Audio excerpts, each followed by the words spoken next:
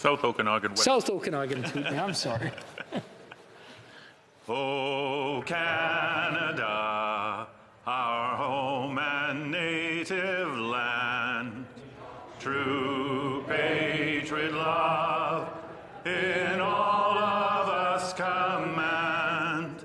Car t'embrasse porter le pays, il sait porter la croix. Ton histoire est une épopée de plus brillants exploits. God keep our land glorious and free.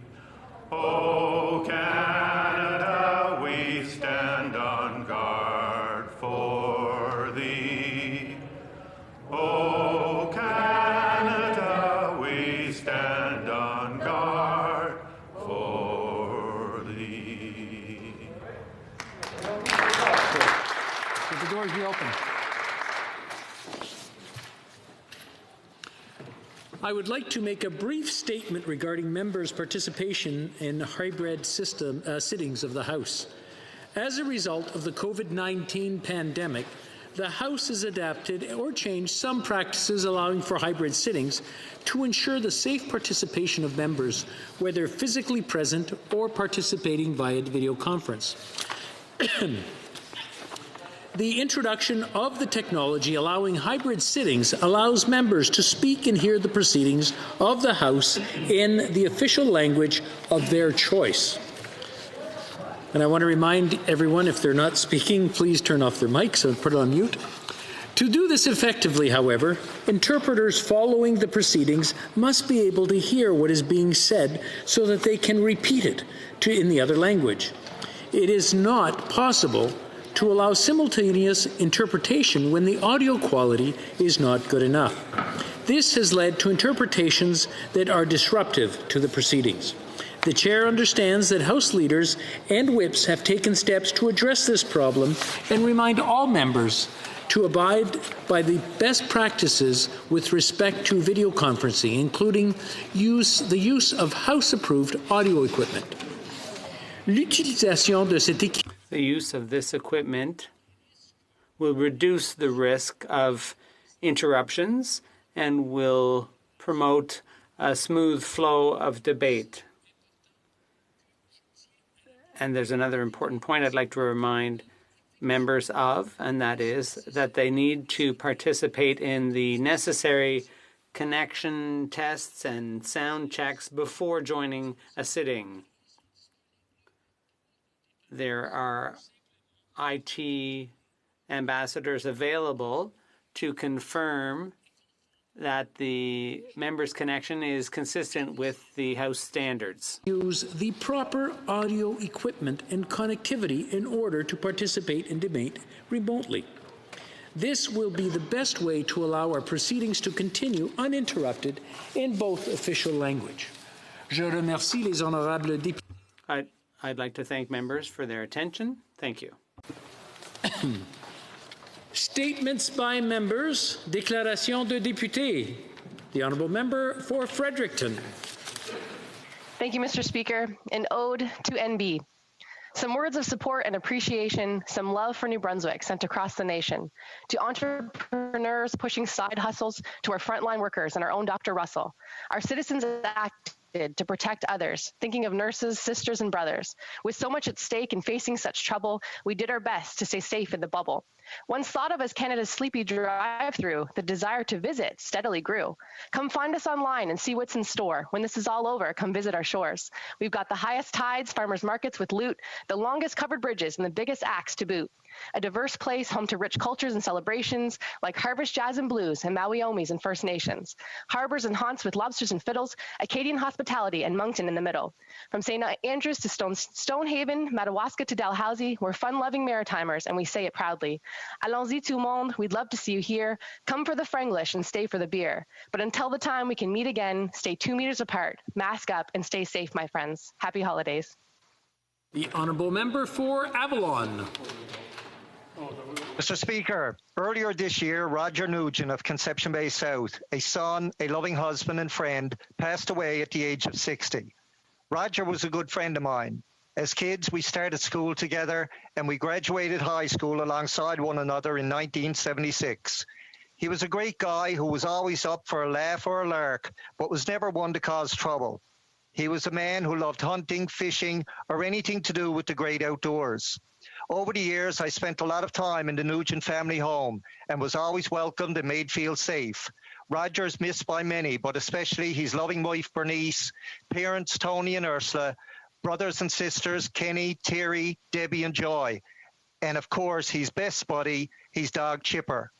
Roger, my friend, you will be missed. God bless. Thank you, Mr. Speaker. The honourable member for Yellowhead.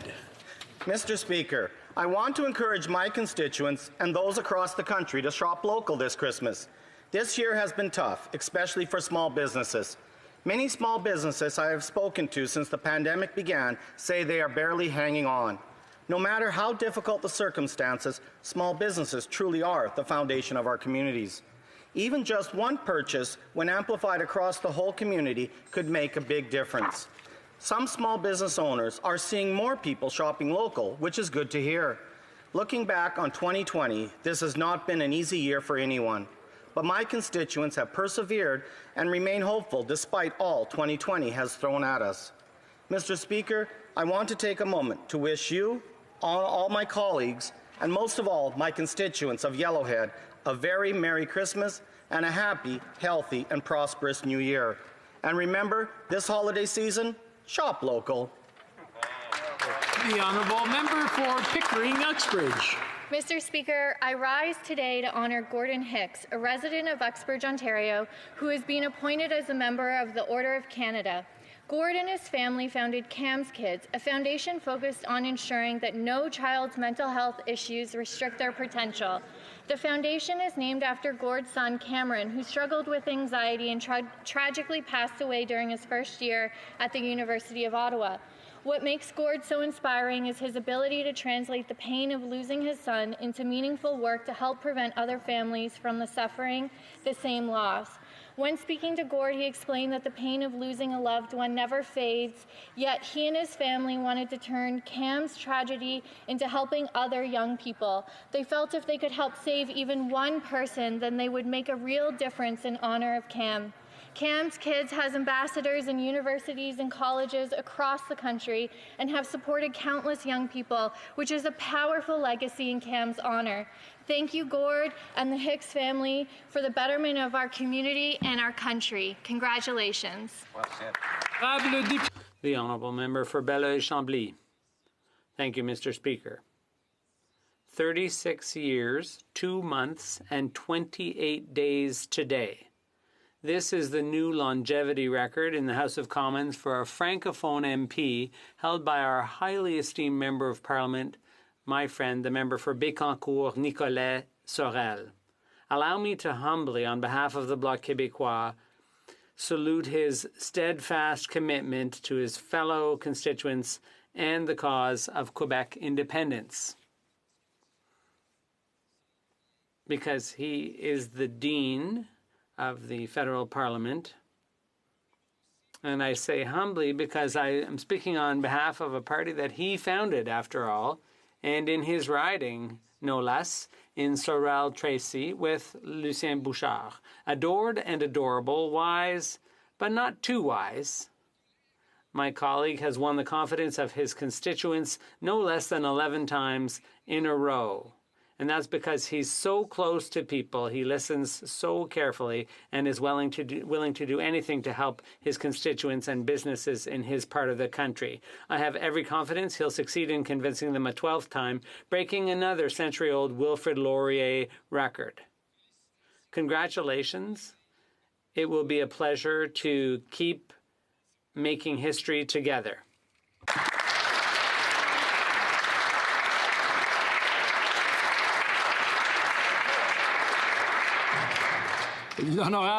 The honourable member for Saint-Laurent-Saint-Michel. Thank you, Mr. Speaker. Tomorrow is International Day of Persons with Disabilities. Unfortunately, people with disabilities are often the ones who have the least access to health care, education, and to employment. They're at high risk of poverty, abuse, neglect, and are often the most marginalized people in communities affected by crisis. So together we have a duty to ensure that no one is left behind during this pandemic and to rebuild a stronger and more inclusive society. Let's make a commitment then to rebuild our country together with Canadians with disabilities and ensure that they have full access to services and care that suits their needs. Thank you, Mr. Speaker. Honourable Member for Central Okanagan, Simiclamine Nicola. Mr. Speaker, I'd like to share a story about the community coming together in Merritt, British Columbia to rebuild the historic Murray Church after it burned down from a pointless act of arson in January of 2019. I'm happy to say that they've reached nearly $170,000 of their $200,000 goal. They've recently held a groundbreaking ceremony with hope of construction next year. This fire had caused a lot of anger and heartbreak for the people of Merritt, but they've taken a difficult situation, and despite all the challenges that they've faced, they've turned it into something that people could rally together on. The spirit of community is extended right across this great country, as many Canadians have contacted Trinity United Church to show their support. My congratulations to all involved. As we enter this holiday season, let's remember that we are all part of a community and what that means.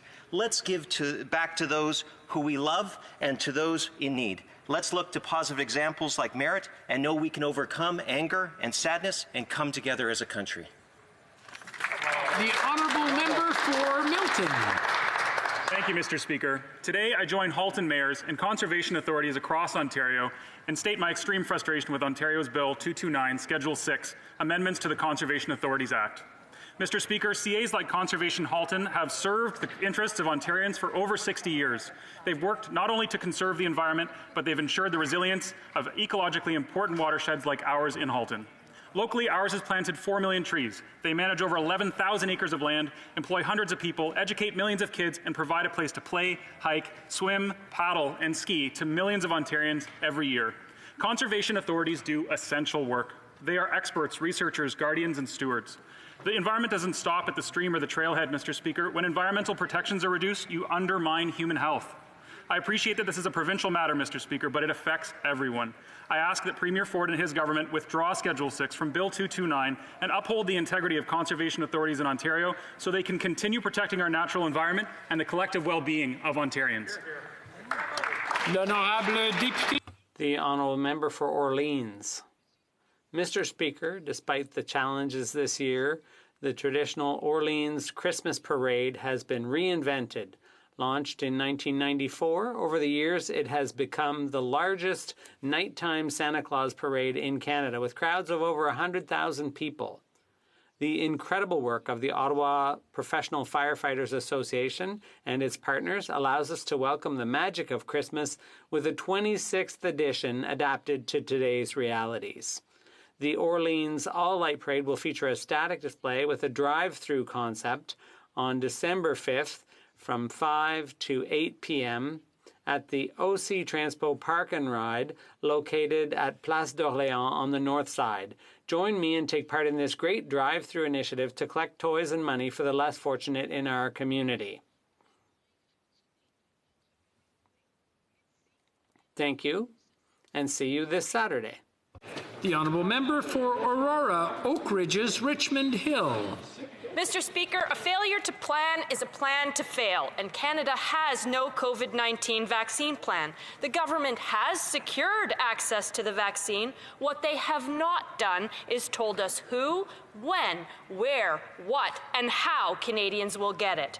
Worse still, they're attempting to downplay the severity that Canada's lack of a plan implies.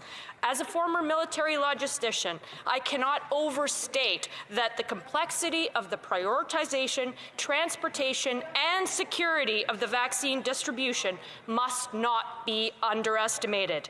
The vaccine may not be available yet, but the value of being ready when it is will be measured in deaths prevented and livelihoods saved. This government has had months to prepare, but has failed to act. Canadians are waiting. Canadians need a national COVID-19 vaccine plan now. The honourable member for St. John Rothsay. Mr. Speaker, my riding of St. John Rothsay is currently in the midst of its second wave of the COVID-19 pandemic, and our local small businesses are again bearing the brunt of this economic impact of the increased public health restrictions that are necessary to flatten the curve.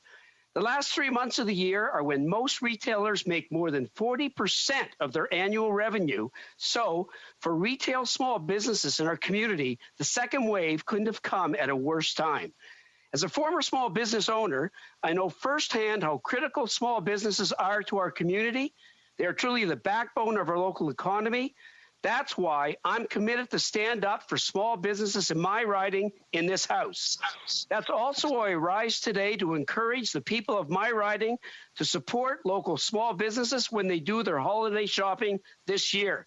This holiday season, let's all give back to those who give our community so much all year by gifting local. Thank you, Mr. Speaker. The honourable member for Calgary Signal Hill. For 9 months, Canadians have isolated, they've worn masks, and they've had their lives significantly disrupted. But those are inconveniences that pale in comparison to what 2 Canadian citizens have had to endure in China. It's going to be 2 years in a couple of days, Mr. Speaker, that Michael Spavor and Michael Kovrig were detained arbitrarily by the Chinese government. Now, Michael Spavor's family members are constituents of mine, and while believing that much has been done to secure his release, they're getting concerned for his well-being and for the toll that this is starting to take. While Meng Wanzhou is given due process in almost total freedom in Vancouver, Michael Spavor has been a total prisoner of the Chinese government in apparent retaliation for her arrest. The Spavor family is grateful for the work of Canadian officials, including Ambassador Barton, during these past 2 years. However, today I'm calling on the Minister of Foreign Affairs to elevate this file and secure the freedom of these 2 innocent Canadian citizens. The honourable member for Edmonton Manning. Mr. Speaker, I stand today on an issue close to my constituents, the Keystone Pipeline. This important endeavour is now subject of scrutiny south of the border as the new administration is taking office. COVID-19 shook the lives of every Canadian. It took the jobs of many, and now we need to prepare for our economic recovery by safeguarding projects of national interest such as Keystone XL. I call on this Liberal government to set aside our political differences and help advocate for this important project to get Canadian resources to market. Together, we can save Keystone XL, and with that, thousands of well-paying jobs in Alberta for the sake of national unity. Thank you. The honourable member for North Island Powell River. Mr. Speaker, on November the 27th, one of my constituents, Rose Jacobson, celebrated her 100th birthday. To this day, Rose can still rattle off her name in Morse code because of her service in the Second World War. Rose became an expert in many codes during her years of service. She grew up in Montreal, and when the call came for women to join the forces, she left her job to do so. Rose says that the initial reaction to women in the Army was a bit awkward, and some thought it was a bit of a joke. But in time, she and her peers earned the respect for their work to support the war effort. From 1942 to the end of the war in 1945, she spent much of the war training pilots, and some of them were from Australia and New Zealand. Rose says she didn't choose to be instructor. They chose her. She married a military man, Edward Christopher Jake Jacobson. Over the years, they had 3 daughters, Sharon, Diane, and Lynn. Today, we celebrate Rose, her accomplishments, and her tremendous service to this country. Thank you, and happy birthday, Rose.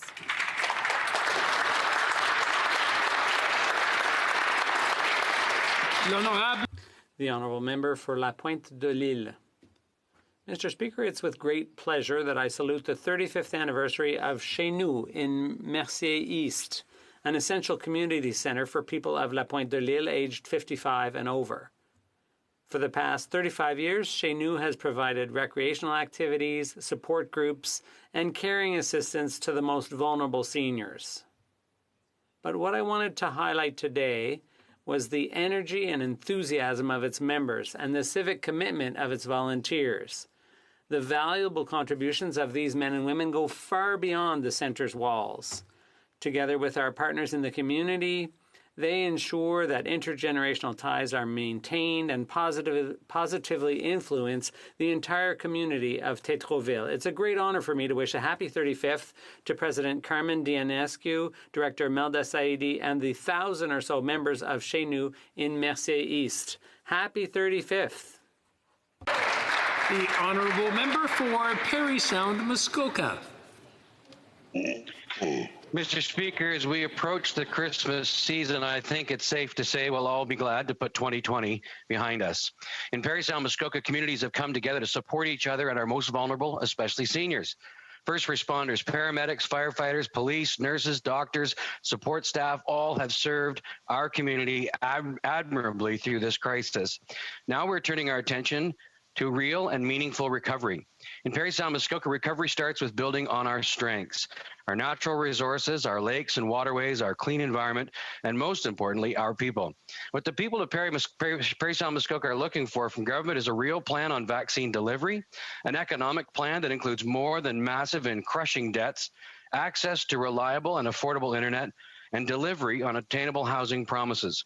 Mr. Speaker, what we need is the certainty, clarity, and competence a conservative government would deliver. The Honourable Member for Labrador. Thank you, Mr. Speaker. As we approach the National Day of Remembrance of Action on Violence Against Women, I stand to remind colleagues and all Canadians that for too long, victims of gender-based violence have had to suffer in silence. 1/3 of women in Canada over the age of 15 face gender-based violence. This is staggering, and we must all work together to ensure the protection of all women. In Labrador and across Canada, I commend the efforts of those working hard to help women and children that are fleeing violence and in calling others to action in support of their safety. Whether it is the Women's Transition House in Nain, Sheshashi, Natawashish, Rigolet, Happy Valley, Goose Bay, Labrador City, or the Selma O'Nalick Safe House in Hopedale, we know there are safe places for women and children to turn for help across Labrador. Mr. Speaker, our government is committed, and we will not stop the heavy lifting that's required to help victims of gender-based violence, because together we can create a society where all people feel safe, including all women. Oral questions. Question orale. The Honourable Leader of the Opposition. Mr. Speaker, in May, this government signed with Chinese pharmaceutical giant CanSino to manufacture a COVID-19 vaccine. In late August, the deal fell apart. It wasn't until September 16th that this government opened up a new approval stream for COVID-19 vaccines that could be imported to Canada. The first approvals weren't applied for until October. Mr. Speaker, why did this Prime Minister cost Canadians 5 months in the vaccine race because he wanted to partner with China? Right Honourable Prime Minister. Mr. Speaker, from the spring, we knew that the way through this pandemic was going to be with vaccines. So we set out to make deals and to find out how many vaccine companies we could sign potential deals with. We actually signed and announced deals with Moderna and Pfizer in early August, well before the CanSino project fell through. We put all our eggs in as many different baskets as possible, and that's how we have the most diverse portfolio of vaccines and more doses potentially per capita than any other country in the world. We've been there for Canadians. Honourable Leader of the Opposition. Mr. Speaker, the Prime Minister partnered with CanSino first in May, and we know from Global News today that CSIS had been warning this government about CanSino for years. In fact, we asked the Public Safety Minister last week if intelligence officials had briefed the Prime Minister and the government about risks on CanSino. He refused to answer, Mr. Speaker, and Canadians deserve answers. How delayed is our vaccine response going to be because this Prime Minister preferred to partner with China ahead of everyone else? Honourable Prime Minister. Mr. Speaker, the answer is Not at all, not delayed at all, because we set out to make sure we were knocking on every single door. We were ensuring that regardless of which companies or which researchers found the vaccine first, Canadians would get doses of those vaccines. And that's how we ended up with the broadest portfolio of potential vaccines of most countries in the world and more doses per capita than just about any other country. We have been there with a solid plan to ensure that Canadians get vaccinated when the time comes. The Honourable Leader of the Opposition. Quote, what China did is they got what they needed from Canada and they stopped the vaccine shipment. This neutralizes the ability for Canada to participate in developing the vaccine, end quote. This is the assessment of a leading intelligence expert on how the Liberal government got played by China. Why did this government bet our nation's health, our economy, on a partnership that it was told was against our national security interests? The Right Honourable Prime Minister. Speaker, once again, the Conservative Party is just making things up. We actually secured the broadest range of vaccine potentials. We knocked on every door to make sure that Canadians would maximize their chances of getting an effective vaccine when they came through. Yes, when CanSino withdrew, we went from potentially 8 deals with vaccine makers to 7 deals with vaccine makers. But those 7 deals that we have cover the best portfolio of any country in the world and more doses per citizen than just about any other country. That's the leadership we've shown. That's how we have Canadians' backs. I just want to remind the honourable members that the way it works is when you're named, you ask the questions not while the person is answering. That just doesn't work in the chamber, and I'm sure it'll cause a lot of distractions. Well, it is causing a lot of distractions. I just wanted to point out to those who forgot the rules. The Honourable Leader of the Opposition. Mr. Speaker, between April and June, France will vaccinate its entire population. In the U.S., the country will be vaccinated by June as well. In Canada, our Liberal government says some Canadians will be vaccinated by September.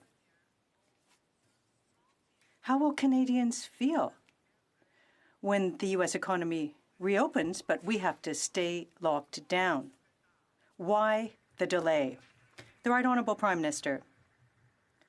Mr. Speaker, Health Canada is currently studying 4 different vaccines in an accelerated fashion. We have secured millions of doses of vaccines for Canadians. We are looking after the safety of them. We are ensuring Canadians that these vaccines will be safe. At the same time, we have guarantees for doses for Canadians. We will weather this pandemic together. We will come out on the other side thanks to everything that we've done together. The Honourable Leader of the Opposition. Mr. Speaker, this week, the Vice Deputy Prime Minister tabled her economic statement. And all it is rhetoric. There's no plan for rapid testing and vaccinations. No economic recovery. The Liberal government is afraid to make vaccines a priority for Canadians. Quebecers are concerned because it's almost Christmas. It's time to give them some hope. When will the government put forth a plan to give this country some hope? The Right Honourable Prime Minister. The Conservatives want to talk about a plan. Well, here's a plan. We are protecting the health of Canadians with the economic statement. We are ensuring that all Canadians have access to a vaccine that is safe and effective as well as free. The plan will enable our economy to come back strong with measures for those sectors that have been the hardest hit. We will put in place a better situation for all Canadians. We remember what the Conservatives did when they went into an austere planning phase in 2008. We have a better plan for Canadians. The Honourable Member for Belleuil-Chambly. The Canadian Constitution is very clear and has stated that health is an exclusive provincial jurisdiction. In 1977, the federal government paid 50% of health costs, and it went down, and it's continued to decrease. My question is this, because the provinces and Quebec need predictability in order to monitor the crisis and to deal with it.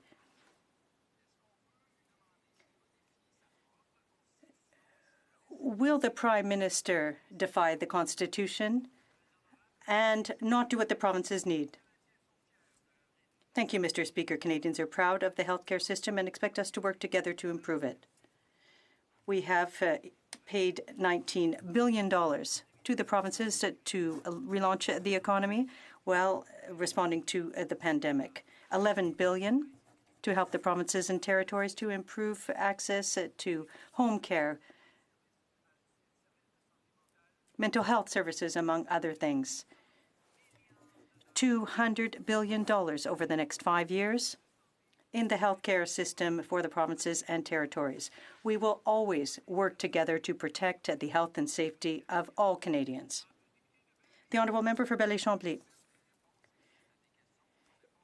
It fascinates me that there are written answers to questions that haven't been asked yet. But if we look at the Constitution, because, I've got some ideas for the Constitution I can share with them. How can he say that everything's going so well when he's just received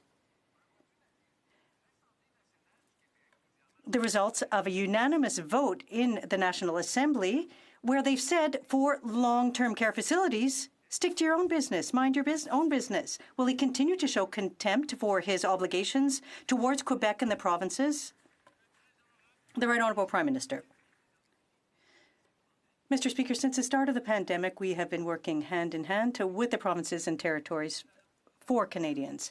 We have provided direct assistance to Canadians through the CERB, funding for businesses, the wage subsidy. We're going to continue to transfer money, in addition to help with the provinces and territories with additional costs for the healthcare system, for the school system, for their additional costs. We know that we have to work together while we always respect areas of jurisdiction. We will continue to work together to help Canadians and to build a better future.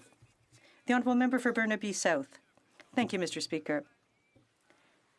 Australia published a plan for rolling out their vaccinations on a website. The UK has just approved a vaccine that will be rolled out in the next few weeks. But in Canada, we still don't have a plan to vaccinate Canadians against COVID-19. Canadians deserve to know what the plan is.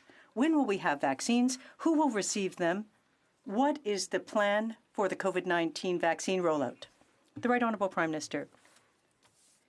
Thank you, Mr. Speaker. Since the spring, we have been working with the provinces and territories to deliver vaccines across the country. We worked with the armed forces and experts in immunology to have put forth the lists, and we are going to continue working with the provinces and territories to deliver those vaccines, as we do every year. Canadians deliver vaccines every year. 19 million people have been vaccinated against the flu. This is a big challenge, but we are capable to rise to that challenge, and we will do so. The Liberal government has just acknowledged that they will break a commitment to the Indigenous people for clean drinking water. Now, I want this Prime Minister to hear what this means from a 9-year-old girl named B. Munoz from the Nestanga Nation who will not be able to go home. She says, "Sometimes I feel like we don't exist, like nobody knows that we have no clean water, like we're just ghosts and we're just put in a drawer in a box." Could the Prime Minister look B. Munoz in her eyes and say why this country has not provided clean drinking water? The Right Honourable Prime Minister. Mr. Speaker, my thoughts. I'll stop the Right Honourable Prime Minister. Someone has their microphone on at home. I want to make sure that everyone has their microphones on mute. The Right Honourable Prime Minister. Mr. Speaker, we have been working closely with communities right across the country, including Niskandaga and its citizens, to ensure that we're giving them all the support they need through this pandemic. In terms of drinking water, decades of neglect led to the unacceptable reality of First Nations on reserve not having access to safe, clean, reliable drinking water. We remain aggressively committed to lifting all long-term advisories and ensuring First Nations can have clean water now and into the future. The FES provided an additional $1.5 billion to accelerate this commitment. We will continue to work in partnership with First Nations to get it done. The honourable member for Calgary Nose Hill. There will be 3 ways of vaccinating people: hospitals, vaccination centres, and in the community with GPs and pharmacists. Around 50 hospitals are on standby, and vaccination centres in venues such as conference centres or sports stadiums are being set up now. This is with regard to a COVID vaccine that's being released to the public tomorrow. I wish we could say that here in Canada. Instead, we have to congratulate our friends in the United Kingdom for getting their act together. So the question is this: when will the Prime Minister give that exact same information to Canadians? The Right Honourable Prime Minister.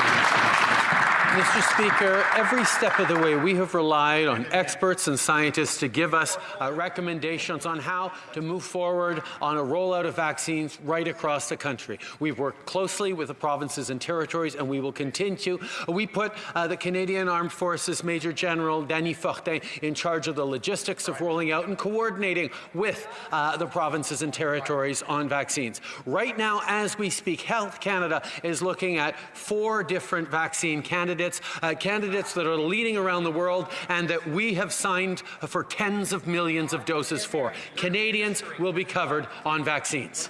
The honourable member for Calgary Nose Hill. Just moments ago on CJOB in Manitoba, Manitoba's Chief Public Health Officer, Dr. Rusin, came out and said that Manitoba's vaccine supply will be very limited in the early months of next year. That's in direct contradiction to what the Prime Minister just said. Meanwhile, we're hearing that New York State is going to have 170,000 doses for deployment on December 15th. Does the Prime Minister realize that he is going to have to update his talking point binder and give Canadians some information on when they're getting that vaccine and where, as opposed to just spouting nonsense about his failure to plan? The Right Honourable Prime Minister. Allow me to begin by again telling the people of Manitoba and their public health officer that as a federal government, we will continue to be there to support them while they go through this difficult time. We are there to support Manitoba, like we are there to support premiers right across the country who are facing a rise in cases. Part of that is making sure we're able to deliver on the tens of millions of vaccine doses that we have secured, because we have access to the largest range of vaccines of just about any other country in the world, because we did the work early on in securing doses for Canadians so we can all get through this pandemic together. The Honourable Member for Charlebourg, Haute-Saint-Charles. Mr. Speaker, today we learned that scientists from CanSino who were trained in Canada were also working for information gathering networks for the Chinese Communist Party. The co-founders of CanSino were part of the program to transfer knowledge and research results from Canada to China. We know that CanSino never intended to honour the agreement, and worse, our Canadian intellectual property is now in the hands of the Chinese government. The Prime Minister signed the agreement with CanSino knowing these facts. Why? The Right Honourable Prime Minister.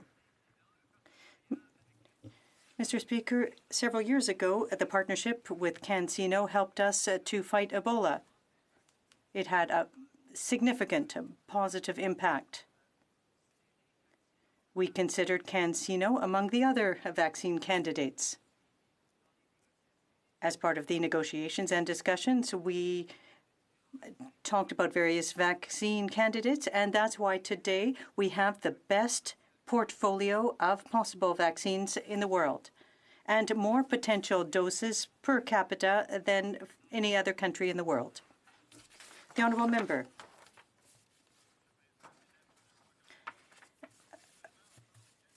That's a ridiculous answer, Mr. Speaker. Today we're talking about CanSino, and their CEO and executive director has been identified as one of the China's talent plan, and they served as informants. intellectual property information has been leaked to China. This has a serious risk for Canada and for our security. Why is the Prime Minister so keen to work with the Chinese regime? The Honourable Prime Minister. Mr. Speaker, my responsibility as Prime Minister is to oversee the security and safety of Canadians and their health. That is what I have always done and will continue to do, and I will work with whoever can help us ensure Canadians are safe. The Conservatives are saying that, well, they wouldn't have worked with China. Well, that's their choice. But we are ensuring that we have access to more vaccines per capita than any other country. And we wanted to enter into partnerships with many in order to keep Canadians safe. While they're focusing on politics and ideology, we're working for Canadians. Member for Selkirk Interlake Eastman. Mr. Speaker, Canadians trust our Canadian Armed Forces to get the job done, but nobody trusts this Liberal government. Instead of hiding their vaccine plan behind a veil of secrecy, perhaps the Prime Minister can answer some very basic questions. Canadians deserve to know exactly how our military is going to be used. How many troops have been placed on high readiness? How many military aircraft will be deployed to deliver vaccines? When will vaccines be delivered by our troops to communities in the remote and northern areas? Can the Prime Minister simply give us some dates, numbers, timelines, anything? Right Honourable Prime Minister. Mr. Speaker, from the beginning, Canadians have a simple question. When is this pandemic going to be over? When do we get back to go to our lives? When do we get through this? Well, the answer, Mr. Speaker, is we get through this with vaccines, and we're working to do it as quickly as possible. That's why we secured access to more vaccines per person than just about any other country in the world from a large range of potential vaccine makers, because we didn't have, there isn't a vaccine against COVID-19 until very recently. We are going to ensure that we have vaccines for Canadians, and we're counting on the armed forces to help. The Honourable Leader of the Opposition. Mr. Speaker, last night on a call with MPs, Dr. News suggested the spoilage rate for the Pfizer vaccine would be as high as 5%. That's critical information that this government has kept hidden from Canadians. We don't know when the vaccine is arriving. We don't know how it's being distributed, and we don't know which Canadians are going to receive it first. And the Minister of Health is laughing at these questions today, Mr. Speaker. If the Prime Minister thinks we're all in this together, why does he refuse to publish a plan so that we can all be in this together? Right Honourable Prime Minister. Mr. Speaker, from the beginning of this pandemic, we have worked closely with scientists, with experts on everything from prioritization of certain populations for receiving vaccines to delivering the kinds of support across communities that are necessary. We have worked with provinces and territories, with municipalities, with all Canadians in terms of getting through this pandemic, and we will continue to. Every step of the way, whether it's with the Canadian Armed Forces, with its Red Cross, with its researchers and scientists from across the country, Canadians have pulled together to ensure that we get through this pandemic, and that's exactly what we're going to do together. The Honourable Member for Belleuil-Chambly. Thank you, Mr. Speaker. I have the impression that the Prime Minister may or may not have seen the reaction of the Quebec National Assembly. Now, he keeps talking about working hand in hand, and I find that worrisome. Now, we've established very clearly that the federal government has obligations to the provinces, to Quebec, but the government is not respecting its own obligations. How can it want to impose obligations on others, that being the case? The Right Honourable Prime Minister. Mr. Speaker, for the Bloc Québécois, picking a fight with Ottawa is their raison d'être. We are working with Quebec, however. We are working hand in hand with Quebec to protect our seniors, as we did when the Canadian Forces helped out with the Red Cross. We've always ensured that the resources are there to weather this crisis. They've received their share of the $25 billion that we sent to the provinces to help them get through the crisis. We are going to continue to work with the provinces and Quebec to help seniors' families and all Canadians. The Honourable Member.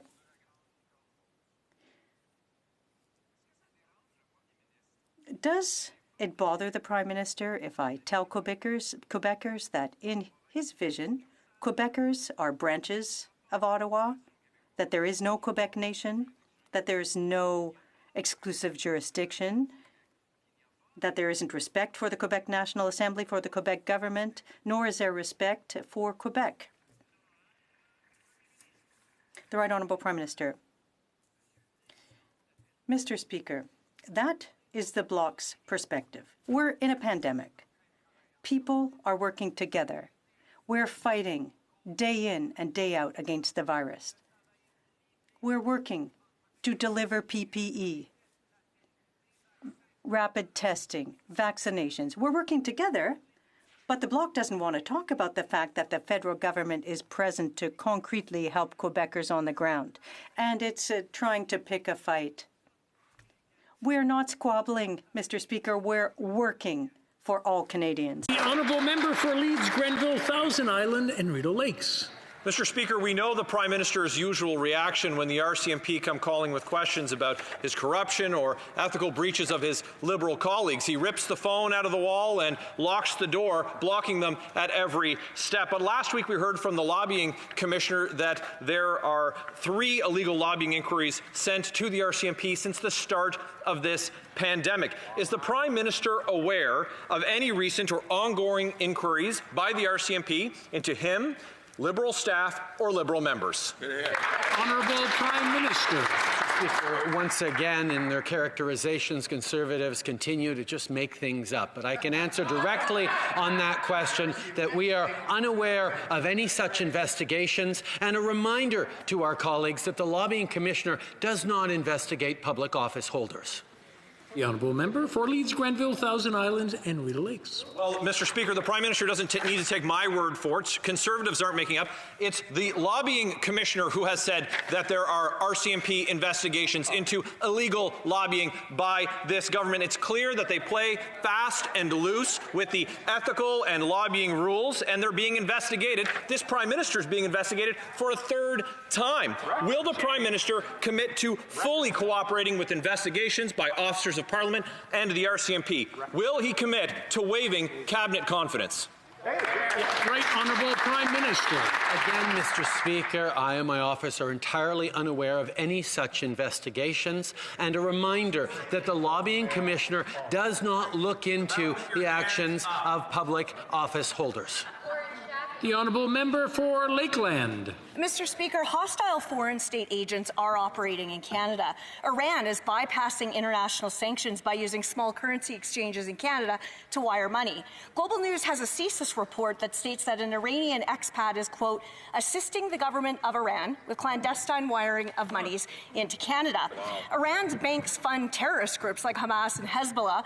Then the banks are being used by Iran for foreign interference here in Canada. So, when will the Prime Minister take this seriously, and when will they arrest and deport state-hostile foreign agents in Canada? The Right Honourable Prime Minister. Mr. Speaker, Canadian intelligence services and agencies take very seriously the allegations and informations around interference or misuse of public trust by foreign actors. We will continue to ensure that they have all the tools necessary to keep Canadians safe, to protect our democracy, and continue to uphold the values that we all hold dear in this country. The Honourable Member for Lakeland. Well, the intelligence officers take this threat very seriously, but the Prime Minister doesn't. We asked the Public Safety Minister about this last week, and he sidestepped answering about the connections that the member from Richmond Hill has to that individual. The member accepted political donations from them, hosted them on a tour of Parliament. He even took a photo with the guy in your chair, Mr. Speaker. The PMO refused to answer any questions about this connection, including from journalists. So I'll ask, is he passive against foreign state hostile agents in Canada because he has a politically exposed person in his own caucus? Wow. The Right Honourable Prime Minister. Mr. Speaker, the member in question has addressed this issue. The Honourable Member for Hamilton Mountain. Mr. Speaker, this week's fiscal update proves once again that the Liberal government can't keep their promises and don't care about working people only making minimum wage. After laughing off the federal minimum wage just a few years ago, the Liberals promised it the last election. And now they're laughing again because the promise was a joke. Why don't Liberals think that Canadians working full-time jobs should be able to put food on the table and pay their bills? When will this Prime Minister deliver on his $15 an hour minimum wage he promised Canadians? The Right Honourable Prime Minister. Mr. Speaker, our priority in this FES and in all the actions we take is to help Canadians through this pandemic. We know that the best way through, not just for Canadians' health, but for our economy as well, is to make the necessary investments to support workers, small businesses, families, seniors, to help Canadians get through this pandemic. That's exactly what we laid out in this FES. This is exactly what we will continue to do to support Canadians every step of the way. We are there for the middle class and people working hard to join it. We will continue to be. The Honourable Member for London Fanshawe.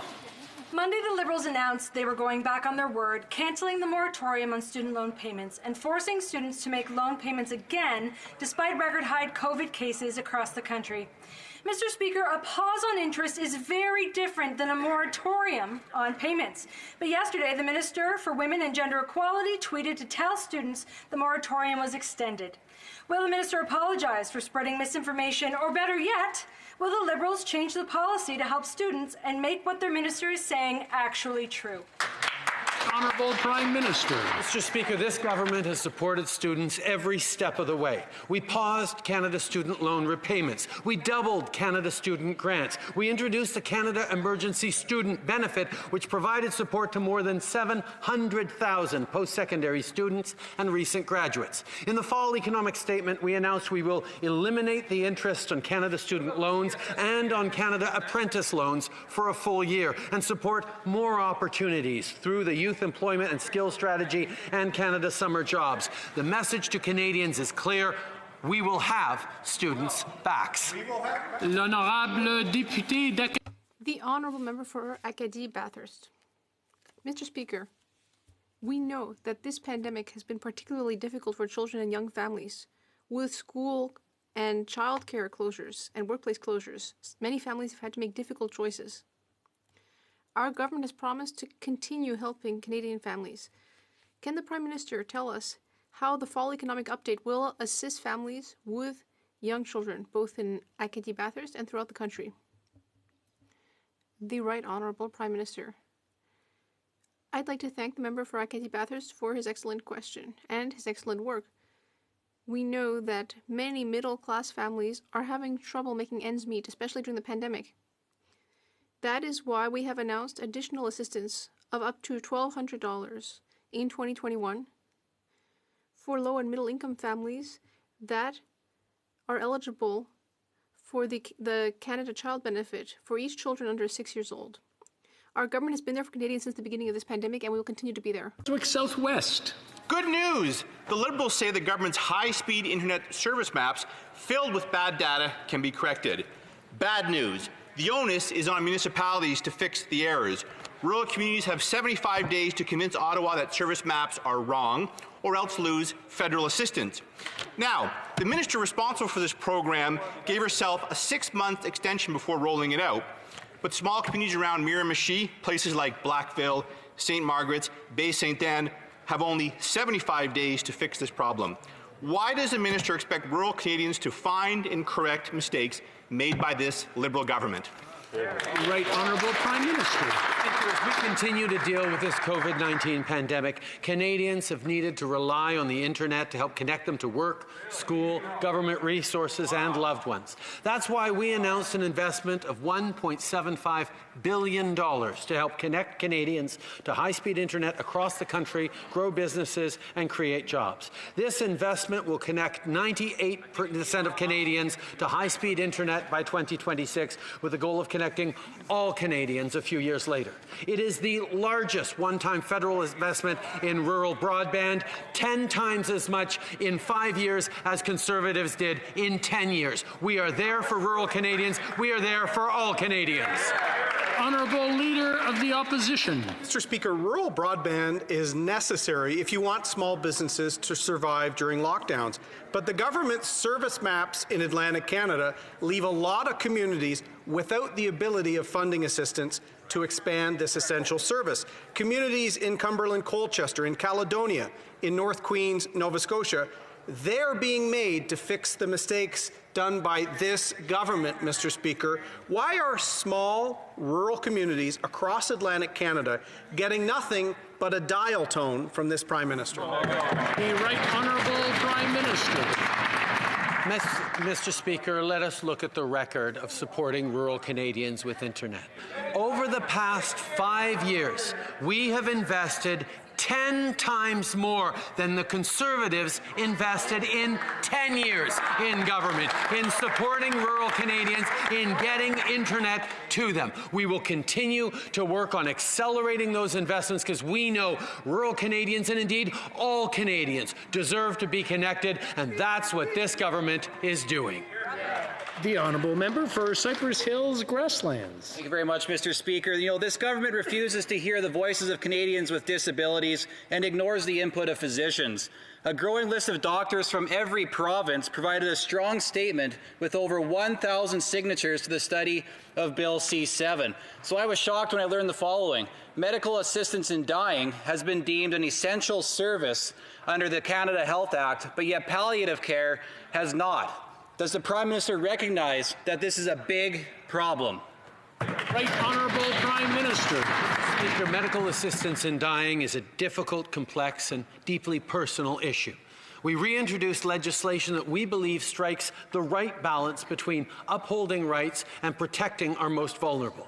We've done so by listening to the diverse and evolving views of Canadians on this issue. That's exactly what we will continue to do as we move forward to meet the court-imposed deadline. We hope all parties in this House will work with us to do this difficult but critically important work. The Honourable Leader of the Opposition.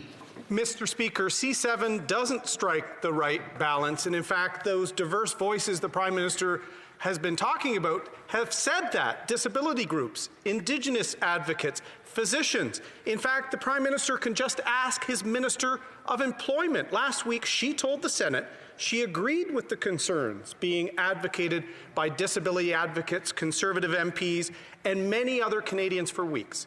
So I want to thank the government for providing more time for us to speak on this issue.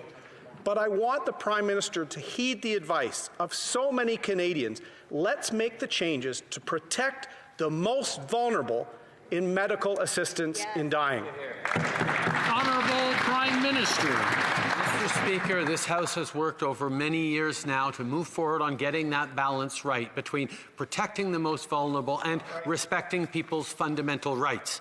The approach is meant to ensure people who are suffering unbearable pain have the choice of a peaceful death.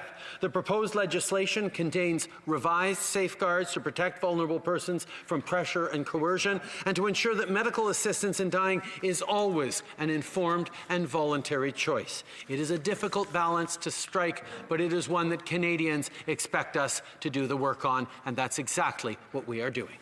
Honorable député de Saint-Hyacinthe. The Honourable Member for Saint-Hyacinthe, Bagot. Mr. Speaker, yesterday I asked this government how it was possible that there is no assistance for aerospace in the economic update. I got lucky because the person who answered, the Minister of Finance, was the person who drafted the economic update. But unfortunately, she didn't seem to know what I was talking about. She answered me with remarks about regional airports and aluminum. I'm not saying that's not important, but that wasn't the topic of my question. I was asking a question on aerospace, the biggest manufacturing industry in Canada, with Montreal being the third biggest hub in the world. How is it possible to abandon aerospace to such an extent that she seems to have forgotten its very existence? The Right Honourable Prime Minister. Mr. Speaker, from the beginning of this pandemic, we have been there for workers and businesses in all industries and all parts of the country. People who have been experiencing difficulties because of the pandemic, and the aerospace industry is not an exception to that. We sent hundreds of millions of dollars to support the aerospace industry because it is a core industry for Montreal, Quebec, and all of Canada. We know that workers, manufacturers, and businesses of all sizes in aerospace and elsewhere are experiencing a difficult period, and that is why we are there to support them financially. The Honourable Member for Saint-Hyacinthe-Bagotte. Mr. Speaker, yesterday the Deputy Prime Minister, today the Prime Minister. Well, I can't say that they're not consistent. It seems clear that there won't be an aerospace policy before we're vaccinated. There wasn't anything about aerospace in the throne speech or in the economic update. Canada was there to help the Ontario auto sector and the oil and gas sector, but it wasn't there for aerospace in Quebec. This is the only country in the world that doesn't have an aerospace policy. We're talking about the biggest industry in Montreal. Does this Prime Minister know that he represents a Montreal riding? The Right Honourable Prime Minister. Mr. Speaker, as a government, we have always been proud of supporting the aerospace industry in Montreal, in Quebec, and throughout Canada, with record levels of investment, with supports for companies, and, most importantly, with supports for workers in training, assistance, and research, which delivers economic growth in that sector. We recognize that the aerospace industry is going through a difficult period, like many industries throughout the country. And we will continue to stand up for the industry with the wage subsidy, with business assistance, and most importantly, by ensuring a strong recovery after this pandemic. The Honourable Member for Mégantic-L'Érable. Mr. Speaker, the President of the Treasury Board was responsible for ensuring that a linguistic analysis of the We Charity contract was done. The Minister of Official Languages says that the minister respected all the rules. Well, what do we see in reality? The contract was granted without any linguistic analysis to the detriment of Francophones. French is not taken serious at the Treasury Board. And the President of the Treasury Board is responsible for this fiasco. Will this Prime Minister demand that his minister do his work and fully shoulder his responsibilities? It's time to act. The Right Honourable Prime Minister. Mr. Speaker, as has been stated clearly multiple times, the Nonpartisan Public Service recommended that structure and approach to support youth, and we will always be there to support youth, whether by eliminating interest on Canada student loans, by increasing the youth job strategy, by supporting up to 120,000 openings in the Canada Summer Jobs Program. We will be there to help youth and support French throughout Canada. The Honourable Member. I will repeat the question. I'm asking the Prime Minister to reprimand the President of the Treasury Board. French is being neglected in government communications. It's a systemic problem. We have received COVID alerts only in English. Departmental Zoom meetings are in English. Linguistic analyses are being ignored. And what's worse, in committee, the President of the Treasury Board blamed his public servants.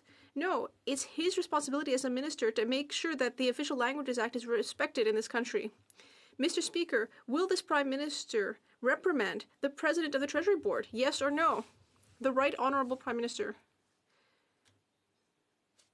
Mr. Speaker, we will not be preached to about the French language by the Conservative Party, which has constantly cut funds for language supports throughout the country,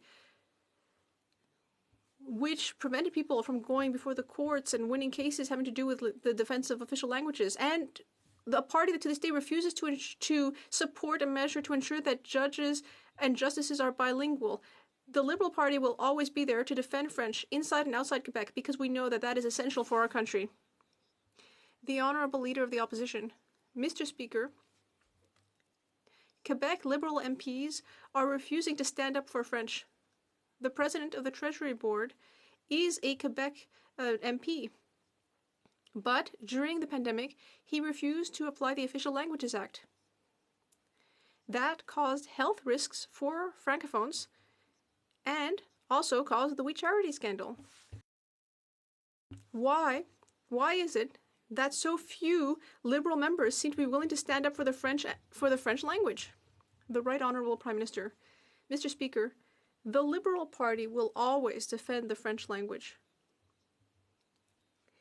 That is why we have always worked to protect linguistic minorities outside Quebec. That is why we will always work to protect French in Quebec. And we will always only appoint bilingual justices to the Supreme Court.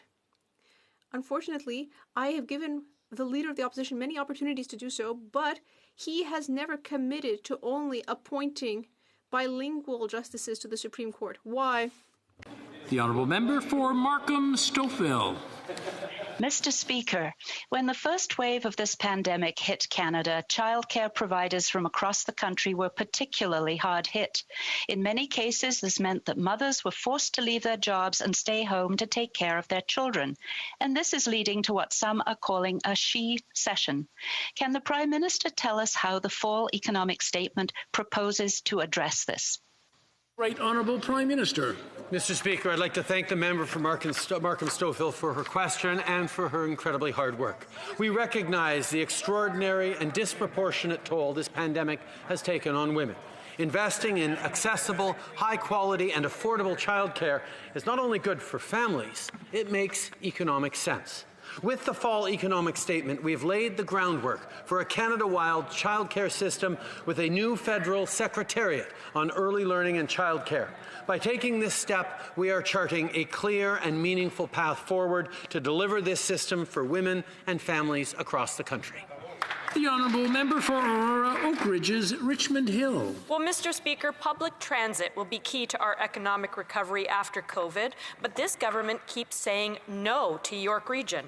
The Yonge subway extension would create 60,000 jobs, reduce gridlock, and deliver economic growth for the entire GTA.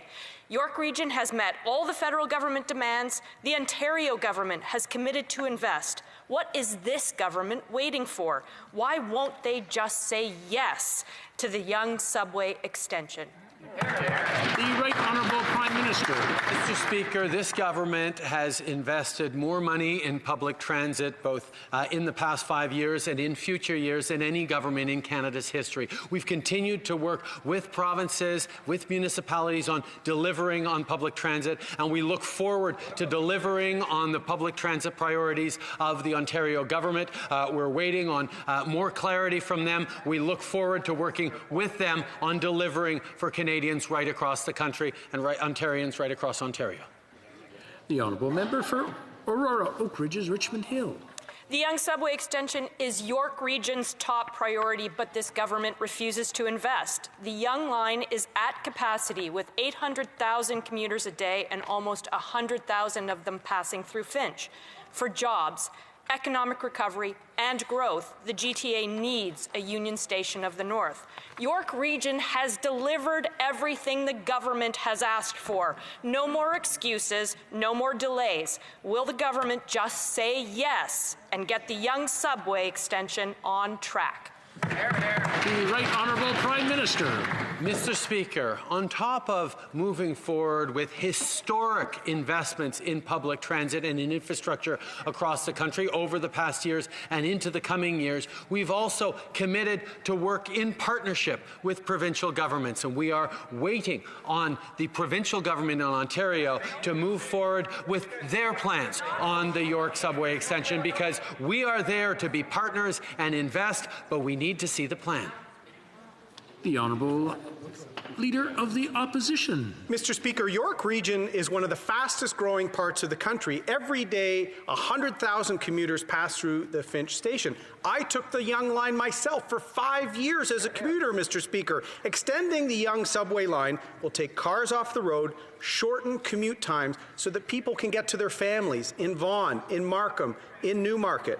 When is this government finally going to commit to funding the Yonge line expansion? Honourable Prime Minister. Mr. Speaker, we are there with hundreds of millions of dollars for infrastructure projects, public transit projects in the GTA and across the country. We simply need the member opposite, the Leader of the Opposition, to give a nudge to his friends at Queen's Park to move forward with a plan that we can support and deliver for the people in the York region.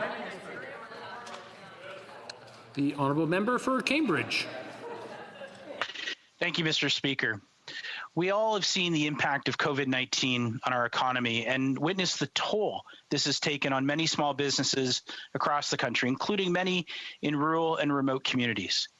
Through you, Mr. Speaker, could the Prime Minister provide more information on how the recent fall economic statement will support Canadian small businesses, the backbone of our economy? Right Honourable Prime Minister. Mr. Speaker, I'd like to thank the member for Cambridge for his question and all his hard work and advocacy on behalf of his constituents and indeed small businesses. We know businesses need support during this second wave. That's why we are raising the maximum wage subsidy rate back to 75%. We're also introducing the new highly affected sectors credit availability program for those hardest hit businesses. We're topping up the Regional Relief and Recovery Fund for businesses that are unable to access other supports, and we will ensure that Canada's small businesses continue to have the support they need as we fight the second wave and position ourselves for a strong recovery. The Honourable Member for Rosemont-la-Petite. Mr. Speaker, in the face of the climate crisis, the Liberals have chosen to adopt the Conservative targets, and they can't even meet those. What's worse, they're actually having us backslide year after year, and they don't want these targets to be reviewed for 10 years. Their economic update is frankly feeble when it comes to the climate crisis. They keep talking about 2 billion trees, but they haven't planted a single tree. And what's worse, they've done nothing to create good jobs in renewable energies. What is the Liberals' Green Plan really? Is it just about wasting $20 billion to buy an old pipeline and ignore LNG pollution? The Right Honourable Prime Minister. Mr. Speaker, Canadians voted for a government that is determined to take action to protect the environment. We have accomplished a great deal over the last 5 years. We introduced a legislative measure on net zero. We have imposed a price on pollution throughout the country. We have invested in clean technology. We have banned plastics. We have protected 14% of our protected marine areas. There is still a lot left to do, but that is why we will be bringing forward an improved plan that will enable us to exceed the 2030 targets. Tout le temps que nous avons pour les questions aujourd'hui. That's all the time for questions today. Nous avons un rappel. Le député de Mégantic. A point of order from the member for Mégantic-l'Érable. I'd just like to remind the President of the Treasury Board that he neglected to comply with the Official Languages Act. There's a requirement for presentations to Treasury Board that clearly sets out the responsibilities of the President of the Treasury Board in this area. This being a hybrid setting of the House, for the sake of clarity, I will ask only those who are opposed to the request to express their disagreement. Accordingly, all those opposed to the honourable member moving the motion will please say nay.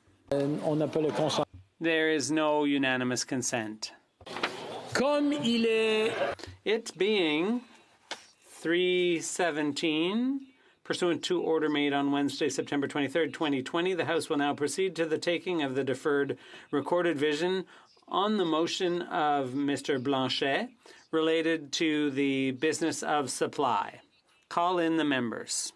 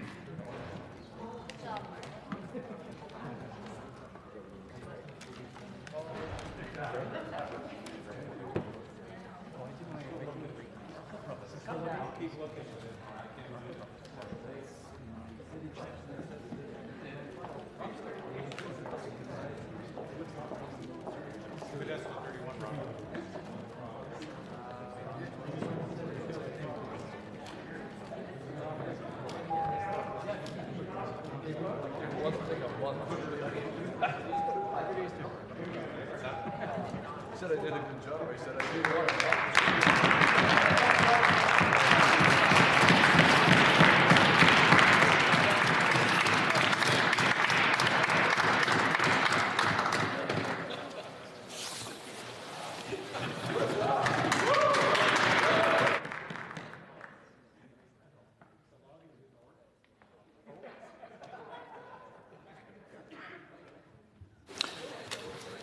The list of members voting by video conference has been established for the use of the table The question is the following one. Monsieur Blanchet, appuyé par Monsieur... Mr. Blanchet, seconded by Mr. Terrien, moved that the House, A, acknowledge the extraordinary work of healthcare workers.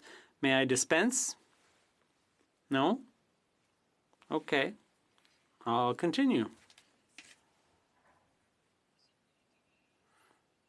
Acknowledge the extraordinary work of healthcare workers, including doctors, nurses, and orderlies, during the COVID-19 pandemic, particularly with seniors, but also with the general public. Mais aussi auprès de toute la population. B. Recognize the courage and sacrifices required from them and from their families in order to be on the front lines. C. Souligne.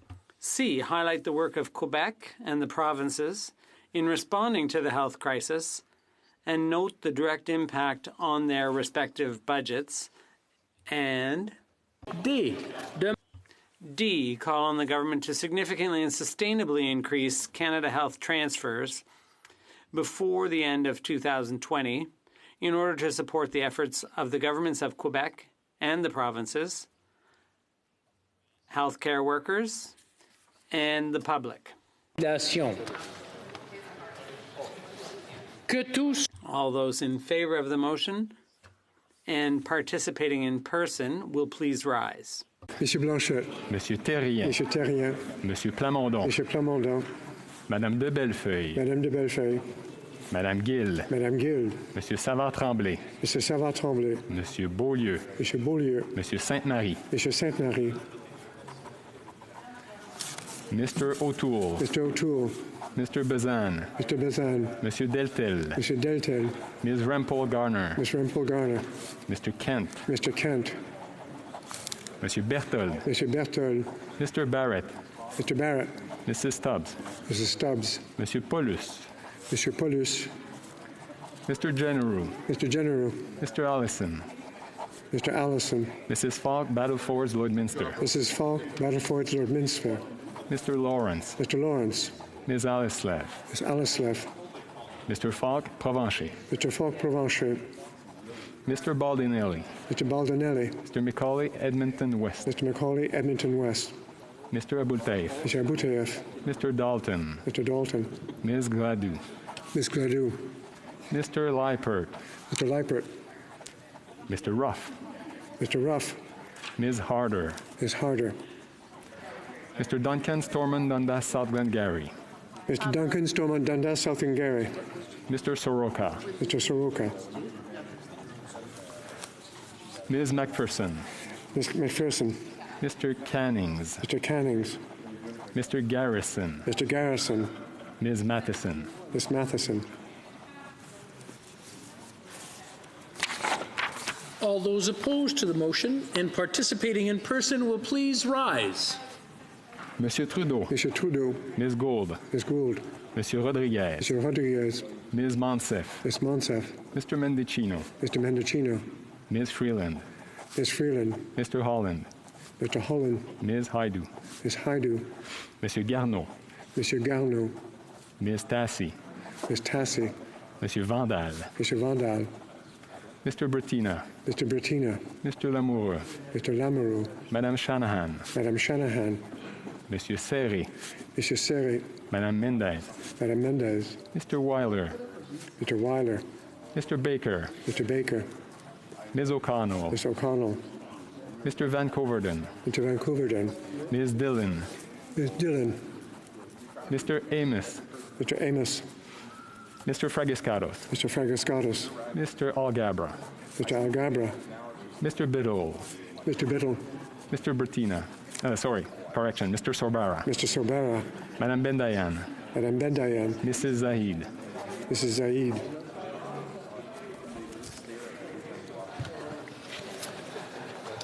Nous ferons maintenant l'appel des députés. We will now call members who are participating by video conference, one by one in alphabetical order and by party based on the list at the table. After you've been called, indicate whether you vote for or against the motion.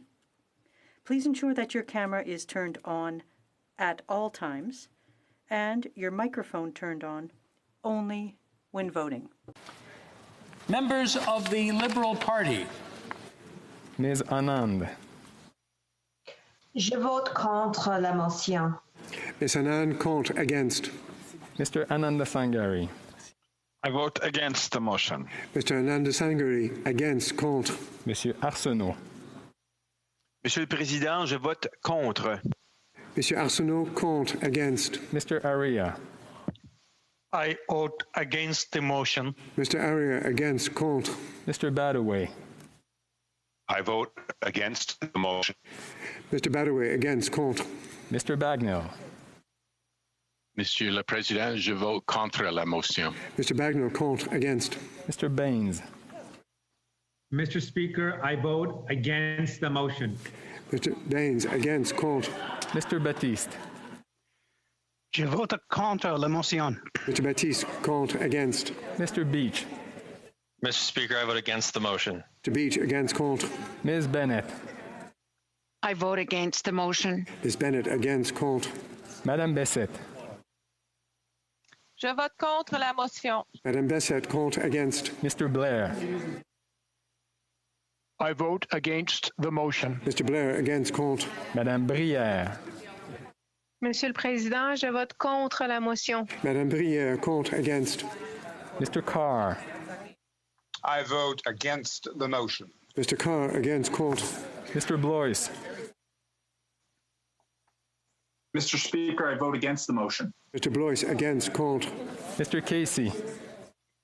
Je vote contre la motion. Mr. Casey, contre, against. Ms. Chager. Mr. Speaker, against. Ms. Chager, against, contre. Mr. Chen. Mr. Speaker, I am against. Mr. Chen, against, contre. Monsieur Cormier. Je vote contre la motion. Monsieur Cormier, contre, against. Ms. de Brussen. Je vote contre la motion. Ms. de Brussen, contre, against. Ms. Damoff. Mr. Speaker, I vote against the motion. Ms. DeMoth, against, contre. Mr. Dhaliwal. Mr. Speaker, I vote against the motion. Mr. Dhaliwal, against, contre. Mr. Dong. Speaker, I vote against the motion. Mr. Dong, against, contre. Monsieur Drouin. Monsieur le Président, je vote contre la motion. Monsieur Drouin, contre, against. Monsieur Dubourg. Monsieur le Président, je vote contre la motion. Monsieur Dubourg, contre, against. Monsieur Duclos.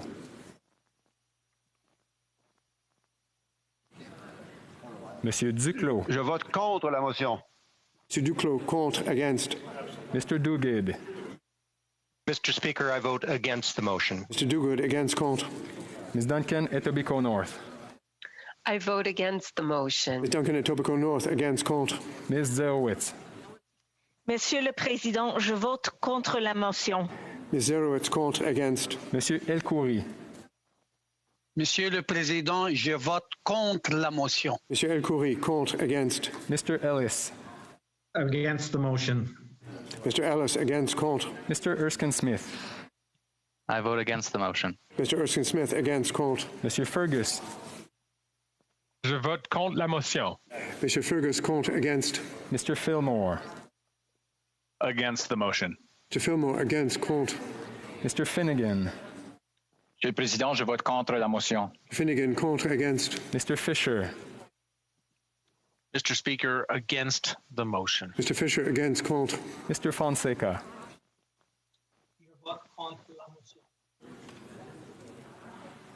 Mr. Fonseca.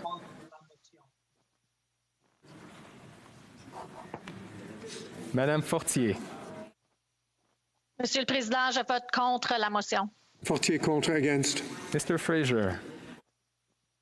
Mr. Speaker, I vote against the motion. Mr. Fraser, against, contre. Ms. Fry.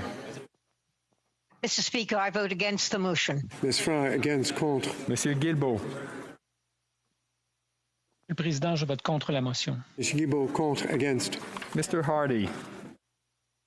Mr. Speaker, I vote against the motion. Mr. Hardy, against, contre. Mr. Hosfather. Monsieur le Président, je vote contre la motion. Mr. Hosfather, contre, against. Mr. Hussain.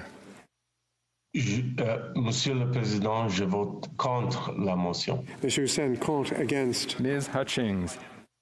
Mr. Speaker, I vote against the motion. Ms. Hutchings against, contre. Monsieur Iacono. Monsieur le Président, je vote contre la motion. Monsieur Iacono, contre, against. Ms. Yen. Mr. Speaker, I vote against the motion.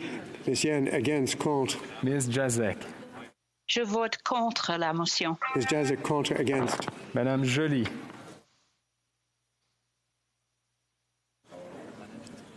Madame Joly.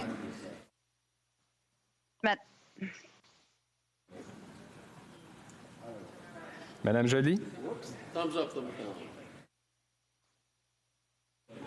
Monsieur le Président, je vote contre la motion. Ms. Joly, contre, against. Ms. Jones. Mr. Speaker, I vote against the motion. Jones against, contre. Mrs. Jordan. Mr. Speaker, I vote against the motion. Jordan against, contre. Mr. Johari. Mr. Speaker, I vote against the motion. Mr. Johari, can you repeat? Your camera did not kick in. Mr. Speaker, I vote against the motion. Thank you. Against, contre. Mr. Callaway. Mr. Speaker, I vote against the motion. Callaway against, contre. Ms. Khalid. Monsieur le Président, je vote contre la motion. Ms. Khalid, contre, against. Ms. Kara. Mr. Speaker, I vote against the motion. Ms. Kara against, contre. Madame Koutrakis. Monsieur le Président, je vote contre la motion. Madame Koutrakis, contre, against. Mr. Kuzmarczyk. Mr. Speaker, I vote against the motion. Mr. Kuzmarczyk against, contre. Madame Lalonde. Je vote contre la motion. Madame Lalonde, contre, against. Ms. Lambropoulos. Je vote contre la motion. Lambropoulos, contre, against. Mr. Lametti. Monsieur le Président, je vote contre la motion. Monsieur Lametti, contre, against. Ms. Latanzio.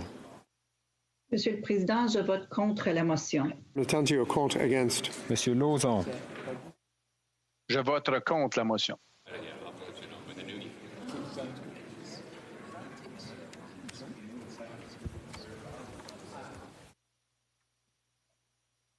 Lauzon, pouvez-vous répéter, s'il vous plaît? Could you repeat that, please? The camera did not turn on. Président, je vote contre la motion. Merci beaucoup. Monsieur Lauzon, contre, against. Monsieur Leblanc. Monsieur le Président, je vote contre. Monsieur Leblanc, contre, against. Madame Le Boutillier. Monsieur le Président, je vote contre la motion. Madame Le Boutillier, contre, against. Monsieur Lightbound. Monsieur le Président, je vote contre la motion. Monsieur Lightbound, contre, against. Mr. Long. I vote against the motion. Mr. Long, against, contre. Mr. Longfield. I vote against. Mr. Longfield, against, contre. Mr. Lewis Kitchener-Conestoga. Mr. Speaker, I vote against the motion. Mr. Lewis Kitchener-Conestoga, against, contre. Mr. Macaulay Cardigan. Mr. Speaker, I vote against the motion. Mr. Macaulay Cardigan, against, contre. Monsieur McKinnon Gatineau. Monsieur le Président, je vote contre la motion. Mr. McKinnon Gatineau, contre, against. Mr. Maloney. Mr. Speaker, I vote against the motion. Mr. Maloney, against, contre. Madame Martinez Ferrada. Oui, Monsieur le Président, je vote contre la motion. Madame Martinez Ferrada, contre, against. Mr. May Cambridge. Mr. Speaker, I vote against the motion. Mr. May Cambridge, against, contre. Mrs. McCrimmon.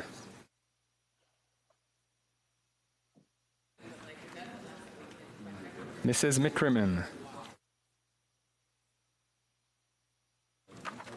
Mr. McDonald. Mr. Speaker, I vote against the motion. Mr. McDonald, against, contre. Mr. McGuinty. I vote against the motion. Mr. McGuinty, against, contre. I vote against the motion. Yep. What happened? I'm sorry, can you repeat? The camera did not kick in.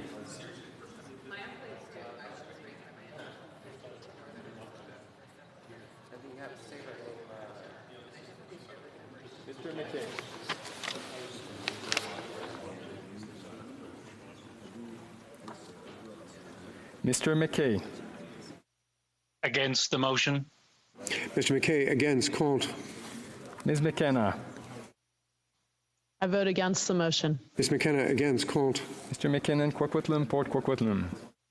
Monsieur le Président, je vote contre la motion. Ms. McKinnon, Coquitlam, Port Coquitlam against, contre. Mr. McLeod, Northwest Territories. I vote against the motion. Mr. McLeod, can you repeat? The camera did not kick in. You may want to check your microphone to make sure it's in place. I vote against the motion. Maybe check to see if your boom is up and on the headset. Lower it. Vote against the motion. There we go. Perfect. Thank you. Mr. McLeod, Northwest Territories against, contre. Monsieur Miller. Je vote contre la motion. Mr. Miller, contre, against. Mr. Morrissey. Je vote contre la motion. Mr. Morrissey, contre, against. Ms. Murray. I vote against. Ms. Murray, against, contre. Ms. Ng.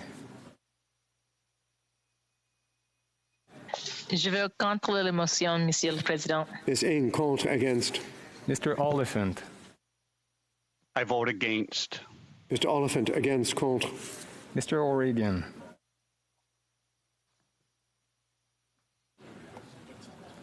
Mr. O'Regan.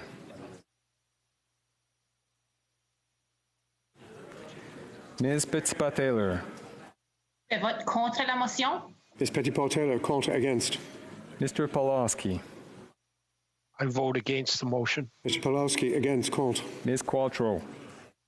I vote against the motion. Ms. Qualtrough, against, contre. Mr. Regan.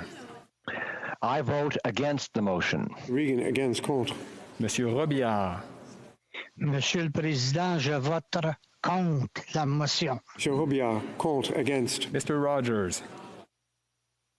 Mr. Speaker, I vote against the motion. Mr. Rogers, against, contre. Mrs. Romanado. Monsieur le Président, je vote contre la motion. Mrs. Romanado, contre, against. Ms. Sahota, Brampton North. Mr. Speaker, I vote against the motion. Ms. Sahota, Brampton North, against, contre. Mr. Saini. Mr. Speaker, I vote against the motion. Mr. Saini, against, contre. Mr. Sajan. I vote against the motion. Sajan, against, contre. Ms. Sachs. Mr. Speaker, I vote against the motion. Sachs, against, contre. Monsieur Sanson. Monsieur le Président, je vote contre la motion. Mr. Sanson, contre, against. Mr. Sangha. Mr. Speaker, I vote against the motion. Mr. Sangha, against, contre. Mr. Sarai. Mr. Speaker, I vote against the motion. Mr. Sarai, against, contre. Mr. Scarpaleggia. Mr. Speaker, I vote against the motion. Mr. Scarpaleggia, against, contre. Monsieur Schiffke. Monsieur le Président, je vote contre la motion. Mr. Schiffke, contre, against. Mrs. Schuld. Mr. Speaker, I vote against the motion. Mr. Schultz, against, contre. Ms. Groh. Mr. Speaker, I vote against the motion. Ms. Groh, against, contre. Mr. Sheehan. Mr. Speaker, I vote against. Mr. Sheehan, against, contre. Mr. Sidhu, Brampton East. Mr. Speaker, I vote against the motion. Mr. Sidhu, Brampton East, against, contre. Ms. Sidhu, Brampton South. Mr. Speaker, I vote against the motion. Sidhu, Brampton South, against, contre. Mr. Sims. I vote against the motion. Mr. Sims, against, contre. Mr. Spengeman. I'm against this motion, Mr. Speaker. Mr. Spengeman, against, contre. Mr. Turnbull. Je vote contre la motion. Mr. Turnbull, contre, against. Mr. Van Bynen. Je vote contre. Mr. Van Bynen, contre, against. Mr. Vaughan.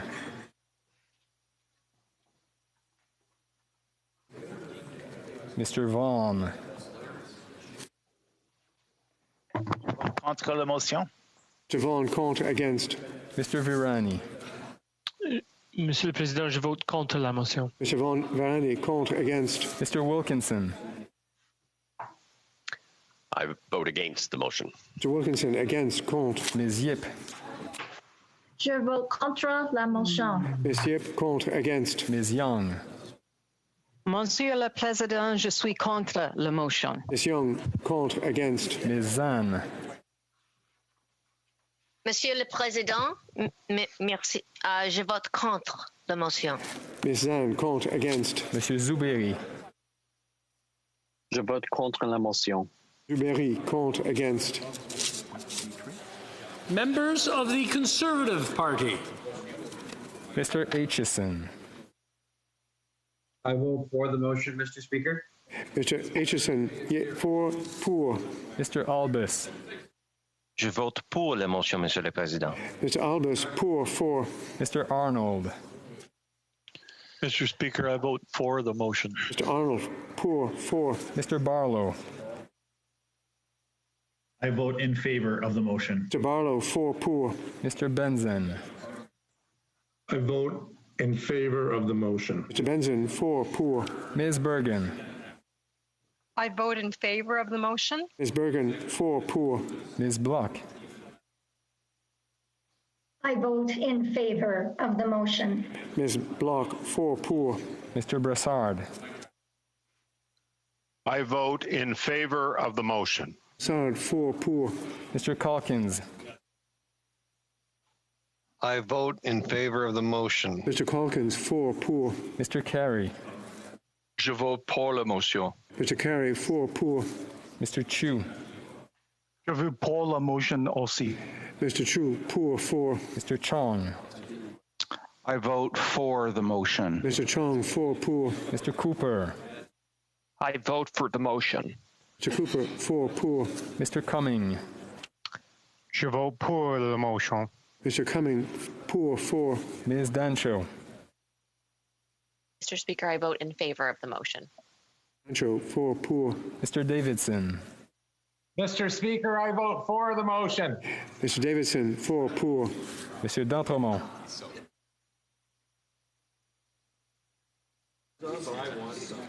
Monsieur d'Entremont.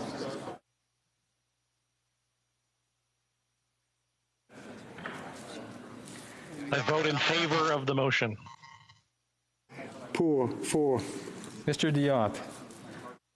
I vote for the motion. Mr. Diot, pour. Mr. Doherty. Mr. Speaker, I vote for the motion. And did you want to see a picture of my granddaughter? Mr. Doherty, pour.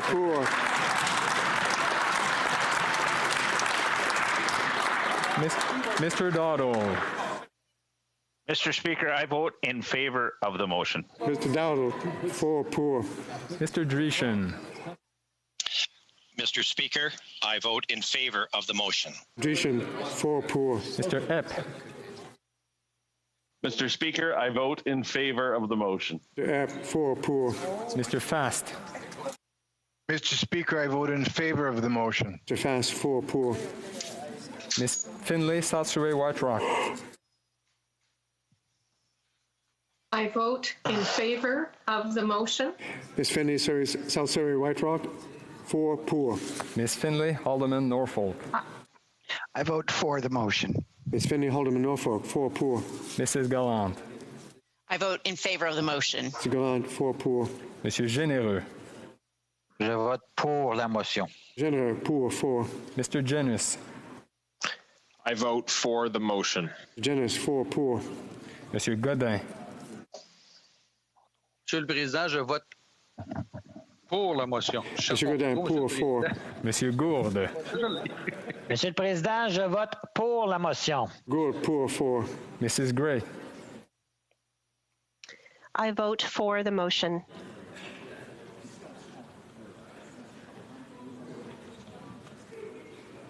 Can you please repeat? The camera did not kick in. Mr. Speaker, I vote for the motion. Thank you. Mrs. Gray, pour. Mr. Hallan. I vote in favor of the motion. Mr. Hallan, pour. Mr. Hoback. I vote in favor of the motion. Mr. Hoback, pour. Mrs. Jensen. I vote for the motion. Jensen, pour. Mr. Kelly. I vote for the motion. Kelly, pour. Mr. Kitchen. I vote for the motion. Mr. Kitchen, pour. Mr. Kimmich. Mr. Speaker, I vote for the motion. Mr. Kimmich, pour. Mr. Cram. I vote for the motion. Mr. Cram, 4 poor. Mr. Currick. Thank you, Mr. Speaker. I vote for the motion. Mr. Currick, 4 poor. Mrs. Kuzi. Je vote pour la motion. I vote for the motion. Mrs. Kuzi, poor, 4. Mr. Lake. I vote in favor of the motion. Mr. Lake, 4 poor. Monsieur Lehoux. Je vote pour la motion. Mr. Lehoux, poor, 4. Mr. Lewis, Essex. Mr. Speaker, I vote in favor of the motion. Mr. Lewis, Essex, 4 poor. Mr. Lloyd. I vote in favor of the motion. Mr. Lloyd, 4 poor. Mr. Lobb. I vote in favor. Mr. Lobb, 4 poor. Mr. Lukiski. I vote in favor of the motion. Lukiski, 4 poor. Mr. McKenzie. I vote in favor of the motion. McKenzie, 4 poor. Mr. McGuire. I vote in favor of the motion. Mr. McGuire, can I get you to repeat? The camera did not kick in. I vote in favor of the motion. You may want to check your mic to make sure the boom is down on your headset. I vote in favor of the motion. Perfect, thank you. Mr. McGuire, 4 poor. Monsieur Martel. Je vote pour. Mr. Martel, poor, 4. Mr. Mazier. Mr. Speaker, I vote in favor of the motion. Mr. Mazer, 4 poor. Mr. McCollman. I vote for the motion. Mr. McCollman, 4 poor. Mr. McLean. Je vote pour la motion. Mr. McLean, poor, 4. Mrs. McLeod, Kamloops, Thompson, Caribou. I vote for the motion.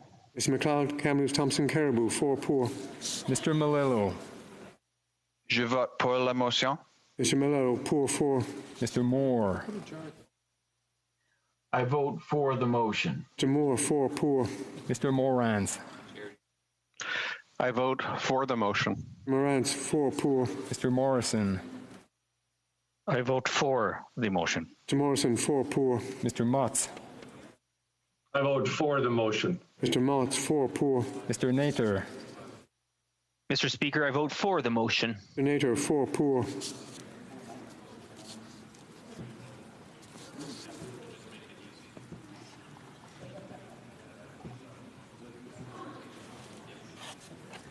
Mr.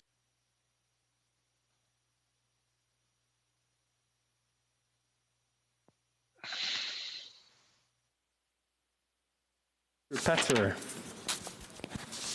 I vote for the motion. Mr. Patzer, 4 poor.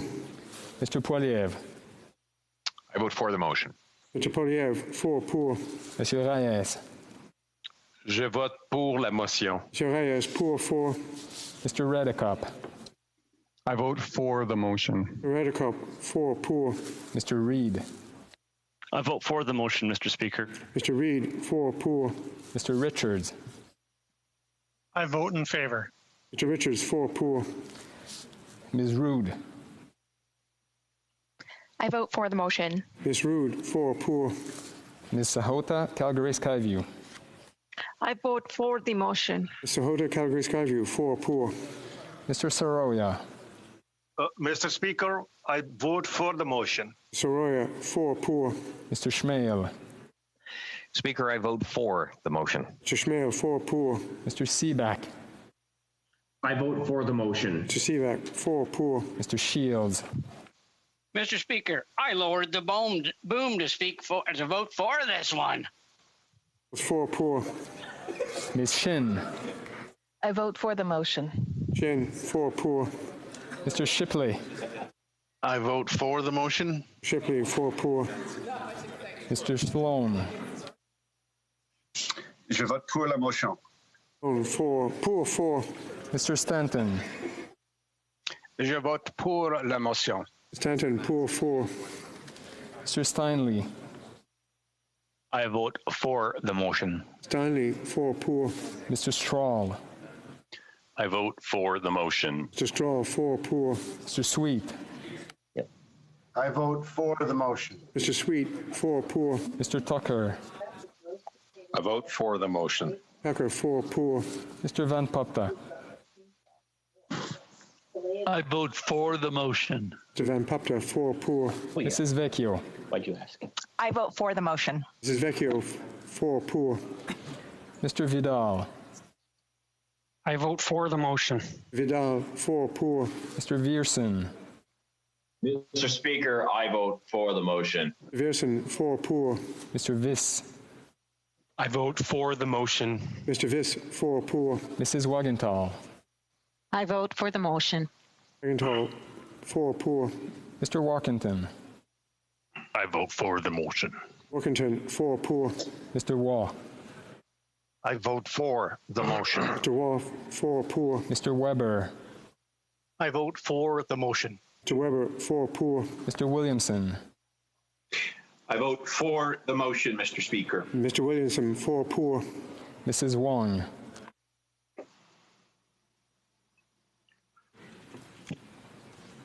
Mrs. Wong. Je vote pour la motion.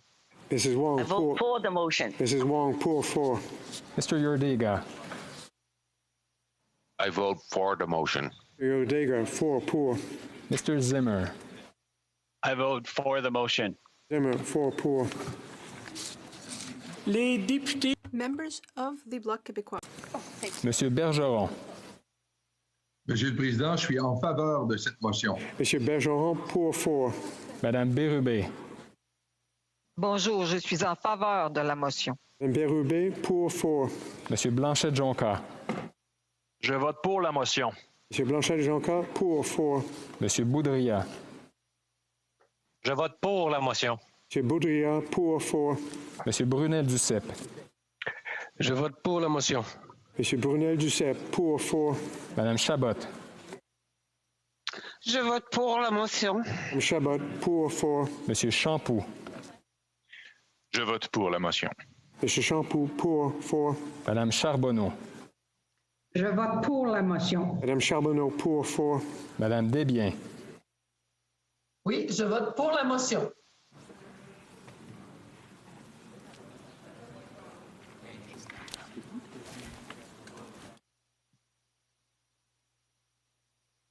Desbiens? Madame Desbiens, pouvez-vous répéter, s'il vous plaît? La caméra n'a pas déclenché. Oui, Monsieur le Président, je vote pour la motion. Merci beaucoup. Madame Desbiens, pour 4. Monsieur Désilet. Je vote pour la motion. Monsieur Désilet, pour 4. Monsieur Fortin. Je vote pour la motion. Monsieur Fortin, pour 4. Madame Gaudreau. Je vote pour la motion. Je vote pour la motion. Madame Gaudreau, pour 4. Madame Larouche. Je vote pour la motion. Madame Larouche, pour 4. Monsieur Lemire. Monsieur le Président, je vote pour la motion. Monsieur Lemire, pour 4. Madame Michaud. Je vote pour la motion. Michaud, pour 4. Madame Normandin. Je vote pour la motion. Madame Normandin, pour 4. Madame Posé. Pour la motion. Madame Posé, pour 4. Monsieur Perron. Je vote en faveur de la motion. Monsieur Perron, pour 4. Monsieur Simard. Pour la motion.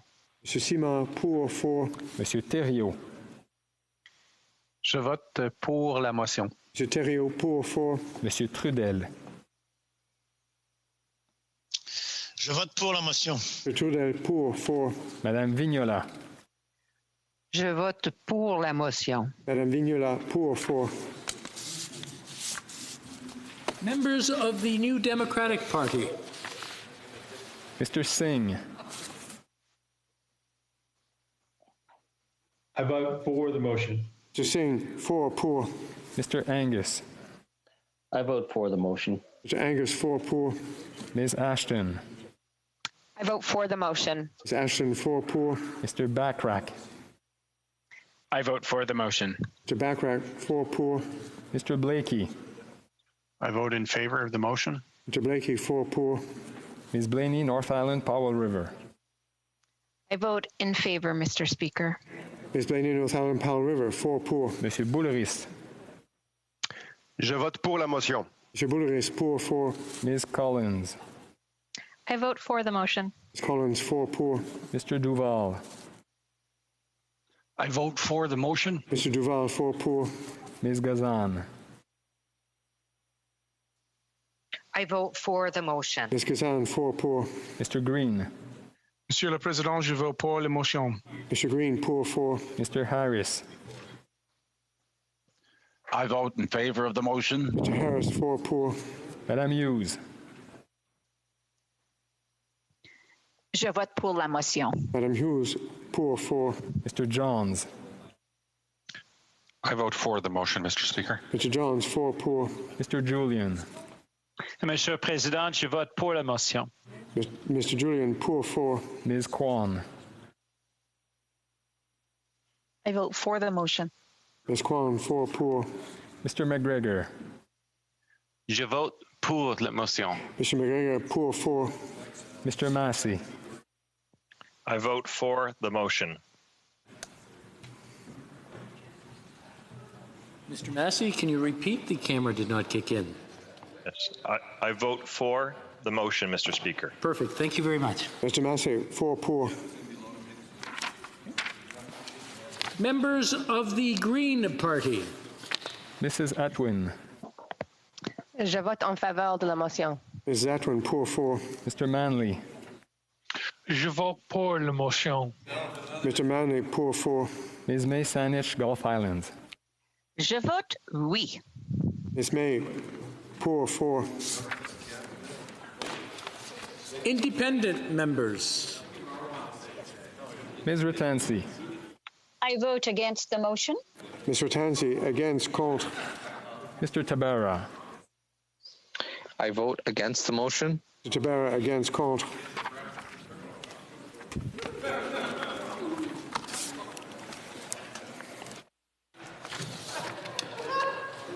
Assuming that you did hear the question, if you wish to register your vote and weren't able to do so due to technical difficulties that are now resolved, use the raised hand function on the chair and the chair will recognize you. Madame Bibeau. Oui, Monsieur le Président, je vote pour la motion. Merci. Madame Bibeau, pour 4. Mr. Fonseca.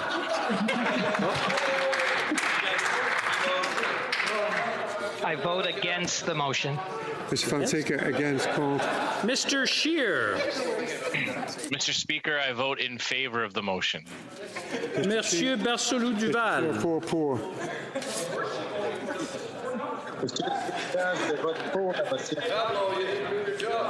Monsieur Barcelou Duval. Oui, Monsieur le Président, pour la motion. OK. Est-ce que votre caméra ne déclenche pas? Peut-être si vous pouvez baisser le microphone. Monsieur Barcelou Duval. Monsieur le Président, je veux voter pour la motion. Parfait. Merci beaucoup. Mr. Barcelou Duval, pour 4. Mr. O'Regan. Mr. Speaker, I vote against the motion. Mr. O'Regan, against, contre. Mr. Davies. I vote for the motion. Mr. Davies, 4 pour. Ms. McCrinnan. I vote against the motion. Ms. McCrimmon, against, Ms. McCrinnan, against, contre. Madame Bibeau, vous avez... Madame... Oui, merci, Monsieur le Président. Je voudrais... Thank you, Mr. Speaker. I'd like to correct my vote and vote against.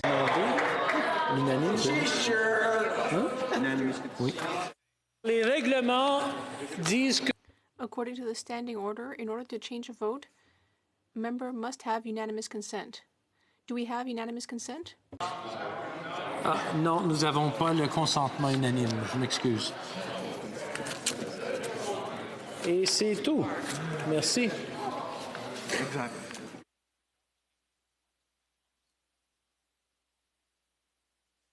Well, that's why they want to stop. Yeas pour 176, 176. Nays contre 148, 148. Je déclare la motion adoptée. I declare the motion carried.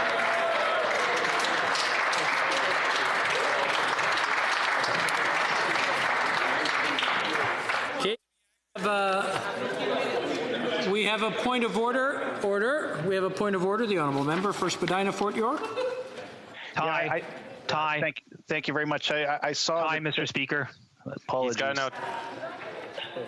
That's a very good point. I want to thank the honourable member. I want to remind everyone that you can vote without a tie, but in order to speak, you do have to have a tie. And saying I vote a certain way does not count. That's part of the voting process. Okay, we'll go on to tabling of we'll go back to the honourable member for Spadina, Fort York. He seems to have a tie on, but his microphone isn't on. I believe that the member for Prince George tied too. I believe the member for Prince George Caribou either tried to vote twice or used a prop during the vote. I just want to make sure he wasn't recorded twice, and also want to admonish him not to open his Christmas gifts too early. But Merry Christmas, congrats, Todd. Okay, I want to remind the honourable members that we're not to use. Just 1 second. I just want to remind the honourable members that we are not to use props in the House. But I also want to congratulate the honourable member for Prince George Caribou on the birth of his new granddaughter.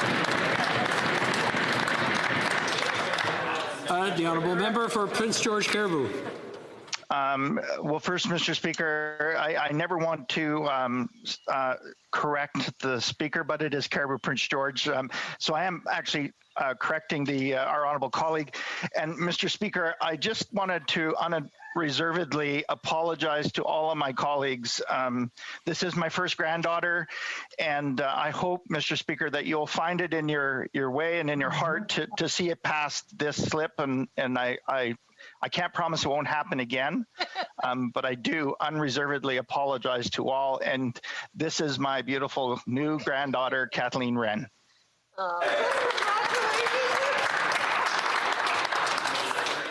I know the honourable member well enough that it will probably happen again, so we'll have to deal with it then. Tabling of Oops, sorry. Oh, we have another point of order. The honourable member for Sandwich Gulf Islands.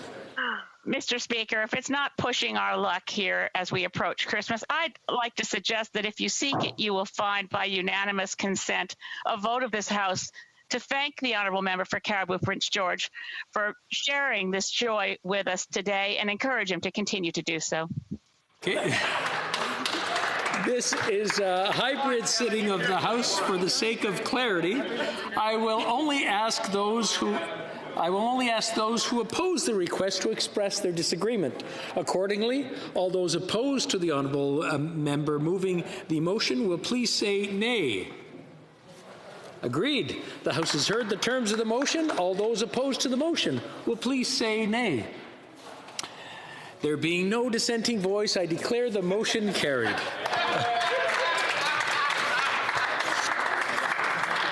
We have another point of order. The honourable member for Caribou Prince. Go ahead. I just want to say thank you to all of my honourable colleagues, and thank you for making me cry once again. So thanks. As I said earlier, I didn't think it was going to be the last time. Tabling of documents. The Honourable Parliamentary Secretary to the Government House Leader. Yeah, Mr. Speaker, it's a hard act to follow, I must say, but pursuant to Standing Order 36 bracket 8A, I have the honour to table in both official languages the government's responses to 17 petitions, and that these returns will be tabled in an electronic format. Very good. Agreed and so ordered. Introduction of government bills. Ms. Freeland, seconded by Madame Fortier, moves for leave to introduce a bill entitled An Act to Implement Certain Provisions of the Economic Statement tabled in Parliament on November 30th, 2020, and other measures. Cette motion est réputée adoptée. This motion is deemed adopted. Ms. Freeland moves, seconded by Ms. Fortier, moves that this bill be now read a first time and printed. This motion is deemed adopted. Bill, première lecture de ce projet de loi. When shall this bill be read a second time? Right now. At the next sitting of the House. Déclaration de... Statements by ministers. Reports from interparliamentary delegations. Presenting reports from committees. Introduction of private members' bills. Dépôt de First reading, introduction of private members' bills. Of Senate public bills. Motions. The Honourable Parliamentary Secretary to the Government House Leader. Yes, thank you, Mr. Speaker. There have been discussions amongst the parties, and if you seek it, I think you will find the unanimous consent to adopt the following motion. That notwithstanding any standing order, special order, or usual practice of the House, the report stage of Bill C7, an act to amend the Criminal Code, medical assistance in dying, shall be disposed of as follows.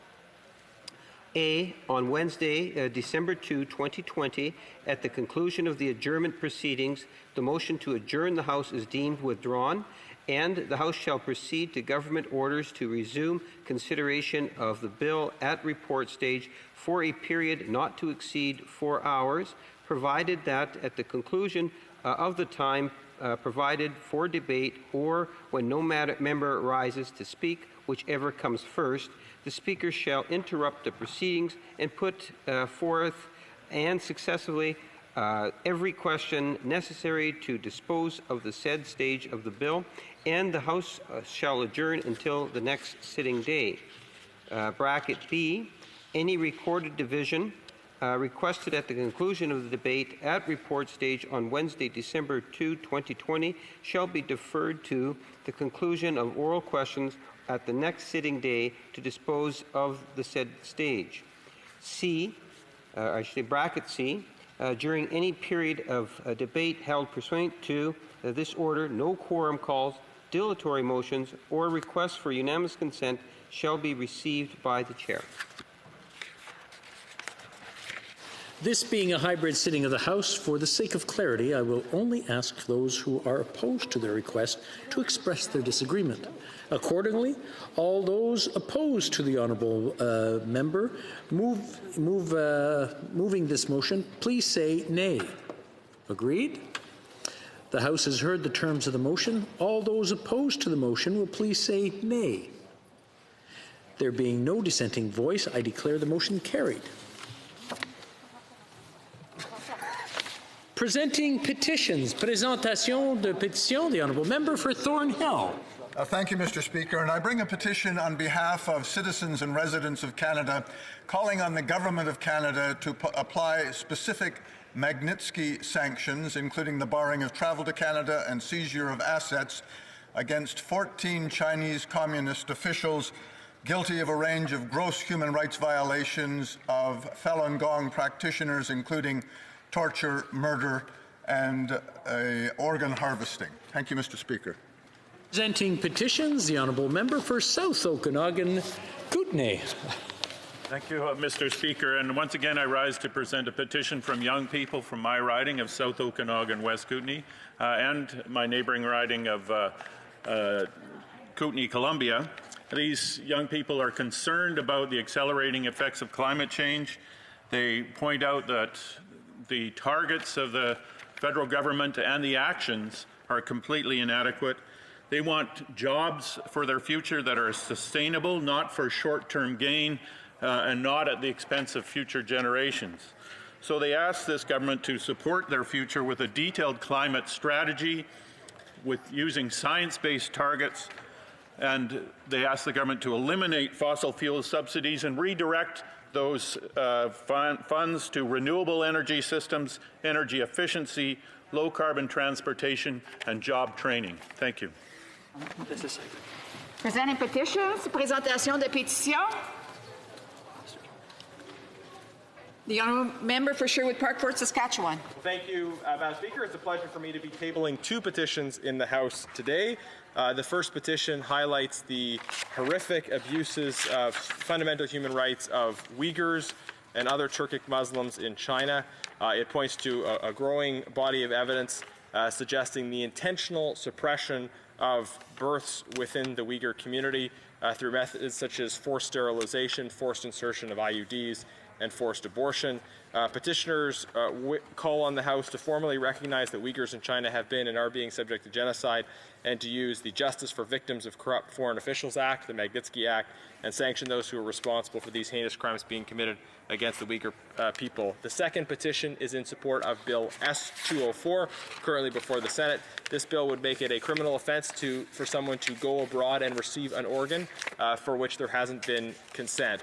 Essentially, it extends extraterritorial jurisdiction in an attempt to combat forced organ harvesting and trafficking around the world. Petitioners note that this is an important human rights bill. Efforts have been made to pass it for over a decade, and they hope this Parliament will finally get Bill S-204 passed into law. Petitions, the Honourable Member for Sandwich Gulf Islands. Thank you, Madam Speaker. I'm presenting a petition today that deals with the issue of energy consumption and energy efficiency. Petitioners point to the reality that it costs less to build an energy-efficient home than to retrofit an older home, and they note that 17% of energy use in Canada is used for residential buildings. The petitioners call on the Government of Canada to work with provinces and territories and to develop a new national building code to substantially reduce the amount of energy used to heat and cool our homes. Thank you, Madam Speaker. Presenting petitions, the Honourable Member for Leeds, Grenville, Thousand Islands, Rideau Lakes. Thanks very much, Madam Speaker. I'm pleased to rise today on behalf of petitioners calling on the government to formally recognize that Uyghurs in China have been and are subjected to an ongoing genocide, and that the government use the Justice for Victims of Corrupt Foreign Officials Act, or Magnitsky sanctions, to address this. Madam Speaker, with up to 3 million Uyghurs and other Muslim minorities detained and subjected to practices such as forced abortions, forced sterilizations, and arbitrary detention, separation from their families, and the list goes on, Madam Speaker. Call on the Government of Canada to adopt the petitioner's ask with haste. Presenting petitions, présentation de pétition, the Honourable Member for Peace River Westlock. Thank you, Madam Chair. I'm pleased to rise today to present two petitions. The first petition is calling on the Government of Canada to recognize the genocide that is happening to the Uyghur people in China. I'm not sure if you've seen the pictures, Madam Chair, about the folks lined up on the railway station and they're being hauled off to concentration camps, but it is, when we've said never again, we should mean never again. The petitioners are also calling for the government to use the Magnitsky Act against the corrupt foreign officials of China that are detaining and persecuting the Uyghurs in China.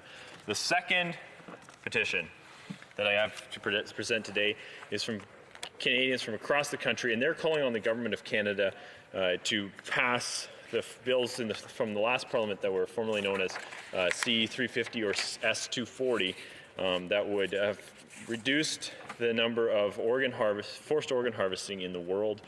This act would have made it illegal for a Canadian to go abroad to get an organ that has been harvested illegally. They're calling for the quick passage of these bills. Thank you, Madam Chair. Petitions, présentation des pétitions. The Honourable Member for Cypress Hills Grasslands. Thank you very much, Madam Speaker. I have a petition here to formally recognize that Uyghurs in China have been and are being subject to genocide, and to also call on the government to use Magnitsky sanctions against the Chinese government as well. Thank you. Presenting petitions, présentation de pétitions. Questions on the order paper? The Honourable Parliamentary Secretary, the Government House Leader. Yes, thank you, Madam Speaker. The following questions will be answered today. Question 138 and 141. Furthermore, Madam Speaker, if the government's responses to questions number 139 and 140 could be made orders for return, these returns would be tabled immediately. Is it the pleasure of the House that the aforementioned questions be made orders for return and that they be tabled immediately? Yes. Agreed? Agreed and so ordered. The Honourable Parliamentary Secretary. Finally, Madam Speaker, I would ask that all remaining questions be allowed to stand at this time, please. Agreed? Agreed and so ordered. Orders of the day, ordre du jour. Ordre du jour, ordre Government orders, government bills, Commons, resuming debate at report stage on Bill C7, an act to amend the Criminal Code, medical assistance in dying. Je désire informer à la... It's my duty to inform the House that due to the deferred recorded division, government orders will be extended by 40 minutes. The honourable member for Battle River Crowfoot had 5 minutes of questions and comments remaining. Therefore, questions and comments. The honourable member for Sherwood Park, Fort Saskatchewan. Well, thank you, Madam Speaker. I thank my colleague for his excellent and indeed very memorable speech. I wonder if he can share with this House, in particular, his concerns about the possibility of same-day death if these amendments aren't passed. These amendments include one to reintroduce a 10-day reflection period. Without this 10-day reflection period, there's absolutely no time requirements. There's assessment that has to take place, but there's no time limit on that. So there's no legislated limit on how quickly a person could go through this process without that reflection period, and that creates the possibility of a very quick turnaround time, someone not having the opportunity to reflect and really consider what their situation is. I wonder if the member can comment on that. Member for Battle River Crowfoot. Thank you very much, Madam Speaker. And certainly I would be happy to comment. And let me first thank my honourable friend and colleague for the important question. And to note, it is certainly an interesting place to be, to do one speech, to do a speech one day and then answer questions the next, but does not diminish the importance of this issue. And certainly great concern that I have and that I have heard from many of my constituents about the ability to possibly access same-day death, and my honourable colleague had made the comment in one of his speeches that and it certainly resonated with me, and I've heard from a number of constituents as well that have said clearly that your worst day should not be your last day. You know, there are safeguards that are required to ensure that Canada's medical assistance in dying framework is strong and protects the most vulnerable among us. That needs to be the priority of, I believe, all members of Parliament to ensure that that is in fact the case. Questions and comments? The honourable member for Saanich Gulf Islands. Thank you, Madam Speaker. And the speeches that we've heard from a number of Conservatives have made the point that living shouldn't be harder than dying. I wonder if this means that the Conservatives are ready to support a guaranteed livable income to ensure that no Canadian lives in poverty or has economic disadvantage affecting their ability to make the best of their lives. Member for Battle River Crowfoot.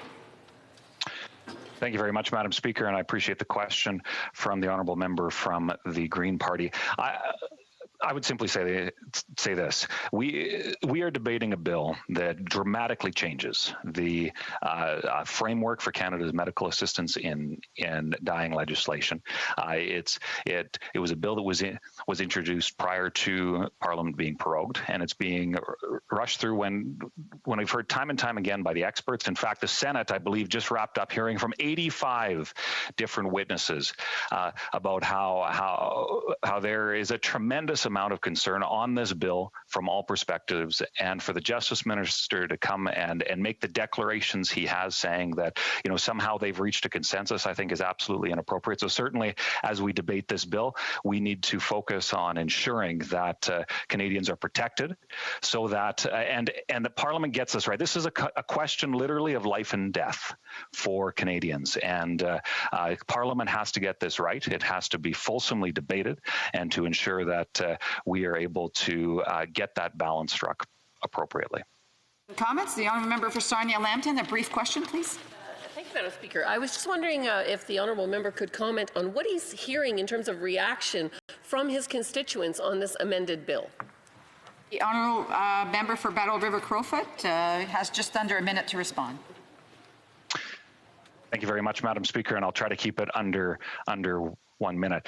You know, I've heard from many constituents on this matter, quite frankly, from all sides of the debate, saying two things. One, that there's a tremendous amount of concern with the bill as it was presented and as it's been presented to this House. And two, that a lot of the very reasonable amendments that were put forward in committee were not adopted. And certainly that has posed a great deal of concern. And I've heard from hundreds of constituents who have brought these very serious concerns to my attention. And certainly I am proud to be able to stand for their interests in this debate on such an important subject.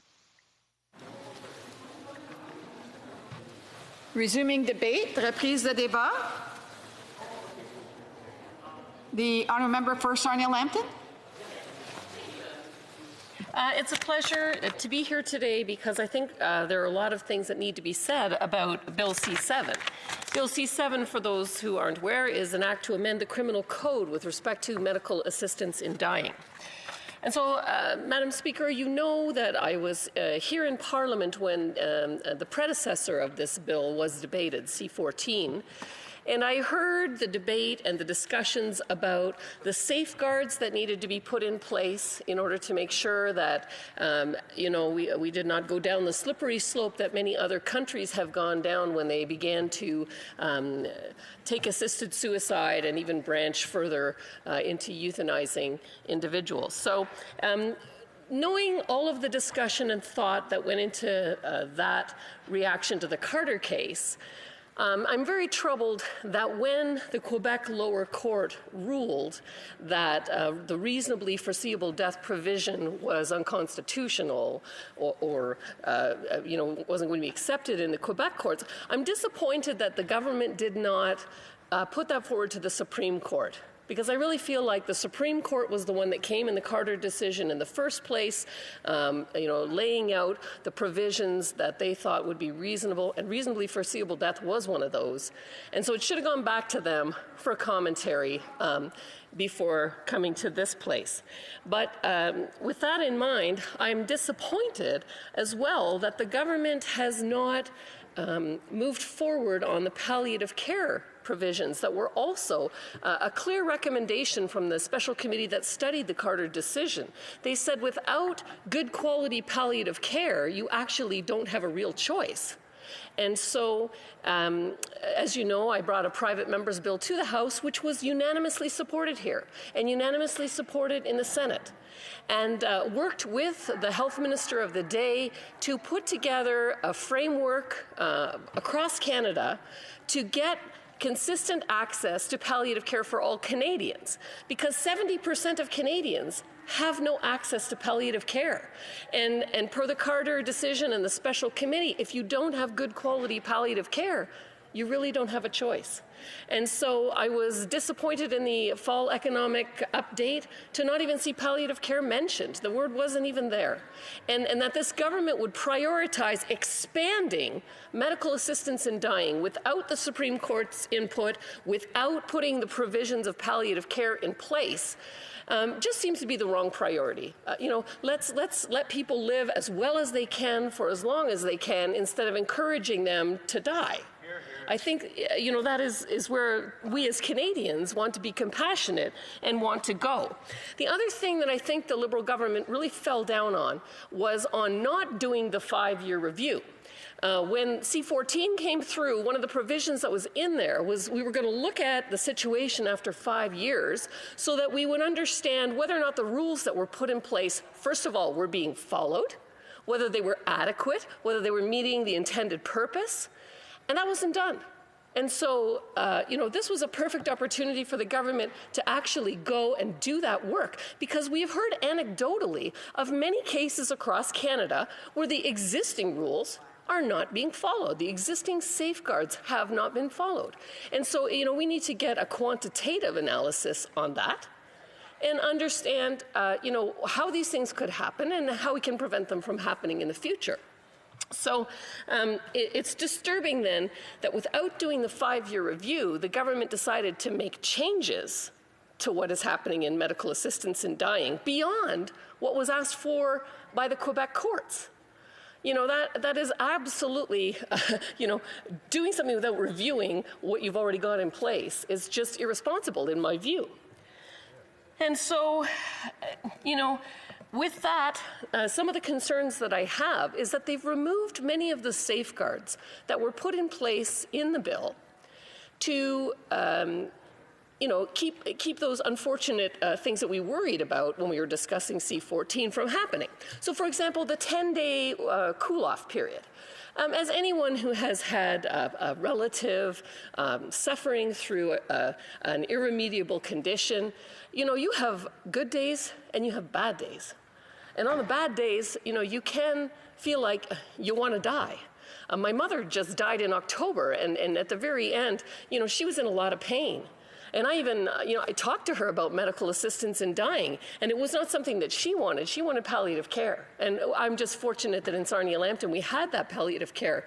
But really on some days, one day she said to me, you know, I'm really thinking about it. But the next day it was, no, this is not something that I want. And so I really think that 10-day cooling off period was an important safeguard. Now, I am sympathetic with one of the changes that was put in, mind you, should have been put in after the 5-year review.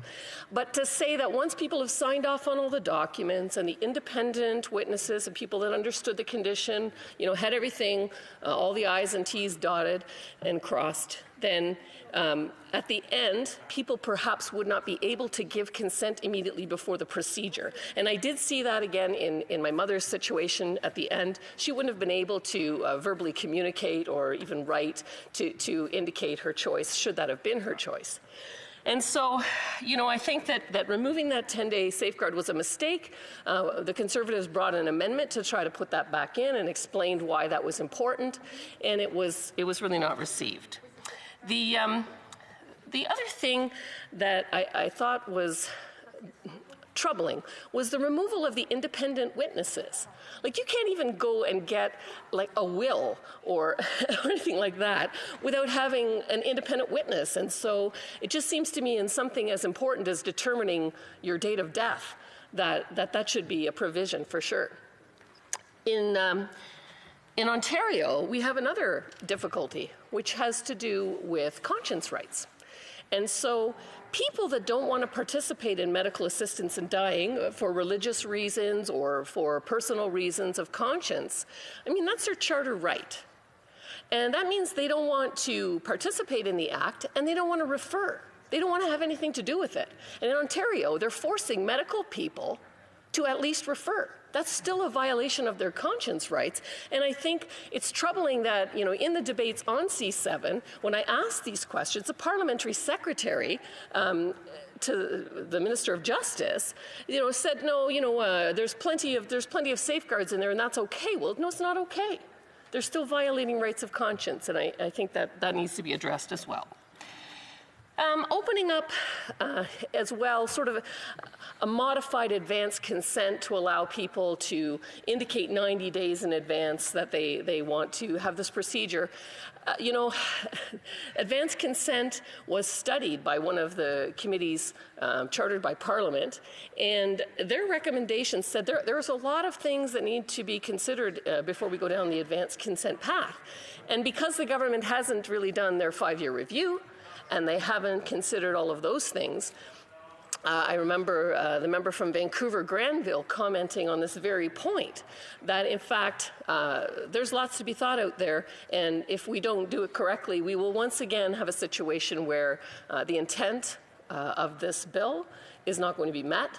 There are going to be violations, the way that we have heard anecdotally that there are today, and that won't be a very good situation. Now, I was happy to see in C7 at least that there was a clarification to indicate that if the sole underlying medical condition is mental illness, that those individuals are not eligible for medical assistance in dying. And I think although, you know, there is some controversy, I have heard from groups across Canada that are calling out to allow individuals with mental illness as the underlying suffering condition to receive medical assistance in dying. I think it's not a good idea, and I believe that's in line with what the committee that studied that part of medical assistance in dying has come with. They have said many of the mental illness conditions could be treated, depression, etc. These are treatable conditions. They're not irremediable conditions, and they are glad to see that that loophole was closed.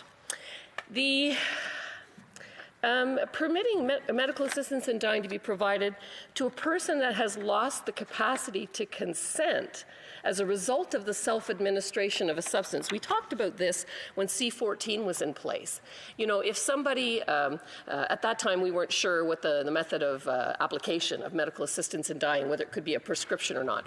So basically the concern was, what if the procedure went wrong? Then the person can't give consent. What do you do then? So I'm glad to see that they did address that situation in the bill. So overall, those are my concerns on C7, and I think that the government needs to go back to the drawing board on this one. 50% of the Canadian public seems to be concerned about the existing bill, people with disabilities, people with mental illness. So back to the drawing board is what I would say. Thank you, Madam Speaker. Questions and comments? The honourable member for Beaches East York. Thanks, Madam Speaker. In 2016, the Alberta Court of Appeal unanimously granted a 58-year-old woman known as EF access to medical assistance in dying. She suffered from severe conversion disorder, which meant involuntary muscle spasms that radiate from her face, causing her severe and constant pain and migraines. Her eyelid muscles spasmed shut, rendering her effectively blind. Her digestive system was ineffective, went without eating for up to 2 days, had trouble sleeping because of digestive problems, lost significant weight and muscle mass. She was non-ambulatory and needed to be carried or used a wheelchair. Her quality of life on the court's record was non-existent, and the court also noted that the applicant's husband and adult children were supportive of her decision. Does the member agree that EF should have had access to medical assistance in dying? The honourable member for Sarnia-Lambton. Well, thank you, Madam Speaker, and I'd like to thank the member for the question. I'm not a lawyer, and I really think when it comes to these issues that they're best decided in the courts. What I would say is that the Supreme Court that studied the Carter decision originally said it had to be an irremediable condition and it had to be reasonably foreseeable death. That's what they said. And so, you know, although there's definitely suffering in the situation described by the member, it doesn't seem like death was reasonably foreseeable, and so it wouldn't have met the Supreme Court's decision. And until the Supreme Court has a chance to weigh in on, the Quebec Court's decision, then, I think it would be unrealistic for a person that's not a lawyer to weigh in. Thank you. Questions and comments? The honourable member, l'honorable député de Berthier-Masquinongé. The honourable member for Berthier-Masquinongé. I'd like to thank my colleague for her remarks. I congratulate her for them. And I offer my condolences for the loss of her mother. Now, the member raises some interesting questions.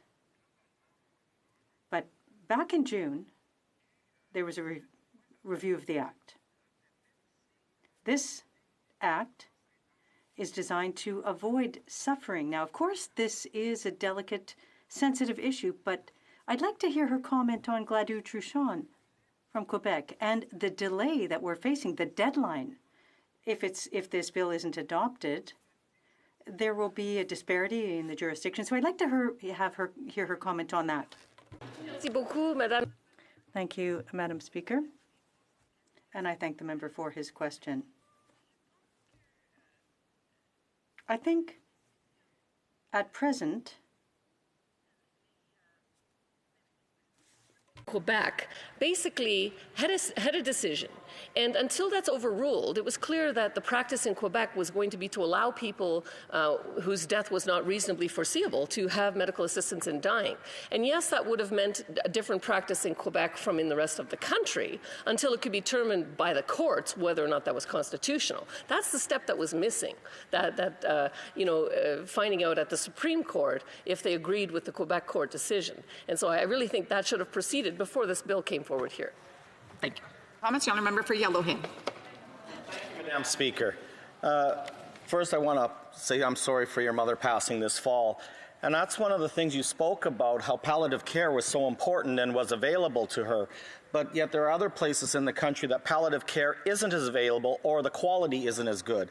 So do you feel that if we had better quality care of our palliative care system, that maybe people wouldn't be looking at assisted suicide as much as they would if they had better quality care? Remind the member he's to address the questions and comments directly through the chair. The honourable member for Sarnia-Lambton. Thank you, Madam Speaker, and thank you to my colleague for an excellent question, because in actual fact, they've studied this in countries. People who have good quality palliative care, 95% of them choose to live as well as they can for as long as they can. And this Liberal government had pledged $3 billion, originally over 5 years, then they changed it to be over 10 years. And now that the framework is in place, we were looking for a whole bunch of fixes. It was infrastructure to do virtual palliative care. It was training for paramedics to be able to do rural and remote places, training for medical professionals and research. And so I really think that that is the right plan. We just need to get going on the plan, and the sooner the better. Thank you, Madam Speaker. Resuming debate, reprise de débat. The honourable member for Carlton Trail, Eagle Creek.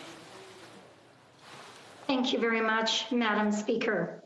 I do appreciate the opportunity to speak at report stage on Bill C-7, an act to amend the Criminal Code, medical assistance in dying, with which this government is seeking to dramatically expand the existing euthanasia regime here in Canada.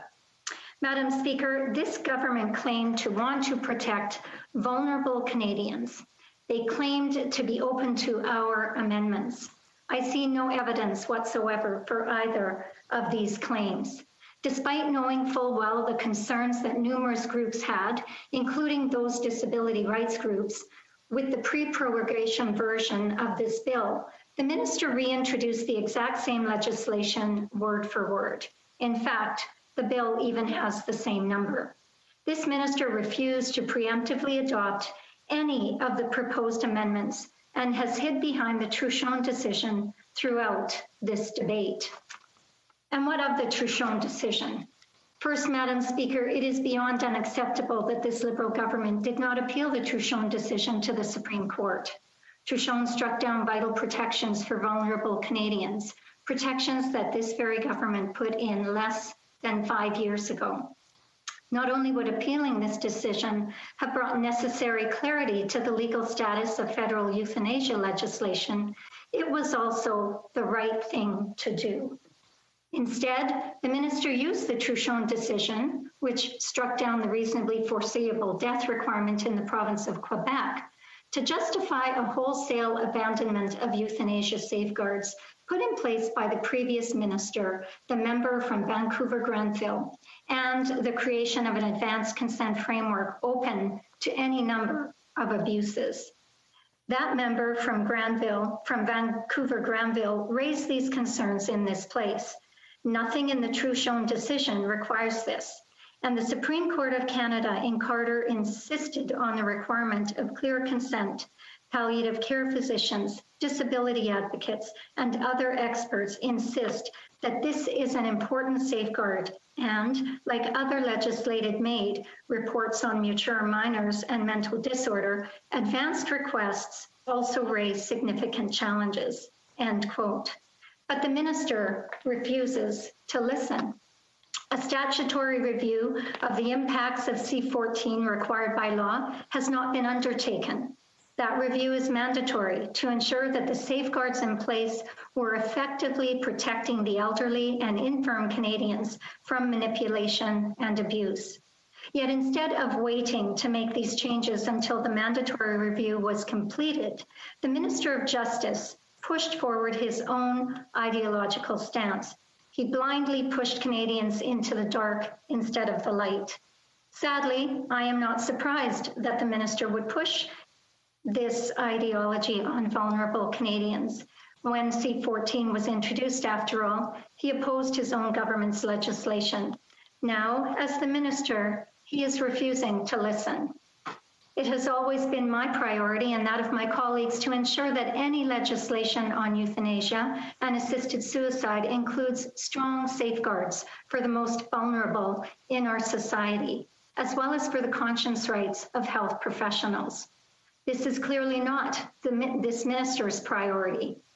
Instead, by allowing advanced directives for assisted suicide without any legal assurance that the individual will have the opportunity to change their mind, and with Liberal members voting down an amendment that would have required those seeking euthanasia to be given an opportunity to refuse it on the day in question, could mean that someone could be legally euthanized in their sleep without any opportunity for them to change their mind.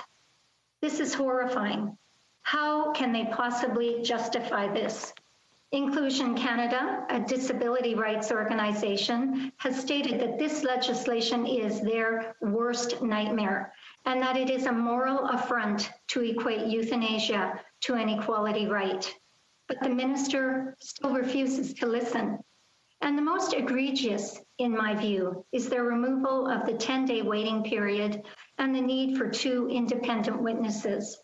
The Liberals also voted against a 7-day waiting period amendment proposed in committee. They made a deliberate choice to strike down one of the most important safeguards for vulnerable people facing uncertain medical prognosis and have opened Pandora's box to same-day death. Each of us can think of someone in our lives, perhaps a friend, a grandparent, or even a spouse, who has received a serious medical diagnosis. The emotional impact of hearing that news can be overwhelming for both the patient and their families. It can cause depression, anxiety, and a great fear of the unknown, especially now in the face of the ongoing pandemic. Many of us can also think of loved ones who have received terminal diagnoses only to beat their illness and live for years afterwards. But with the safeguards of 2 independent witnesses and a 10-day waiting period gone, such stories will be fewer and further between. Without a mandated length of time to collect themselves, to receive support from their families, and to learn about treatment options or get second opinions, some people will make emotional decisions based on fear. Taylor Hyatt, a young woman with a visible disability, shared of her experience while suffering from pneumonia and in need of oxygen to help her breathe. And I quote, "After taking a cab to the nearest hospital, I was immediately admitted. A couple of hours and many tests later, the doctor was no closer to finding out what caused my illness. When she finally came to see me at about 11 p.m., she said, 'The only thing we know is that this infection affects your breathing. You may need oxygen. Is that something you'd want?' My answer was, 'Well, of course.' She seemed surprised, maybe, or unconvinced. So she asked again, 'Are you sure?' I replied, 'Well, of course.'" End quote. Any non-disabled person would have received oxygen immediately, but instead, the doctor asked her twice, leaving Taylor to believe that the doctor assumed that because she is disabled, she may not want to live. And what if Taylor had felt overwhelmed that day and requested euthanasia in a moment of weakness? At the time, she would have had 10 days to reconsider this choice. If this bill passes, she could have died that day, and the world would have lost a great warrior for the rights of disabled Canadians. How can we allow for the legal possibility of such a tragedy? Every Canadian should feel great shame for these failures. We are and we must be better than this. Every great or good society is judged by how it treats those deemed to be the least among them. How can we claim to be either great or good if we treat the Taylor Hyatts of our nation as if their lives are less valuable than our own? We must protect the innate dignity of every human life, knowing that nothing, not time, not illness, not disability, can ever take that dignity away. But still, the minister refuses to listen. He is ignoring the statutory review, but only to weaken protections, not to strengthen them. Not only has he torn down protections for vulnerable Canadians, he has placed medical professionals into an even more precarious position than the current regime by expanding the eligibility and thereby the number of medical professionals who are impacted. The Liberal members voted down an amendment that would have protected the charter rights of medical professionals, trampling their rights in the rush to a predetermined ideological end goal. Madam Speaker, tens of thousands of doctors believe truly and wholeheartedly that taking part in an assisted suicide breaches their calling to do no harm. Those beliefs are protected in our charter, but not in this, not any other federal legislation regarding euthanasia, nor any other federal legislation regarding euthanasia. Such a glaring omission makes it clear that this minister's priority is not to protect the rights of Canadian citizens, but to push his ideology as far as possible. That is something I cannot and will not support, and I would plead with the other place to take the time needed for a sober second thought, removed as they are from this minister's ideological fixation, because this minister is refusing to listen. Thank you. Comments? The honourable member for Beaches East York. Thanks, Madam Speaker. In answer to my last question, the member from Sarnia Lambton suggested that the court in Carter, the Supreme Court, had indicated that one's death needed to be reasonably foreseeable. Of course, that is patently untrue, that the criteria established by our Supreme Court unanimously is that one needs to have a sound mind, be of capacity, one needs to be suffering an irremediable illness, and one needs to be suffering intolerably. And I recognize that safeguards are required, but does the member agree that if those conditions are satisfied, the unanimous decision of the Supreme Court, should that be respected? The honourable member for Carlton Trail Eagle Creek. Thank you very much, Madam Speaker, and I do thank my honourable colleague for the question. I think what we are debating here today in Bill C-7 are the changes that are being made as a result of a decision made by Truchon in Quebec. Nobody is questioning that Canadians have the right to choose mate. Nobody is questioning that they should have access to that. What we are questioning today is why this minister and this government are bent on removing all of the safeguards that were put in place back in 2015 to protect the vulnerable. Thank you. Questions and comments? Questions et commentaires? The honourable député de Trois-Rivières. Merci. The honourable member for Trois-Rivières. Thank you, Madam Speaker. At the outset, I would like to say that Quebec has already legislated on this matter. I have two questions. How will these two pieces of legislation be harmonized between the provinces and the federal government? That's my first question. Secondly, my sister has had muscular sclerosis for several years. She never considered asking for medical assistance in dying, although she suffers daily. I think that when it comes to a decision like that, when people ask for medical assistance in dying, I think this is a soberly considered decision for people in this situation, especially since one has to do all sorts of things like submit a written request signed with witnesses and a 90-day evaluation period. That's 3 months. When you're suffering terribly, 3 months is a long time. In her speech, my honourable colleague. Une seconde, je ne sais pas s'il n'y a pas de traduction. Is there no translation? Madam Speaker, I am hearing the French and the English at the same time, and I cannot hear the interpretation of this member's question. Okay. Est-ce que ça fonctionne? Is it working better now? Is it working better now? Yes, it is. Ça fonctionne maintenant? It's working now? That she had said? Okay. No. Je vais demander à la députée de... I would ask the member to ask your question again, but to make it as brief as possible, please. Un autre point d'ordre, encore? Another point of order, same thing. Okay, so the honourable member is in the House. I'm not sure. No, Madam Speaker, you mean the questioner? Yeah, the questioner is in the House, so it's not like she can change a channel. So I'm just trying to figure out what's going on. Est-ce que ça fonctionne? Is it working now? Is it working now? Can you hear both levels the same? The English and the French at the same time. Okay. Yes. And what channel are you?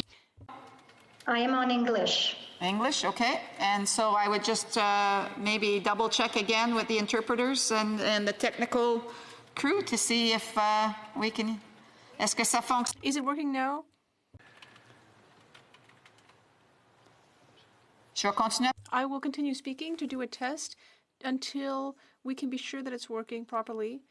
Can you hear the two at the same level again, still? Yes. Les deux encore? Both still. Une seconde. One moment, please. I will shut off my microphone for a minute.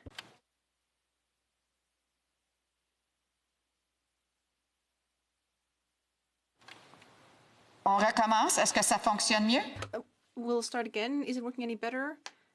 The interpreter just mentioned that she was not able to speak at the same time as the speaker. The speaker says that she will continue speaking. Can you hear me properly, or are you still hearing both? I cannot hear the English when you are speaking French. I can tell that there is interpretation, but I cannot hear it.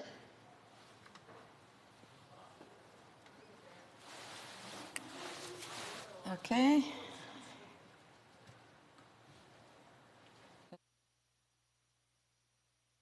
We're just checking on something.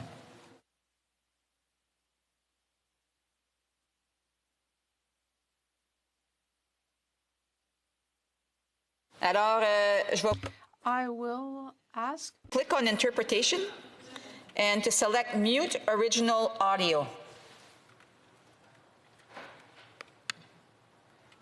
And try that. I have done that. Okay. Maintenant, parler en français. Alors, je vais... So I'm going to resume speaking in French. Is that any better?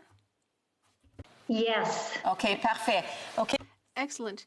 And now, once more, we will add 30 seconds to the question posed by the honourable member. Please go ahead. The honourable member for Trois-Rivières, please ask your question as quickly as possible. Thank you very much, Madam Speaker. My colleague was talking about an uncertain diagnosis. Does she believe that a doctor giving a diagnosis of reasonably foreseeable death, does she believe that this doctor is truly uncertain of his or her position? I believe that at that stage, these doctors need to show great professional judgment. And I'd like to ask also what kind of harmonization will need to be made between the federal and provincial levels to ensure that both levels of legislation can operate correctly. Thank you very much, Madam Speaker. Honourable member for Carlton Trail, Eagle Creek. Thank you very much, Madam Chair, and I apologize for the difficulties that we were having. Madam Speaker, I do not believe that I was speaking about the uncertainty of a physician's diagnosis. I have been speaking to the safeguards that are being removed from this piece of legislation that allow for an individual to take time to reflect on the diagnoses that they have received, to have conversations with not only their family and their friends, but to look for a second opinion should they wish to do so. In regards to how we, ensure that federal legislation and provincial legislation works well together, we have our previous legislation, which has been in place since C-14. And I guess now we see where a judge has made a ruling that I would suggest this government should have appealed. Thank you. I'll take a brief question given the challenges that we've had. If there is a brief question, the honourable member for Edmonton Manning. Thank you, Madam Speaker. I'll just make it quick. This bill is coming the second time, once the last Parliament, and it looks like we have another point of order from the. Now you can't hear anything. Maybe if the member goes back to the original. Should I change my? I'll go back. Go back to the English. I am back on English. Okay, and then I'll ask can you hear me okay now? No, She would have to put, because she muted the original language. Okay, so you will have to go back to the interpretation and unmute the original language. Okay. Okay, can you hear me now? Yes. Okay, perfect. A brief question. Thanks again. Right to the question. This bill been through the House twice already, once last Parliament, once this Parliament.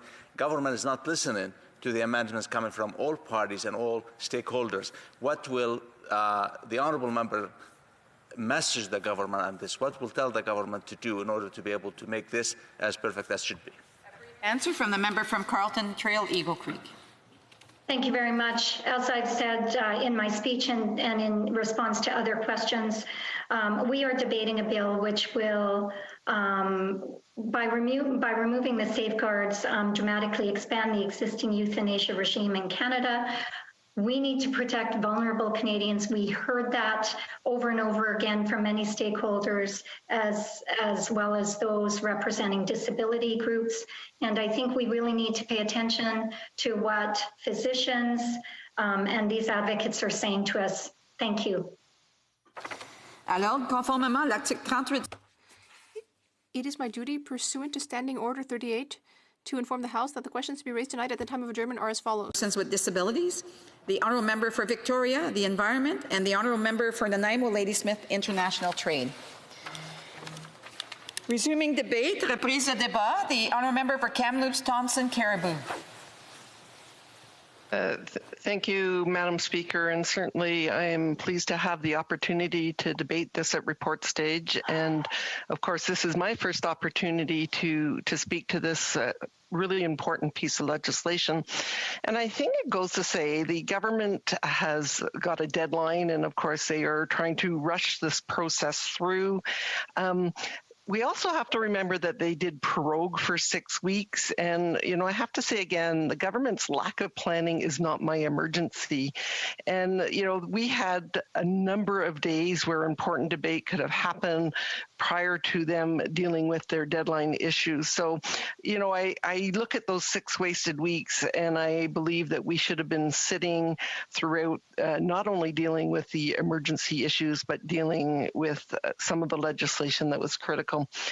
I want to reflect with some general comments before I specifically talk about report stage. Clearly, the Parliament in 2016, we were debating this initial legislation for medical assistance in dying.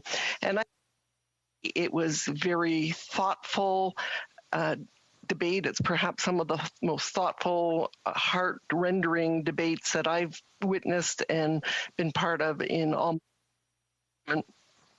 So we had 338 parliamentarians, and we had legislation that was introduced, and it was introduced in a partnership, and the ministers had introduced it, as you're aware. One of them, Dr. Philpott, who's no longer in this parliament, was a doctor, so she brought a lens of the healthcare provider to the conversation. And of course, we had the former Attorney General, who is now the member for Granville, Vancouver. So I think what we had was careful, very thoughtful debate by 338 parliamentarians representing the 37 million, and came up with what we thought was a reasonable framework for the first 5 years. And those 5 years were, we have to be very careful. This is new. This is something very profound. This is life-altering. This is something we do need to be watchful and worried about. And, you know, I was very supportive of that particular legislation, the original legislation in 2016, all the way through, because I felt the ministers were listening, they were taking in amendments, they were adapting the legislation so that there was a level of comfort with it. And I also believe that most of my constituents, we did a lot of work in terms of polling, and my constituents, I think, in general, were also favorable. I think it was in that 70% range. We had roundtable after roundtable, and so I believe also when I voted for the original legislation, I was representing them, and I was also representing how I felt about moving forward. And I was also comforted by some very careful protections and safeguards. So what we have now, of course, is we have a judge from the Superior Court who made a decision, and we had a government who chose not to refer it to the Supreme Court. And we know that the current Attorney General, right from the word go, wanted to expand that. He was the legislation, he voted against the legislation, saying he did not feel that it went far enough when it was originally presented. But he was in the minority of parliamentarians. So clearly the court decision in Quebec aligned with his personal beliefs and the decision by the current government that they would not refer it to the Supreme Court. And so, from my perspective, this court ruling undermined Parliament's power to issue broad legislation aimed at protecting the rights and the interests of elderly, ill, disabled, and prevention suicide. I find it kind of interesting, with the section, I believe, of the charter that she quoted that was deemed to be violated was it was infringing on life, liberty, and security. And the word life, of course, is in that charter, section 7. But here we are talking about dying as opposed to life. So, certainly I was comfortable, as I said, with the original legislation. I know at the time in my debate, I talked about what was, potentially a slippery slope and that we'd have to safeguard against it. I knew that there was some unresolved issues, and the 5-year review that was built into the original legislation should have been the opportunity for Parliament to, first of all, see what happened in the first 5 years of this very profound legislation, and then actually to look at those unresolved issues as opposed to one court decision about one particular section of this. So, many people talk about a slippery slope. I'm almost wondering if we're heading down an avalanche path of which there are going to be no safeguards that remain, and that it will be a real problem. Understand out of the 81 witnesses at the Senate, was actually no one that actually supported the legislation. Many thought there was gaps, but there was also a number who, again, like this, the other debate, felt that it needed to go further. But 81 witnesses, and no one said that this was a well-crafted piece of legislation. Certainly, we're very aware and there have been people that have been vocal. The disability community has been very vocal in terms of their concerns about what this legislation means to their members. Indigenous communities, I noticed a tweet from a very prominent Indigenous person who said, had that 10-day waiting period not been there, I would have lost a relative before I should have lost that relative.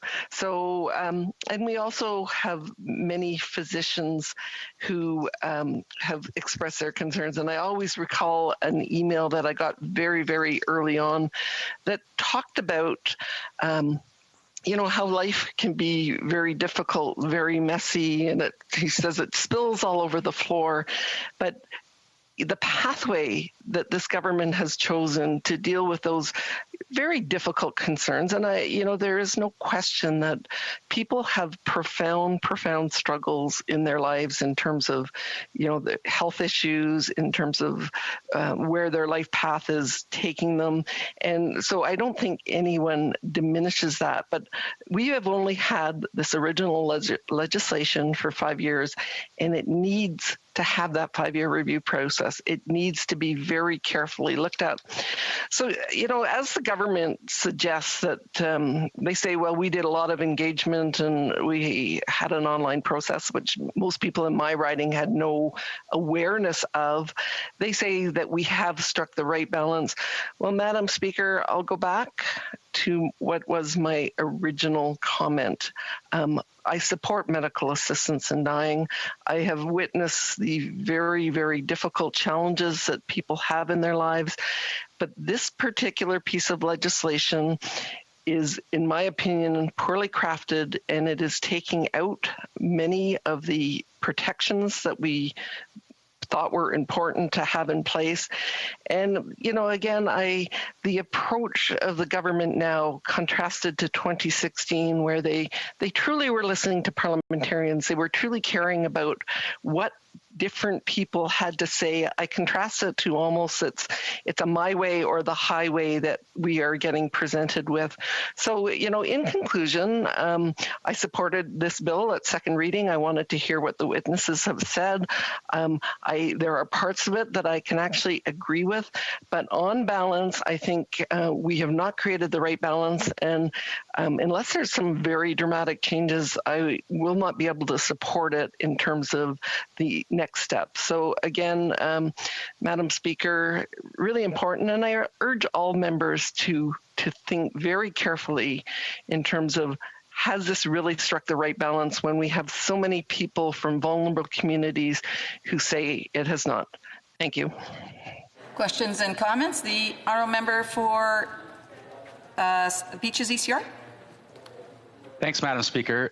Courts and rights are important because sometimes politicians listen to what the majority wants, and we infringe upon those rights. So when measures are unpopular, it matters more than ever that we have courts and rights to depend upon. And when we look at the Supreme Court in Carter, they specifically interpreted that same section that Quebec Superior Court judge, they interpreted Section 7, which is the right to life, liberty, and security of the person. Life, that word was still in there. And I wonder, when we go back to that Carter criteria, unanimously upheld by the Supreme Court, unanimously upheld subsequently by the Alberta Court of Appeal, specifically that eligibility criteria: sound mind, have capacity, irremediable illness, and unbearable suffering. And I wonder why the member thinks that this notion of terminal illness ought to be an additional criterion. The honourable member for Kamloops Thompson Caribou. You know, I think obviously the courts and decisions of the courts are very important, but I also believe that the decisions of the 338 parliamentarians who, I'm sure every single one of them thoughtfully engaged their constituents and spent a lot of time reflecting on what is a really significant piece of legislation, and built in a mechanism to say, let's take a very cautious step. Let's review it and make sure that, things are okay. And then we need to look at other pieces. And I don't think we need to look at other countries. We are one of the few countries around the world who have this kind of legislation. So taking those very cautious steps, reflecting, and then perhaps readjusting the legislation would be important. But this should have been, in our opinions, referred to the Supreme Court. And I think there is still many unresolved issues. So it would have been better to have a more focused 5-year review process. Thank you. Questions and comments? The honourable member for Saanich Gulf Islands. Pardon? No? Sorry, the honourable member for Yorkton Melville. Thank you, Chair. I really appreciated the comments by my colleague, and just wanted to bring to her attention, I'm sure she's aware that the Conservative Senate leader, when questioning the Minister of Employment, Workforce Development and Disability Inclusion, spoke to her about the case of Roger Foley, and her response really spoke to my heart. She said she had grave concerns about what happened to Foley, and she said, I can tell you that he's not alone. She said she regularly hears from people who are appalled to discover that a family member with a disability has been offered what she called unapproved maid. I think that has to stop, she says. It really speaks to the underlying systemic discrimination that we cannot talk about anymore in this country. So I just wondered what her thoughts were on this statement from the individual who serves as the Disability Inclusion Minister for our government. The honourable member for Kamloops Thompson Caribou. That was a very profound statement by the minister. I did talk a little bit about the process in the Senate, but really we needed to get it right in the House. We had many amendments that were proposed. We know that the disability community is very concerned. There's some very powerful specifics that they have raised. And, the amendments that were proposed, the current government did not support those amendments. And to be frank, that I think we're going to have some more challenges when it hits the Senate. So certainly we should have made sure it was a good piece of legislation before it even goes to the Senate. Thank you. Thank you. We have time for a brief question. The honourable member for Stormont Dundas, South Glengarry. Thank you, Madam Speaker, and I want to thank my colleague from British Columbia for a great speech as we talk at report stage about C7. I actually share quite a few, actually all of her views of what she had said. I was not a member of the chamber here back when the original legislation was there. However, I have concerns here now about some of the changes and safeguards. With her background, particularly as a nurse and in healthcare, could she talk a little bit about the lack of options for palliative care, perhaps in her region of British Columbia, as a key concern that many of us have not seen developed since the original legislation? Thank you. Brief answer from the member for Kamloops Thompson Caribou. Palliative care and palliative care throughout the country is a real gap, and it's an important part of our healthcare system. And so, I think that was always to be part of how we move forward. Like medical assistance in dying is part of, to be part of a larger piece, and it was to be part of a comprehensive look at what was available in palliative care. And of course, we had a colleague that put forward a motion and nothing was ever done with it. Thank you. Resuming debate, the honourable member for Port Moody Coquitlam. Thank you, Madam Speaker. It's an honor for me to rise in the House today as one of 338 federal lawmakers in Canada whose duty is to make good laws that will have a positive impact on the lives of Canadians now and for generations to come. The weight of my duties as an MP have become more so evident as I've been serving my constituents through the pandemic. Canadians have been struggling intensely for 9 months as a microscopic organism called the coronavirus has caused us to shut down our lives and institutions on so many levels. Today, as I speak on Bill C7, an act to amend the Criminal Code and medical assistance in dying, the weight of my parliamentary role is compounded because what I speak today may be the most important thing I've ever spoken during the 12 months I've been an MP. Today, I'm compelled to speak from the depths of my heart, conscience, and love for my fellow humans, and nothing less, because the very flow of life and death in our nation are in my hands and the hands of each member of this House through Bill C7. Bill C7 came about after the Quebec Superior Court struck down the reasonably foreseeable natural death clause of this legislation and as unconstitutional. This ruling resulted from a case of 2 individuals with degenerative diseases, Truchon and Gladue, who had sought to repeal this provision in the law and access made. The judge asserted what the plaintiffs are really looking for is that the law recognizes equally the suffering, the dignity, and ultimately autonomy of people who, like them, are affected by serious and irremediable health problems without any hierarchy whether death is near or not. Bill C7 eliminates the clause that requires a 10-day waiting period between when MAID is requested and when it can be administered when death is reasonably foreseeable. Bill C14, the original MAID bill that was given royal assent on June 17, 2016, already allowed for this period to be waived under specific circumstances if 2 medical practitioners are both of the opinion that the person's death or the loss of their capacity to provide informed consent is imminent. Any shorter period that the first medical practitioner or nurse practitioner considers appropriate in the circumstances. Madam Speaker, many lawyers, doctors, families, and advocates for individuals with disabilities feel Bill C7 has gone beyond what the ruling in the Truchon Gladue cases called for. They feel Bill C7 is discriminatory to the disabled and risks the abuse of MAID. According to Amy Hasbrook, a representative from the group Not Dead Yet, she says about the court ruling in a press interview, basically this decision is saying that as far as society is concerned, it's better to be dead than disabled. Hasbrook feels governments should improve services for people with severe disabilities to help improve their quality of life and continue living in their own homes. This bill has also raised the concern of deepened challenges on the conscience rights of doctors. There are limited protections for the conscience rights of medical professionals already, and loosened restrictions will cause greater strife to those already uncomfortable with MAID. Throughout the debates, this bill has raised a lot of concern that as Bill C7 expands MAID accessibility, it risks that palliative care will suffer, and as a result, patients will view MAID as a better option, unless there is more focus on improving and expanding palliative care so that palliative care is more accessible. MAID may appear to be the more practical solution for Canadians. Madam Speaker, I now speak on Bill C7 as a potential trigger to another pandemic within a pandemic. Canadians are currently experiencing multiple pandemics within the pandemic. They're struggling with depression and anxiety about their future because of economic uncertainties and collapse. They're facing social isolation. Although uncertain about the full ramifications of the coronavirus, in order to prioritize and protect the health and safety of Canadians, multiple tiers of government across our nation opted to take drastic measures throughout the pandemic with lockdowns and travel restrictions that have infringed on some civil rights. Social isolation is putting seniors in a mental health crisis.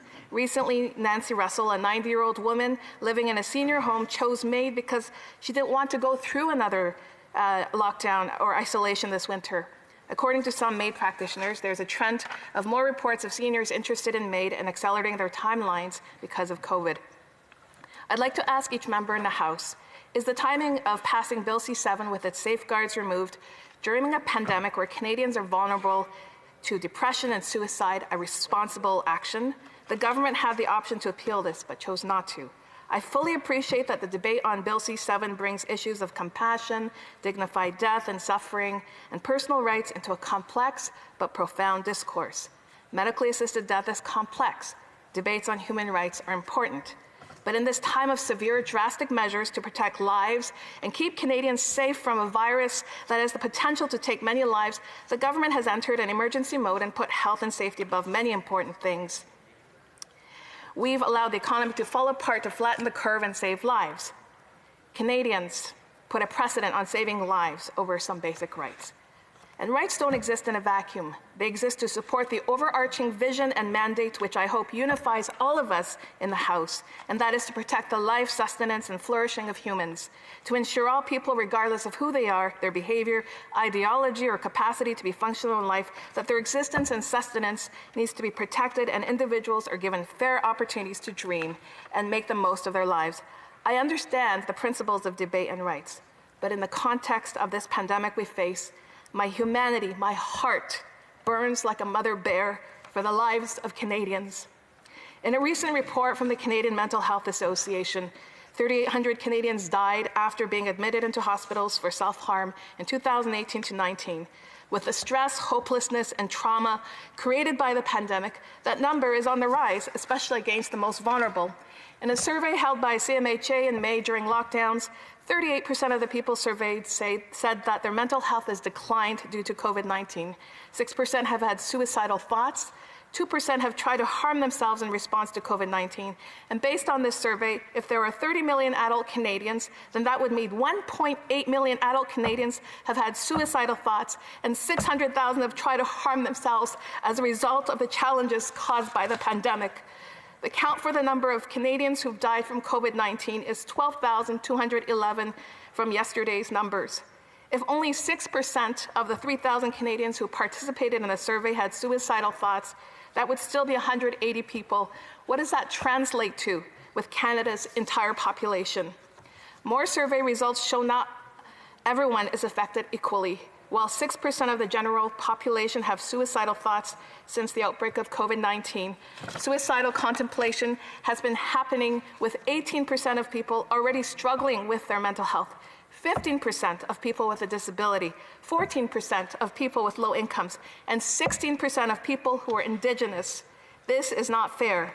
Now, the question I'd like to ask all of us is, do we as members take mental health seriously? Do we recognize that extraordinary suicide prevention must be part of our COVID response? Do we see the danger of passing a bill like C-7 in context of a pandemic where we see rising numbers of mental health challenges and suicidal contemplation? The mental health side of the pandemic doesn't end with a vaccine because healing from trauma and financial restoration take time. What is the message we want to send to the Canadian public right now as parliamentarians? In the name of saving lives, we've allowed families to be separated. We've allowed businesses and institutions to be pulverized. But what support are we providing to counter the depression and hopelessness that comes from these drastic measures? We should be more focused on creating more access to counseling and mental health support. And for those who would say that mental health is a provincial issue, I would say mental health is a serious issue and one that all tiers of government must come to the table to discuss and implement solutions for. We have a responsibility as lawmakers. to look at the big picture and understand the time we're in right now. We don't see suicides reported, but all of us know someone or someone directly or someone by 1 or 2 degrees of separation who have attempted suicide or committed suicide. Let's be sober. This bill can open doors to a suicide pandemic during this pandemic. Our duty is to pass legislation that protects the life, sustenance, and flourishing of our fellow humans, not make them more vulnerable and susceptible to death. Canadians need hope. Will my colleagues with a clear conscience be able to say, I did everything I could to prevent suicide? Will they be able to say with conviction, I helped someone find hope and not have to resort to death? I want to be wrong. I hope there is no suicide pandemic that the unpredictable waves and lockdowns of COVID-19 can exacerbate, but the government has chosen to put priority over saving lives at a high cost. Were the drastic measures reasonable or too severe? I think most Canadians would say that saving lives was worth it. So will it be worth saving lives by stopping the spread of a culture of suicide through a bill like C7 during this pandemic? The very life breath of Canadians are in our hands right now. I cannot support this bill in the name of mental health and saving lives in this pandemic. I don't want blood on my hands for the death of any Canadians who were inspired by the passing of Bill C7 to cope with mental health challenges and hopelessness during the pandemic, especially when we don't have enough to give them more hope. Being a parliamentarian comes with responsibility. Ideology comes with responsibility. Legislation comes with responsibility. Legislation is not separate from the current plight Canadians face. I encourage every member to examine this bill, recognizing there is not enough hope to safeguard the dangers of Bill C7. Thank you. Questions and comments? Questions et commentaires. The Honourable Member, Parliamentary Secretary to the Government House Leader. Yes, thank you, Madam Speaker, and I can appreciate the passion of the member in expressing and sharing her thoughts in regards to the legislation. Unfortunately, with a very small amount of time in the form of a question, many of the statements that I would like to be able to say I'm not able to say, but suffice to say that mental health is very important. Palliative care. These are all important issues, and it's one of the reasons why. And I'm not saying that we as a government stands alone, but we have been pushing that agenda for years now.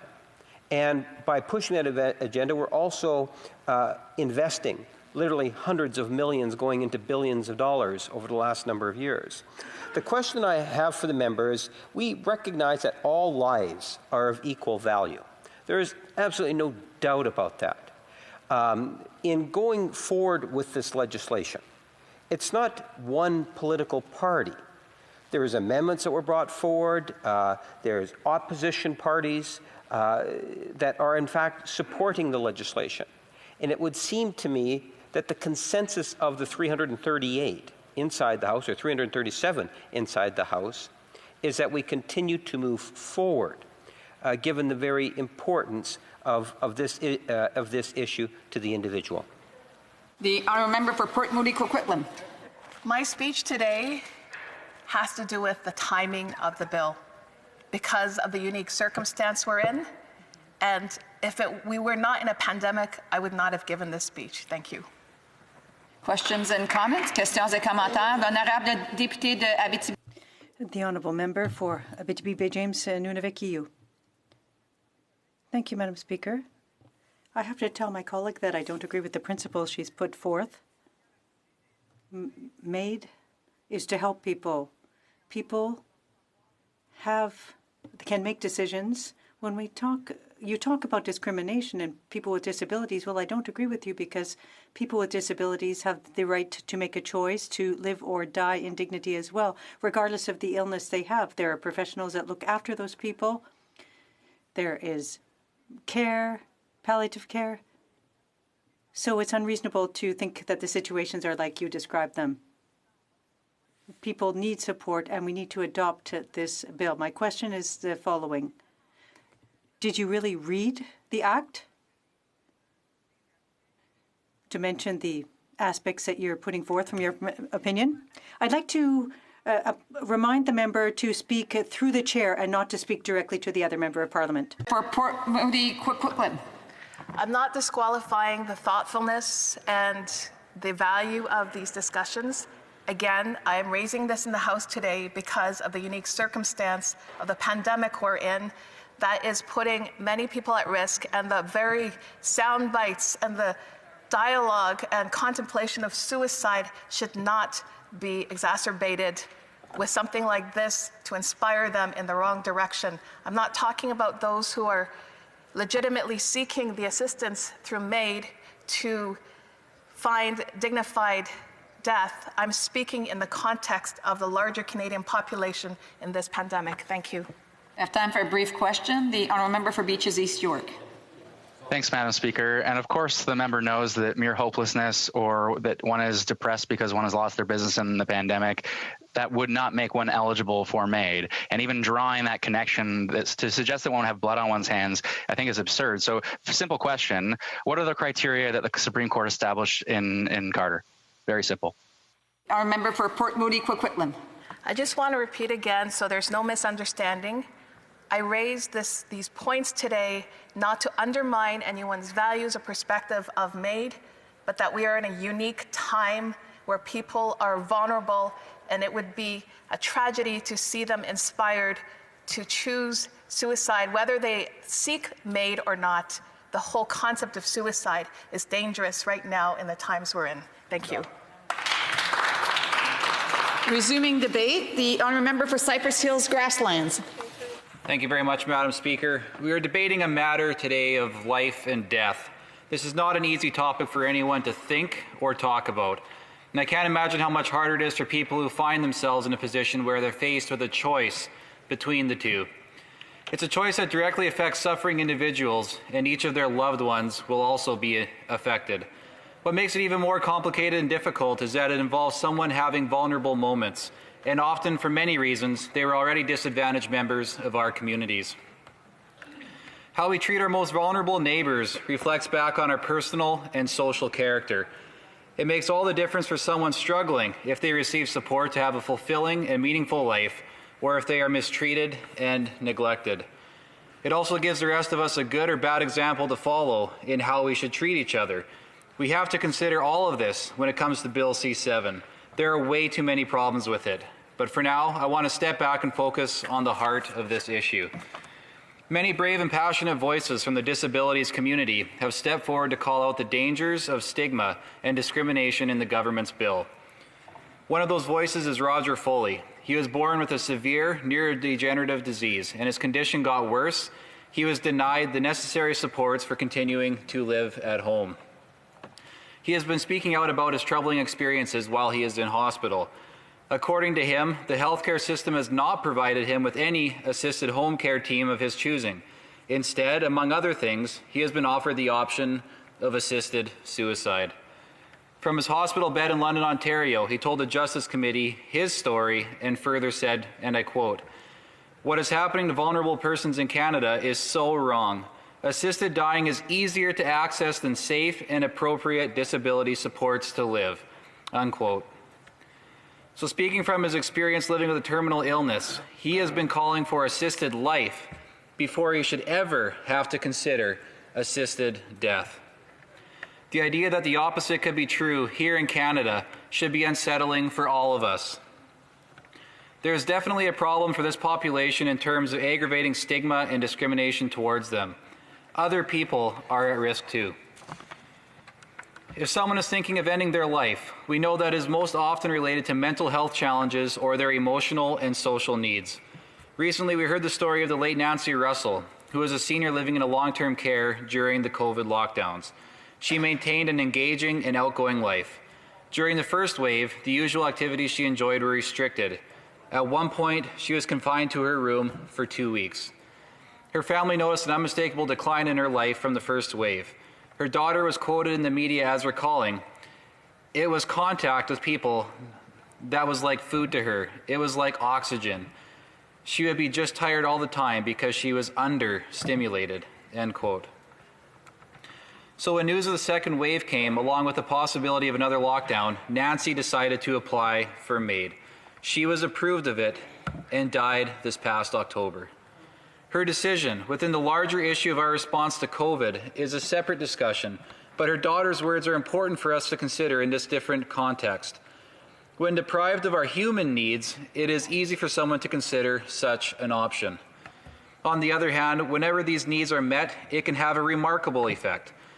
And I also want to talk about Harold, who passed away this summer. His daughter reached out to share with me the story of what happened near the end of his life when his wife Barb was visiting him. And I'll once again quote, COVID-19 restriction allowed window visits only.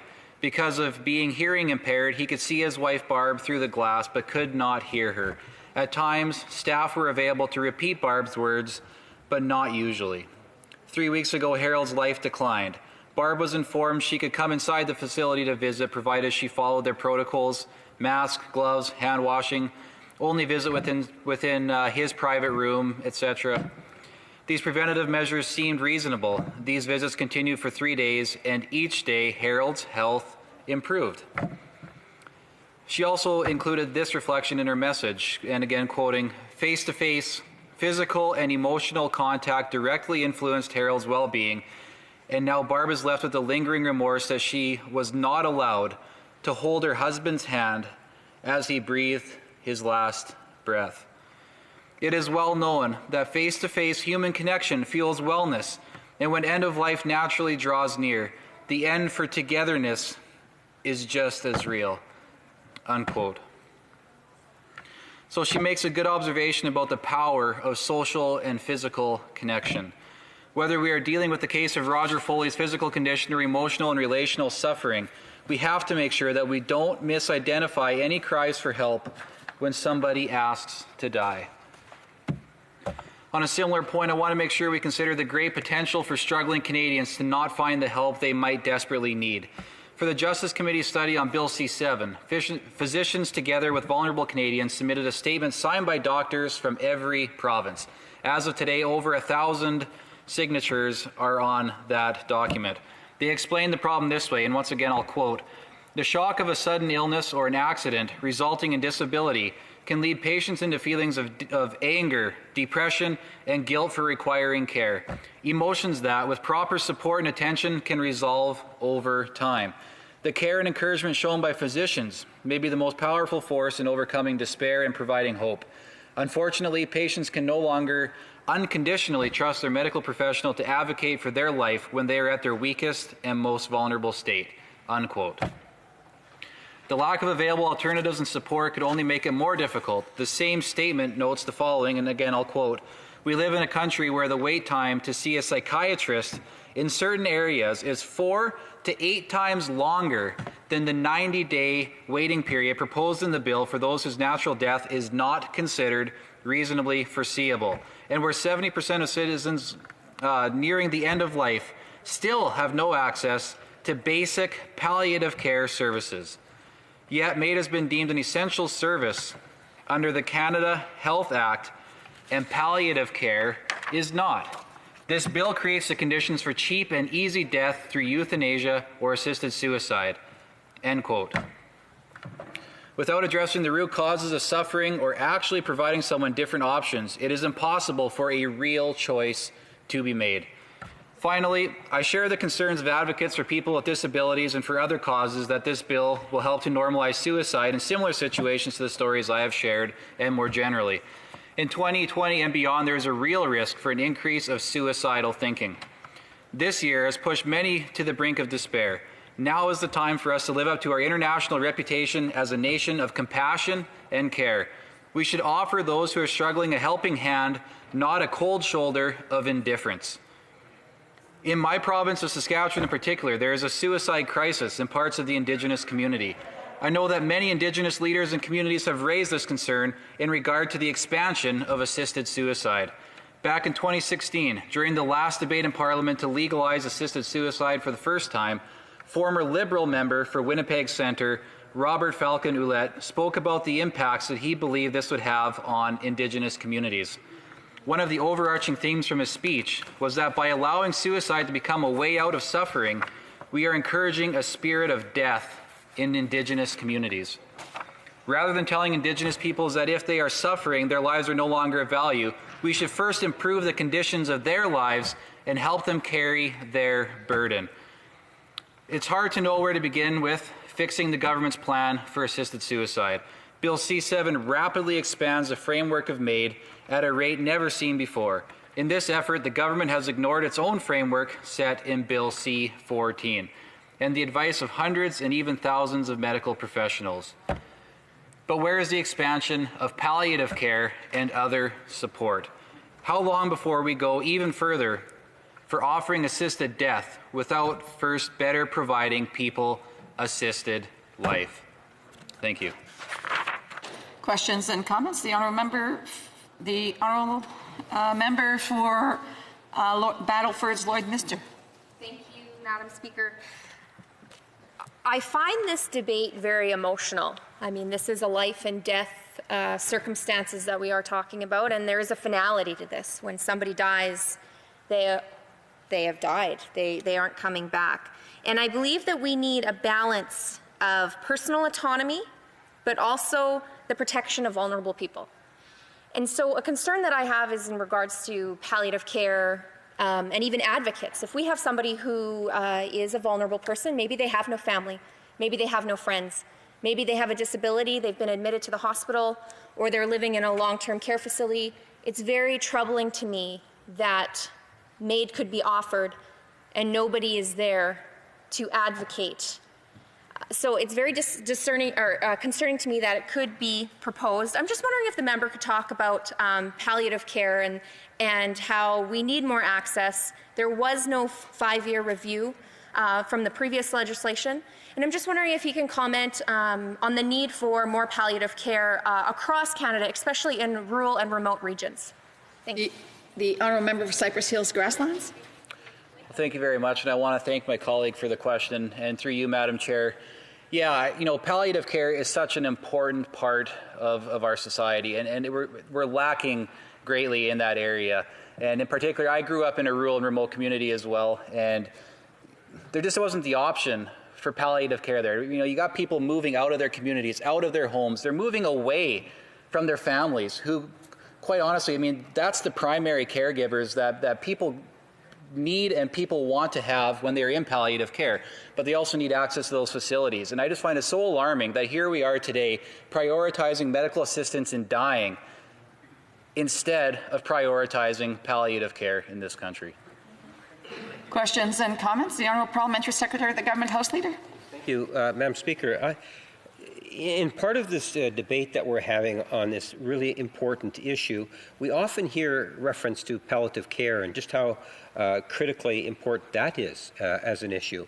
And, it's encouraging to a certain degree hearing Conservatives talk about why it is that we need to enhance and make sure that we have an extensive palliative care system.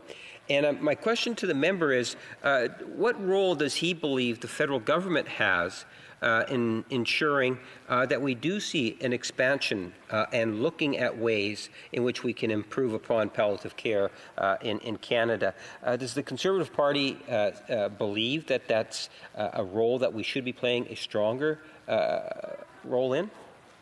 The honourable member for Cypress Hills Grasslands. Well, through you, Madam Chair, I just want to thank the honourable colleague across the way for his question. And I think the first thing that we need to do is listen to the advocates for palliative care. They have very compelling testimony about the need for enhanced and expanded palliative care. But we also need to make sure that we are working hand in hand with the provinces here. And I think the federal government has a role to play, particularly in ensuring that infrastructure for palliative care facilities can be built in our small towns, in our rural and remote communities, and also ensuring that people of all communities have access to palliative care and quality palliative care. A brief question, the honourable member for Beauport, Côte de Bourg. The honourable member. Thank you, Madam Speaker. I think that this is a noble exercise here because these are important issues that we're discussing, and so I'd like to thank everyone here today because everyone's bringing a well thought out perspective to the debate. Now, I always bring things back to the ground. And what worries me here in this debate is always the time. And I know that it's a question that we have to take the time to delve into, but we also need to proceed based on what we've already achieved. We have highly educated experts, and so in our society we have tools to enable things to be done in dignity. And I'd like to hear my colleague comment on this. Do you doubt our scientists and specialist doctors' ability when it comes to decision-making in MAID? And I'd like to remind the honourable member to speak through the chair again. Member for Cypress Hills Grassland. Thank you very much, Madam Chair, or Madam Speaker, and through you, I'd just like to answer by saying, I'm not one to doubt scientists and to doubt people who have committed their life to their field, right? But again, what we're missing here is just ensuring that the right to live, the right to life, is what we are prioritizing, and that is what's being missed as we're having this discussion here today. Resuming debate, the honourable member for Elgin, Middlesex, London. Thank you very much, Madam Speaker. I am really honored to be standing in this House as we're debating this very, very important bill and this legislation that's in response to the Truchon versus Attorney General of Canada on Bill C-7. I was talking to my husband last night as we were discussing this because I can recall the night of the vote where we had to vote for Bill C-14. And I recall that within my own riding, I had done town halls, postcards, all of these different things. And we were sitting at about a 50-50 split on what the constituents wanted to see MAID pass. That day I did go forward and I voted for this bill because I thought there were some very important provisions in there that we had to talk about and that we needed to put forward. But as we're moving forward on to Bill C-7, I have strong concerns. I decided to return to my speech that I made actually in 2016, and I wanted to share this excerpt. It's really interesting. We have been going back on people's speeches to see where they are, and I can tell you I'm pretty exactly where I was in 2016 as I am today, looking at the fact that there needs to be better safeguards. And I quote from my own speech of May 20th, 2016. My role as a parliamentarian is to do the fact-finding, speaking to the constituents I represent and making sure that I get the right message to make this decision and to do what is right for my constituency and all Canadians. From that, I decided to do a lot of town halls. I sent out letters, one-on-one meetings, and I also received many email campaigns. From this, I actually had received a letter from Dr. Carol Harder, and I wanted to share the letter that she had sent to me back in 2016. And this is one of these letters. It came from a physician that was living in my riding. She wrote to me, I am emailing in response to your letter I received requesting information on my concerns around Bill C-14. Thank you for requesting physician input. I certainly appreciate having the opportunity to weigh in as a stakeholder in these decisions. The topic is obviously very important to me, and I am trying to understand all of the implications of this for me and my patients. I appreciate the steps that have been put in place to provide checks and balances that will hopefully prevent abuse of the system by family or healthcare providers. I am concerned that many groups are calling for less restrictions than those that are currently in place, dictating who applies for this and who is ineligible. I would ask that you, as our representative, continue to advocate for stringent restrictions with multiple layers of accountability to prevent abuse of this legislation. It is based on this foundation that when I started looking at Bill C-7, as I've watched the hours and hours of committee business, as I have watched excellent amendments go in and be turned down, that I have taken my vote that I thought would be yes, and I have turned it into a no. That is because I have not been swayed by this government. I have not been swayed by anything but from those disability groups that have been standing there saying, we are very concerned about this bill.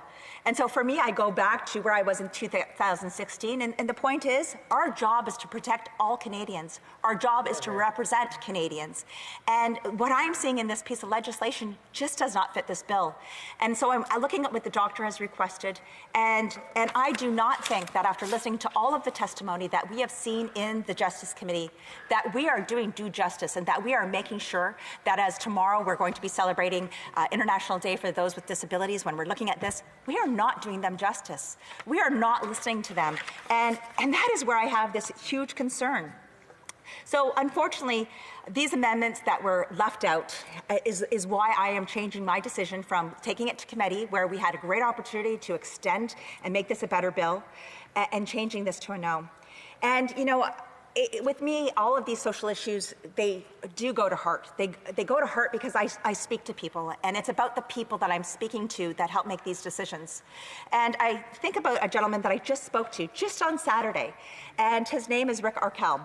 I recall actually speaking to Rick years and years ago when the entire situation started with him, and it was when I was a constituency assistant working for Joe Preston.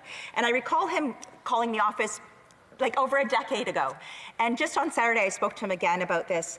And, you know, he wants to have MAID. And I know that when we voted on Bill C-16 or 14, and when I made that decision to support it back then, that it was the right decision. But when he and I talked about this, he too understood where I could not move forward on this. Now, for this gentleman that I'm referring to, he has multiple complications. There's a variety of complications, including diabetes and heart issues, all of these things combining that is making his life very, very difficult. And so I asked him if he could please send me some more information, because I wanted to share with him his story. Because this story is not about people who don't want it, but people who do want it as well, and making sure that these precautions are there. And instead of him being upset with me for saying I'm going to vote against it, he actually said, okay, well, how can I help? Because I know that you do want better legislation. It comes down to that. For him, and this is a very sad story, because as I spoke to him on Saturday, I wasn't sure what my next step to do was. I wasn't sure if I should be going over there and trying to counsel him, or if I should be a parliamentarian and just make sure that the legislation is right, and I'm still caught in that. But I want to read to you what he sent me, and for the number of years he has been trying to get euthanasia, he has been trying to get medical assistance in dying under Bill C-14. So this is his email. My euthanasia target is 60 days or less. I value and respect your point. However, I'm most assuredly not going to enjoy the summer or any time hereafter, and God willing, I'll be dead in 6 months or less, whether by MAID, naturally, or do it yourself. Unfortunately, I've taken 2,000 to 250,000 milligrams of acetaminophen prior to our meeting, as I did with Dr. K, thinking of the tears, groaning, crying in pain, stumbling, and face plants, which were necessary for effect. Not to mention, I was attempting to demonstrate that I can live independently. I do the same any day. I go out to the public, appointments, shopping, etc. As I mentioned, I'm not seeking immediate death, since I'm working to get my affairs in order as quickly as possible and to find homes for my cats. And in order to do that, I need to remain independent. In the interim, I'm seeking ways to cope, such as I showed you. I still definitely want to seek assurance and the peace of mind that MAID approval would provide. And it's really interesting because we're talking today about, well, you know, witnesses and all of those different things that are necessary to make sure that you can go through this process. And with that, we also, and it was talked about palliative care. And I am watching this man who is suffering, who does not have an option because the palliative care is not available. So we can sit there and say, well, you know, MAID is very different. Well, MAID is different if you can't get it and we don't have the palliative care. That is why people will say, well, let's go for the MAID because there's nothing better. And we just heard it from my friend from Coquitlam, where she talked about somebody who was willing to go through MAID rather than being a lockdown any longer. Those are huge concerns, and those are things that we need to listen to. These are people's stories. We need good legislation. We don't need to put them more at risk. And this is what I see from this bill. When the disabilities groups are coming, and we're hearing from the Senate on their pre-committee study that they've had 91 different people that have come there and testified against this legislation, that should be telling us something. It's not one or two people that are talking from specific groups. Those are Canadians. Those are Canadian families that are bringing forward their stories and their personal stories on what they go through each and every day. We are not making this right. By making MAID a better program so that you can get it easier, that's one thing. But we should make sure that we have a full program that allows you choice. And I'm fearful that this is not offering choice. It's offering you a choice to take MAID or to live uncomfortably. And so I'm looking at Rick and thinking, that is what's happening to him. I also am very fortunate because I represent the great organization L'Arche. And in L'Arche, L'Arche is located in the community of Lambeth in London, and they wrote to the senators, and I wanted to leave you with this. Dear Senators, Arch Disability Law Centre makes this submission as part of our pre-study of Bill C-7, an act to amend the Criminal Code. Arch is a legal clinic dedicated to defending and advancing the rights of persons with disabilities in Ontario. Arch is also advocates for the rights of persons with disabilities nationally and internationally. L'Arche has expertise in Canadian human rights and equality rights law as it relates to the persons with disabilities, national and provincial accessibility laws. I recognize that I don't have a lot of time here, so I'm just going to sum this up where they're extremely concerned with this, and they were putting forward concerns because they are looking at effective safeguards, and they too, from this community, are not seeing these effective safeguards. And I think that's the one thing that is so ever clear to me, that if people are coming and saying to us, this isn't going to work for us, and there's a whole lot of them, that we should start listening. And that is why I'm concerned with this government moving forward with this legislation without taking these amendments that have been put forward, that they are not doing what's best for Canadians. So I will continue to encourage this government to please think again, do what is best for all Canadians, and let's put the interests of all Canadians forward. Thank you very much. Questions and comments? Questions et commentaires? The honourable member for Edmonton, for Winnipeg, Transcona.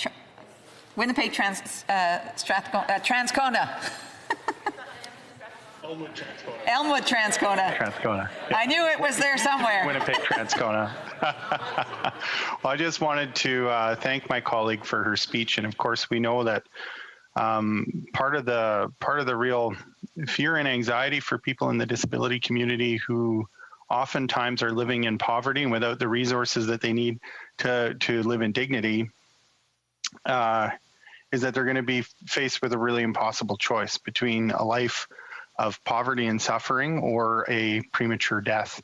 And while Parliament can't change the Truchon decision, one of the things that we can do is put in place appropriate income support for people living with disabilities so that they're not forced to live below the poverty line. So I'm wondering if the member would support the federal government moving to establish a disability income support program that would ensure that any person living with a disability in Canada isn't forced to live below the poverty line.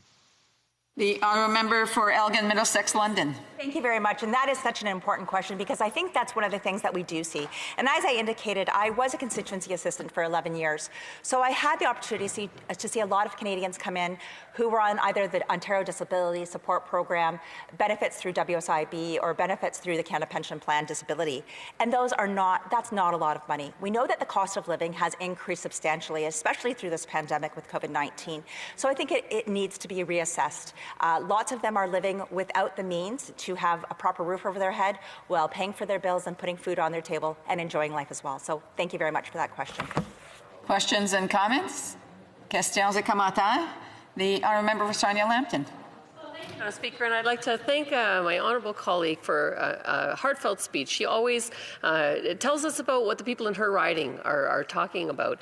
And so with respect to this legislation, I wondered if she would talk a bit about people in long-term care that have been so isolated in this pandemic, to pick up on the theme that my colleague from Port Coquitlam was mentioning about the dangers of people like that wanting to take advantage of suicide. The honourable member for Elgin Middlesex London. You know, that is such an excellent question. I think that's one of the concerns that we're seeing. We know that there are many challenges during this pandemic, specifically with mental health. And those people who are in isolation, I can look at within my own family, and my parents are not in long-term care, but, you know, my parents are 80 and 84, and I worry about the isolation for them. And within their own home, the fact that they're not leaving their home very often. I think my mom's left twice in the last 8 months. And I can only imagine what it's for those residents in those long-term care homes where people aren't being able to come in to see them. And they're not able to see their grandchildren. A lot of times that's the spark of their lives or their family. And so I think that we have to work urgently to make sure that we're dealing with rapid testing when it comes to COVID-19, and to make sure that all of the supports that we can have for people living with disabilities or in long-term care homes, that they're taken care of. We need to do better, and I'm just afraid that we're not doing it under this government. We have time for a brief question. Time for a brief question. L'honorable député de Mégantic-L'Érable. The honourable member for Mégantic-L'Érable. brief question. Thank you, Madam Speaker. I have great respect for my colleague. In Mégantic-l'Érable, I'm looking at the situation with palliative care, and I know that a lot of people in my riding are concerned about access to palliative care. I'd like to hear from my colleague whether it's the same thing for her. London has 1 minute to respond. Absolutely. Throughout the entire country, we're seeing issues within our long-term care homes, and we're seeing through this pandemic what's happening. But I think that when we're looking at the medical assistance in dying, when we're looking at all of these factors that are bundling up onto our seniors, it is making life look hopeless. And I guess I'm a person about hope. Sometimes I call myself a Pollyanna, but I always believe that there's got to be a light at the end of the tunnel. And I just don't think the government is providing enough light to make it sure that we know that that we can do better. So thank you very much. Reprise de débat. The honourable member for Yorkton Melville. Thank you, Madam Speaker. I'm thankful for the opportunity to speak again on C7, an act to amend the Criminal Code, medical assistance in dying at report stage. I'll touch on two key amendments that the Conservatives were seeking, namely to maintain a reflection period of 10 clear days between when the request for MAID is signed and then received, and then to extend the assessment period from 90 to 120 days for those whose death is not reasonably foreseeable. Originally, these are amendments that we put forward at committee. In fact, these are just two of several amendments that we worked really hard to achieve in good faith, but were all rejected by the Liberals. Therefore, I would first contend that the bill we have received back from the committee demonstrates a lack of concern for voices of opposition, and not merely that of our Conservative opposition, but rather that of the differently abled and medical experts whose concerns we compassionately championed. We must thoughtfully consider the alarm of Canadians who are passionately opposed to what C7 is now proposing. C7 would eliminate the requirement of waiting 10 clear days after being approved for the procedure, effectively allowing for a system of death on demand.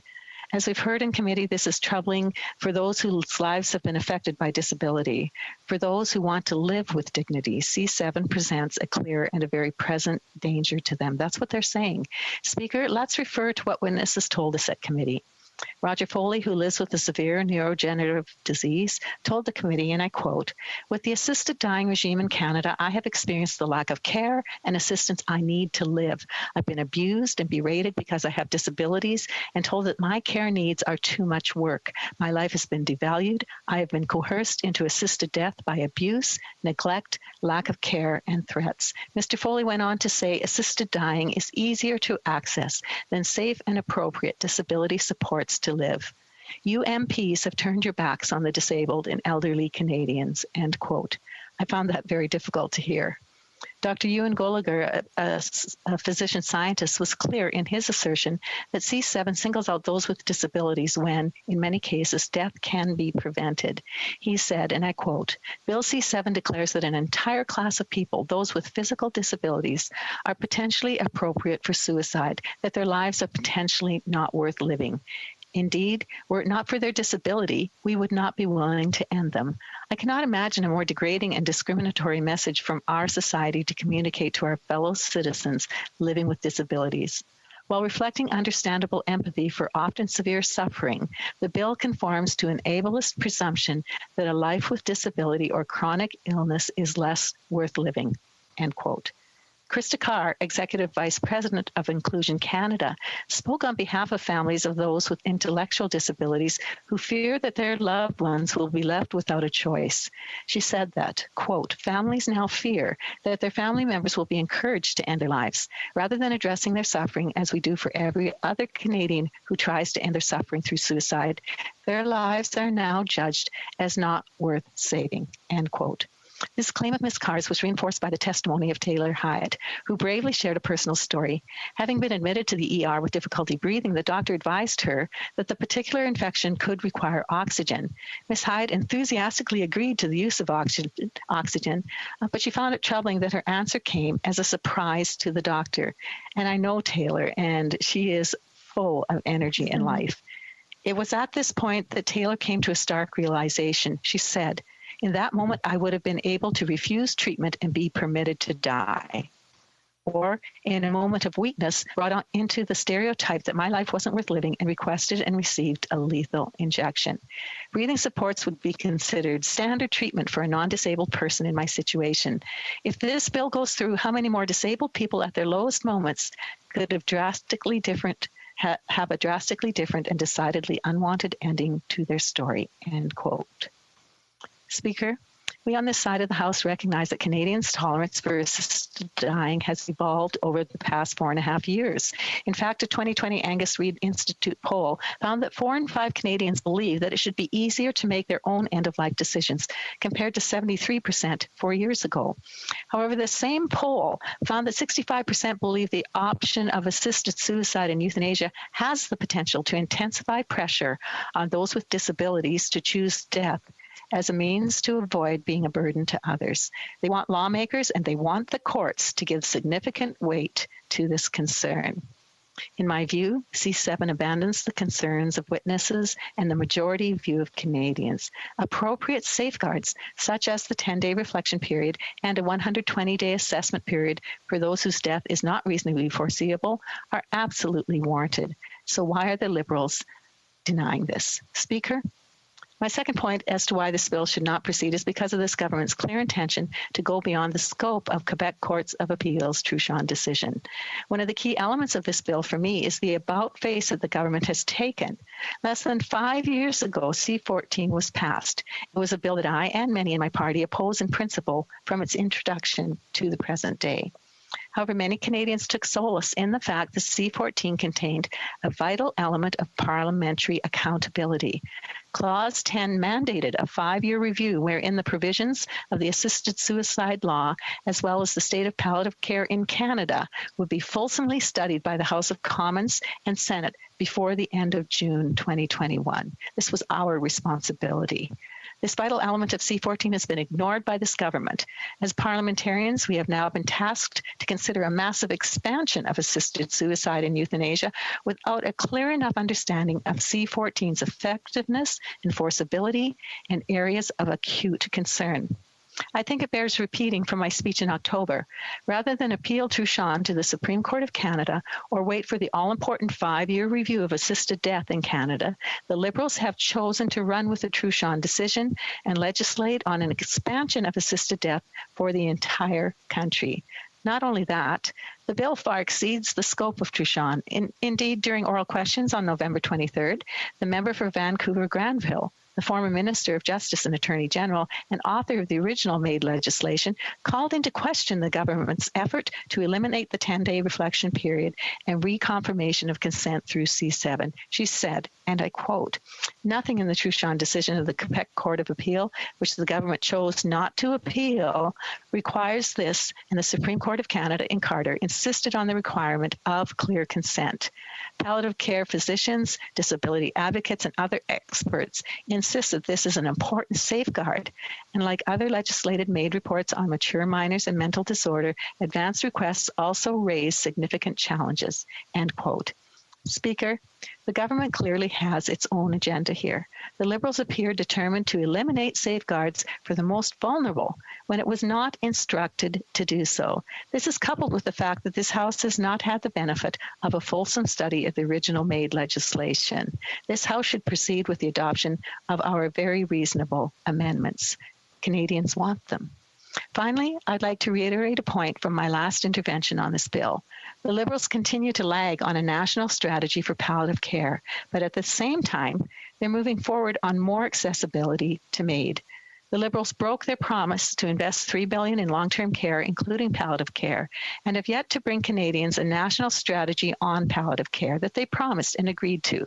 Just as 80% of Canadians believe it should be easier to make end-of-life decisions, 70% of Canadians continue to live without any access to palliative care.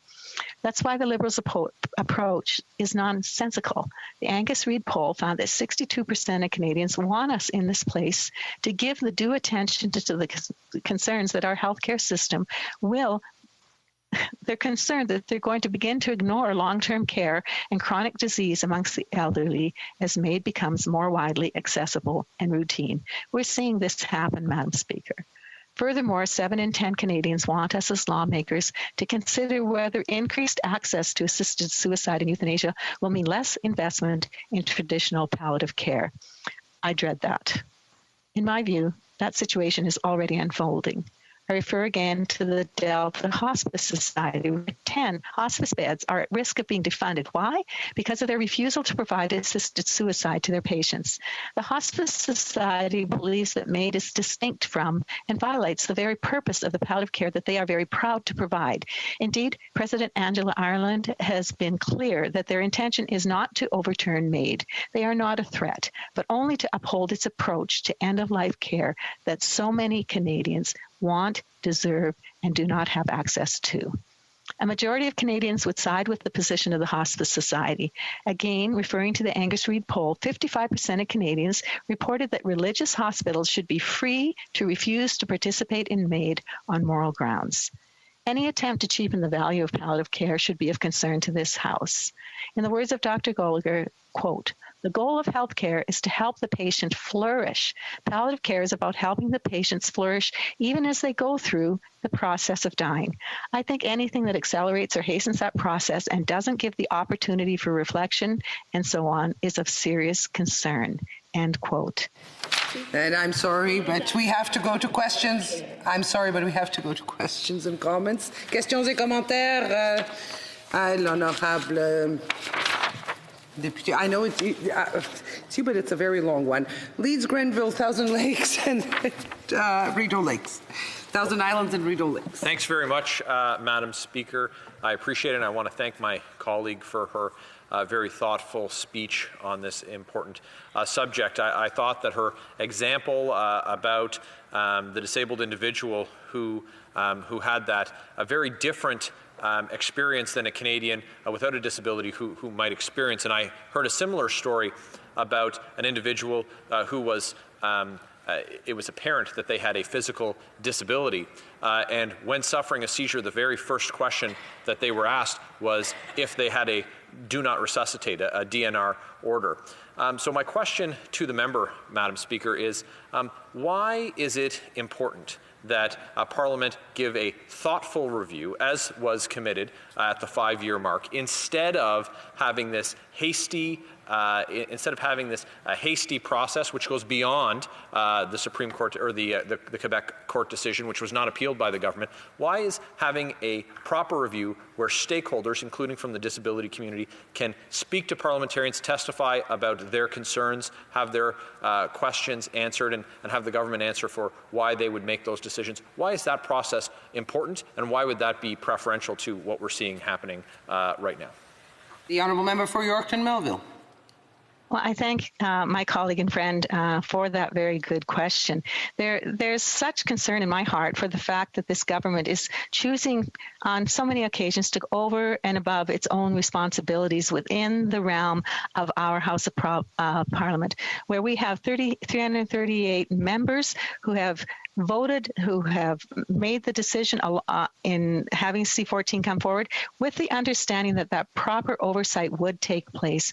This is a huge issue for Canada, and we have a responsibility as parliamentarians to do the due research to find out how well it has been functioning. Has it been abused? And clearly we are hearing those stories over and over again now, and yet this government has chosen to move ahead and rush this. And of course, those who wanted to speak to that review have had to try to make their voices heard and known in the midst of the presentation of C7. And we know that many of them were shut down at committee. We did not extend testimony time, and there were very many reports and dockets that were not able to be submitted because there wasn't time. Thank goodness that that time is also being taken in the Senate. I feel that this government has abused its responsibilities.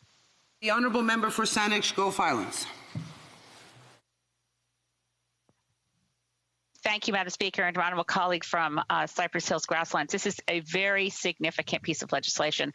I support it completely. We did attempt amendments through the member for Nanaimo Ladysmith for the Greens in the committee, but I think it's terribly important that we not conflate medical assistance in dying, and as a number of Conservatives have done in this debate, and my honourable friend in her speech did not do this, but did refer to assisted suicide. Some speeches have just called it suicide, and euthanasia. That is not the effect of this legislation. This legislation is for medical assistance in dying for a very limited group of people who would qualify, and specifically does not include mental illness specifically. So I asked my honourable colleague to consider again whether there is a cost to people across this country who believe the rhetoric of the Conservatives and now experience additional anxiety and a thought that Canada is losing its moral compass, because the rhetoric being used in this debate is unworthy of the very good people who are using this language. Honourable Member for Yorkton Melville. Well, I thank my colleague for the question. However, I totally disagree with her premise here, because the people who we are hearing from over and over again and coming to us for compassionate intervention are the very people who are feeling threatened by this particular legislation. Those who are disabled, and I know that many of them do face very hard challenges, but many of them as well are very capable in many other ways, as I can assure you Taylor Hyatt is. And so my concern here is that assisted suicide or assisted dying is something that is being encouraged in a way that I'm concerned as well for my veterans, who are told over and over again not to go that direction. And yet we are facing a situation here where we are not keeping in those safeguards that would ensure that these people who are asking to be protected, they have the right to be protected in the midst of this legislation. Resuming debate, the Honourable Member for Provencher, you only have 2 minutes before we go into private members' business, and you will be able to proceed after. 2 minutes for now. All right. Well, thank you, Madam Speaker. John B. Diefenbaker once said that freedom is the right to be wrong, but not the right to do wrong. As we review Bill C-7, proposed expansion of the medical assistance in dying regime, we must strive to uphold that value, the value of dignity and worth of all people. Canadians value our right to think freely, to consider our thoughts and opinions, to change our minds if we so choose. And as a free society, we want to make room for all people to feel valued as contributing members of society.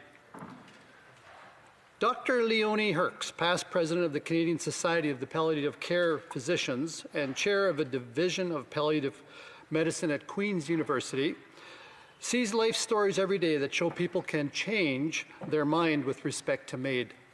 She refers to one beloved patient who arrived at her clinic asking for MAID, but quickly abandoned his quest after being assured of his worth and that he wouldn't be a burden. Recently, the member for Vancouver Granville asked the Justice Minister in the House why the 10-day reflection period and reconfirmation of consent were waived in this proposed legislation. She talked about the fact that the removal of these safeguards was not required by the Truchon decision, the ruling which the Liberals chose not to appeal, by the way. Instead, they introduced Bill C-7 to expand MAID, to abandon the critical safeguards that Parliament passed into law just a few years ago. I noted the member's comments with great interest, given that she was the member of Justice, or she was the, when she was a member at that time, she was the Justice Minister who brought forward the original bill to legalize MAID in Canada. In response to her questions and critiques, the current Justice Minister replied that the 10-day waiting period only increased suffering, and that he... And I'm sorry to the Honourable Member for Provencher, but I do have to interrupt. And the Honourable Member will have 8 minutes left of his time after we resume debate. It being 6:10, the House will now proceed to the consideration of private members' business as listed on today's order paper. Private members' business, consideration at second reading of Bill C-236, an act to amend the Controlled Drugs and Substances Act, evidence-based diversion measures, standing in the name of Mr. Erskine Smith. Second reading of Bill C-236. Mr. Erskine Smith, seconded by Mr. Oliphant, moves that Bill C-236, an act to amend the Controlled Drugs and Substances Act, evidence-based diversion measures, be now read a second time and referred to the Standing Committee on Justice and Human Rights. Debate. Beaches, East York. Thanks, Madam Speaker.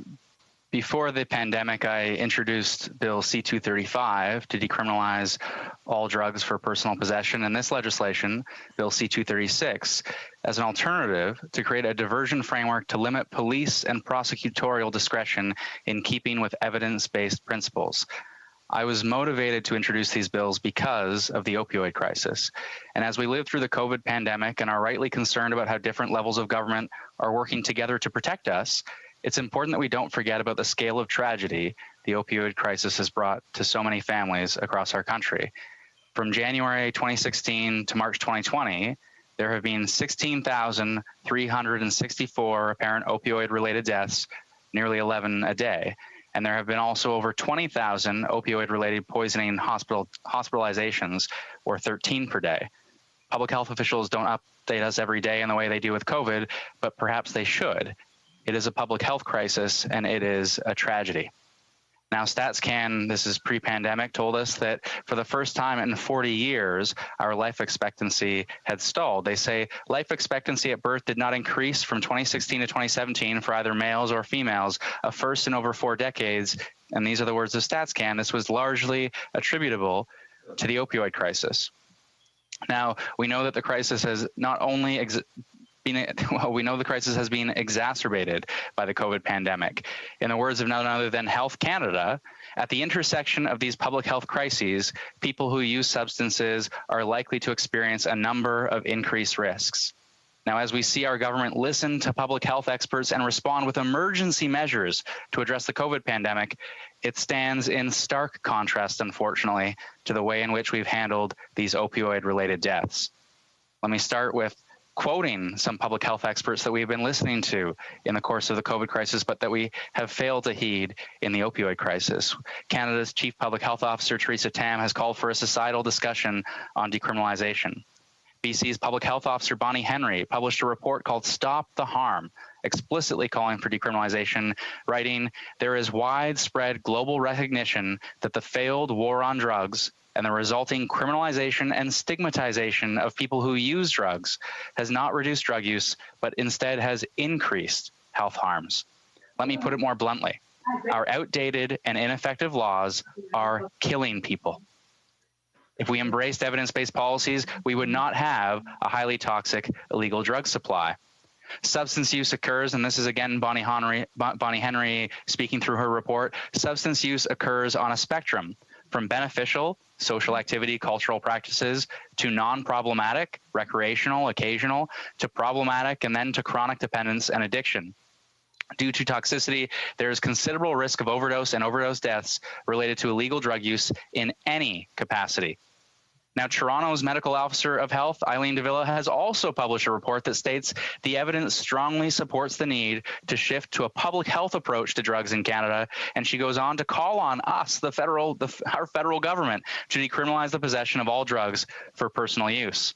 The UN and WHO published a joint statement in 2017 calling on countries to put in place guarantees against the discrimination in law, policies, and regulations in health, including by reviewing and repealing laws that have been proven to have negative health outcomes and counter established public health evidence. Again, not my words, their words. These include laws that criminalize drug use or possession of drugs for personal use. In its report, Care, Not Corrections, the Canadian Mental Health Association writes, criminalizing people who use drugs stigmatizes substance use, fosters a climate in which they feel unsafe in accessing life-saving interventions and treatment, and further marginalizes those living in poverty or at social disadvantage. The Canadian Centre on Substance Use and Addiction has written, a growing body of evidence suggests that decriminalization is an effective way to mitigate the harms of substance use and the policies and practices used to deal with it, especially those harms associated with criminal justice prosecution for simple possession. Now, stepping for a moment outside of the advice of public health experts and looking to those in the justice system, we have the Chief Justice of Ontario, Justice Strathy, as he opened the courts, say this: there is increasing recognition that we, as a society, need to reconsider how we define crime and whether some offenses labeled criminal should be regarded as health-related matters and addressed therapeutically. In recent months, as opioid deaths have soared, the Canadian Association of Chiefs of Police and many of Canada's chief medical health officers have suggested that after a century of drug prohibition, we should stop treating the use and simple possession of narcotics as a criminal offense and regard them as public health matters. We need to consider whether these and other social challenges are most effectively addressed outside the courts. Now, the Chief Justice referenced our police chiefs, and in July 2020, the Canadian Association of Chiefs of Police wrote in their own report calling for decriminalization and evidence-based drug policies that while law enforcement across Canada exercise their discretion when considering possession charges, such as the presence of harmful behavior or the availability of treatment services, the application of the law is inconsistent across communities. They go on to write, we must adopt new and innovative approaches if we are going to disrupt the current trend of drug overdoses impacting communities across Canada. Merely arresting individuals for simple possession of illicit drugs has proven to be ineffective. Not my words, these are the words of our police chiefs. Proven to be ineffective. Research from other countries who have boldly chosen to take a health rather than an enforcement-based approach to problematic drug use have demonstrated positive results. Let me pause for a moment, because when I spoke to Waterloo Police Chief Brian Larkin, and I said to him, well, we absolutely need national action, but if we don't get national action in the immediate term, what about a way forward if municipalities made the request, and whether it's Vancouver or Toronto, if the federal government offered them an exemption? And he said the police chiefs would support that approach too. And here we now have the city of Vancouver call on the federal government to decriminalize simple possession in their geography, and our government, our federal government, should honor that request and should grant that request. Now, the police chiefs also recognize the international evidence, and it's important to pause for a moment and recognize that international evidence. And let me point to Portugal, which decriminalized possession of drugs for personal use in 2000. And since that time, what have we seen? We've seen overdose-related deaths go down. We've seen drug use stay the same. We've seen problematic drug use not increase in any significant way whatsoever. And importantly, we've seen the number of people seeking treatment increase by 60%. Now, not only do we know this move will address stigma and the number of people seeking treatment will increase because we would address stigma, it would also address the racial injustice in our drug laws. Now, if one tracks the history of our drug laws, one knows that they are racist. The report of the Senate Special Committee on Illegal Drugs goes into some detail about the racist attitudes that underpinned government action to criminalize certain drugs, including a fear at the time of Chinese Canadians. As the Canadian HIV/AIDS Legal Network has recently written, for the period 2014 to 2019, police in Canada made more than 540,000 arrests for drug offenses. 69% of those were for simple drug possession. Troublingly, Black and other racialized communities in Canada are disproportionately charged, prosecuted, and incarcerated for drug offenses, depriving them of their rights to equality and non-discrimination in the criminal legal system, to freedom from arbitrary arrest and detention, to security of the person, and to the highest attainable standard of health. As the report of the Commission on Systemic Racism in the Ontario criminal justice system concluded more than 2 decades ago, persons described as Black are most overrepresented among prisoners charged with drug offenses. Let me say more simply, we fear different drugs today because we used to fear different people. And while we've shifted the law's purpose beyond explicit racism and xenophobia, its application continues to represent a racial injustice. Now, we have seen some government action. We've seen some federal government action. We've seen an expansion of safe consumption sites so that we've seen 40 safe consumption sites approved. Very recently, the Public Prosecution Service of Canada updated its guidelines to say very explicitly, resort to a criminal prosecution of the possession of a controlled substance should generally be reserved for the most serious manifestations of the offense, where it is for personal use under Section 4 of the CDSA. Our federal government has implemented pilot projects towards safer supply and funded pilot projects, including here in our East End at South Riverdale. Our federal government has spent hundreds of millions of dollars to address the opioid crisis through a public health approach, including $150 million in Budget 2018 to expand treatment options and millions more towards a national public education campaign to end the stigma that surrounds people who use drugs. These are worthy actions, unquestionably, but we should pause here because we have our federal government spending millions to end the stigma for people who use drugs, but at the same time, we refuse to remove the criminal sanction that perpetuates that stigma more than any other policy. It is cognitive dissonance in action, and it costs lives. Now, C-236, what does it do? First, I move C-235 and C-236 at the same time because C-235 simply removes the criminal offense for simple possession in keeping with those public health experts, in keeping with the international evidence, and says for simple possession for personal use, that should not be a criminal sanction, while removing fully drug possession for personal use from the CDSA is my preferred approach and certainly has the support of experts, as I say. In the end, with a private member's bill, with one opportunity to move a law forward, it's very important to me that this conversation moves to committee and that we see a change in our law. And to that end, C-236 is a more modest change in our law that seeks to address stigma, that seeks to end the unnecessary criminalization and incarceration of people who use drugs, and that ultimately seeks to obtain government support to accomplish those ends. Very simply, the bill creates an evidence-based diversion framework to ensure that before police officers or prosecutors move forward with laying or pursuing a charge, they must consider whether it is sufficient to give a warning, to refer an individual in need to a public health agency or provider, or pursue alternative measures to incarceration. It was developed in keeping with the model of diversion found in our Youth Criminal Justice Act. Similar to the new guidelines to prosecutors, it seeks to ensure that police and prosecutorial discretion is exercised with the evidence in mind. If this bill passes, that discretion must be exercised in keeping with a set of guiding principles which I think are important and which I'll simply read.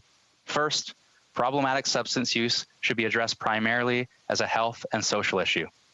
Second, interventions should be founded on evidence-based best practices and should aim to protect the health, dignity, and human rights of individuals who use drugs and to reduce harm to those individuals, their families, and their communities. Third, criminal sanctions imposed in respect of the possession of drugs for personal use can increase the stigma associated with drug use and are not consistent with established public health evidence. Fourth, interventions should address the root causes of problematic substance use, including by encouraging measures such as education, treatment, aftercare, rehabilitation, and social reintegration. And lastly, judicial resources are more appropriately used in relation to offenses that pose a risk to public safety. Let me close, Madam Speaker, with this. The criminalization of drug possession for personal use only harms the very people we want to help. It is not only ineffective, it costs lives. We need a new approach. We need to follow the evidence to save lives. Thanks, Madam Speaker. Questions and comments. Questions et commentaires. The honourable member for Sarnia-Lambton. Thank you, Madam Speaker, and thank you to the member opposite for his speech. He mentioned the Portugal model in his speech, but what he didn't say is Portugal had 170 recovery centres for 11 million people. They had universal mental health care for everyone in the country to get at the root traumas of addiction. They had public education about the harms of drugs, and they had a tribunal when people are caught with possession that could sanction or recommend people to go somewhere. Now, the opioid crisis has been going on for, well, since this member got elected. Why has the Liberal government done nothing to create recovery beds in Canada so people can get off drugs? The honourable member for Beaches East York. Madam Speaker, I mentioned $150 million to expand treatment options. Of course, some conservative provincial governments have failed to take us up on that money to save lives and, in fact, have fought against evidence-based policies that save lives. As the member references Portugal and ignores much of the evidence out of Portugal, she also fails to mention all of the experts in Canada in a Canadian health context that have called for this action. And lastly, let me just say specific to C-236 that, again, this would not decriminalize. I encourage the member to read C-236, but this would basically say to police and prosecutors, do not pursue possession charges unless they're in keeping with these guiding principles and in keeping with the evidence. Questions and comments? The Honourable Member for Berthier-Masquin-Angers. Thank you, Madam Speaker, and I'd like to thank my colleague for his bill. I think this bill is reasonable, very reasonable, and it opens the door to other professional options. So I think that it is a good bill, and I congratulate him for it. My question, some people are going to say that this will stop the fight against people selling drugs. I'd like to hear what he thinks about that. And one of the positive aspects of this would be to free up the backlog in the justice system. I'd like him to comment on that if he could as well. Thank you. The honourable member. Having spoken to police chiefs in this country who have called for the decriminalization of drugs and for a new approach, a diversion approach, they have said we can then use our resources to go after drug traffickers, not people who use drugs, the very people we want to help, but the people who are causing harm in our communities. Let me say one final thing, which is simply this. We should regulate all drugs according to their respective harms if we truly believe in that evidence, because the toxicity of our drug supply is what is killing people, and simply going after the traffickers isn't going to stop that either. And comments. The honourable member for Esquimalt, Saanich Sooke. Thank you very much, Madam Speaker. I guess I'm a bit perplexed with the speech that the member for Beaches East York just gave, because it's a really fine speech for his other bill. So he introduced a bill, C-235, that talks about decriminalization, and I just wonder whether he mixed up his speaking notes, because everything he said tonight supports that other bill and not the bill he's decided to proceed with tonight. So I wonder if he could explain to me why I'm feeling so perplexed about that. Member for Beaches East York. Very simply, Madam Speaker, I want a bill to go to committee so we can have the experts that I have referenced in the course of a speech that very few people will listen to and very few people will read, that they can testify at committee about the importance of an evidence-based and health approach to our drug policies. And this is the way of doing just that. The honourable member for St. John Rochester. Thank you, Madam Speaker. Firstly, I'd like to thank my friend and honourable Liberal colleague from Beaches East York for introducing this much-needed legislation. The war on drugs has failed my constituents. My riding of St. John Rothesay has a higher per capita opioid overdose rate than Vancouver. This legislation is critical to ensuring that we end the war on drugs, treat the opioid epidemic as a public health crisis, and stop criminalizing those suffering from addiction. That's why I was proud to name this as a seconder. Can the member please elaborate on how he feels this legislation will help ensure addiction is treated first and foremost as a public health rather than criminal matter? Thank you, Madam Speaker. Member for Beaches East York, 30 seconds. Very simply, the guiding principles emphasize evidence, they emphasize a public health approach where the circumstances warrant, and they say to prosecutors and police officers, you cannot proceed with laying a charge or pursuing a charge unless it is consistent with these principles. Resuming debate, the honourable member for Foothills.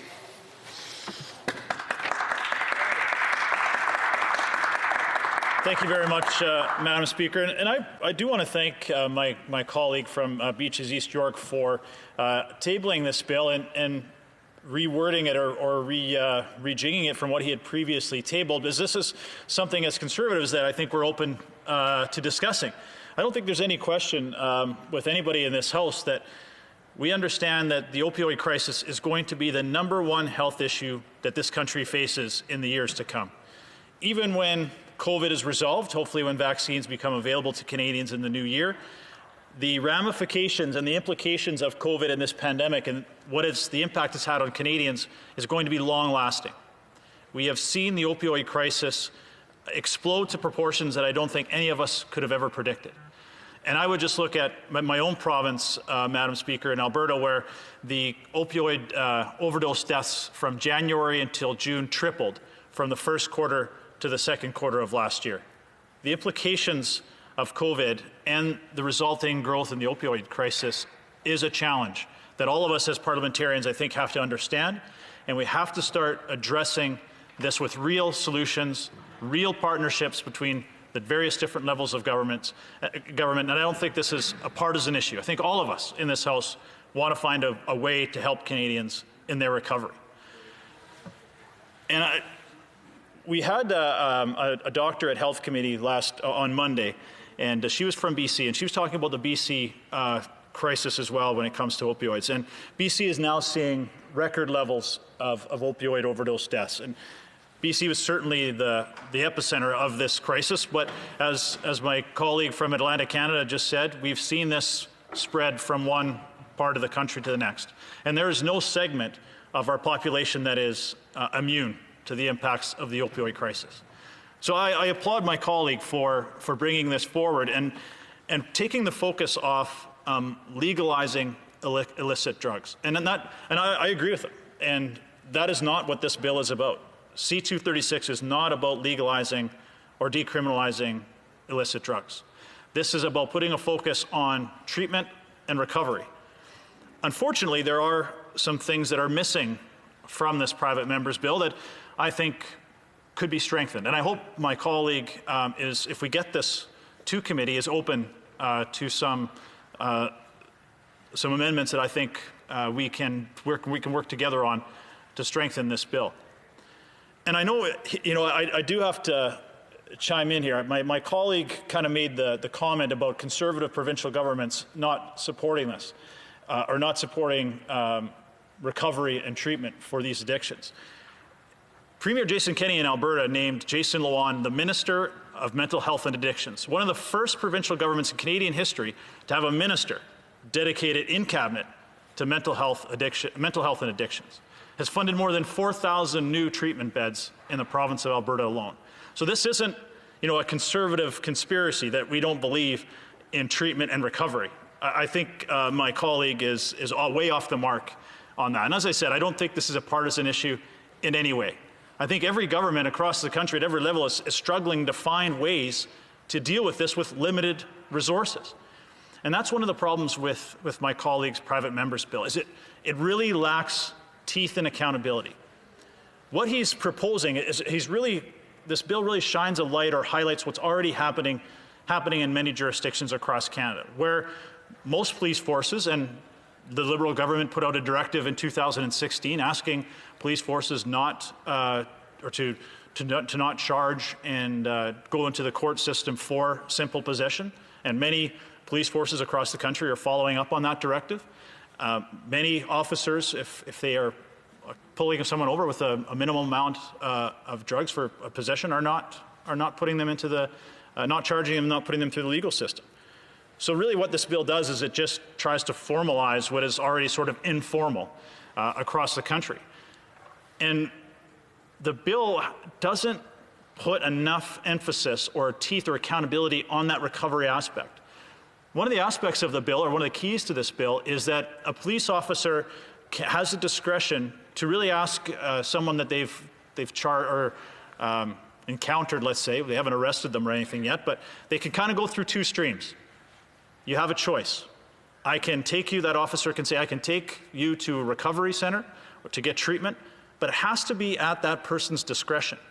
If they refuse, then that is sort of the end of the discussion. They can still potentially be charged, but there's no accountability or no mandatory option to go to recovery.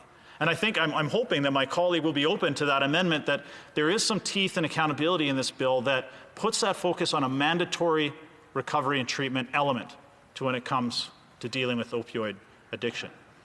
Because I agree with them. This is a mental health issue. And as I said at the beginning of my speech, Madam Speaker, that I think this is the biggest mental health issue this country has or ever will face. And we have to find a solution or put some resources into it. And I know my colleague also mentioned about the position of the Canadian Association of Police Chiefs. He's right. They do support decriminalization of illicit drugs, with a caveat that he failed to mention. The caveat is to ensure that there are resources in provinces for recovery. And in their report, they say that does not exist at this time. So they really don't support decriminalization of illicit drugs, which, again, this bill does nothing to do. But I think it highlights the focus needs to be on that recovery aspect, which is missing from this bill. So I know my colleague has tried to step back from going all the way to decriminalization and tried to bring this to something that all of us in this House can work as a starting point, but he still lacks some of those elements that we would like to see. because as I said, in reality, a lot of these things are already being done by police officers. The other element that we would like, that I hope my colleague would be open to, is not only that mandatory recovery, but when an officer is having that interaction with a person, they can take notes of how many times that they've had this discussion and offered a recovery option to that person, but that's not admissible should they ever go to court. So for example, if I've pulled Joe Smith over and I've had this discussion with Joe Smith on multiple occasions, and multiple occasions I've offered Joe Smith, you have two options. I can take you to the criminal justice system, or you can go to recovery. And again, the onus is on Joe Smith. If he says no, then that option is no longer viable. But I could have had that discussion with Joe Smith 17,000 times, and there's no chance for that. But if that element was admissible, should he ever have to go through the justice system, say, you know what, we've had this discussion with Joe Smith on many, many occasions, and we've offered him the opportunity to go to recovery, and he has refused over and over and over again. Therefore, the only option is a criminal justice pathway. I think that needs to be an element in there. The other aspect to this, Madam Speaker, is these drugs are dangerous. There's no question. They're killing Canadians in every walk of life. And I know many of us in this House have had personal relations or experiences with this. I know in my riding, I had one First Nation community had 18 fentanyl overdose deaths in 1 month. I've had too many friends and acquaintances who have lost loved ones, including myself, a friend I played senior hockey with for many years. I don't want to have those conversations anymore.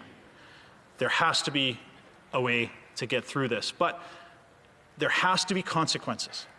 I understand when you are caught with an amount of drugs that's just for your possession, we can take a look at the mental health and addiction recovery. But there has to be harsh consequences for those who are peddling these drugs, the dealers who are killing those Canadians. And we also have to ensure that there are hard consequences and the resources to CBSA to ensure that we aren't having these drugs, specifically fentanyl, imported into our country.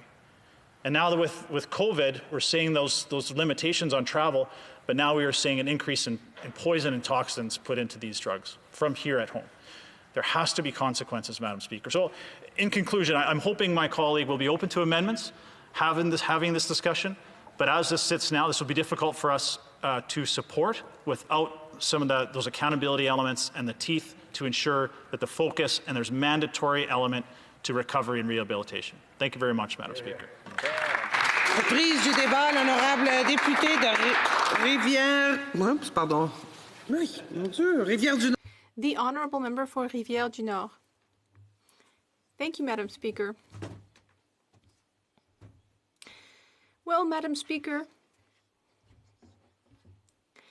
this is a bill that resembles what's already being done in Quebec. We believe that diversion measures are a good idea. We believe that living as part of a society involves certain rules and a framework. A framework that we need to respect.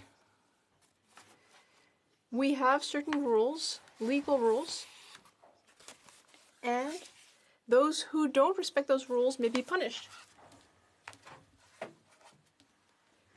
We agree with that. Someone, for example, who's a drug trafficker needs to be brought into the justice system, and if found guilty, be sanctioned, sent to prison. But that's not a silver bullet. Ultimately, our goal is not to put a maximum of people behind bars. What we want, ultimately, is to live in a society that respects individual rights, a society it's pleasant to live in, and we want people living in the society to adopt the rules that we've set for ourselves. Some crimes should be severely punished, but other offenses should ultimately lead to a different process. In Quebec, we believe in rehabilitation, in education. This bill refers to a specific situation where people are arrested by police and are found to be in possession of drugs, but not in order to deal drugs, simply for personal consumption. Now, that's not desirable. Drugs have a terrible effect on the health of those taking them, and also a terrible effect on their families, friends, and communities. The communities that drug users live in also feel the effects. It is important to try to modify these behaviors. Instead of sending these people to jail, we believe it's a good idea to use diversion measures, social rehabilitation measures, as we already do in Quebec with young offenders.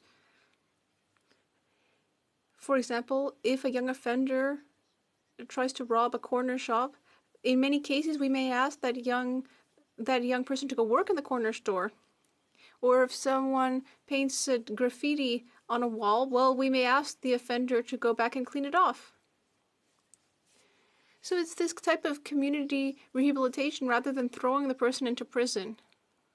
Instead, it's better to urge the person, encourage them to never commit such an offense again. If someone is in prison for 2 or 3 years for a drug-related offense, for example, that person may never take drugs again, but more frequently, when the person leaves prison, well, that person may easily see themselves as a victim. They may feel ostracized, judged by society, and so when the person leaves prison, they may easily reoffend, relapse, and ultimately go back to the same background as before and continue taking drugs. Now, if instead of sending the person to prison for a few years, if instead other non-criminal measures were taken to help the person understand the negative effects of their consumption, the negative effects on his or her health, but also the family, their spouse, their children, and their entire milieu,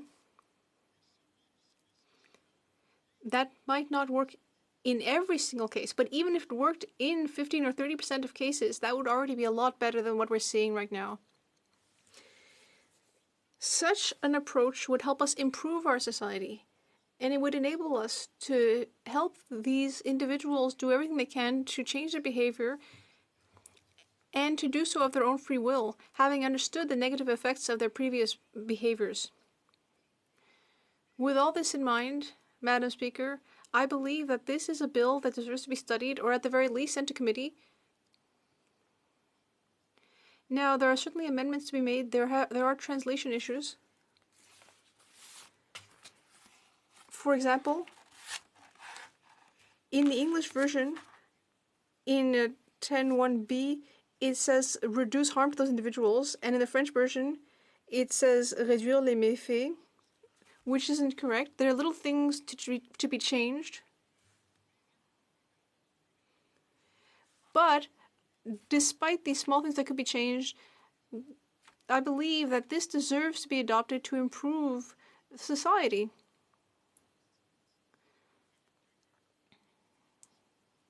Earlier I talked about stigmatization.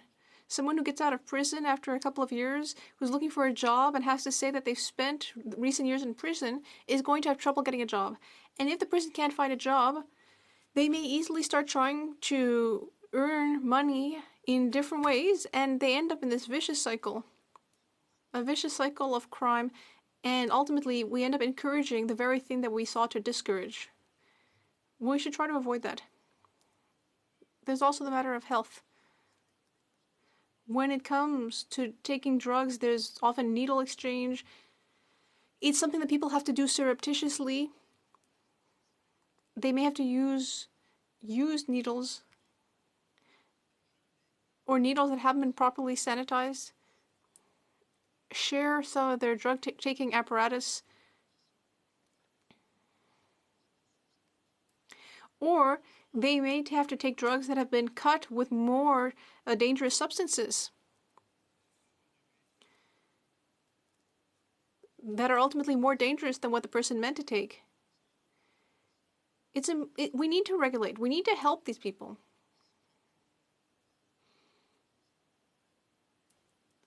If I had children or siblings with a drug addiction or drug use problem, I would want to help them understand the negative effects of the behavior, and to help them understand that they would be happier if they changed their behaviors. I would want that for my own family, and therefore I want that for everyone in society, Madam Speaker. And so I would encourage my colleagues to vote in favor of this bill, C-236. Resuming debate, the Honourable Member for Esquimalt, Saniksuk. Thank you very much, Madam Speaker. This is a timely debate, as I think all members of Parliament recognize. We're not only in a pandemic, but we're also in an ongoing overdose crisis that's been made even worse by the pandemic. In Canada, we've had over 16,000 overdose deaths since 2016. And in my own community on southern Vancouver Island, there have been more than 449 deaths since 2016. This represents an enormous toll on families in my riding. Families who have lost loved ones, be they fathers, mothers, siblings, or children. But here's the kicker. During this pandemic on the South Island, the number of deaths from overdoses has nearly doubled this year over last. And I know that this same pattern has been occurring across the country. So without a doubt, there's a pressing need to address this overdose crisis. And I do acknowledge the member for Beaches East York for trying to suggest ways for the House to grapple with this problem. The bill we have in front of us today is in fact one of two bills put on the order paper by the member for Beaches East York. And as I remarked, I have some trouble understanding why he's chosen this bill rather than the other bill. The other bill I'm talking about is C-235, which would have addressed this overdose crisis directly by decriminalizing the possession of small amounts of prohibited drugs for personal use, thus shifting our response from punishment to harm reduction for addiction, something which is clearly a health problem or a medical condition. In fact, as I mentioned earlier, the member for Beaches East York just gave a very eloquent speech in support of his other bill, Bill C-235. He laid out all the reasons in his speech for decriminalization. But unfortunately, he's decided to proceed with the other bill, a bill which completely misses the mark as a response to this crisis. I will come back to the details of C-236 in a moment, but first I want to stress how happy New Democrats would be to support his first bill instead. Personally, I've been a supporter of the decriminalization of drugs for decades, during the whole time that I taught criminal justice at the post-secondary level. I first publicly called for decriminalization as a city councillor in Esquimalt. And when I did this, we were first beginning to recognize the extent of the overdose crisis. And at that time, some questioned why a city councillor would be dealing with this question. And my answer was simple. When members of our communities are dying unnecessary deaths, deaths which scar our communities, why would we not take the path to reducing these losses when the path is so clear? Former NDP MP Libby Davies was an early and strong supporter of decriminalization in this House, and she made her position very clear in 2013 when the Harper government was seeking to shut down Insight, at that time the only safe injection site in Canada. At the NDP convention in 2018, delegates passed a resolution calling for an end to criminalization of personal possession of drugs. And I'm proud that my party was the first Canadian party to include decriminalization in our election platform. We desperately need a bill to do this, but C-236 is not that bill. Instead, we have a bill which only proposes alternatives to charging people for possession, something which is, in fact, already the practice in most jurisdictions. So to me, it seems to be a waste of the House's time and efforts to focus on something like C-236 and diversion from charges, when the simple solution is to end charging altogether by ending criminalization of personal possession of drugs. This bill does nothing to help persons struggling with addiction get the help they need without fear of arrest. It's still there. Nor does it touch on the real criminals, those who in fact traffic and profit from addiction of others in our communities. And the absence of federal leadership on this issue has led to repeated pleas for help from mayors and premiers. This past July, Premier Horgan of British Columbia wrote to the Prime Minister asking that the government decriminalize personal possession of drugs. Just a few days ago, I spoke with Vancouver Mayor and former MP Kennedy Stewart, whose frustration with the lack of federal action on the opioid crisis caused him to strike out on an innovative plan. He has requested by letter a federal exemption from the Controlled Drugs and Substances Act to decriminalize illicit drugs within the City of Vancouver's boundaries so that the city can properly address the public health concerns caused by the opioid crisis. His resolution cites a number of factors in favor of decriminalization, many of the same ones mentioned in his speech by the member for Beaches East York. Of course, he begins by citing the very high number of deaths in Vancouver from overdoses. He also cites how COVID makes the overdose crisis worse by further isolating drug users within the community, by limiting access to harm reduction services, and what we have seen most recently, by the increasing toxicity of the drug supply on the streets. Mayor Stewart cited the support of the Canadian Association of Chiefs of Police. He cited the support of the BC Provincial Health Officer, Dr. Bonnie Henry. He cited the support of organizations like the Pivot Legal Society in Vancouver and the Canadian HIV/AIDS Legal Network. He also made a final point, which I think is worthy of us noting in the House, that decriminalization is a way to address the overdose crisis, but it's also an important part of any program to address the systemic racism in our justice system. So why is Bill C-236 so weak? What it's described as is an evidence-based diversion framework. We already have that in practice, as I said, in most jurisdictions. It will do nothing for a person who eventually refuses any of those alternatives because they will still end up charged and will still end up with a criminal record for drug possession. There are also some technical problems with this bill. I'm still a recovering criminal justice instructor. I doubt that this bill can actually be applied in British Columbia, Quebec, and New Brunswick because the bill is modeled on the Ontario system where the police lay charges. And of course, in those three provinces, the police do not lay charges. So I wonder whether this bill actually has taken into account the reality of British Columbia, Quebec, and New Brunswick. I don't think that it has. The bill seeks to reduce the criminalization of drug users through diversion from charges, something which is, again, already taking place in most jurisdictions. And the simple solution is right before our eyes. Here's what New Democrats have been calling for to meet the challenges of this other epidemic. These are measures based on sound, evidence-based health policy, and we have 5 things that we say Canadians need. Canadians need right now a national declaration of a public health emergency on the opioid crisis. Canadians need federal funding and stable funding for overdose prevention sites. Canadians need improved access to treatment on demand for people struggling with addiction. Canadians need an end to the poison street supply and an access to safe supply of drugs as a medically regulated alternative to those toxic street drugs offered most of the time by organized crime. Canadians need to see an investigation into the role of drug companies and the role they may have played in fueling the opioid crisis, and to see a demand put forward for meaningful financial compensation from those companies who profited off the opioid crisis. C-236 says it uses evidence-based measures to come to the conclusion we need diversion. I would say that's not where it leads us at all. These demands and these measures, all of which strongly supported by public health advocates, the police, and all of those who are really interested in public health, say we need decriminalization.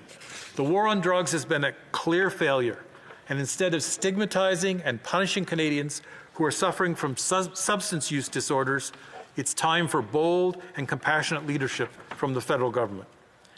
While the overdose crisis strikes at all Canadian families, a response that meets the needs of our most marginalized communities is urgently required. The fact that we are dealing with a private member's bill on this topic, the fact that we have no government bill or government response to the opioid crisis tells us a lot. We need a bill, and the member for Beaches East York gave an eloquent speech tonight. It's just, as I said, in support of the wrong bill. It's his other bill we need to be dealing with. This bill, C-236, is not the bill that Canadians need. So Democrats will not be supporting a bill that does little or nothing to address the opioid crisis. We need bold action now, but unfortunately, there is no bold action in Bill C-236. C-236, as I said, will actually take up time in this House we could have used more productively to actually decriminalize personal possession of drugs in this country. Thank you, Madam Speaker. Resuming debate, the Honourable Parliamentary Secretary to the Minister of Foreign Affairs. Thank you, Madam Speaker, and it's a great privilege and an honour tonight to have both seconded the bill, C-236, and to speak on it. I want to thank the member for Beaches East York for his tremendous work on this bill and for prompting the House to take steps to save lives. It's not often that we as members of Parliament get to do things that will save lives, and I think that this is what this bill, once it becomes law, will do. I would not agree with the previous speaker in that I think that when you want to make a difference in Canada, sometimes you do it incrementally, you do it one step at a time, and I think this bill is important for us to look at ways in which we can address the situation, not finish addressing it, but continue addressing it. In short, Madam Speaker, it's time to develop a health-focused approach to substance abuse to end stigma against drug users. It's time to move the problem of addictions and substance abuse out of the criminal justice system and into the healthcare system. It's time to give Canadians who find themselves in trouble due to their addictions and, yes, sometimes due to their bad choices, an off-ramp so that they can get the help they need rather than sinking deeper into despair or death. As a United Church minister working with families for a quarter of a century, I came to the conclusion that our approach to illegal drugs in Canada is not working. It causes more harm than good, and it needs to be changed. This bill is a modest attempt at doing that, a first step to see if diverting people from the criminal justice system to the health system will make a positive difference. My instinct is that it will, and that's why I'm pleased to support it. And I would encourage all people to support it and not let perfection get in the way of doing good. It's a simple state of fact that the use of illegal drugs in Canada persists, despite laws, despite police activity, criminal prosecutions, and incarcerations. Making criminals out of people who use these substances is not working, and it's time to rethink our approach. This bill, amending the Controlled Drugs and Substances Act, engaging evidence-based diversion measures, is a smart, modest first step in the right direction.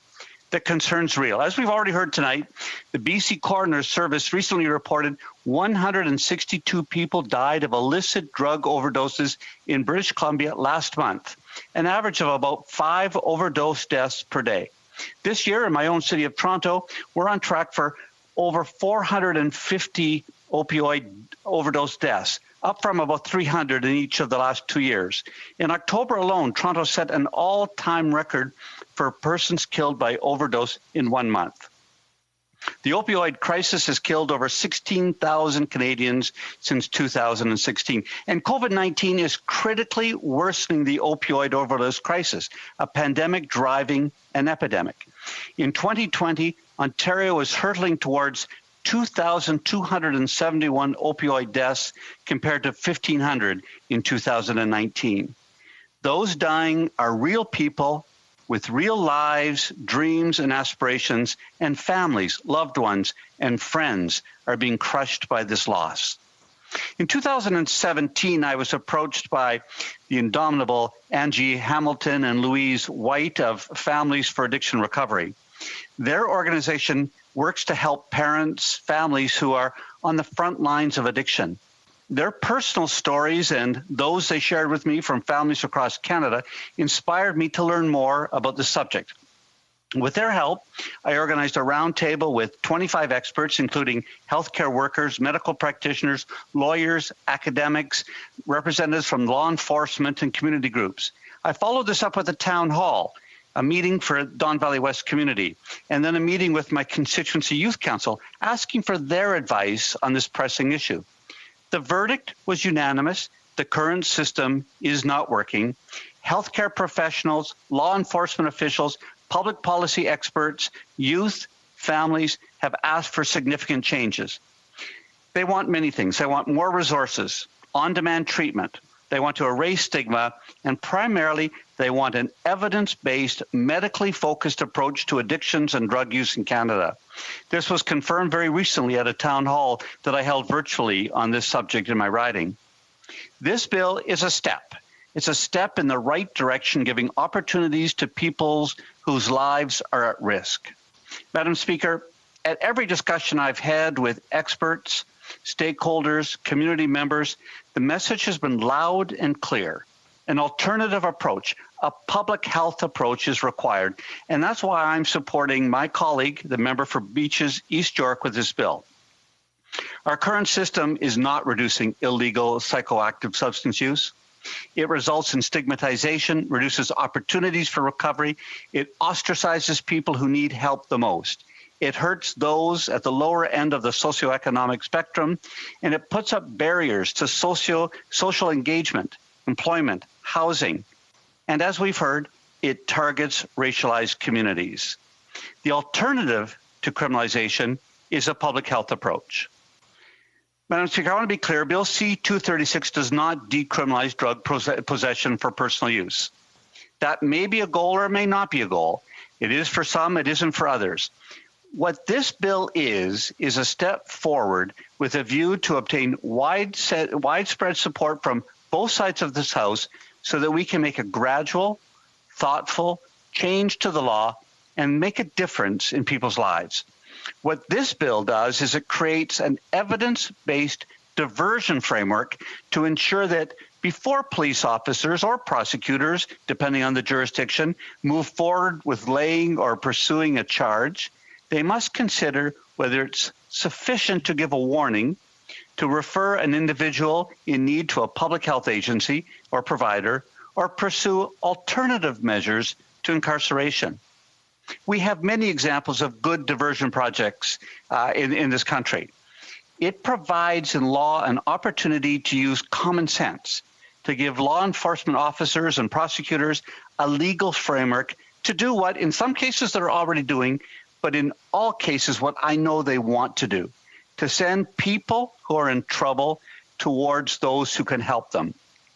It takes drug use seriously. It takes evidence into account. It puts people first. I repeat, this bill doesn't go far enough for some. It may go too far for others. It doesn't decriminalize drugs, but it's an encouragement to move to treatment instead of criminal prosecution, getting people the chance to have an off-ramp, a chance to get into the health system where they can get the help they need. It will give police, prosecutors, and judges an option to recommend treatment over criminal charges if the circumstances warrant. I want to mention a moment that I have been involved in diversion projects in the past. When I was living in Yukon and Whitehorse, I worked with the RCMP on their diversion projects. And in one particular one I remember, that's a break-in that happened at Whitehorse United Church, my church.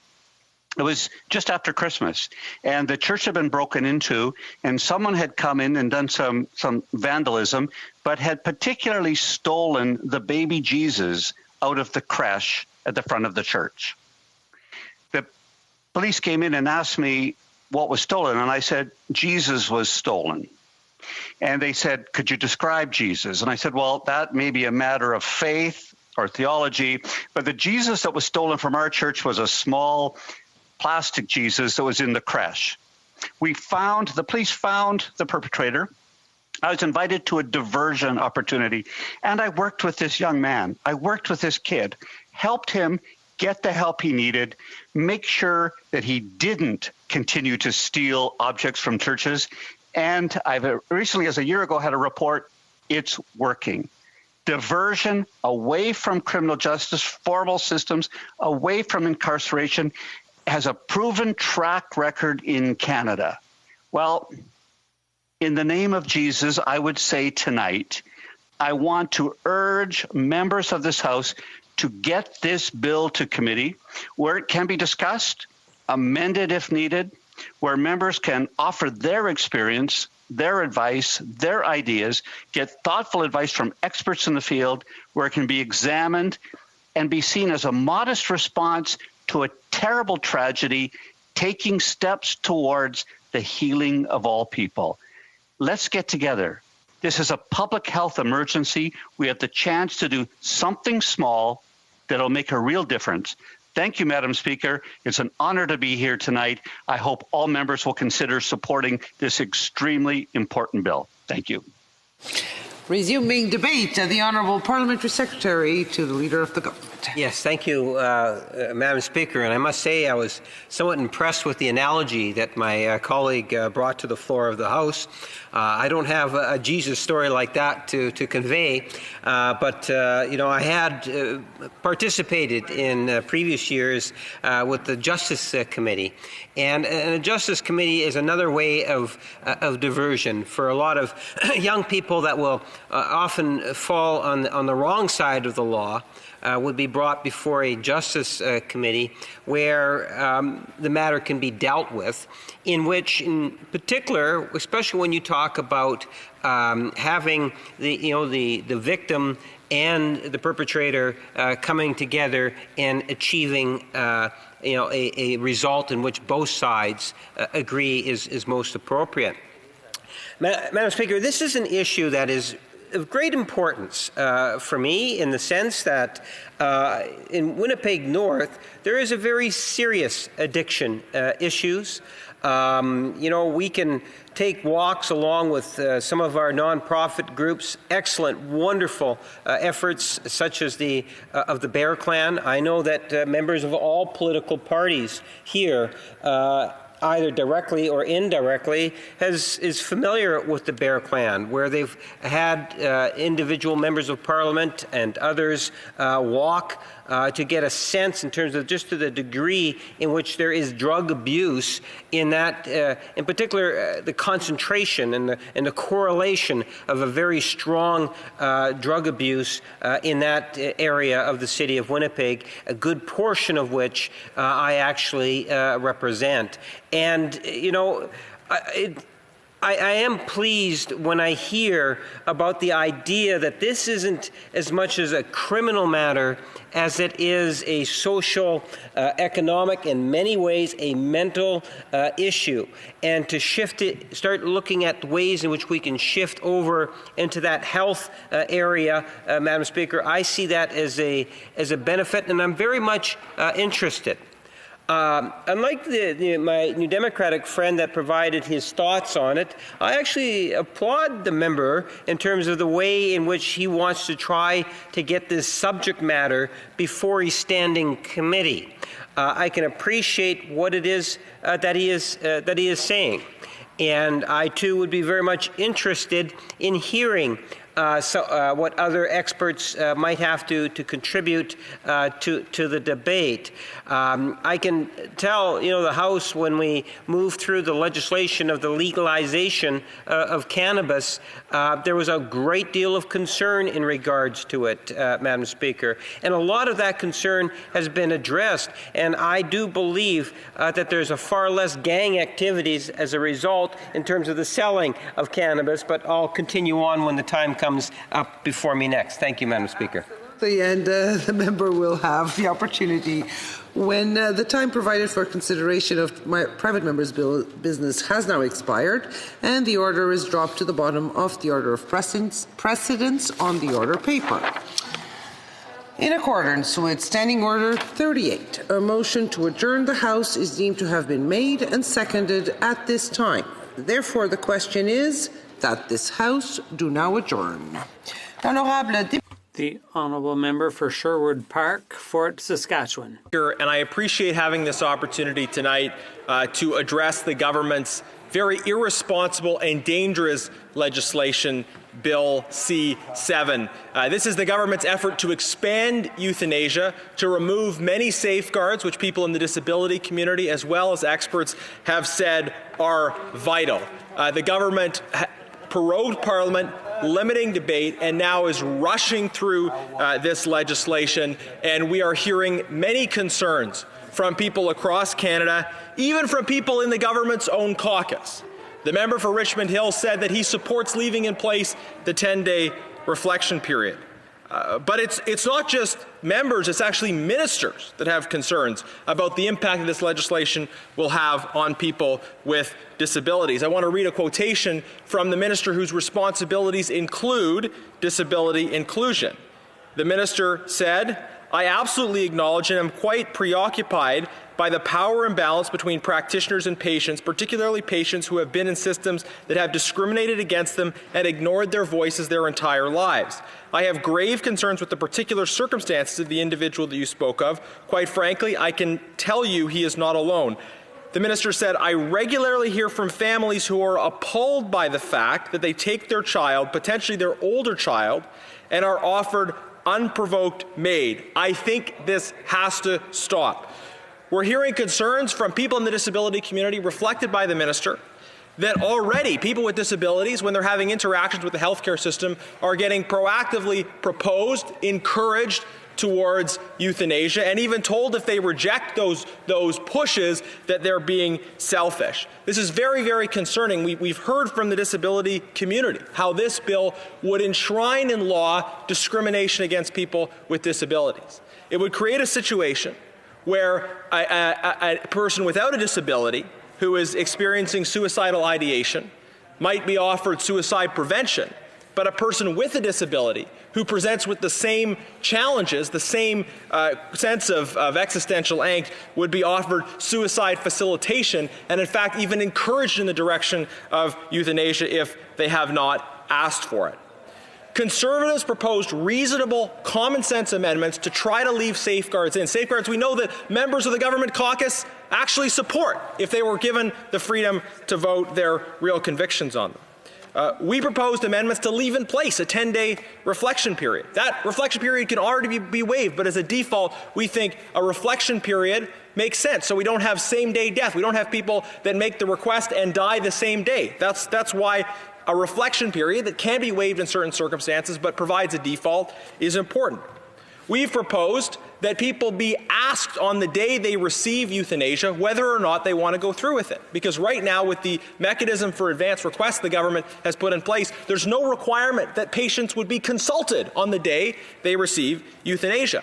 And we proposed specifically an amendment that the Minister for Disability Inclusion seems to support, even if the Minister for Justice does not, an amendment that requires that it be the patient who brings it up, not the physician, so that someone doesn't go into the hospital, a person with a disability, and get told, hey, you should really think about taking your life. No, that if that conversation is going to happen, it has to be the patient who starts it. These are reasonable common sense amendments, and the government rejected 100% of the common sense conservative amendments.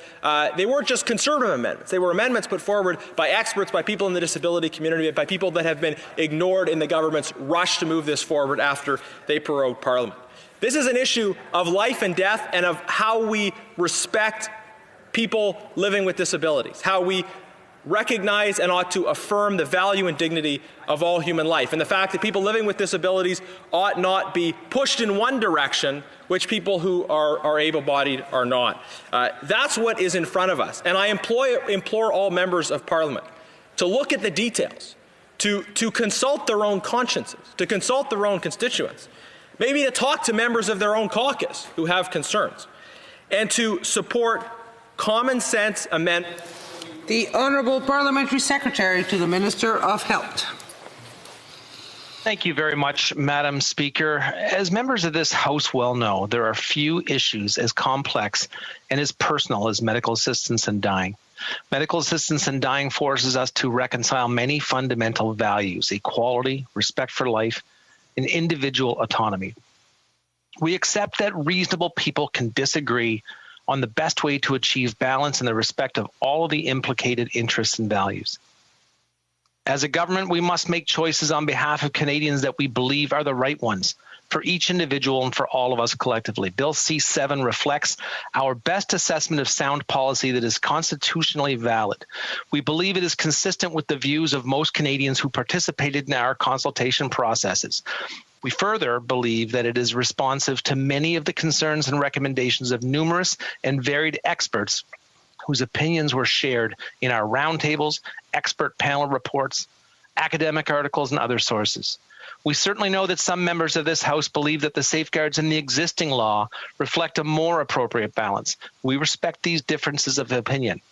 That is what we are here to do. We are all here to reflect the diversity of views of the Canadians that we represent. However, we believe that our chosen course of action is the correct one, and it is the product of deep reflection and significant consultation, and which puts the interests of each individual at the center of their own medical choices. We remain committed to the removal of the 10-day reflection period for persons whose death is reasonably foreseeable. We have heard over and over again that this safeguard does not provide the protection it was intended to, and that instead it aggravates these already difficult situations. We're also committed to the proposal that would enable those whose death is reasonably foreseeable to make arrangements with their MAID provider for a waiver of final consent in the unfortunate eventuality that they lose their capacity to consent to MAID before the scheduled day. Without this change, some who are found eligible will choose to die sooner than they want, depriving them of precious remaining time with their families rather than risk losing their option to die by their preferred manner of death. While we understand the ethical and philosophical concerns with the idea of administering MAID to persons who are no longer able to consent, the practical reality of those who wish to spend a little more time with their family are of prime importance. Any expression of resistance will put a stop to the administration of MAID. This is clear in the bill, and all that would be permitted is for the practitioner to carry out the person's own clear and precise wishes as to the date and manner of their death.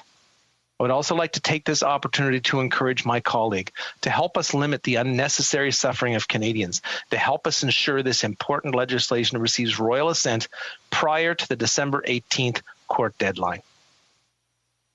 Thank you, Madam Speaker. The Honourable Member for Sherwood Park for Saskatchewan. Well, thank you, Madam Speaker. I have to say it is frustrating to hear that nonsense about consultation.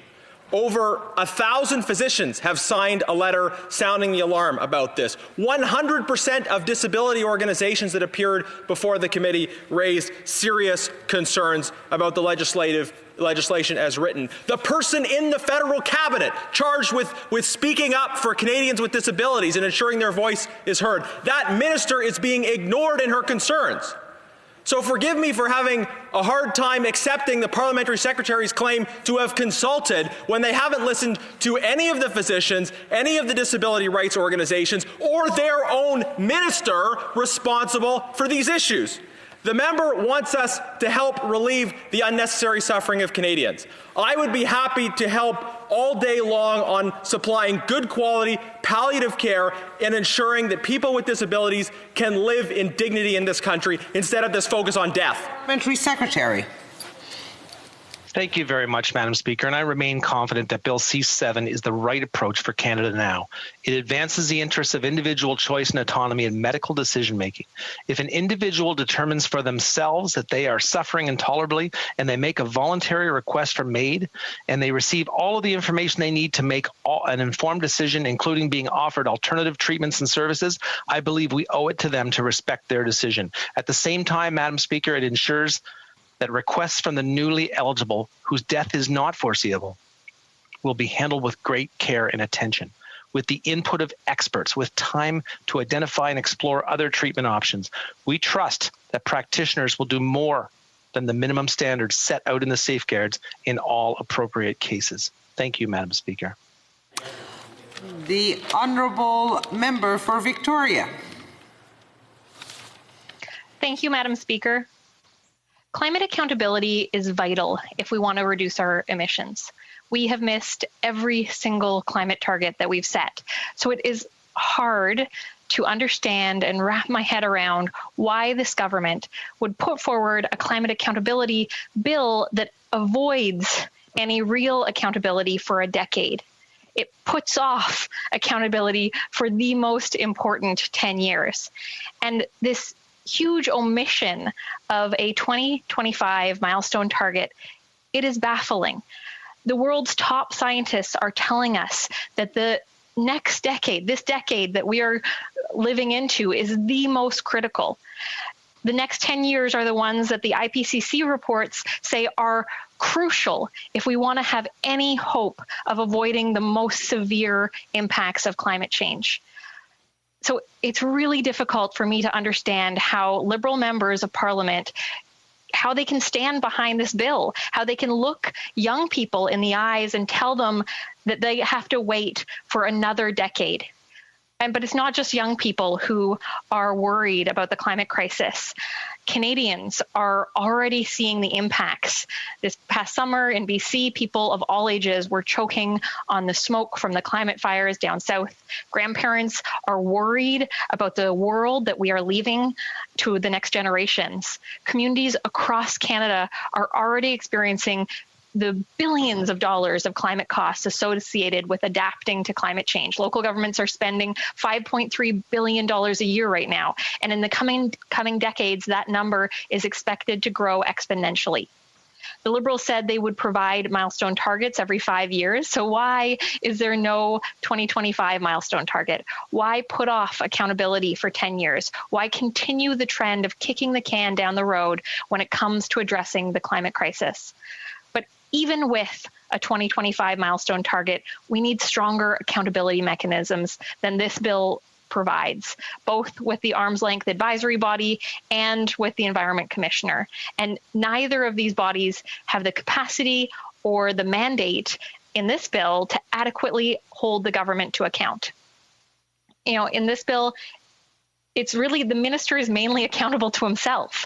And if we want to fix these issues and if we want to strengthen the bill, we need to clearly define the advisory body's role. We have to guarantee that that body is comprised of independent experts. These fixes would strengthen the advisory body, but we also need to ensure that the Environment Commissioner is reporting on whether our targets are in line with the best available science, whether our climate plan will actually get us to our target, whether our progress report and our assessment report are accurate, and whether the proposed corrective actions are adequate to address the times when we get off track. And it can't be the party in power being accountable to itself. The Environment Commissioner could play an important role in this legislation, but we learned recently that the Environment Commissioner hasn't had the resources to do their current regular environmental work. And we not only need to give the Environment Commissioner adequate funding, but we need to ensure that this never happens again. And I'm curious if this government will agree to make the Environment Commissioner an independent officer of Parliament. There are a number of other gaps, and I'm curious why the government isn't using the language of carbon budgets and the framework of carbon budgeting instead of milestone targets, why we aren't requiring the minister to meet strong standards when setting targets, when creating plans. And the Honourable Parliamentary Secretary to the Minister of the Environment and Climate Change. Merci beaucoup, Madame la Présidente. Thank you, Madam Speaker. Canadians are already seeing the effects of climate change, and we know they want ambitious climate action. That's why the government introduced the Canadian Net Zero Emissions Accountability Act. This act will include Canada's net zero emissions target by 2050 in legislation, making Canada one of the first 10 countries in the world to achieve this goal. But before we can achieve this long-term net zero emission rate, we must actually reduce Canada emissions in the short to medium term. Under the Paris Agreement, Canada has set a target of 30% below 2005 emission levels by 2030. We are committed to exceeding this target and will soon announce further enhanced measures to ensure that we do so. There are several elements, Madam Speaker, of the Canadian Net Zero Emissions Accountability Act that will help ensure that the work to reach the 2030 targets starts early and leads to reductions in the short term. The Act requires the Minister of Environment and Climate Change to table and make public an emissions reduction plan that sets out key measures and strategies to achieve the 2030 target within 6 months of royal assent. The minister must also provide an update on progress towards achieving the 2030 target at least once by the end of 2027, Madam Speaker. And the Commissioner of the Environment and Sustainable Development must, at least once every 5 years after royal assent, examine and report on implementation of the measures meant to achieve the target. It should be expected that the impact of the measure will increase over time. To get the actions right, we need to consult with stakeholders, provinces, territories, Indigenous groups. And while the new measures will will start to drive down emissions before 2030, we expect reductions will ramp up over time. A good example of this, Madam Speaker, is Canada's existing regulations for light-duty vehicles, which introduces increasingly stringent performance standards for each new model year. Another example, Madam Speaker, is the government's commitment to plant 2 billion trees. Once planted, trees absorb an increasing amount of carbon over time, although the amount is small in the initial years. The new or enhanced measures will ensure we can exceed our 2030 target and drive even deeper reductions towards 2050, Madam Speaker. Now, looking to the long term, the Canadian Net Zero Emissions Accountability Act includes an array of accountability and transparency mechanisms, as well as provisions for public participation and expert advice, all of which, Madam Speaker, will apply at regular intervals over the coming 30 years and help to keep successive governments on track. This includes requirements to seek the input of provinces, territories, Indigenous peoples, and experts, and Canadians when setting each emissions reduction target and the plans to meet those targets. Au cours de la mise en œuvre de chaque plan, as each plan is implemented, progress reports and final evaluation reports will inform Canadians on the implementation of each plan and the emission reductions they are achieving.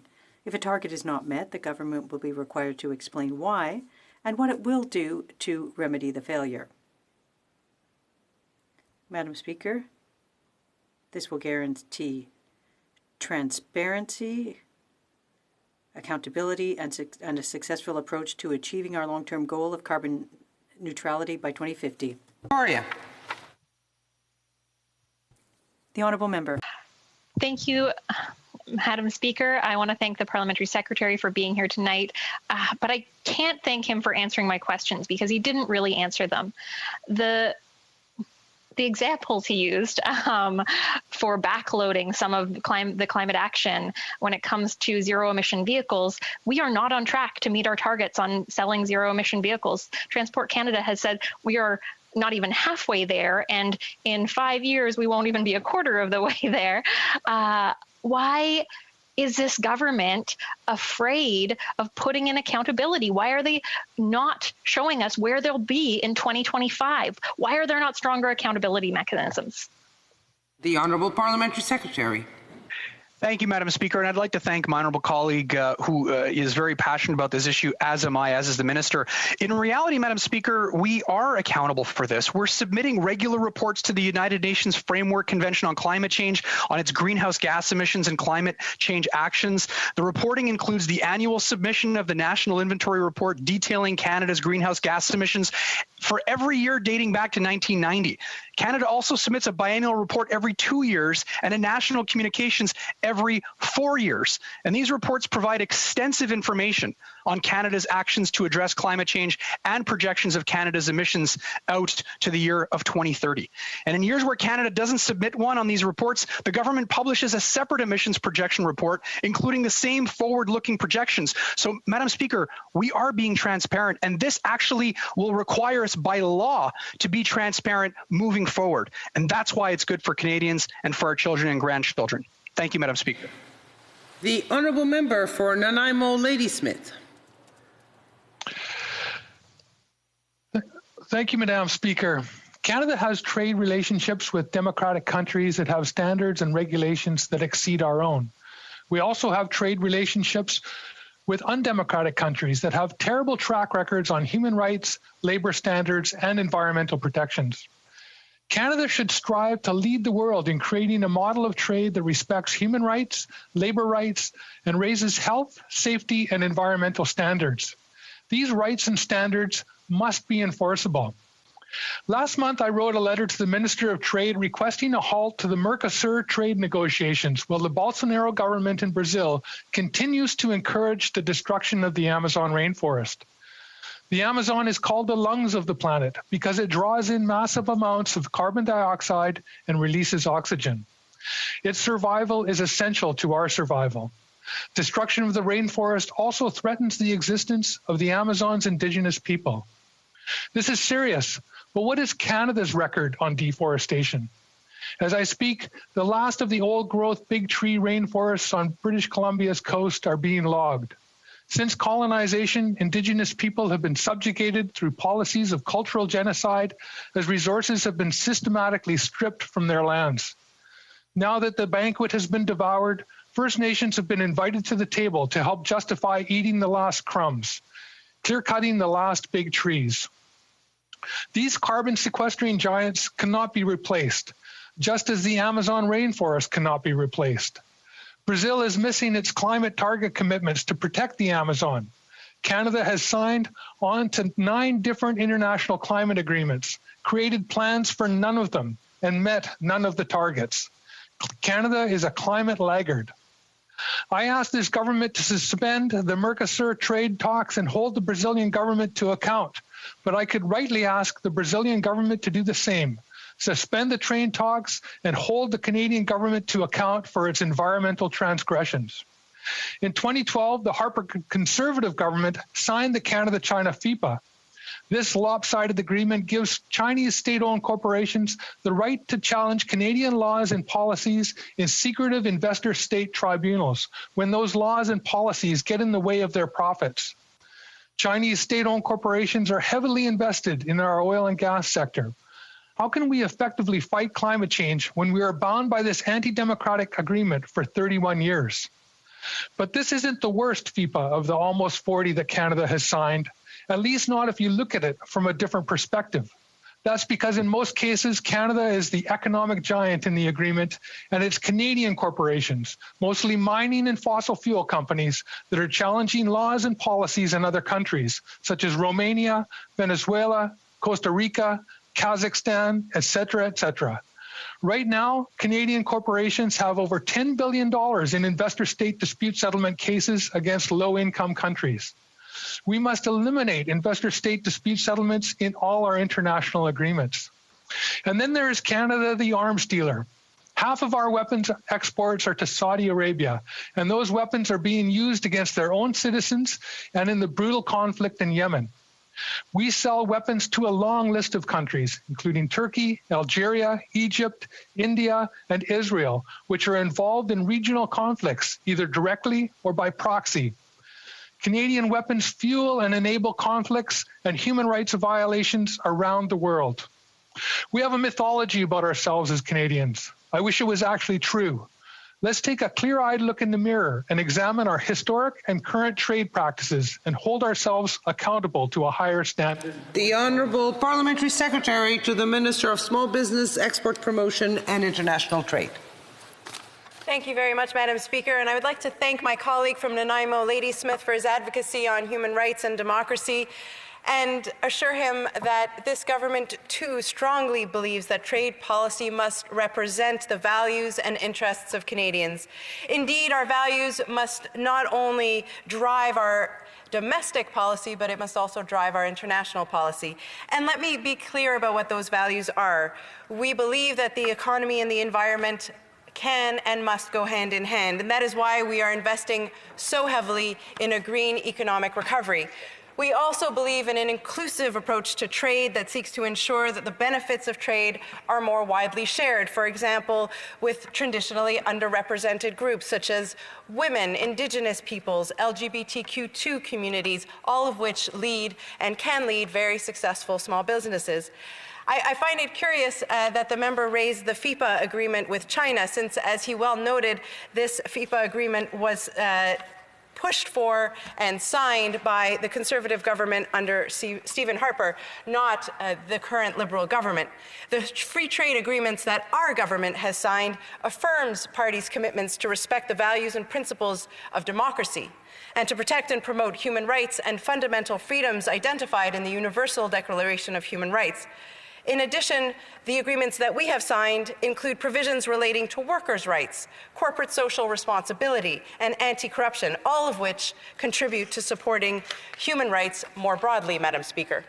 Labor provisions in our free trade agreements, including, for example, the new NAFTA, seek to improve working conditions and protect and enhance basic workers' rights. Environmental protections and provisions in our trade agreements, such as the agreement with our European partners under CETA, seek to commit our trading partners to maintaining high levels of environmental protection and set out obligations to foster good environmental governance and the enforcement of environmental regulations.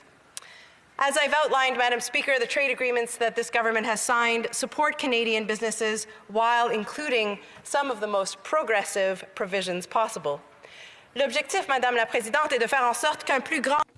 The objective is to ensure that more Canadians as well as our partner countries benefit from increased trade and investment by including such provisions as on labor rights, environmental protections, small business, gender equality, and Indigenous peoples. This comprehensive and inclusive approach is more important than ever before as we seek to rebuild the country and the world following COVID-19. Thank you. Member for Nanaimo, Ladysmith. Thank you, Madam Speaker, and I'd like to thank the Parliamentary Secretary for her response. Indeed, the Canada-China FIPA was a conservative agreement. It was a terrible agreement, and we need to get investor-state dispute settlements out of every agreement that we have around the world. There have been calls in Parliament for party leaders calling on us to sign a trade agreement with India. But what about the Prime Minister Modi's campaign to disenfranchise 195 million Muslims in that country? What about the oppressive and anti-democratic actions taken by the Indian central government in Kashmir and the jailing of journalists? Canada must take democracy, human rights, and the environment into consideration when deepening trade relations with other countries. We must hold ourselves and our trade partners to a higher standard. Let's work towards an international system of trade that we are proud to leave our children and grandchildren. Thank you. Honourable Parliamentary Secretary. Madam Speaker, I'm happy to agree with my colleague from Nanaimo, Ladysmith, and I would note for him that, of course, Canada will continue to pursue an inclusive approach to trade with new partners, and that approach will be informed by engagement not only with Canadian stakeholders, but also by conducting various analyses, for example, gender-based analyses, environmental analyses, and of course, consultation with First Nations. I would also note for my colleague, Madam Speaker, that closer bilateral ties with countries, including economic ties, are a very effective way of promoting Canadian values and interests, such as human rights, labor standards, and, of course, environmental protection. Thank you, Madam Speaker.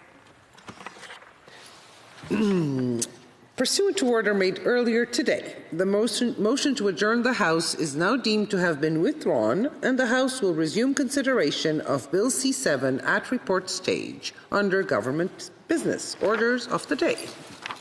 Orders of the day, government orders, resuming consideration at report stage of Bill C-7, an act to amend the Criminal Code, medical assistance in dying. Resuming debate on the motions in group number 1. Resuming debate, the Honourable Member for Provencher, 8 minutes. Thank you, Madam Speaker. And just to bring our folks up to speed as to where I left off, I did leave off just at the point where we were talking about the 10-day reflection period that's being removed from the medical assistance in dying legislation, and how the current Justice Minister said that added to people's, the 10-day waiting period actually added to people's pain and suffering. Well, we know that that's absolutely false, because modern medicine gives us the tools to alleviate pain and suffering. And if only the governments had the courage to make them widely available. because it simply isn't right and fair that someone who is suffering may not have access to good palliative care or home care, or to the medication that they need to reduce their pain and suffering and anxiety. Ensuring all Canadians have access to care needs to be our top priority to address the needs of suffering Canadians. Death cannot and should not ever be the only choice to end excessive suffering. But suffering Canadians must also be free to exercise a change of heart if they choose. The elimination of the reflection period and the removing of the requirement to reconfirm consent take away this option.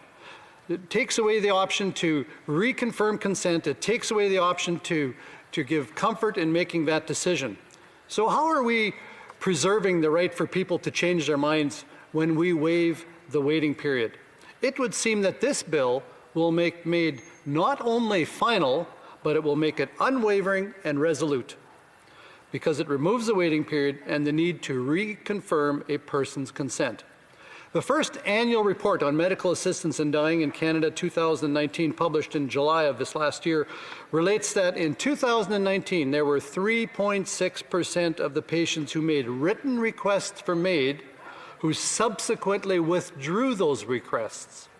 That may seem like an insignificant number, Madam Speaker, but you know, the number of deaths put in context works out to 263 deaths that were avoided because people changed their mind. 7,336 people applied for medical assistance in dying.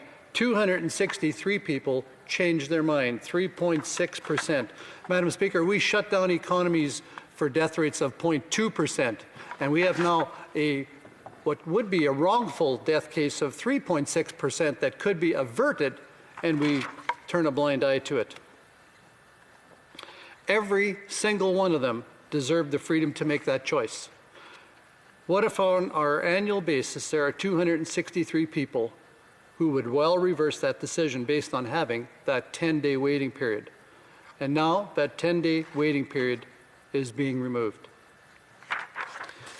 Another primary concern that I have in this bill, Madam Speaker, is the fact that, and it's a glaring omission in the bill, and that's the issue of conscience rights protection for medical professionals and healthcare workers. And also for the rights of hospices and other institutions not wanting to cause the death of people in their care. As the editorial in Maclean's explains, many doctors who may be willing to expedite the natural process of dying, given their traditional role to relieve suffering, would likely be threatened by the qualitative and ethical distinction between hastening a death which is already drawing near and ending a life which is expected to persist. This is a very valid point.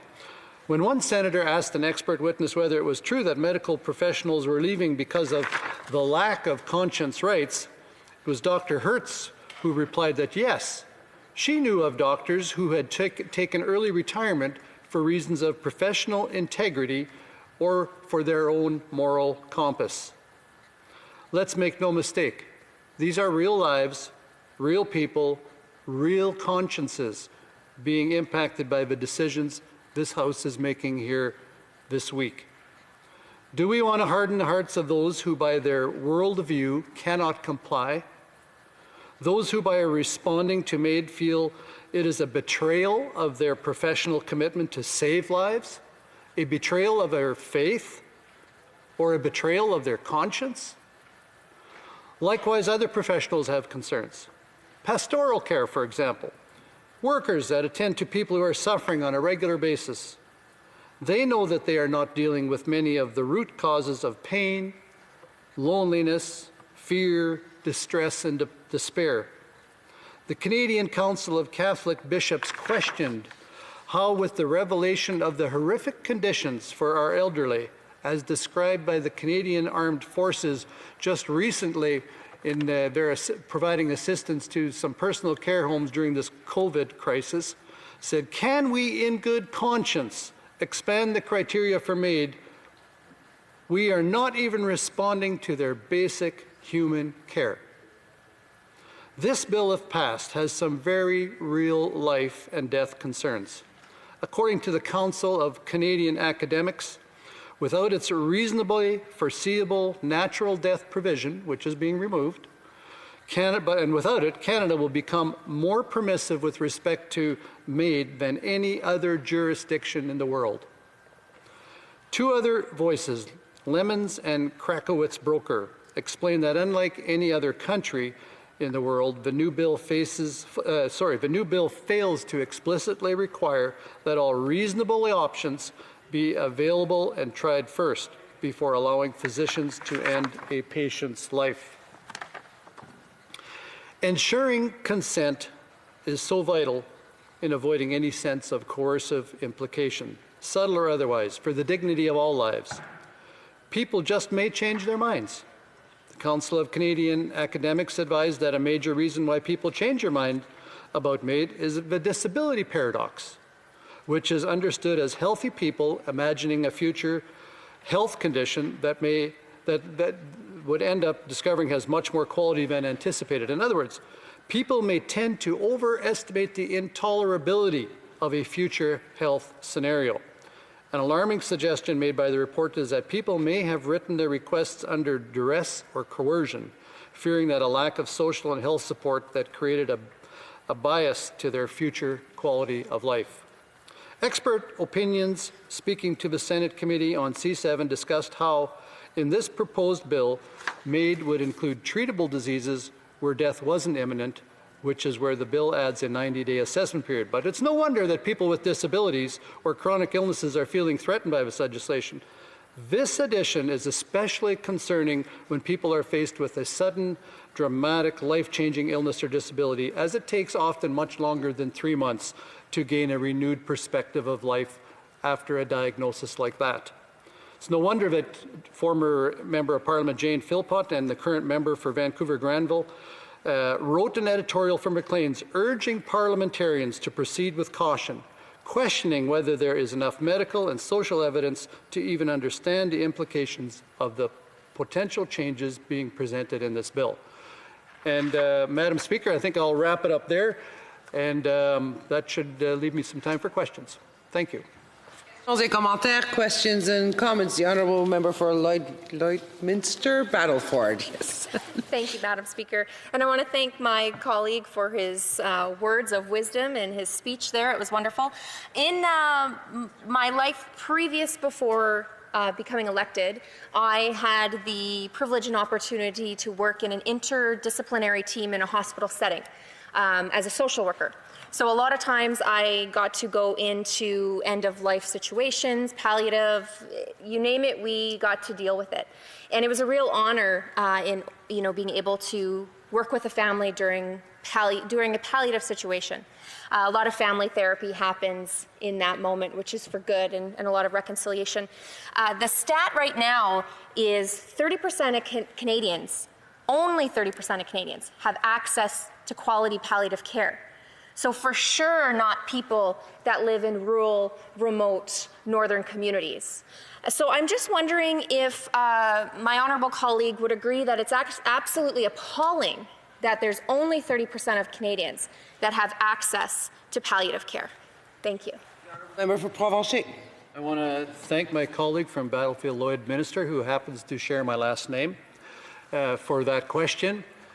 I think it's absolutely horrible that in this country only 30% of people that require palliative care have access to it. In my riding of Provencher, we have many, many good personal care homes, and there's always a need to increase the beds, and we're seeing some expansion in one of my larger communities right now. And we know, the statistics tell us that when people have access to good quality care, their demeanor, their perspective on life changes, and it would prevent them from making a hasty decision, which now if they make a hasty decision on MAID, it would be terminal for them because there is no reflection period that would be required anymore. And so, yeah, access to palliative medical care is very critical. The Honourable Member for Nanaimo, Ladysmith. Well, then, thank you, Madam Speaker. I'd like to thank the Honourable Member for his speech. I put forward some amendments to this bill during the committee process, and one of them was calling to make sure that people weren't in a state of decline because of deprivation or social disadvantage or lack of supports or perceived discrimination. These are things that we can do to help people while they're alive. And some of those things we've called for: a guaranteed livable income to make sure that people have a good quality of life, universal pharmacare to make sure that people have access to their medicines, because we know that when people don't have access to medicine, their health declines. These are things that the Conservatives don't support. They don't support, taxing the billionaire class. This is kind of about economic Darwinism. Everybody for themselves. Let people be deprived of their medicine. Let people, live on the street, live in poverty. Why don't you want to take care of people? That's what I'd like to know. Why don't you support a guaranteed livable income and universal pharmacare so we could take care of people while they're living? Member for Provencher. Well, I want to thank the member from Nanaimo Ladysmith for that question. And it's a great question. We want to take care of people. And as the previous member asked what I thought about palliative care, and the lack of palliative care in our country is horrible. And I think if people have access to palliative care in the time when they need it, I think it's going to reduce a lot of the need for people wanting to take advantage or to access MAID. And that's why I just believe that palliative care is something that we should be focused on. This government claims that they will be. They indicated they'll have a plan, and they don't have a plan, and they haven't even begun.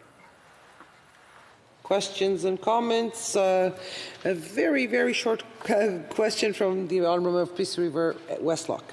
Thank you, Madam Chair, and I want to thank my honourable colleague for his great speech on the topic. I know that it's something that he cares about deeply.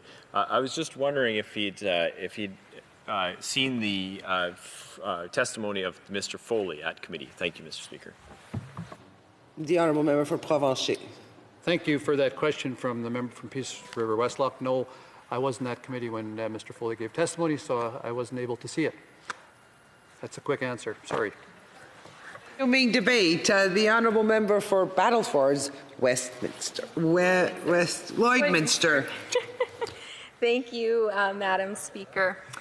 So I had the opportunity to speak to this particular legislation before it went to committee for proposed amendments, the hopeful change of amendments. At that time, I raised some very serious concerns that I had about the changes proposed through this legislation to the parameters around medical assistance in dying. I shared my concerns that through the removal of existing safeguards in this legislation, or the removal of existing safeguards, this legislation was eroding protections of vulnerable persons. Countless medical professionals and advocates for persons with disabilities have come forward to express their great concern with this legislation. But it seems that the government is more concerned with rushing to pass this legislation than to listen to their serious and valid concerns that they have. These doctors have lived experience with vulnerable populations. They have a deep understanding of not only the demand for medical assistance in dying, but of also broader medical needs. It is reprehensible that their voices are being ignored. We have to ensure that personal autonomy does not supersede the protection of vulnerable persons.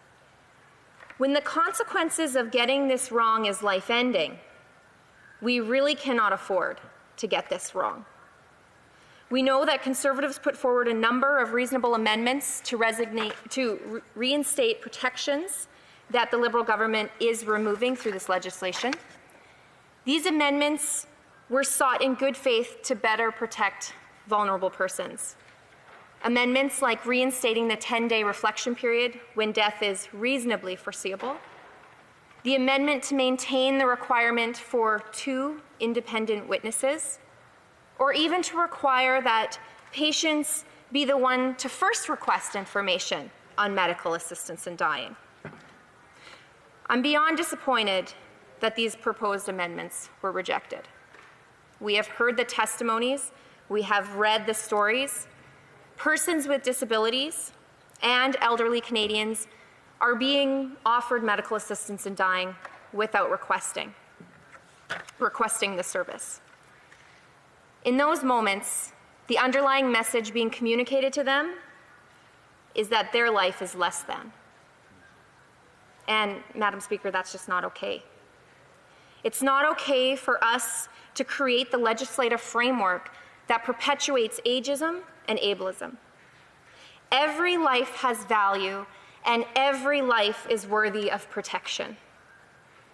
If the members opposite don't believe conservatives, disability advocates, or medical professionals that this is happening, maybe they will listen to the words of their colleague, the Minister of Employment, Workforce Development, and Disability Inclusion.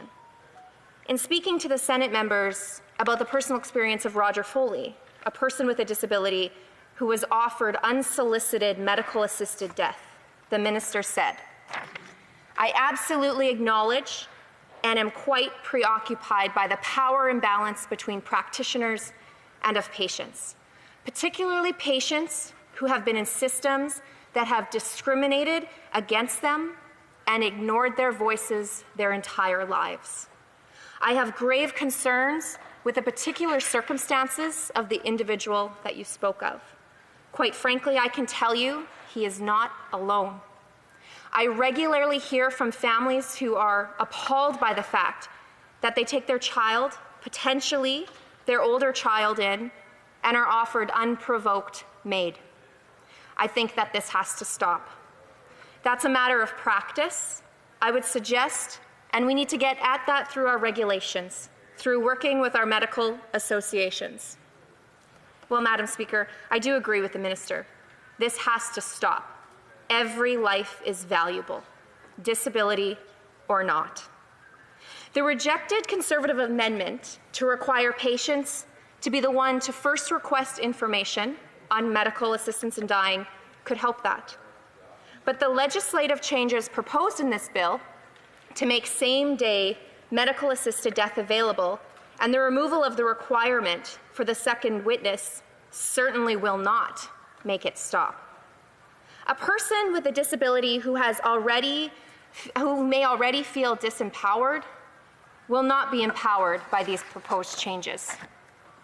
In the previous Parliament, I sat on the HUMA committee during the study of the Accessibility Act, Bill C-81.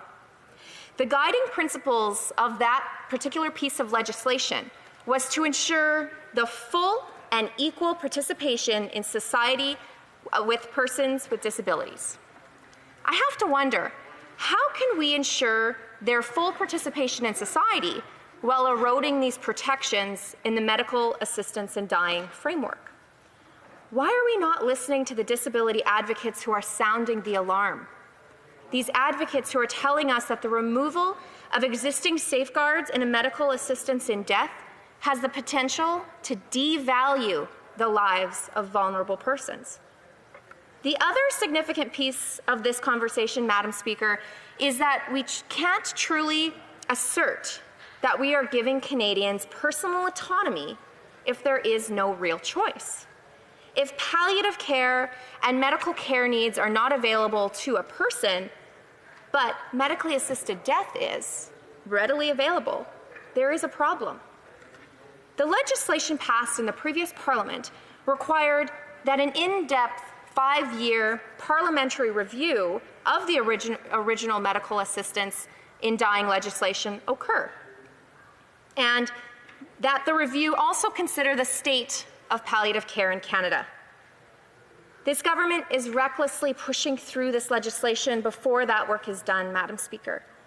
The reality is, we already know that there is inadequate access to palliative care in Canada.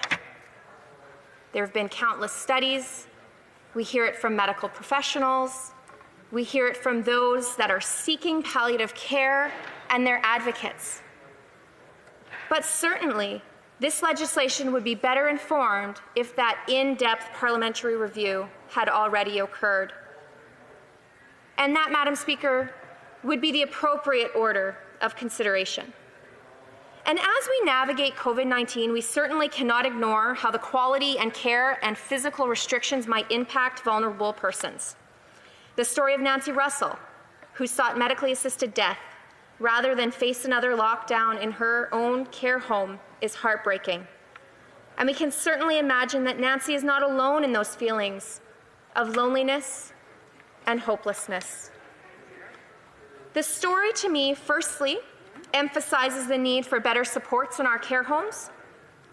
COVID-19 has exposed the acute challenges in long-term care in Canada. And these challenges have only been compounded by the pandemic. But this government, Madam Speaker, has the responsibility to ensure that there is adequate access to mass and rapid testing, so that our seniors are not forced into endless isolation to the point that ending their life feels preferable. Secondly, this story reinforces my strong belief that we have to be cautious, that we are not promoting MAID to those that are experiencing moments of hopelessness. We have to ensure that we are delivering better and adequate supports and services to all Canadians. We need to ensure that there is adequate access to palliative care and home care needs. And we have to make efforts to ensure dignity in living, not only dignity in dying. Without ensuring it, we are in fact eroding personal autonomy, and then choice is skewed. And in effect, without true to personal autonomy in the decision, there is not dignity in dying either. Mr. Speaker, I implore my colleagues in this House to pay attention to the alarms that have been sounded by so many Canadians, including countless medical health professionals and disability advocates.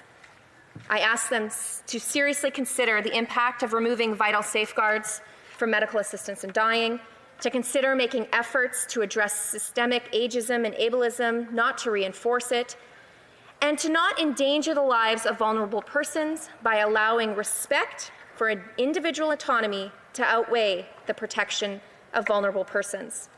In my view, Mr. Speaker, the proposed legislation does not find that balance. We must do better to protect vulnerable persons. In fact, on all issues, but even more so on issues of life or death.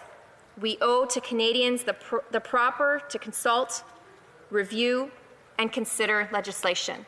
They deserve that from us. Thank you. Questions and comments? Questions et commentaires. The Honourable Parliamentary Secretary to the Government House Leader. I've had the opportunity on many occasions just to talk about the importance and significance of that all lives are equal, and many ways in which ultimately this legislation has come before us. The fact that we have more than just the one governing party, New Democrats, Blocs, and Bloc members and Green members are supporting the legislation. But one of the debates, or one of the issues of the debate that keeps on coming up is the issue of personal care home and the need to see it enhanced and supported. And it's interesting when I hear Conservative members say that, when in fact they seem to advocate that we should just give cash towards health transfers, as opposed to trying to help in terms of ensuring that there's standards and there's issues around that for home care services. I wonder if she can try to help me reconcile why it is the Conservatives seem to be at odds with that. The Honourable Member for Battleford Lloydminster. Mr. Speaker, and I'd like to thank the member across the way for that question. I find that actually quite funny, because I believe all lives are valuable. I've been in situations where a patient's come into the hospital and they have nobody. They die and the social worker plans their funeral. They have nobody. They have no friends. They have no family. They have no advocates. So what I'm concerned about with this legislation is if we have vulnerable people like that, which we do, whether they're homeless, whether they're drug addicts, whether they're alcoholics, it could be anything. If they go into a situation, whether it's a hospital, long-term care facility, wherever it is, and it's just suggested, look, you can end your life right now. We can administer MAID. There's no safeguards whatsoever. You know what? Actually, we'll do it right now. I have a problem with that because it doesn't go with what the member across said, that all lives are equal, because that's not true, Mr. Speaker. All lives are valuable. Thank you. Questions and comments? Oh my goodness, which one? Who went last? I mean, I'll take the honourable member for North Okanagan Shuswap. Thank you, Mr. Speaker, and it's good to be up to speak on this bill again, or to question on it. I spoke during the previous stage of debate on this bill about how, because we're dealing with life and death situation, we need to take into consideration all aspects of this bill, all sides of the debate. And I talked about my mother's situation where her dementia had progressed to the point where she couldn't use a telephone anymore to phone family members. And yet, the day after Christmas, the last Christmas before she passed away, she developed the flu.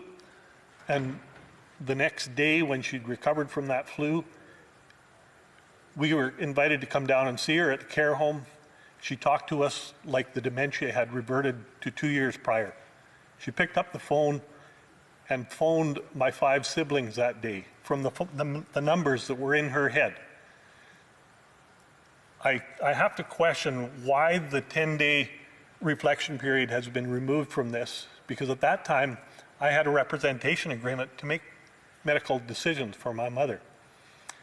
Medical assistance in dying was not an option at that time, so we didn't even think about it. But I put this situation on others that might be placed in that situation now, to how her dementia turned around basically overnight. Are there cures out there that we may find next week, next year, that will reverse some of these situations? And I'd like to ask the member from Battleford Lloydminster how she sees that protection needs to be in this legislation. Thank you. Member for Battleford Lloydminster. Thank you, Mr. Speaker, and I'd like to thank my colleague for being vulnerable. It's sometimes very hard to share those stories that can trigger our emotions, so I thank you for that. What I can say is, in my experience, I mean, if palliative care is only available to 30% of Canadians, so I would argue that that's even less in rural, remote, and northern communities. That's a problem. When palliative care is happening, sometimes it can take months. My mother was in palliative care for not just a day, but for a few months. But I can tell you during that time, even though it's such a very hard time, there is reconciliation. There's the opportunity for broken families and people who've had disagreements and hurts and angers and broken hearts to heal. And I believe that if we don't offer palliative care to these people, we're actually robbing families from reconciliation and being whole. So I really want to encourage this government. There is an importance in palliative care, and we will have better families if we are able to offer this particular service. Thank you. Resuming debate, the honourable member for Peace River Westlock. Well, thank you, Mr. Chair, and it's my honor and privilege to be here this evening to participate in this debate. In the evening, there's usually less people around here, so it's always a challenge to keep an audience, but I appreciate that you're in the chair for sure. I know that you always listen to my speeches with rapt attention, and I know that the member from Winnipeg Centre, he also, without a doubt, is Winnipeg North? Sorry, sir. Winnipeg North is here listening with rapt attention as well. We are sometimes concerned that he never leaves that chair, actually. Sleeps there. He's usually in that chair before I appear here, and he's usually here after I leave. And so there is rumors that he might actually live in that chair. Without a doubt, that's in no way to mean any disrespect. I do appreciate his interventions, and I could recognize his voice from a mile away. I'll tell you that much, Mr. Speaker. So today we're at report stage on C7. The report stage is reporting to the House what was discussed at committee. What I can tell you is that the committee heard some very compelling testimony from some very compelling witnesses. most impactful to me was the testimony from a Mr. Foley. Mr. Foley gave testimony via Zoom to the committee, and he was in a hospital bed. He was in a hospital bed. He had a degenerative disease that has made him immobile, and he needs full-time care. And it has been suggested to him several times now that perhaps he should pursue MAID, because the bed that he is in is a very expensive spot that he's taking up, and the fact that they're not able to move him out of the hospital into a long-term care home. And so it's been suggested to him that MAID is a viable option for him. MAID is a treatment option, Mr. Speaker, and that was shocking to listen to him from his hospital bed tell us about that. If you haven't had a chance to see that, I would recommend going to have a look at it. The fact that this is being brought up by medical professionals as if it is another treatment is very concerning to me. Assisted suicide is not treatment. Assisted suicide is eliminating the patient and not the symptoms and not the pain. It's eliminating the patient, and that is like very much the concern that everybody has when MAID was introduced back when assisted suicide was introduced back in 2016-17. I remember that was one of the first pieces of legislation that I got to deal with in my career around here, and it was a traumatic bill at that time, because I really felt that this was a complete shift away from one of the traditions of Western civilization, from the Hippocratic Oath, that is nearly 2,000 years old, from the fact that it's the government's job to defend life. And so at that time I said, like, this is the slippery slope. Who gets to decide who gets to live and who gets to die? And I was assured that was indeed not the case, Mr. Speaker, that this was not the case, that this is where they were going to hold the line. I remember specifically the Justice Minister and the Health Minister assuring us that they had gotten the balance right. And I take them at their word. I do believe that they firmly believe that they had got the balance right. I don't impugn any motives to them, but both of those individuals are no longer in those positions, and here we are, a short 4 years later, and we have a gentleman from his hospital bed saying that he is being offered assisted suicide, euthanasia, as if it is just another one of the treatment options. You know, we've got A treatment option, B treatment option, and assisted suicide or euthanasia. If pick one. You know, this one's relatively inexpensive, and it will free up the bed. The other ones are going to take us a little longer, and he said he doesn't want to die. He still enjoys life, even though he is incapacitated to a large extent. And so the testimony of Mr. Foley to me is very telling. Now, it's been interesting. The Senate has been doing the pre-study. Mr. Speaker, one of the things I forgot to do was set my stopwatch, so I'm not sure how much time I have left. All right. The Senate has begun its pre-study, and they've heard from disability advocates. They've heard from over 85 witnesses to this point, and none of them have been supportive of this bill.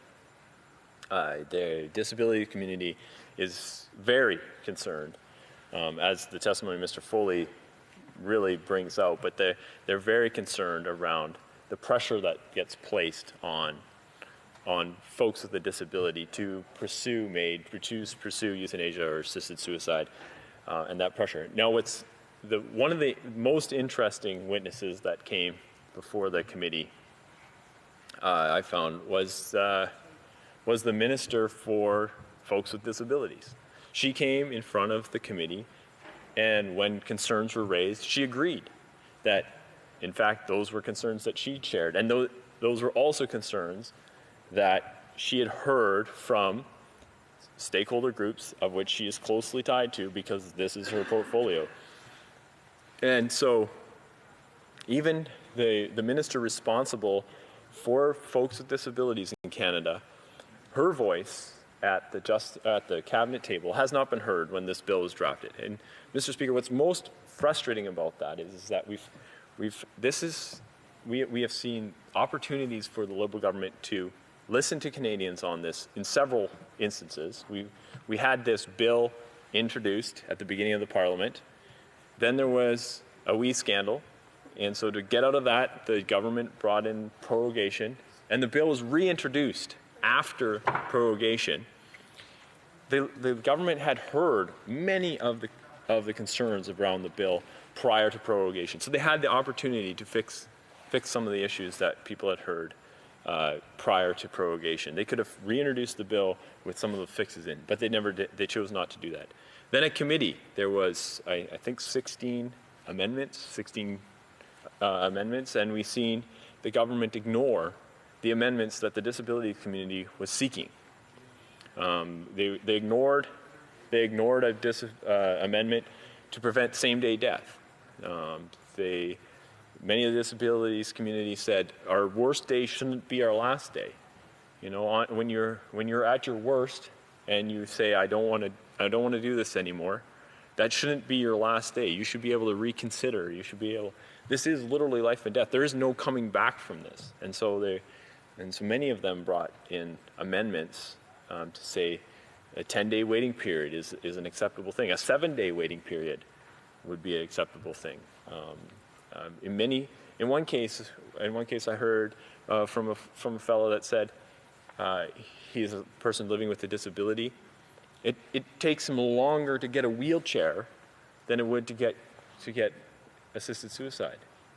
That, Mr. Speaker, is one of the major concerns that we have, is that if other treatments are not readily available, then we will see folks taking advantage of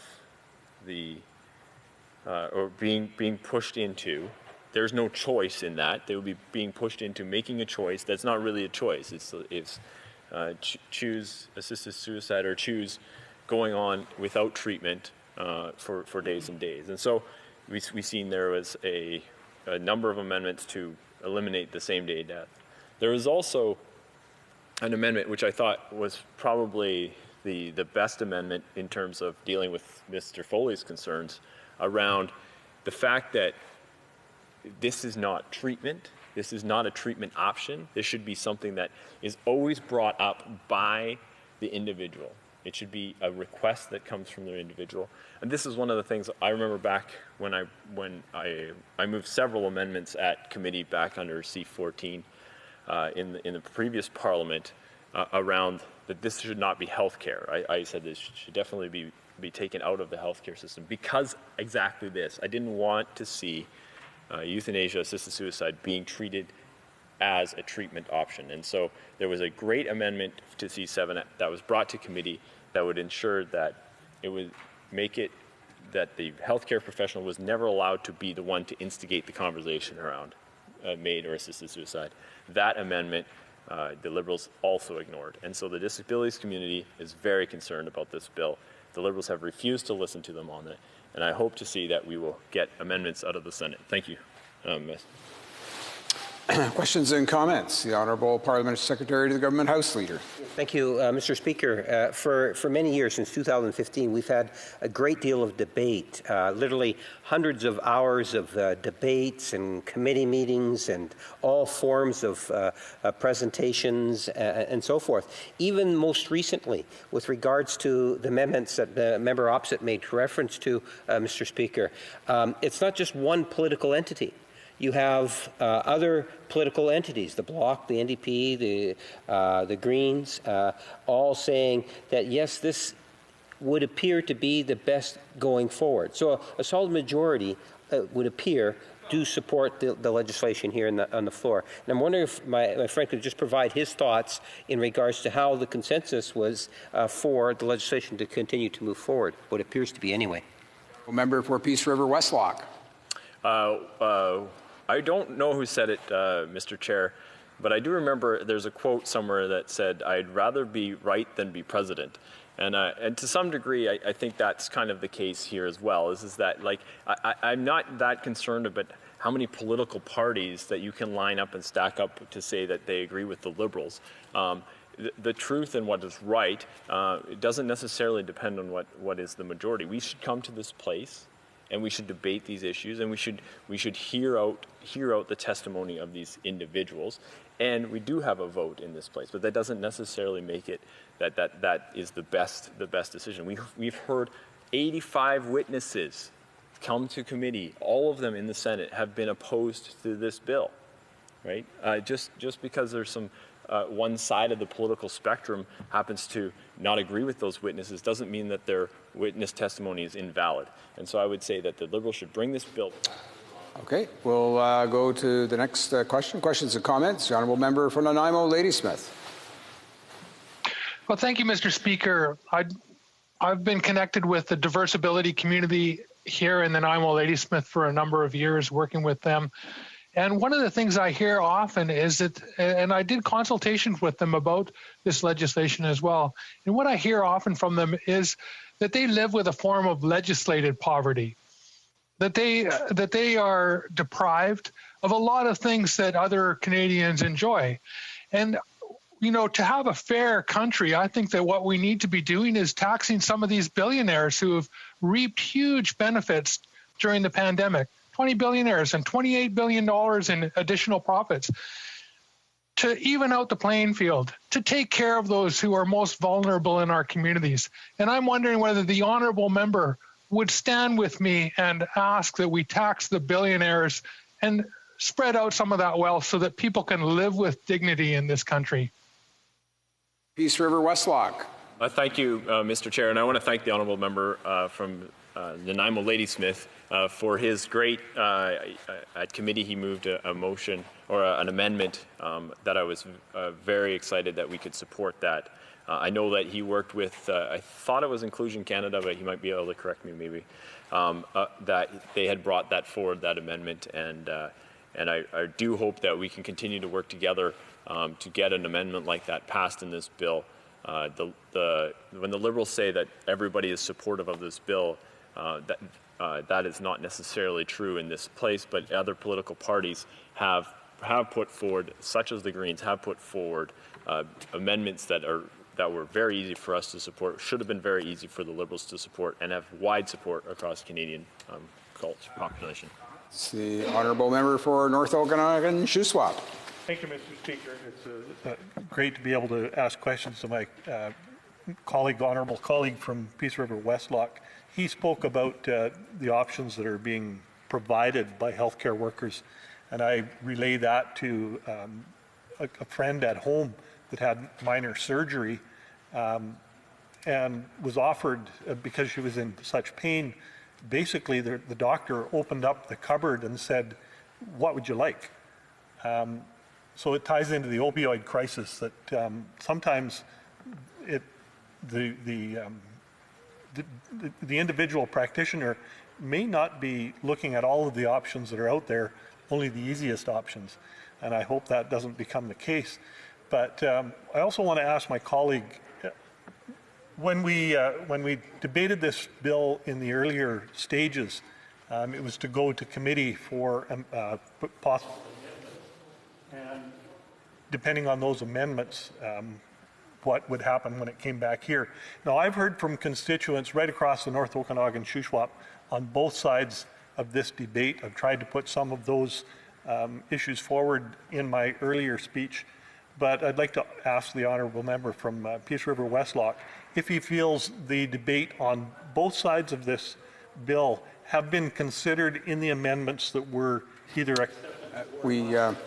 We are out of time. A short response, please. The honourable member for Peace River Westlock. Thank you, Mr. Chair. I want to thank the honourable colleague from North Okanagan Shuswap. I remember his first speech on this bill, impassioned speech he gave about his mother who suffered from Alzheimer's, and a small miracle happened, and that he got his mother back for a few hours or days. I don't quite remember, but it was a miracle nonetheless. And those are the things that I hope that most Canadians get to experience something like that. This debate around C7, there is unanimity in the disability community that there isn't two sides to the debate. There's unanimity in the disabilities community that this is a bad bill. We should send it back and get it fixed. Thank you. Resuming debate, the honourable member for Yellowhead. Thank you, Mr. Speaker. I appreciate the chance to speak on this bill at the report stage. I want to take this time to share my personal experience about losing my parents and express my concerns with this bill as it currently stands. My father passed away of a heart attack 19 years ago. This is incredibly difficult to deal with. He was there 1 minute, had a massive heart attack, and was gone the next. While this was truly devastating and one of the most difficult points in my life, fortunately, there was no difficult decision to make, and his death was not prolonged or painful. 6 years later, my mother passed away. This was not so simple, and unfortunately, long drawn out. My mother was diagnosed with stage 4 non-Hodgkin's lymphoma, and 14 years ago, at the time she was diagnosed, treatment options were not as advanced as they were today. My mother's stage 4 cancer diagnosis looked grim. She tried radiation and chemotherapy. Both were ineffective as cancer was too far gone. We were told by doctors stem cell treatment would be her best course of action, as the treatment proved to be 70% effective for those that completed the treatment. In my mother's case, drugs were extremely effective on her body, and after 2 treatments, the drugs caused her to have stroke-like symptoms. Because of the effects of the drugs on her body, she was immediately withdrawn from the stem cell treatment. After withdrawing from the treatment, my mother's condition continued to decline. Over the next few months, she would receive a blood transfusion every 3 weeks that gave her a bit more energy and temporarily made her feel a bit better. But we all knew this was only a Band-Aid solution.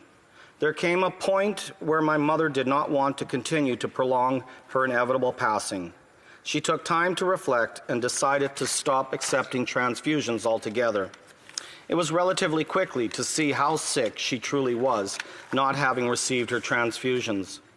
Not long after, my mother had passed. Well, 13 years ago, medically assisted dying was not existent in Canada. Even if it had, my mother would not have chosen this option. Even though she said, "I am sick of being sick," and that was the reason she stopped accepting transfusions, as she was preparing to accept the inevitable. Although she was dying, she never experienced any pain, so she had a relatively comfortable passing. Given my personal experience with losing my parents, I sympathize with people that are in this position or have loved ones in this position. The legislation we are discussing today is problematic.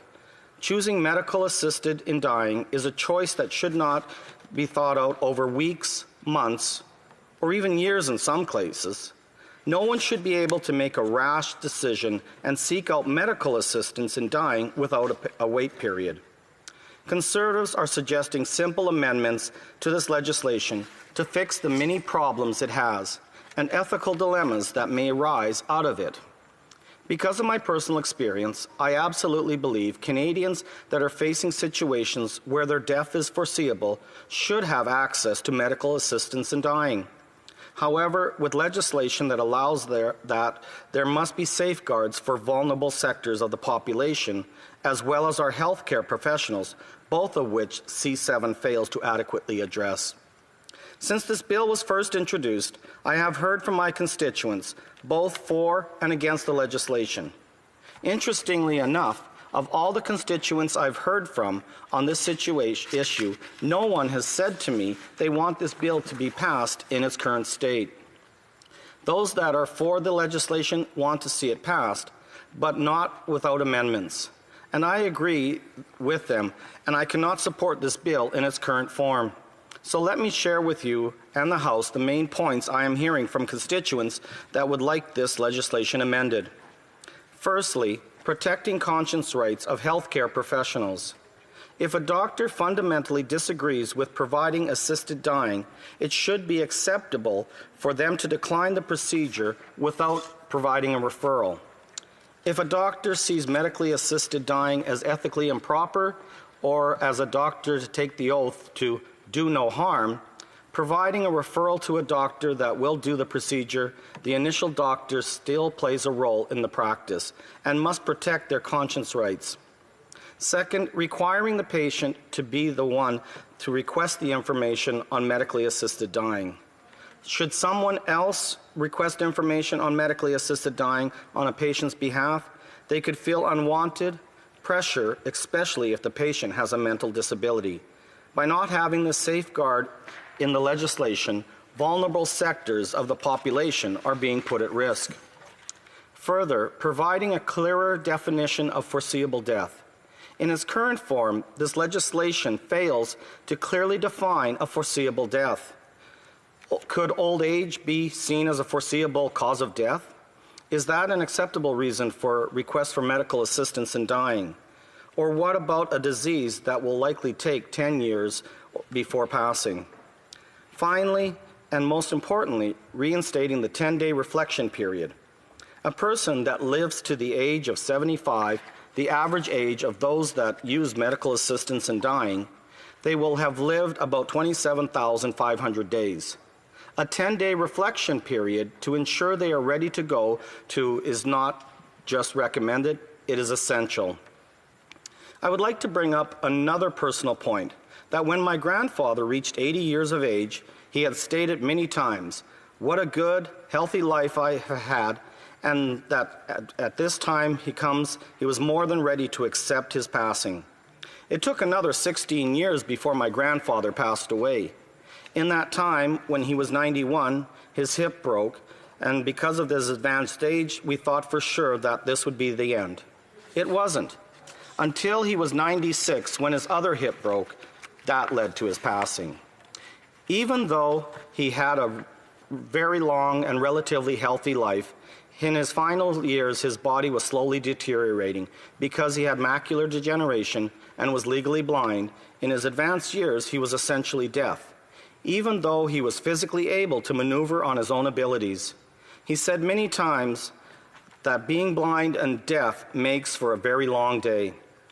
Mr. Speaker, in this situation, would this be grounds for him to choose medically assisted dying simply because of his old age? In reading this bill, several questions come to mind that I believe the government has not addressed in this legislation. They are as follows. Can one consent in advance to be euthanized once one reaches a state one fears, but which they have never experienced, like living with advanced dementia? Once a person has signed an advance request and has lost capacity to consent to medical treatment, at what point would they be euthanized? Even if a person has signed an advance request and lost capacity, should a physician, before euthanizing the patient, try to determine whether the patient is currently suffering intolerably and desires to die? In its current form, Bill C-7 has no such requirement. If a non-capable person seems to resist a lethal injection, can the physician nevertheless proceed with the injection? If the physician believes that the resistance is not due to any understanding of the patient's part that the injection will kill them.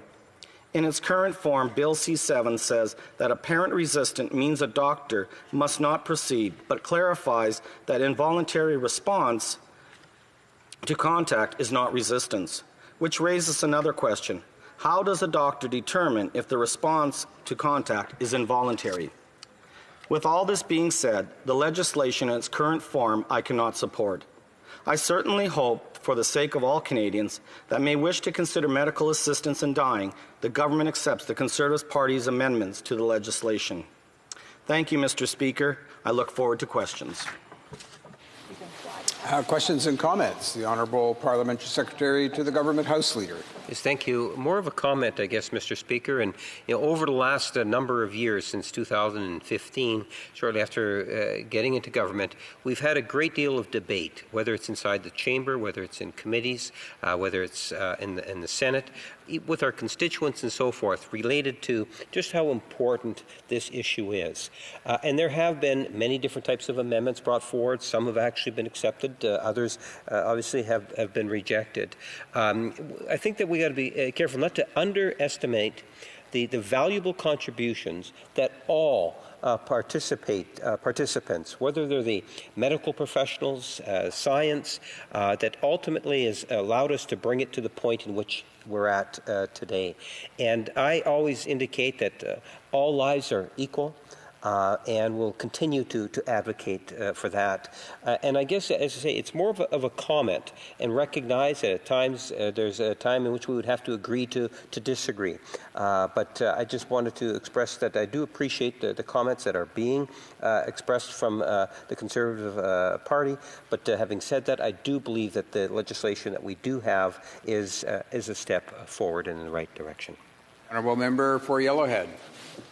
Well, thank you to the member of Winnipeg North for those comments. It's probably a little easier to address that than to questions, to be honest with you.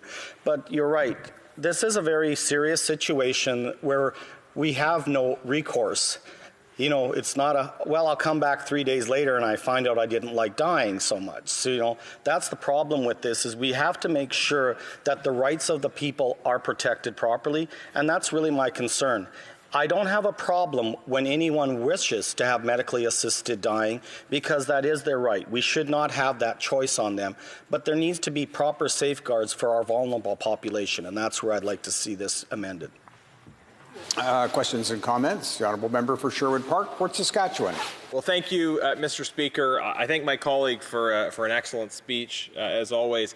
And I think he makes the point well that we have different points of view, even within our own party, about some of the fundamental questions involved here. And I think to coin a phrase, sometimes diversity is a source of strength, right? The fact that we have different points of view. But what we're united as a Conservative caucus on is saying there need to be protections for vulnerable people.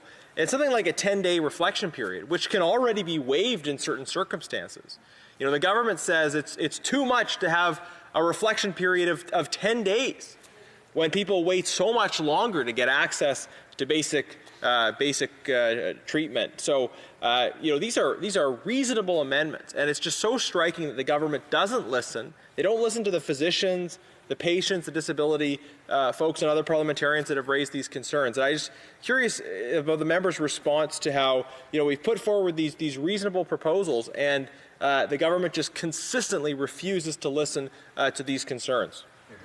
Member for Yellowhead. Well, thank you to the member of Fort Saskatchewan, Sherwood Park. I have to admit it is quite baffling, but I think they're probably taking the value of least resistance. It's so much easier just to wipe away any conditions, because then you don't have to have any conditions regulated. You don't have to have any terms put forward. All you have to do is just say, yes, it's allowed, and you're done with it. And you're right, I have to agree with the fact that there should be safeguards put in place. I mean, even if you're buying a vehicle or any appliance, there's always buyer's remorse to some degree, and you have that waiting period. Well, why would you not have some type of waiting period when you're dealing with someone's life? So I fully agree with your comments. We have time for a short question. The Honourable Member for Nanaimo, Ladysmith. Well, thank you, Mr. Speaker. I'd like to ask the Honourable Member, we have a universal health care system, but we're one of the only countries with universal health care, or the only country that doesn't have universal pharmacare. And we have people in this country that can't afford their medicine. And when they can't take their medicine, their health declines. And when their health declines, they end up on a downward spiral. And we end up with people who end up in situations where death becomes foreseeable for them. And I'd like to ask the Honourable Member why the Conservatives do not support a universal health care program to make sure that we take care of people while they're alive, to make sure that they get the things that they need to live a good life and to be healthy. Honourable Member for Yellowhead. Well, thank you for that question. I think the problem comes to that most couples, whether partners of various kinds, one of them or both have a medical plan already put in place. And I think the statistic is around that 96% of most Canadians, whether it's through a healthcare plan at work or through a seniors program through the province. And because of that, yes, there are a few people that are falling through. So why wouldn't we try to address the small population that is not having these benefits to a medical plan of some kind, instead of putting a universal plan right across the country, which is going to cost billions instead of a few millions? Resuming debate, and by video conference, the honourable member for Fundy Royal.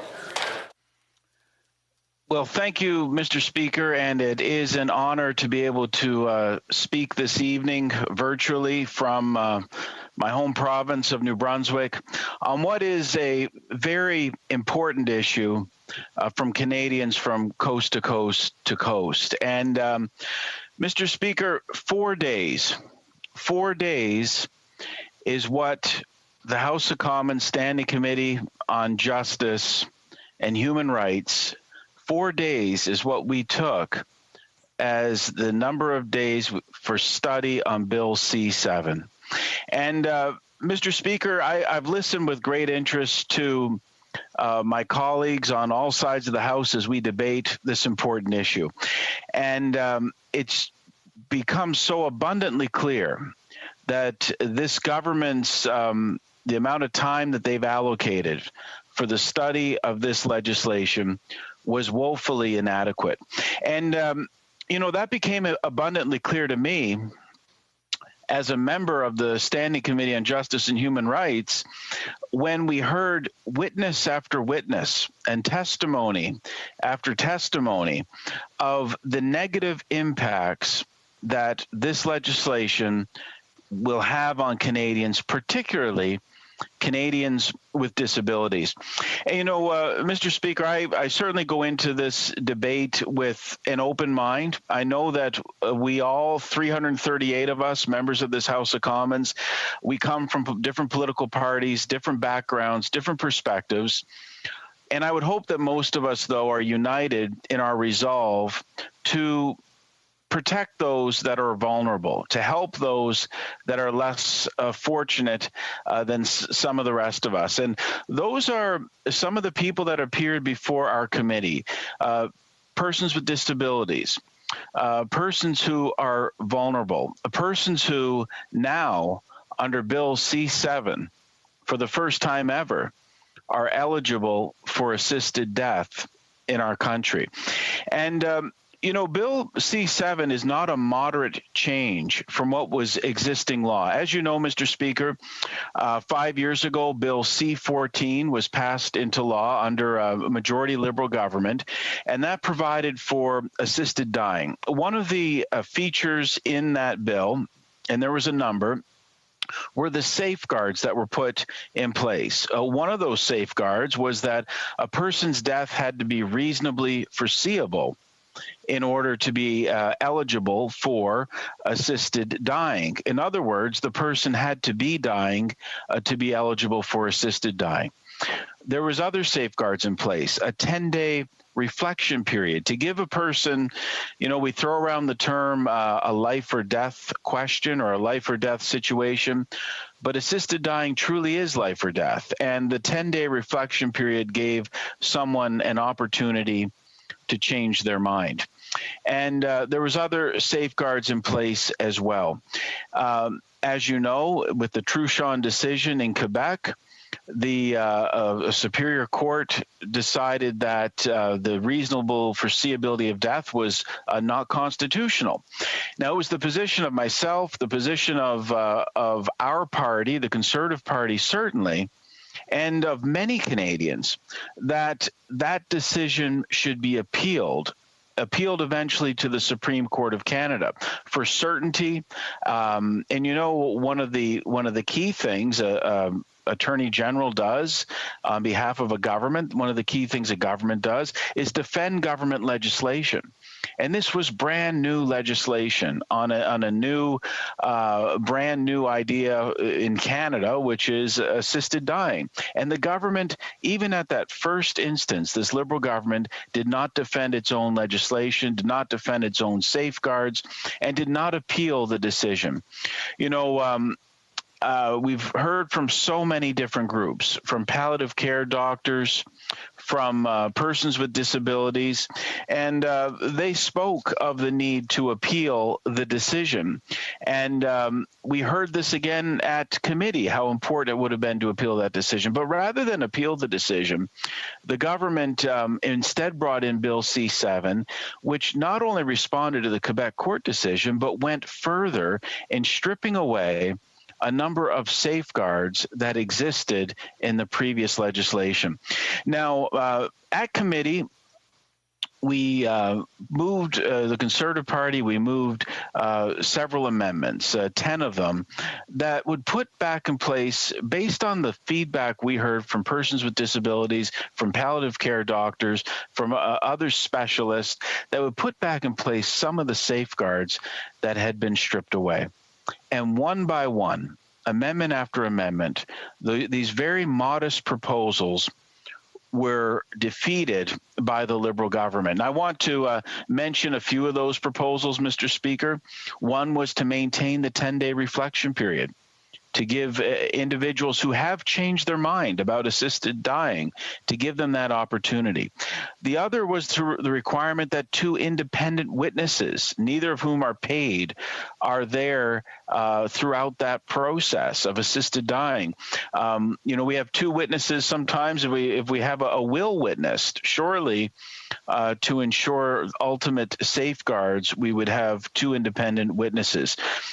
Another, ensuring that the physician who's dealing with the individual has an expertise in whatever ailment the patient is facing, and that is not a requirement of this legislation. Also, and we heard this from powerful testimony from Roger Foley, an individual, Mr. Speaker, you may have heard of his case, an individual who recorded conversations with individuals within the hospital that were trying to encourage Roger Foley to consider MAID, to consider assisted death. And I thought, here's someone who has so much to give, even in a state of dealing with as a person living with a disability. Roger Foley appeared before our Justice Committee, and he did that not for himself, but to help other Canadians, other persons living with disabilities, so that they would not be faced with the same thing he was faced with individuals advising them, by the way, you're eligible for assisted dying. And I've heard a number of members tonight talk about equality of Canadians, and we heard from different groups representing persons with disability that they see this as an equality issue, and they say there is no equality under this law because they are being singled out, and they've said, why us? Why are we being singled out? Dr. Catherine Frazee, a person with disabilities herself, professor at the School of Disability Studies, Ryerson University, she said, Bill C-7 begs the question, why us? Why only us? Why only people whose bodies are altered or painful or in decline? Why not everyone who lives outside the margins of a decent life? Everyone who resorts to an overdose, a high bridge, or a shotgun carried out into the woods? Why not everyone who decides that their quality of life is in the ditch? We heard from Roger Foley, as I mentioned, Mr. Speaker, who said, what is happening to vulnerable persons in Canada is so wrong. Assisted dying is easier to access than safe and appropriate disability supports to live. Committee members, you cannot let this happen to me and others. You have turned your backs on the disabled and elderly Canadians. You or your family or friends will all be in my shoes one day. You cannot let this sliding regime continue. So, Mr. Speaker, as Conservatives, we listened. We listened throughout this process. First, we said the government should have appealed the decision. And then, as you know, there's a 5-year mandatory review under C-14 of the assisted dying regime in Canada. And we know that was to start in this summer, and the government has not even had the benefit of that mandatory parliamentary review before they've brought in sweeping changes that fundamentally alter the assisted dying regime in Canada and alter it against the wishes of persons with disabilities, of palliative care doctors, people that are caring people at end of life.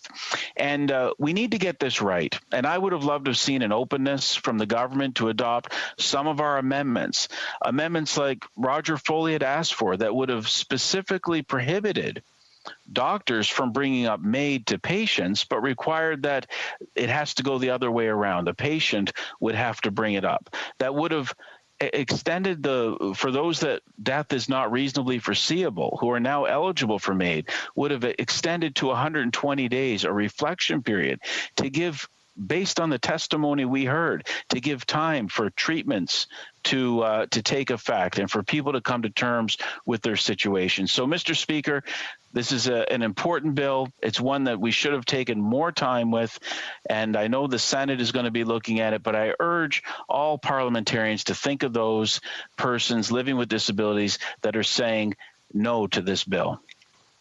Questions and comments? Qu'est-ce commentaire? The honourable member. Questions and comments. Saskatchewan. Well, thank you, Mr. Speaker. I thank my colleague for his speech, but more importantly for his excellent work on this file as the Shadow Minister for Justice for our caucus and also as Vice Chair of the Justice Committee. I'm not a regular member of the committee, but I had the opportunity to listen to some of the incredibly moving testimony. And it's hard for me to understand how someone could sit through and listen to that testimony and then still vote against these amendments. Because we heard from physicians, we heard from people with disabilities, we heard from organizations, real unanimity among those from the disabled community, certainly who testified before the committee, who were saying that they have a very different experience with the healthcare system in the context of medical assistance in dying being offered, even pushed on them. We heard from many witnesses that raised that concern. And it's hard for me to understand how members of the government caucus could sit through those hearings, those concerns, and reasonable calls for amendments, and then vote down 100% of the amendments that people with disabilities were saying would address their concerns. But I think it explains why the government was so keen to shut down those hearings prematurely. So I'd appreciate just hearing more from my colleague about his response to that compelling testimony. Honourable member for Fundy Royal. Well, I do thank my honourable friend for his question and also for his time spent on the Justice Committee, the limited time that we spent debating this bill and dealing with witnesses at committee. And he's absolutely right. I thought when we heard witness after witness, the disability community is unanimous.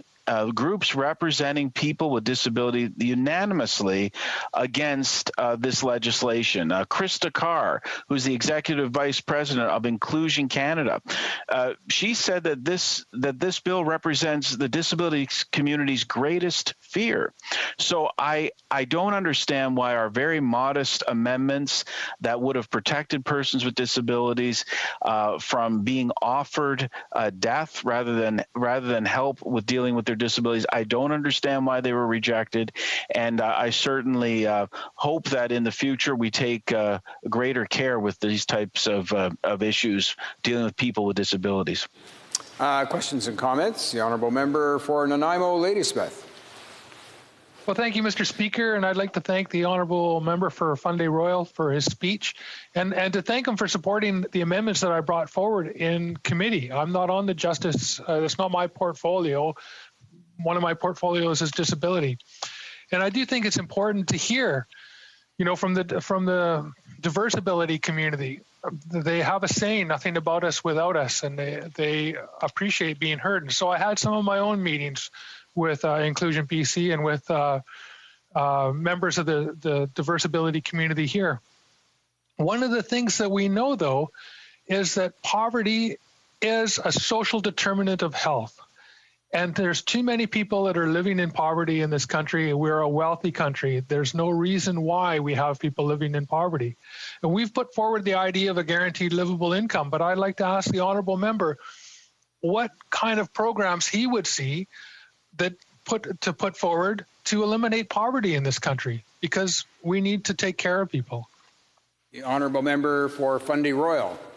Thank you, Mr. Speaker, and I do thank the honourable member for his great work at the committee, and in fact, I believe one of his amendments that we certainly supported that would help in some way improve this bill. But the honourable member is right. It's not a true choice with dealing with assisted dying if someone doesn't know and hasn't had a consultation about their living situation, their social situation, about palliative care. This bill does not require that a person even have a real consultation with a palliative care doctor to know what quality of life they can have before MAID is being offered. And we've heard as recently as today stories about isolation, about COVID being determinant factors in people's decision to end their life prematurely. And in Canada, that just shouldn't be acceptable. Resuming debate, and by video conference again, and we're going to the honourable member for Richmond, Steveston East. Thank you, Mr. Speaker. Bill C-7 seeks to amend medical assistance in dying by eliminating various safeguards on how and when the service is delivered and introducing others. Some of the changes to end-of-life decision-making, including the removal of 10-day waiting period between MAID requests and its administration, proceeding without immediate consent, and the creation of a second track that allows individuals who do not meet the reasonably foreseeable death criteria to receive MAID. I proudly voted against the second reading of C-7 because it does not adequately protect Canadians from harm. The bill creates a pathways to end of life that would disproportionately impact the disabled without sufficiently encouraging the alternatives.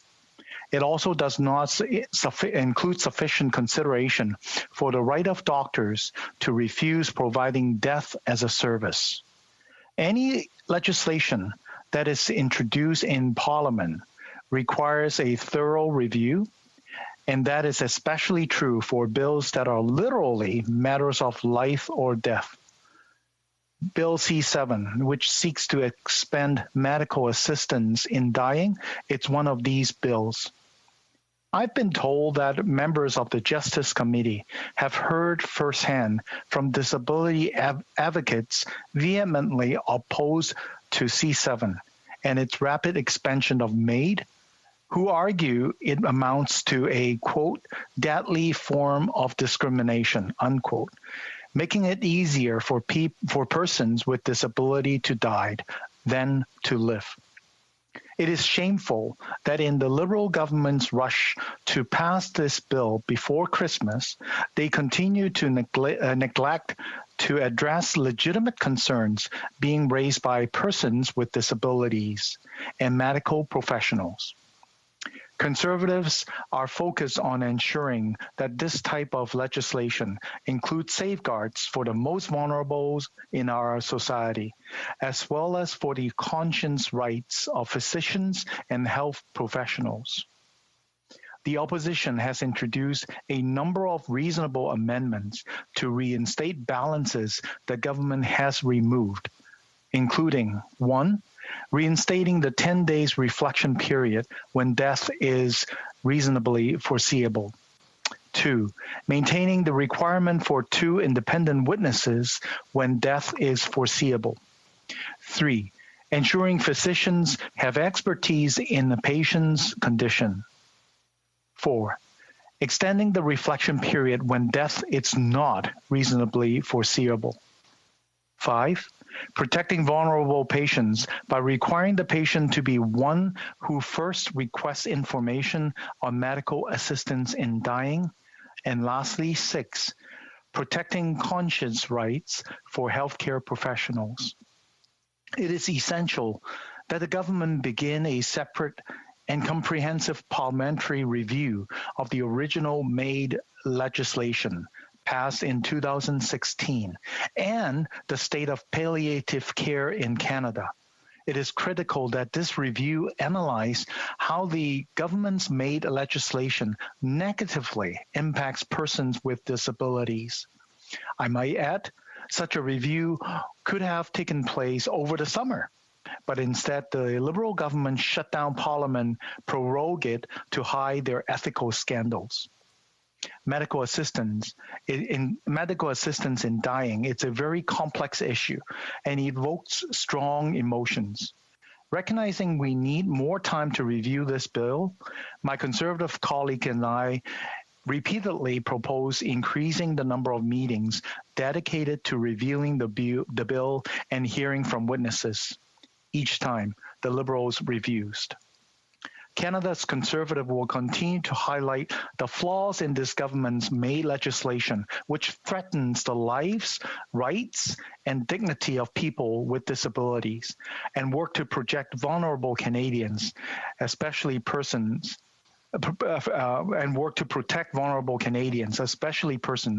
with disabilities. Canadian deserves as much. In the midst of a global pandemic, and at a time when people with disability are experiencing significant hardship, when the government should be ensuring access to needed support, it is offering people with disabilities with an assisted death. To add insult to injury, Bill C-7 is being rushed through the Parliament process. Given the implications of Bill C-7, this is unconscionable. The Government of Canada prides itself on championing inclusion and accessibility. With its current position of the reintroduction of MAID, the government reminds us that they have a glaring blind spot when it comes to their vision of a more inclusive Canada. This is not simply an unfortunate omission.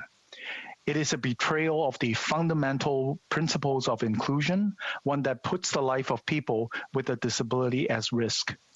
If the government is truly committed to building a more inclusive and accessible Canada, it must continue to restrict MAID to end-of-life circumstances and prevent MAID from being provided on the basis of having a disability.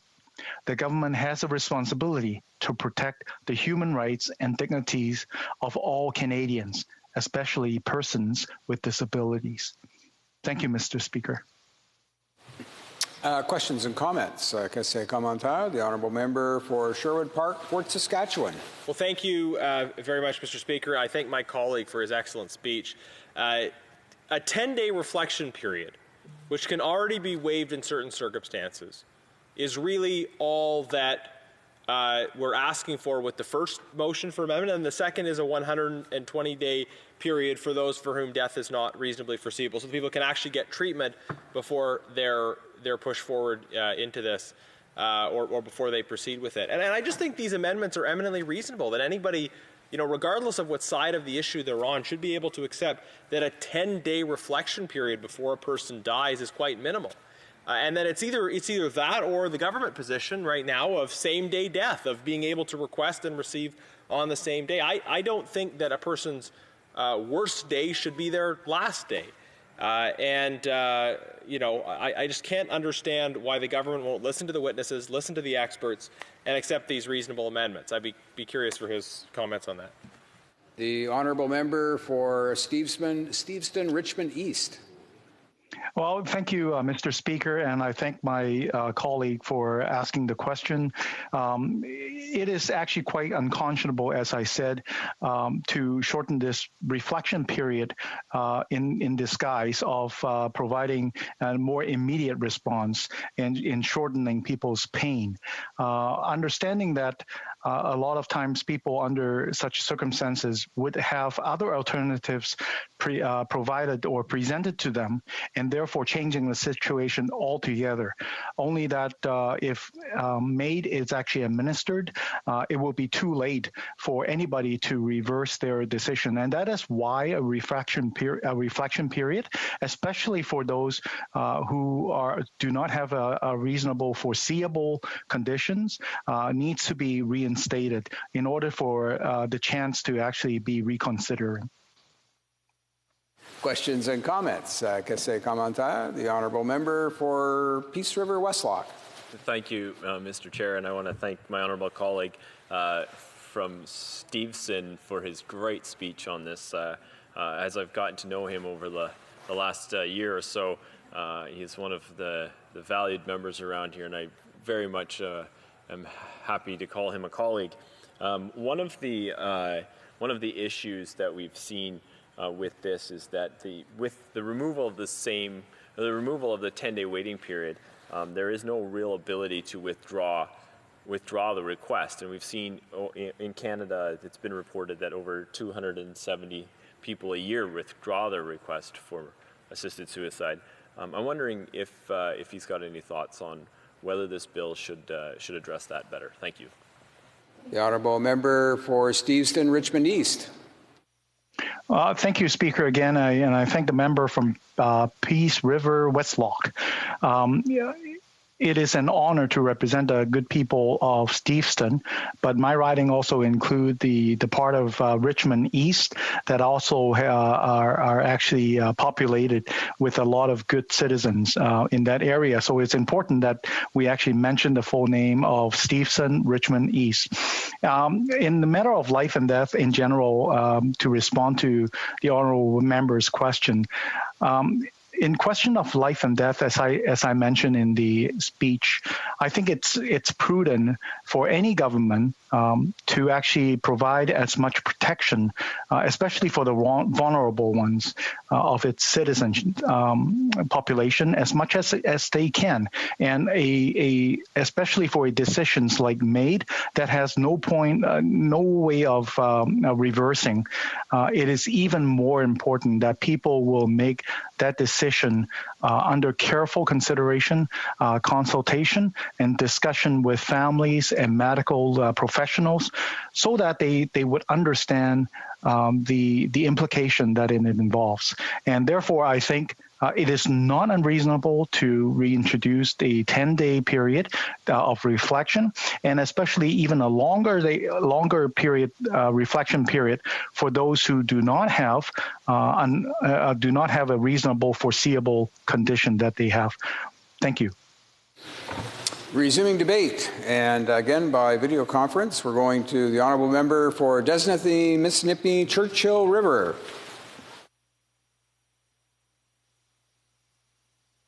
Thank you, Mr. Speaker. Oops, I think I needed to fix my headset there, Mr. Speaker. Thank you. It is a pleasure tonight to speak to Bill C7 at the report stage, an act to amend the Criminal Code, medical assistance in dying. My journey on this over the last while as a new member of Parliament and listening to my constituents has been one where I realize that this is a very personal issue, and it brings out a very strong and emotional response from people on all sides of this issue. The stories are personal, the stories are impactful, and people have very strong opinions on all matters to do with this bill. I think the thing that has kind of landed for me as I've considered this is that there's a few things that we need to ensure that are dealt with in this legislation. And one, as you've heard many of my colleagues talk about, is the protection of the vulnerable in our society, the most vulnerable in our society. The second is the protection of the rights of physicians and health professionals, their conscience rights.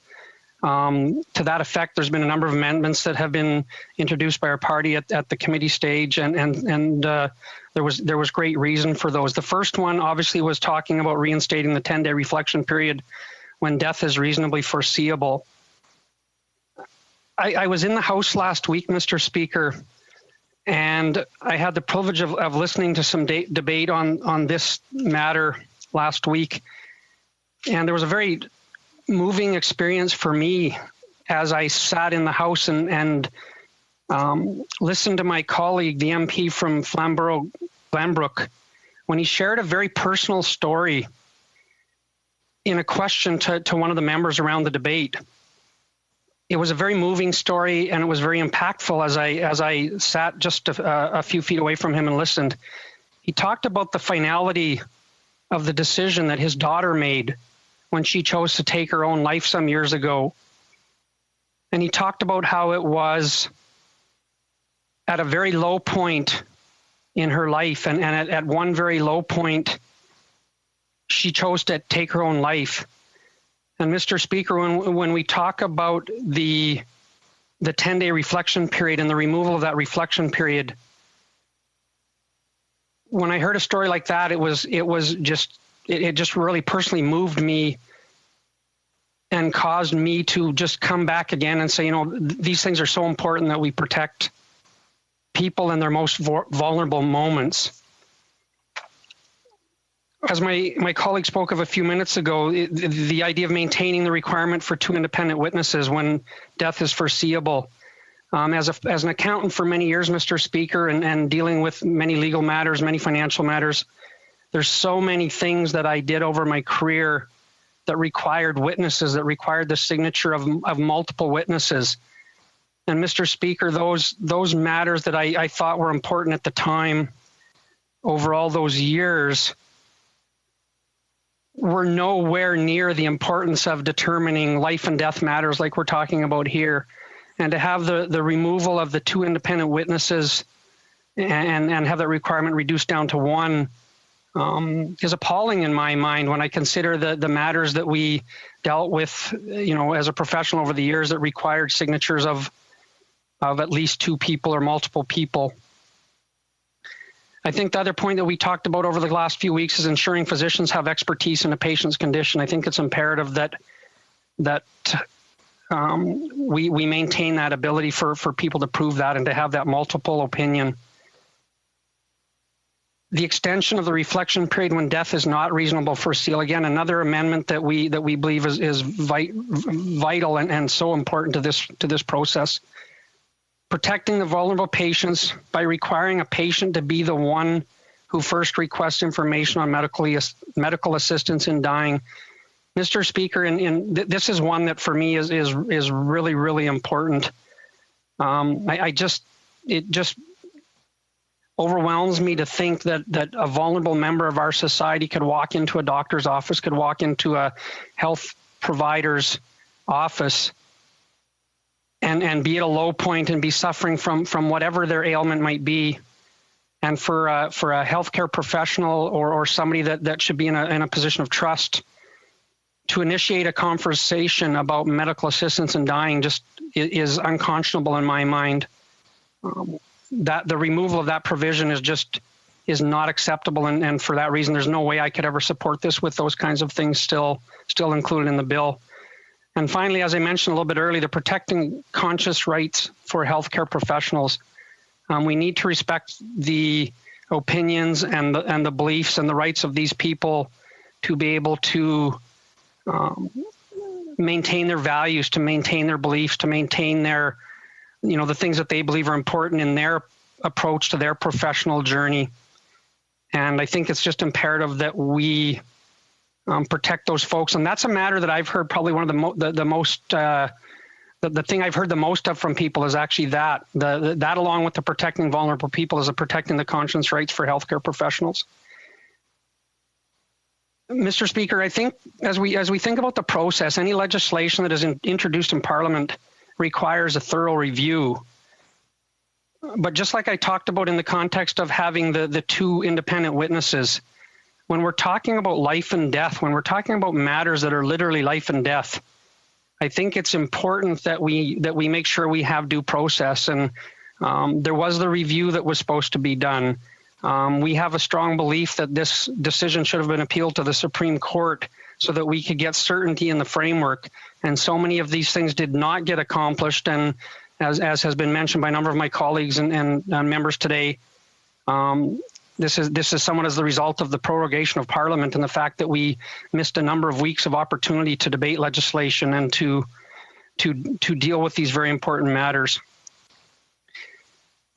In reflecting upon the witnesses and the testimony that was presented to the Justice Committee, we heard from numerous people, we heard from numerous groups that advocated on behalf of disability groups, of people with disabilities, people who are opposed to this bill and the rapid extension of the legislation that has been put before us compared to the former legislation in what I believe is Bill C-14. I believe it's shameful that we're rushing this. This is a matter of life and death, and we're now rushing this to try to get it done before Christmas when we could have done so much more in the weeks past. I think as Conservatives, we're going to continue to fight on behalf of the vulnerable in our society. We're going to continue to fight on behalf of all Canadians with disabilities, and we're going to continue to ensure that their interests and that they are protected as we move forward in this process.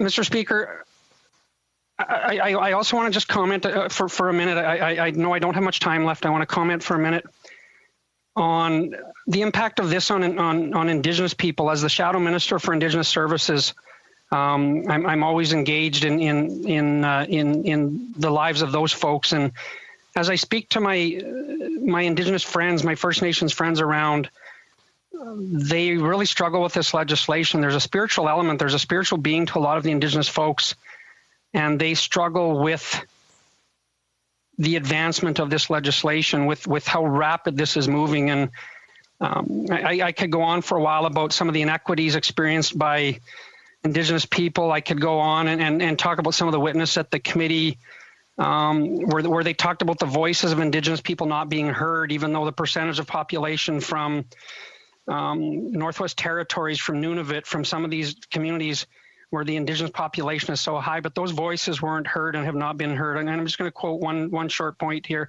is the Indigenous people of Canada, included those living with disabilities, they do have a voice. However, the opportunity to speak to C7 has not been adequately conveyed or provided to those groups.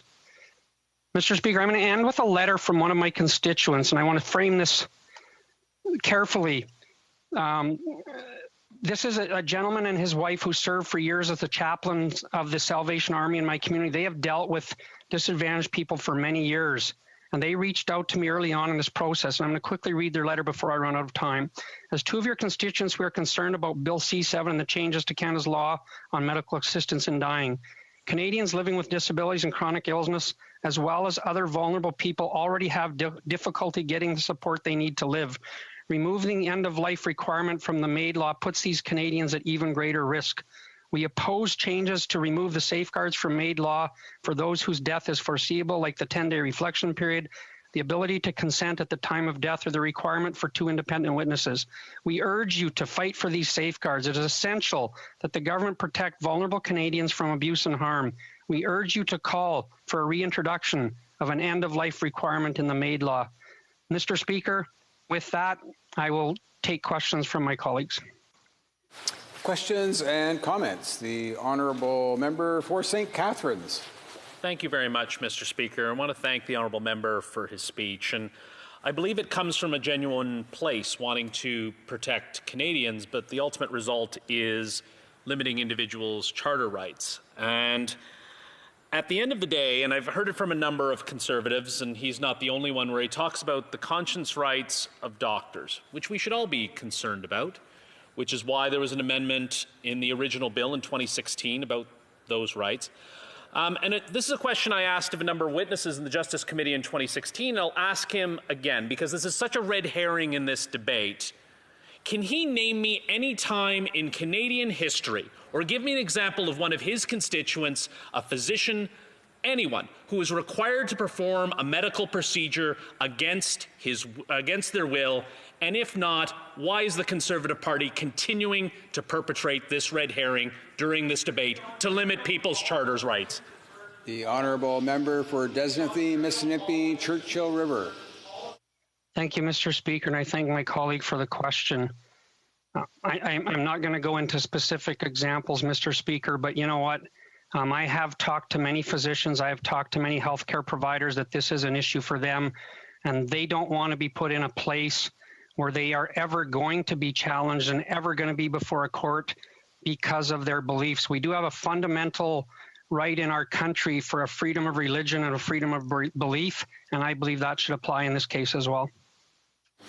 Questions and comments? The honourable member for Sherwood Park, Port Saskatchewan. Mr. Speaker, the ignorance of the member for St. Catharines of the policy of the College of Physicians and Surgeons in his own province is quite striking. The Ontario College of Physicians and Surgeons has a policy which requires physicians to provide effective referral and in emergency situations to provide services that are the standard of the care, even if they go against their conscience. That's a fact. That's an existing college policy. So the member claims to be unaware of this predicament that his own constituents are in. The fact of this is that when we debated medical assistance in dying last time, we spoke about the case of Dr. Nancy Naylor, who is a palliative care physician in Ontario, who said because of the pre-existing policy, she was being forced to close her practice earlier. And the ignorance, the striking ignorance of the member of St. Catharines on these facts from his own province is incredible about the attack on conscience in this country, and I'd love to hear my colleagues' comments on that. The honourable member for Desnathy, Mississippi, Churchill River. Thank you, Mr. Speaker. I very much appreciate my colleague's passion on his question for me, and as I said, those examples that he outlined are a perfect example of the situation in Ontario where that has happened, and so it is imperative that we protect the beliefs and the choices that physicians and healthcare providers in our country want to make in their own journeys, in their own professional practices. Questions and comments. The Honourable Parliamentary Secretary to the Minister of Transport. Very much, Mr. Speaker, and the honourable member is repeating the same red herring. The honourable member from across the way didn't say it happened. He said that a witness said that it may happen, that they were concerned about it. If the honourable member would let me speak, I believe I have the floor, Mr. Speaker.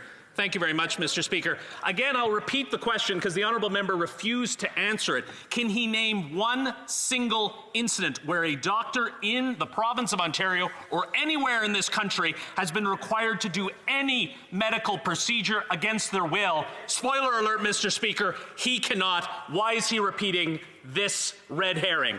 The honourable member for Desnathy, Mississippi, Churchill River. Mr. Speaker, I appreciate the member's question, but if he actually wants to get into the debate, maybe he should actually recognize where my riding is. My riding is in northern Saskatchewan and not in Ontario. So let's actually talk about practical.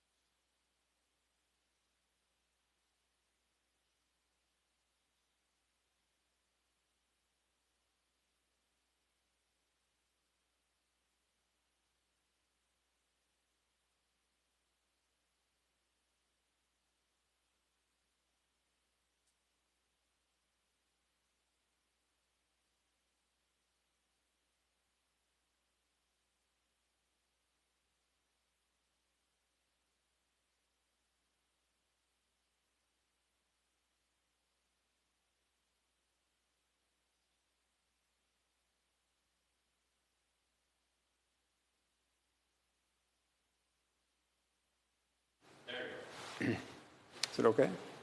We're good. You're back, Mr. Speaker. Okay. All right. I'm going to repeat that again because I'm not sure how much was registered by the honourable member who's currently online and who has the floor. So to the member for Desnathy, Mississippi, Churchill River, while I was standing, and as I mentioned, there was some disorder in the House that I was interrupting for that reason, and so his last sentence or two was probably not registered in debate. So I'm going to go back to him and let him just finish up his final thought on that, and then we'll carry on with debate. The honourable member for Desnathy, Mississippi, Churchill River. Thank you, Mr. Speaker. Not knowing exactly what you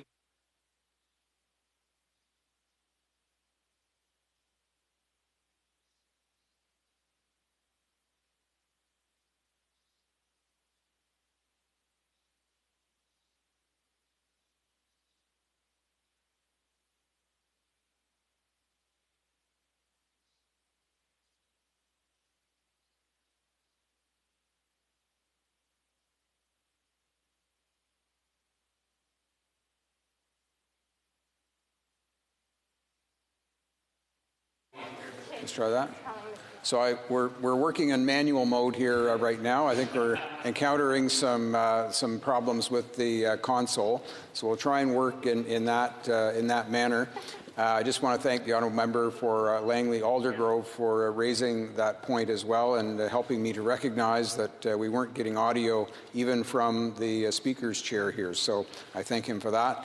We're now going to go to resuming debate, and the honourable member for Hastings, Lennox and Addington.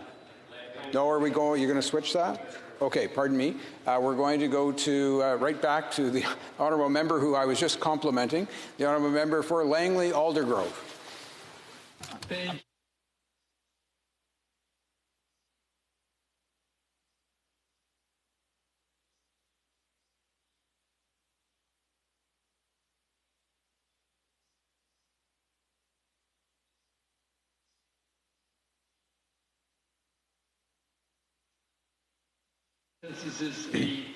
Sorry, we're going to have to interrupt the honourable member there.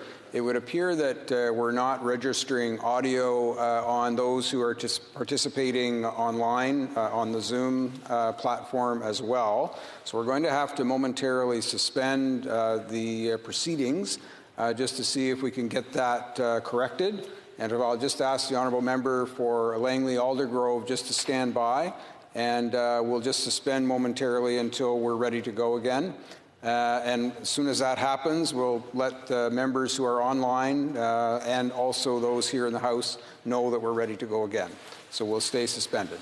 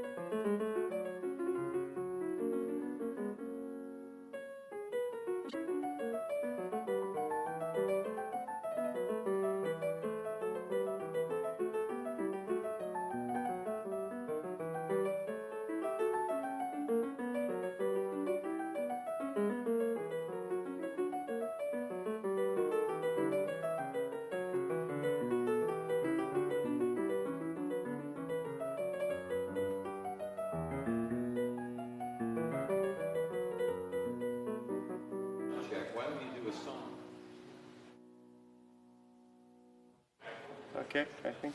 Ils peuvent le faire avec le touchscreen, hein? On va essayer ça.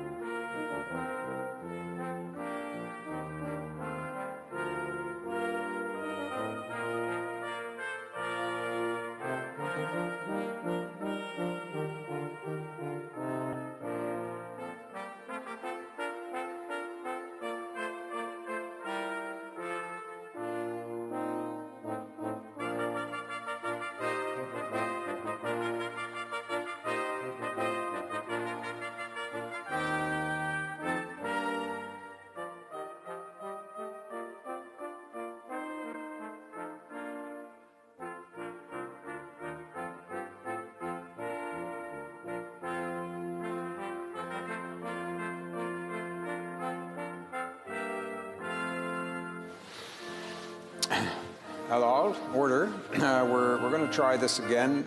We think we've got a fix in place to at least get us through the evening until we can kind of get something else sorted out. But there is some kind of technical issue. But I think we're at a point where we can continue and get back underway. We're going to go back to the start of the 10 minutes that we began for the honourable member for Langley Aldergrove.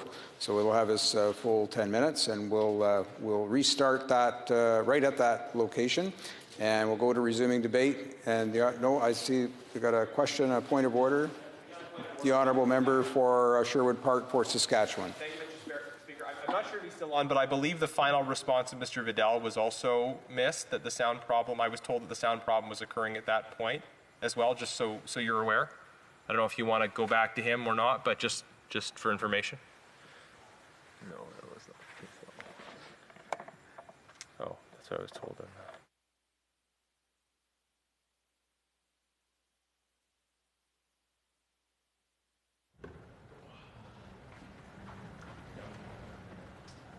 I thank the honourable member for Sherwood Park, Fort Saskatchewan, for thinking of that. He's probably right, although we'll have to check on that with debates and to see if that did in fact get picked up. The honourable member is no longer online, so I don't like to point out the absence or presence of honourable members, but nonetheless, it appears that we're not able to go back to him in this case. So we'll go back then, thank the honourable member, and we'll go to resuming debate. The honourable member for Langley Aldergrove. Thank you, Mr. Speaker. So hopefully the technology is working now. That's 2 points of order. Mr. Speaker, are we good to go? Yes. I'll assume yes. So the government's proposed legislation to expand the availability of MAID to people whose natural death is not reasonably foreseeable is, in my opinion, deeply flawed. And the term MAID in those circumstances is a misnomer. If this Bill C7 passes, we're no longer talking just about doctors and nurses helping those who are dying, relieving suffering, but helping people to die who are not even near death. The reasonable foreseeability of natural death standard, which was so central to the Carter decision, makes sense from a medical perspective, as doctors might be willing to expedite the natural dying process, given their traditional roles of assisting medically to relieve suffering. But it's quite another question whether, in medical ethics, whether it contemplates doctors now bringing death into the equation where natural death isn't even reasonably foreseeable. It is no longer medical assistance in dying, but medical aid to end a difficult life. This is a big shift for Canadians, but the average Canadian wasn't even consulted about this big shift. After the Truchon decision of the Quebec Superior Court, the Attorney General and the Liberal government is treating as settled constitutional doctrine this very key question, whether those who are not dying, but who are suffering grievously and irremediably, must be given the right to choose MAID. The government on the side of this House, throughout the debate on this topic, has stated that they have consulted widely with Canadians, but this is the extent of the consultations. An online survey that was open for a couple of weeks that contained confusing and ambiguous questions with multiple choice answers, leaving some respondents, people that I've spoken to have to choose the least of a selection of evils. The public was never asked whether the reasonable foreseeability of natural death standard should be dropped. A judge in one province thought so, but what do Canadians think? Now, we'll never know because the question was not asked. The so-called public consultation that fails to ask the key question is, in my opinion, not a real consultation. It is a pretext for the government to advance an ideological agenda. Now, Truchon, poorly reasoned and unbalanced, and it is left unappealed. By failing to appeal this decision, the Attorney General and the government has conceded that one judge in one province can curtail Parliament's power to promote broader societal interests in protecting people who are elderly, ill, disabled, or vulnerable. One judge in the lower court was allowed to overturn Parliament's well-reasoned response to the Supreme Court of Canada decision and Parliament's well-considered opinion expressed in Bill C-14 4 years ago. The Attorney General, in my opinion, failed to do his job. So now, Mr. Speaker, what happens if nothing happens? What if this bill doesn't pass, either in this House or in the Senate, before the Quebec Superior Court's now extended deadline of December 18th? Well, it will become law in Quebec, which means that that provision in our criminal code restricting MAID to only those whose death is reasonably foreseeable in Quebec. But that set of circumstances, Mr. Speaker, in my opinion, is better than the new regime introduced by this bill, flawed Bill C-7. So let it fall. Let the deadline come and go. There will be more protection for vulnerable people if nothing happens and if Bill C-7 becomes law. Now, Mr. Speaker, if all Bill C-7 did was reflect the Truchon requirement, then this bill would be more acceptable, in my opinion. But rather, the government has taken this opportunity to go much further than was required by the Truchon decision. Bill C-7 adds on some additions that were not required by Truchon, including advanced directives, coupled with dropping the requirement for contemporary consent. It also drops the reflection period for those whose death is reasonably foreseeable, and it drops, for no apparent good reason, two witnesses requirement. Leave the safeguards in place. It's been argued by the government side of the House that these safeguards are just barriers to implementing decisions that people have already made. But that is exactly what safeguards are for. They are intended to be barriers to protect the vulnerable. That is the objective, not to create inconvenience, although safeguards may be inconvenient in some cases. Now, I want to talk about advanced directives. We've heard arguments in favor of that, citing the Audrey Parker case.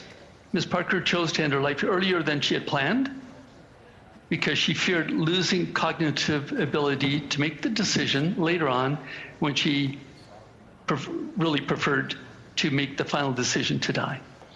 The best argument, in my opinion, against the Audrey principle, I think, is the argument that some people have indeed changed their mind when the time came for the lethal injection. The first annual report on MAID in Canada, published in July 2020, stated that 3.6% of patients who had made a written request for MAID later changed their mind and withdrew the request. Now, while 3.6% seems like a low number, that is based on total of 7,300 MAID deaths. That means 263 people changed their minds. Now, the government, I want to go back to that consultation of the 300,000 Canadians.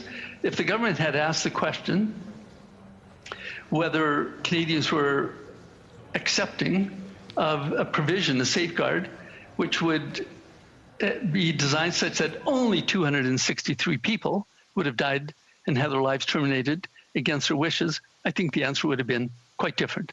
That's the thing about consultations, about surveys. It depends very much on the way the question is written. I don't think that Canadians were properly consulted with this. Now, the same argument can apply to the 10-day reflection period. The whole idea is to let people reflect on the gravity of the document that they have just signed and have the opportunity to change their mind. Last year, last year, 263 people did indeed change their mind. We need to protect people like that. Now, Mr. Speaker, I just want to talk about seniors' care. According to that same report, 771 MAID recipients gave isolation and unbearable loneliness as a reason for requesting death. Now, pushing increased and easier access to MAID is not the right solution to loneliness and isolation. Better care is. I just want to very briefly give an example. In my family, my father-in-law just recently passed away. He had excellent palliative care at Langley Memorial Hospital, and I want to thank the caregivers there. If every Canadian had palliative care like he had, this would not be the debate that it is. This is what we should be talking about. We should be talking about expanding palliative care rather than expanding MAID to people whose death isn't even reasonably foreseeable. Mr. Speaker, those are my comments. Thank you. Questions and comments. The Honourable Parliamentary Secretary to the Minister of Transport. Thank you very much, Mr. Speaker. And I'm enjoying this debate since I've been here. And it's interesting to find the newfound love of the Supreme Court in the Conservative Party. Nothing that existed before when the Conservative Party did nothing and the former Conservative government did nothing after the Carter decision, but a newfound love that we have to wait, that these unconstitutional requirements need to wait years longer from a party that didn't support the previous legislation. And Mr. Speaker, my question to the honourable member is, why is he suggesting that individuals can't change their mind? That is a dangerous thing to say. It is not that this legislation requires one person to make up their mind and they can't possibly change it. Why does he need to mislead and suggest, and why does the party of the Conservative Party need to mislead and suggest that people can't change their mind, that people will be forced to die against their will? Is their argument that thin that they have to resort to those kinds of arguments? The Honourable Member for Langley Aldergrove. Well, thank you. First of all, I'll talk about the Supreme Court of Canada. As a lawyer practicing law for many years, I have the deepest respect for the Supreme Court of Canada. Very many well-written decisions coming out of there that are shaping Canadian society. I have the deepest respect for them. And I think that if this decision, if the Truchon decision had been appealed to the Supreme Court of Canada, we would have had a different outcome. We certainly would have had good constitutional considerations put into the decision. Now, as to people change their mind, is that Bill C-7 will allow people to change their mind if they have cognitive ability, but that's the whole point. Advance requests don't protect people who have cognitive disability at the time that the lethal injection is going to be applied. And it also puts the doctor in a very difficult position of having to make that final decision to apply the lethal injection. I don't think that we're any further ahead. Questions and comments. The Honourable Member for Sherwood Park, Fort Saskatchewan. Thank you, Mr. Speaker, and I thank my colleague for an excellent speech. He spoke about this issue of people changing their mind, and I would refer him and members of the House to the, I think, powerful testimony of Dr. Ramona Coelho before the Justice Committee, who is a physician who has within her practice a very large number of vulnerable people. She's practicing in Ontario, and she expressed the concern that with the way this legislation is set up, removing safeguards and dramatically shortening timelines in the case of in one case, completely eliminating the timeline so you could have same-day deaths. She made the point that there is a real risk that people who are experiencing temporary suicidal ideation will not receive the care and treatment that they need that allow them to choose to move in a different direction. That the result will be people being pushed into choosing this option without seeing the alternatives and without seeing what may well be the light at the end of the tunnel. And we know that the data suggests that when people have the onset of a disability in their life, that can be a very difficult adaptation period, that people can certainly experience genuine angst, suicidal ideation, but temporary suicidal ideation. And that speaks to the importance of an appropriate time frame, at least a 10-day reflection period, at least the opportunity in the case of a disability to get information and to receive treatment first. That's the testimony we heard of the justice community. I appreciate the members' feedback. Member for Langley Aldergrove. Good. I would like to thank my colleague for that question. That's exactly the point of a 10-day reflection period, or any reflection period, for the person who just signed the document to give deep reflection to the document that he or she has just signed. Is this the right thing? It might have been the right thing at the time, and it could very well be that within the reflection period that they changed their mind. It was a good safeguard that was put in place. Bill C-14, well-considered opinion of this Parliament, and I think that it should be maintained. And there was absolutely no reason for to eliminate it if the purpose is to comply with the Truchon decision. Thank you. Resuming debate, the honourable member for Hastings, Lennox and Addington. This is a very important issue, and I'm pleased and honored to be able to speak to it tonight. And I would just like to share from the perspective of at least certain communities in Canada some of the issues that certainly many members in our caucus and others have with this bill. Many people feel that the government has essentially ignored the concerns of Canada's disabled community, their doctors, and their advocates, who have made it clear that this bill will cause harm to their community. They've also ignored Indigenous communities and their misgivings about this bill. And personally, I've been reached out to by physicians, representatives from advocacy groups, for people with disabilities, physicians who serve the disabled, palliative care physicians, and most powerfully, disabled Canadians who depend on caregivers to live their lives. I can assure the House that Canada's disability community is firmly against Bill C-7, and I think that's clear in the testimony that we've seen. They're afraid of the message it sends, that the lives of disabled Canadians are not worth living. Physicians have expressed serious concerns with euthanasia becoming a standard of care, as this bill would mandate. They are clear in expressing that a 90-day waiting period is not nearly enough. It is very common for patients who experience a catastrophic medical episode, like a stroke, or receive a diagnosis of a debilitating disease, to express death wishes.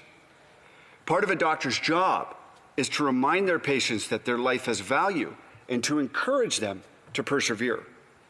It is also very common for initial suicidal ideations to go away in a matter of months after a patient becomes more used to their situation. A 90-day reflection period is simply not enough time.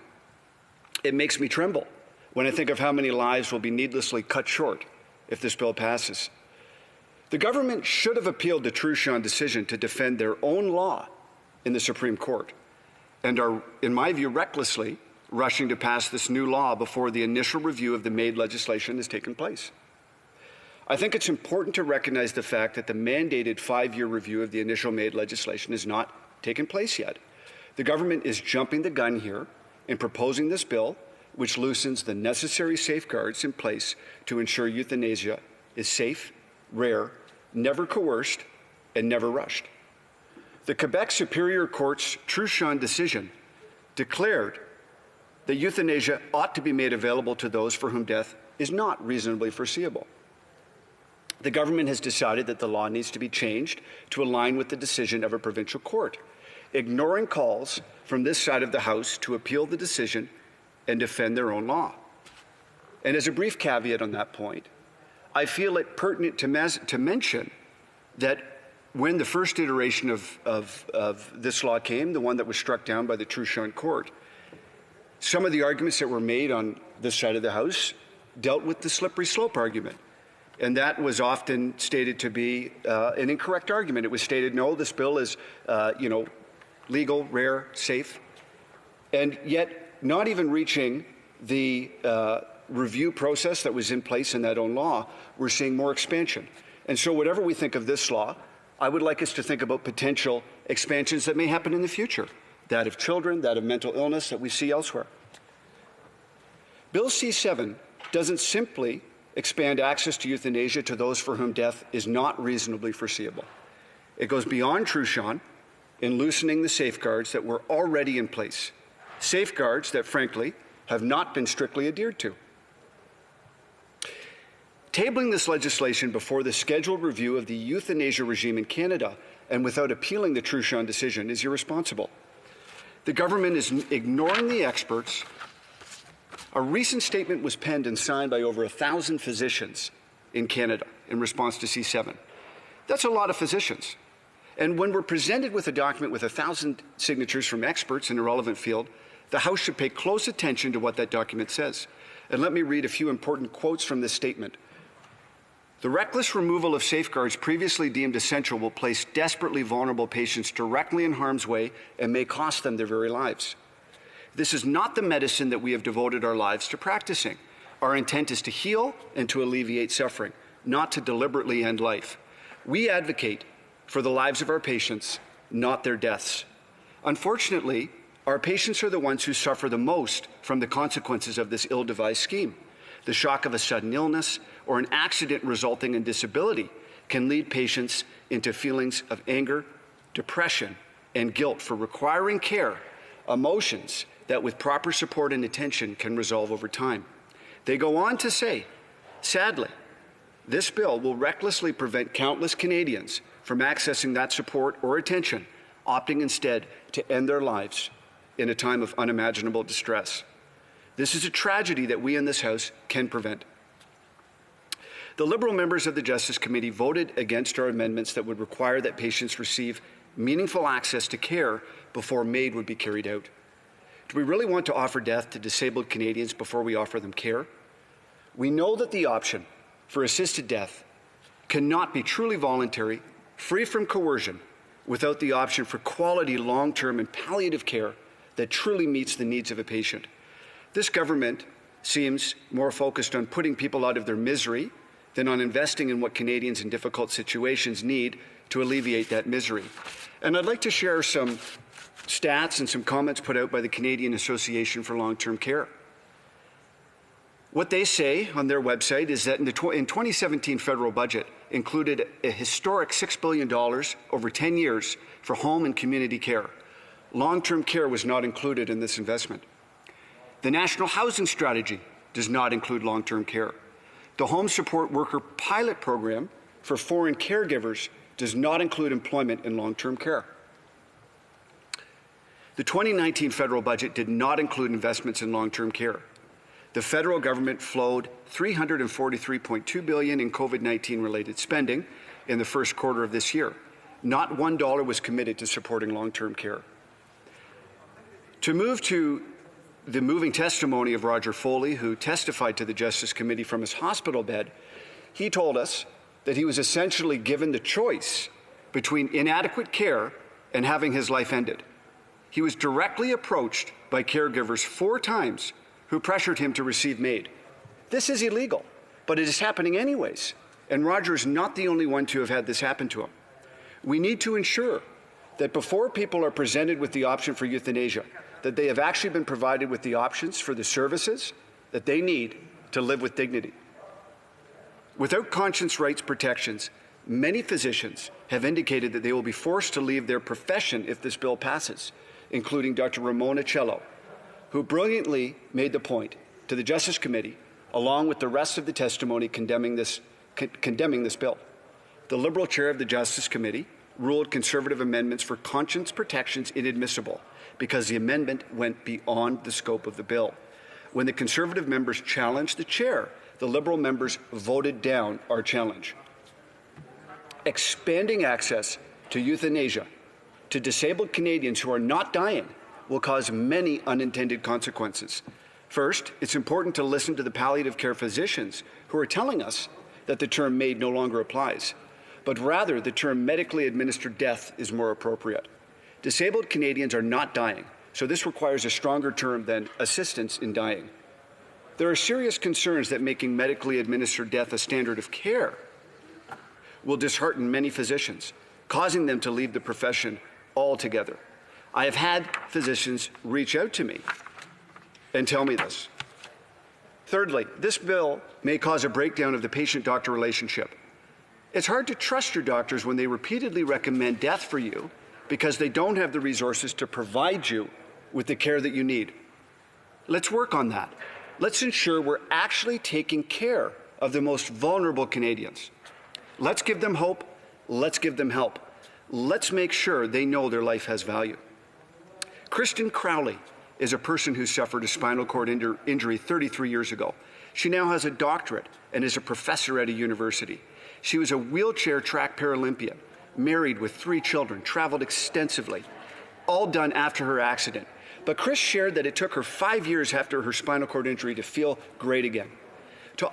In her words, she said, "To all outward appearances, I am a successful person living and contributing to our community. But I'd be lying if I told you that I was good to go within 3 months of my injury when I was discharged from the hospital. In fact, it was a few years before my eyes were open in the morning and I was feeling good." How many stories like Christine's will never be told if Bill C-7 passes?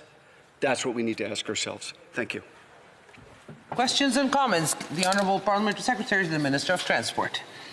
Thank you very much, Madam Speaker. And it's ironic that the Honourable Member stands here and talks about a doctor's job and that we should listen to the experts when this Honourable Member speaks against doctors, speaks against Dr. Theresa Tam, questions her loyalty to this country as she's trying to protect millions of Canadians. That we should listen to doctors, but he gets to pick and choose if they ideologically support him. How can he stand in this place when he questions the validity of vaccines, where he questions public health authorities, and come here and even suggest that he understands a doctor's role? Madam Speaker, why doesn't the Honourable Member trust doctors in this country, and why won't he let them do their jobs? Honourable Member for Hastings, Lennox and Addington.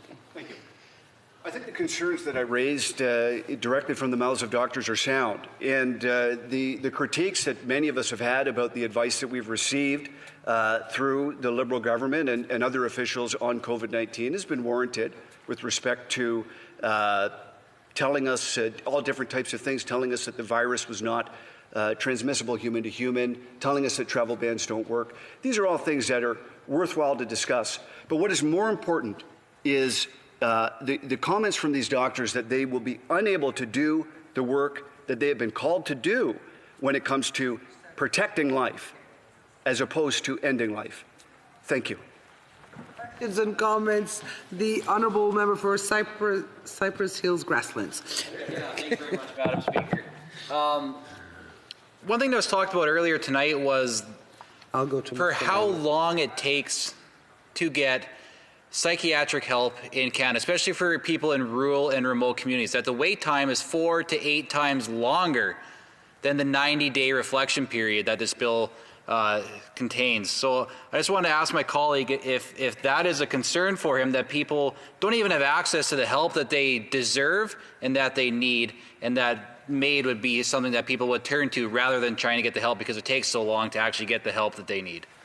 The Honourable Member for Hastings, Lennox and Addington. Thank you. I'd like to thank my colleague for that question.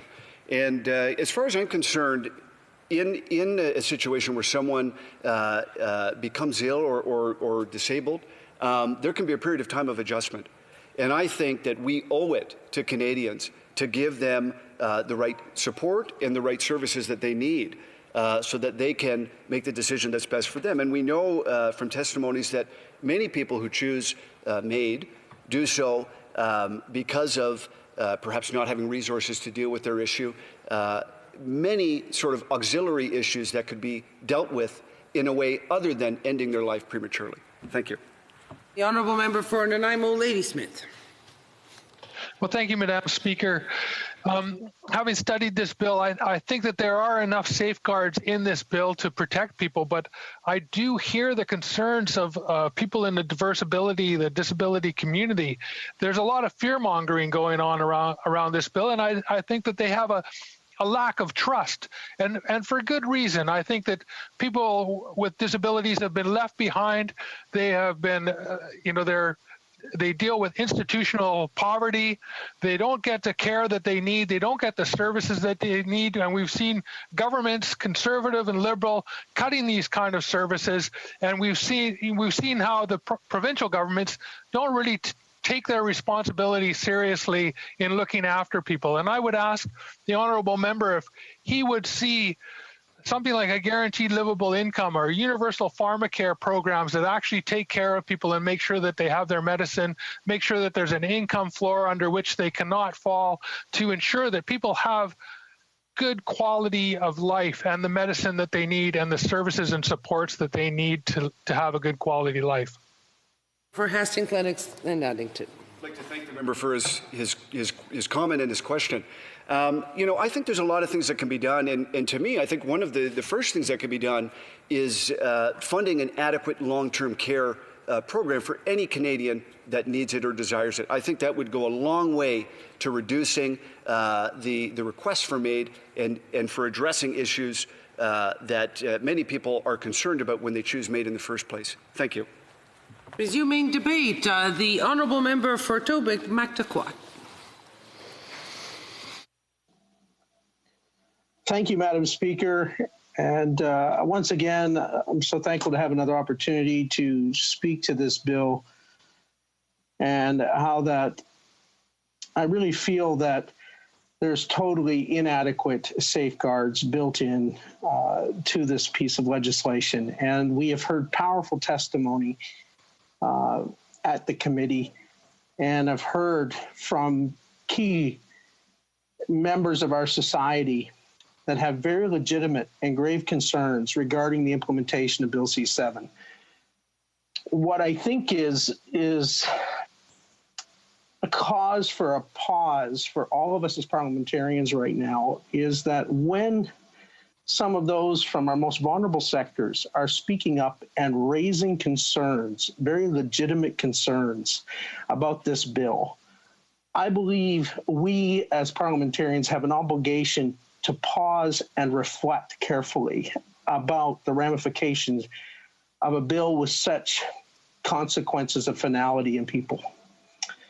The reason why I say that is we heard powerful testimony like Roger Fowley's, where he so powerfully spoke from his hospital bed and said, I'm doing this because I'm fighting for others who are in the same position as I am.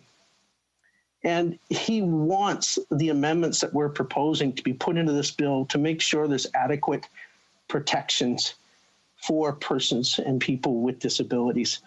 Never should someone or a Canadian be made to feel pressure or encouraged to take this decision of such finality. I believe right now as parliamentarians, we've heard enough witnesses powerfully speak, enough testimonies at committee to say it's time to put a pause on this and reflect carefully before we go ahead and rush to some implementation of this bill.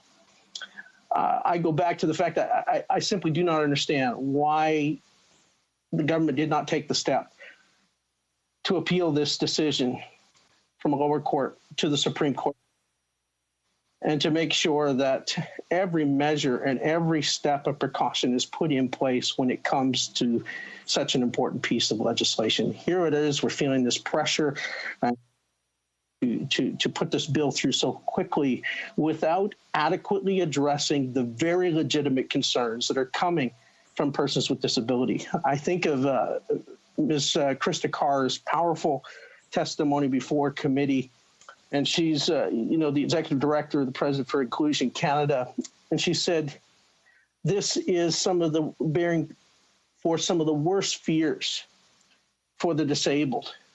They're being realized in Bill C-7. she raised these concerns with such passion and conviction, and she was speaking on behalf of literally thousands of Canadians and persons living with disabilities and their families. It would behoove this Parliament that, based on those kind of testimonies, that we pause and reflect and say, are we doing everything we can to make sure that we are putting adequate safeguards in place so that people will have the time to reconsider, to reflect. And one thing I've known from my background and the experience that I come from, having worked in ministry for many years, having walked with people through some of the darkest corridors that life can offer, and sometimes whether they're dealing with mental health related challenges, or whether they're dealing with substance abuse and addiction related challenges, whether they're dealing with disabilities in their life, or they've just gotten diagnosed with a life altering diagnosis. Those initial hours and days can be so overwhelming for people. In fact, they can feel like there's no pathway forward for them, and they can wonder, is life worth continuing?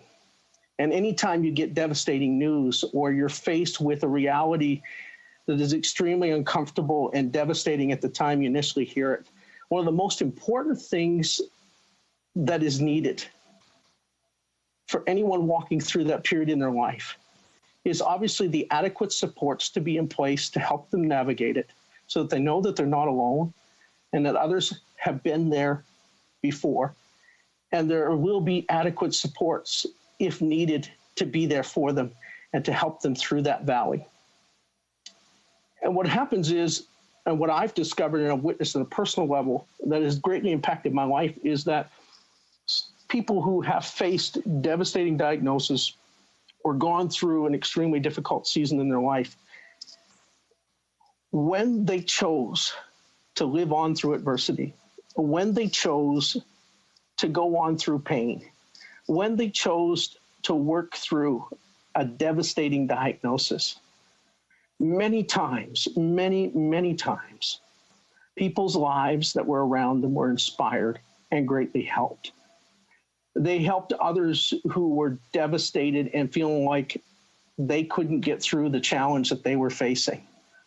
But because they made that difficult decision in those dark times, and they had the time to pause and reflect and hear from those who loved them and had their best interest at heart, they made the decision to live on.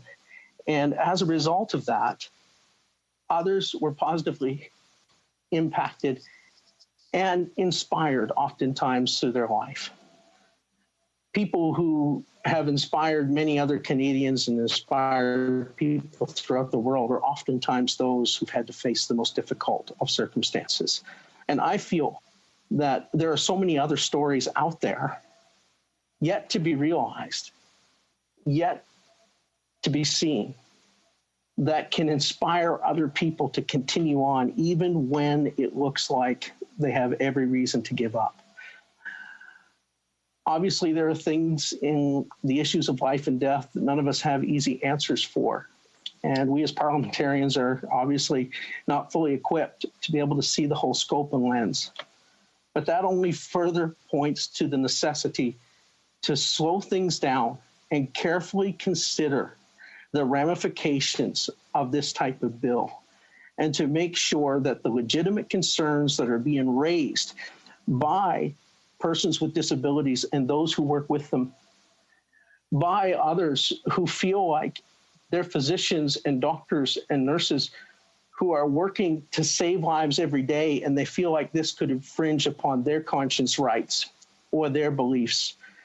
I feel we as parliamentarians have an obligation to make sure those concerns are heard and reflected in whatever bill that we pass. Why we would want to rush through something of this great consequence, it simply baffles me. So I'm hoping that this Parliament will take the time and reflect, even during this season, especially during this season that we are entering.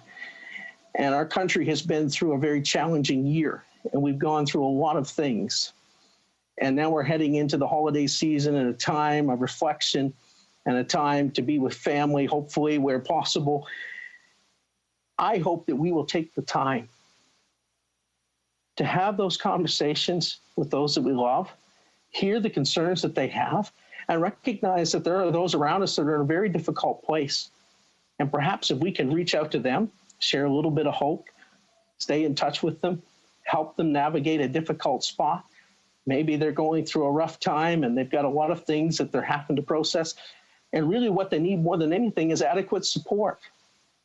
Let's look and reflect as parliamentarians on this aspect. Are we offering Canadians enough supports in the area of palliative care, in the area of hospice, in the area of providing adequate support for those persons who are living with disabilities, so that we're giving people every opportunity at life and to live their life the fullest? So with that, I thank you, Madam Speaker, again for the opportunity, and I challenge this House to carefully reflect and hit the pause button here before we rush through with any type of legislation. We have heard enough powerful testimony to tell us it's worth pausing for. Thank you. Comments. The Honourable Parliamentary Secretary to the Minister of Transport. Thank you very much, Madam Speaker. And it's bizarre to hear speaker after speaker after speaker from the Conservative Party talk about medical assistance in dying like it's some fleeting concepts, like it's this impulse decision that Canadians make like that, Madam Speaker. That if only there were the safeguards in place, if only there wasn't a medical profession there or any other support. My question, Madam Speaker, is why is the Conservative Party portraying this like this is not the most significant decision in people's lives that they've taken, with questions to their medical professionals, with questions to faith leaders, that it's something they just think of overnight? And why are they portraying that in an attempt to torpedo this legislation?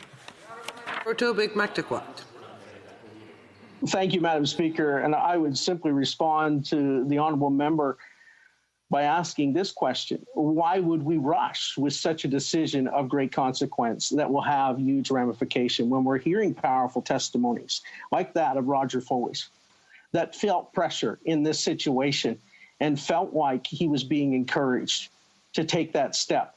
I think it's time that we hit pause and we reflect, because these are very serious matters and they do deserve to make sure all perspectives are heard.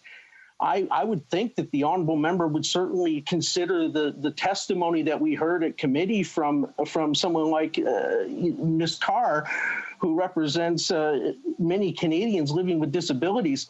And when she's expressing these grave concerns, I'm sure he would agree that these concerns need to be heard. And if great Canadian citizens who are right there with some of the most affected communities are saying, there's an alarm bell here and we have a grave concern with this bill, should we not pause and reflect based on that kind of testimony? Questions and comments? The Honourable Member for Sherwood Park for Saskatchewan. Well, thank you, Madam Speaker. I thank my colleague for his excellent speech, his service both in this place and before. Just by way of response to the point made by the Parliamentary Secretary, I think it's just important to underline, first of all, that it is people who have encountered the healthcare system as people living with disabilities, as well as medical professionals who came to the committee and testified about the importance of the safeguards that are in place right now. And they did so, I think, recognizing that in the vast majority of cases, the system tries to do its best to treat people with respect, to affirm their dignity, and to ensure that the decisions that they are making are considered in an appropriate frame of time. That's what we would like to believe happens in the majority of cases, but we know, we have testimony directly that that doesn't happen in every case. And that's why we have safeguards. Safeguards aren't there to respond to the general case. They're there to respond to those cases of potential abuse, those cases that are outside of what we would expect to be normal good practice. Because as the legislation is written, you have the possibility of same-day death. You have the possibility of people being rushed, and that is what witnesses said happens. That's why they said we need the safeguards. Honourable Member for Tobique-Mactaquac. I'd like to thank the honourable member for his comments, and I totally agree that this is the time now is the time to make sure that safeguards are being put in place. With a matter as serious as this, and when decisions of such finality are at stake, why would we not, as parliamentarians, want to pause and reflect and make sure, based on the testimonies that we've heard and based on the potential ramifications of this legislation being passed, pause and reflect and say, this bill can have huge consequences, unintended consequences perhaps even, that could dramatically affect the lives of our most vulnerable. And once again, I'll reiterate, the character of a nation is revealed in how it treats its most vulnerable. And I believe this bill inadequately addresses completely the needs of our most vulnerable. Resuming debate, the Honourable... Sorry? Yes, the Honourable Parliamentary Secretary.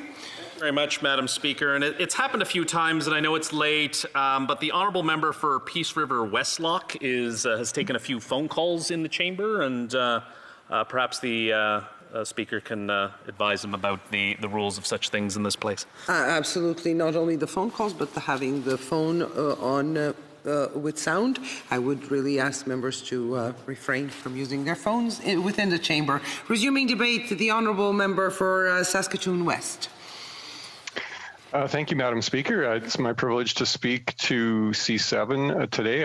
I have previously spoken to this legislation several times, and I think it would be remiss if I didn't remind the House that the reason that we're here at this late hour on this day is that this bill was originally introduced, and of course it died with prorogation. And why was there prorogation? Well, because the government had this scandal with the WE organization, and as much as the government maybe wanted to proceed with C7, they were more interested in trying to quell all of the fear around the WE scandal. And so just wanted to remind members in this House that that's why we're here at this late hour speaking about this.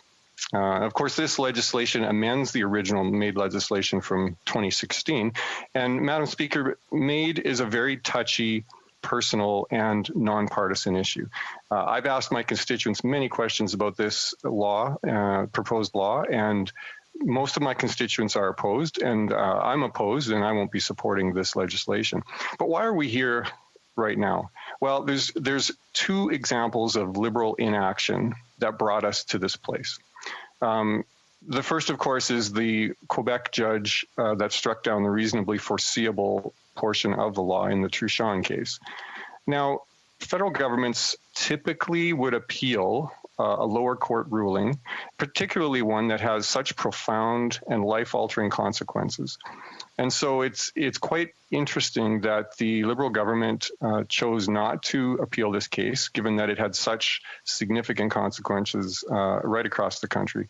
In my opinion, they should have appealed this case, but they chose not to. The second reason we're here is that originally the legislation had a scheduled parliamentary review that was supposed to happen this past summer.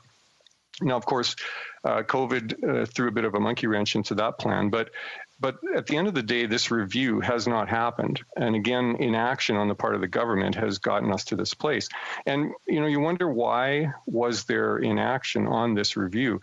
Well, the current Justice Minister voted against this legislation in 2016, not because he didn't agree with the legislation, but because it didn't go far enough, in his opinion. The Liberal government talks about consulting and listening to Canadians, but the truth is that the Liberal government has their own agenda and pushes that. The truth is that they didn't want the parliamentary review the way it was defined. They wanted something less, something that they could better control. And the truth is they had their own agenda and they wanted to implement their own plans. Now, they will talk about consultations that they had with groups and 300,000 responses to their online consultation. But those kinds of discussions are very different than a parliamentary review. Those kinds of consultations are very easy to manipulate, easy to ignore, easy to lead people in a certain direction. And it provides cover in the end for implementing the agenda that you want to implement. The survey that they had it was an online survey. It asked leading questions. There was very little ability for people to think outside the box to provide their own suggestions. And it was only there for barely 2 weeks. It was a very short period of time. Interesting now that we've had the Senate pre-study and the committee study in the House of Commons. Almost nobody liked the legislation, even Liberals that spoke to it. Witness after witness after witness had issues that they raised with this legislation, and there was nearly unanimous agreement that it needed to be changed dramatically. So, Madam Speaker, here we are. So what do I think about this legislation? Well, I did send several mailers to my constituents. We've received well over 400 contacts, phone calls, emails, letters, and roughly 2/3 are opposed to the legislation. Lots of feedback on the rights of healthcare workers. Do they have the right to say no to euthanizing someone? And the whole question of conscience protection came up again and again and again. Are medical professionals free to not participate in this? Are they free of penalty or harassment? And the conscious objection of institutions is another thing that came up, because institutions are more than bricks and mortar. They are actual people with values invested. And I've spoken of this before, but I want to raise it again. In Saskatoon, we have a wonderful hospital called St. Paul's Hospital. It's a Catholic hospital governed by the Catholic Bishops' Board. Now, the province of Saskatchewan allows hospitals to choose which services to perform, and this particular hospital operates on the basis of the Catholic faith. So they do not perform MAID, but they do respect the patient's right to choose, and they will transfer patients to another hospital if MAID is requested by the patient. But instead of MAID, St. Paul's is well known for its amazing palliative care. And I have a personal example from my own family, because my mother-in-law was a patient in the palliative care wing of St. Paul's Hospital here in Saskatoon. In her case, MAID was not requested, nor was it desired. And she got one of 12 palliative care beds in the city. She received amazing care as she came to the end of her life, and she passed away peacefully in that palliative care bed. Now, just want to highlight 12 palliative care beds, and fortunately, they've recently added 13 more. But even at that, 25 palliative care beds for all of northern Saskatchewan, it's far below what's needed. It's very inadequate. It's a little bit of winning the lottery in a sense to get a palliative care bed in northern Saskatchewan right now. And my mother-in-law was very fortunate that she was able to have that at the end of her life. And in fact, 70% of Canadians don't have access to good palliative care. Now, this hospital actually built these new 13 beds all on their own. They raised the money to build the units. But because there's a lack of conscience protection, they're actually being sued by activists to provide MAID. And Madam Speaker, a hospital well known for amazing palliative care, forced to defend itself in court because it won't provide MAID. We must respect the multicultural nature of Canadian society. We have to respect medical professionals and institutions and allow them to have full conscience protections free from harassment and consequences. Now, Madam Speaker, MAID, as I said, is a very touchy, personal, and nonpartisan issue. And we can always find examples of people for whom MAID legislation is a difficult but unwelcome option. But I've heard many stories, cases where families are caught by surprise and forced to deal with the aftermath, cases where a person is at a particularly low point in their health, but under this legislation, they'd be able to request and receive MAID with no waiting period. Or cases where physicians or hospitals apply pressure on individuals to consider MAID. I've got a couple stories I want to share. A friend of mine had an elderly father who was in hospital with non-life-threatening issues. Eventually, a doctor came by who suggested to his father that he think about MAID. And his father actually chose MAID without letting his family know. My friend had to explain to his elderly mom, who had the beginning of dementia, what had happened to her husband, to his dad. And it was very, very difficult to explain, very complicated. And there was no consultation with the family, and it was thrown on them as a surprise. In fact, they didn't even have a funeral for over a year because they just simply didn't know how to explain it to people and just to cope with it. And what that example shows me is in the aftermath of people choosing MAID, there is literally a swath of people who are hurt emotionally by these things. And the requirements for counseling and psychologists and other things are amazing. And another story I have, a constituent of mine I was speaking to who is a disabled older person. I spoke to her because she was trying to bring in a care worker, and that led to a discussion about C7. She was very concerned about the impact on disabled persons. She was worried that this was going to become one of the tools in the tool belt of physicians. And then she went on to tell me about the story of her neighbor across the street, who was also disabled and quite depressed due to COVID-19. And in the end, this neighbor of hers took her life with MAID because she felt like there was no hope, and her doctor supported the patient's decision. And she was very disturbed by this. Madam Speaker, as I close, I'm reminded of something that a constituent of mine told me back in February, and that is we need to slow this down, not speed it up. And after listening to the many witnesses who have spoken at committees, he's correct. We need to carefully consider legislation with such significant consequences. So I agree with my constituent. Yes, we need to deal with the Quebec court decision. We should appeal it, but if not, there's still only one change required. We should have the proper legislative review. We should put in place a pan-Canadian strategy for palliative care. Let's put in full conscience protection for physicians and institutions. Let's leave the 10-day waiting period. These are amendments that we've proposed.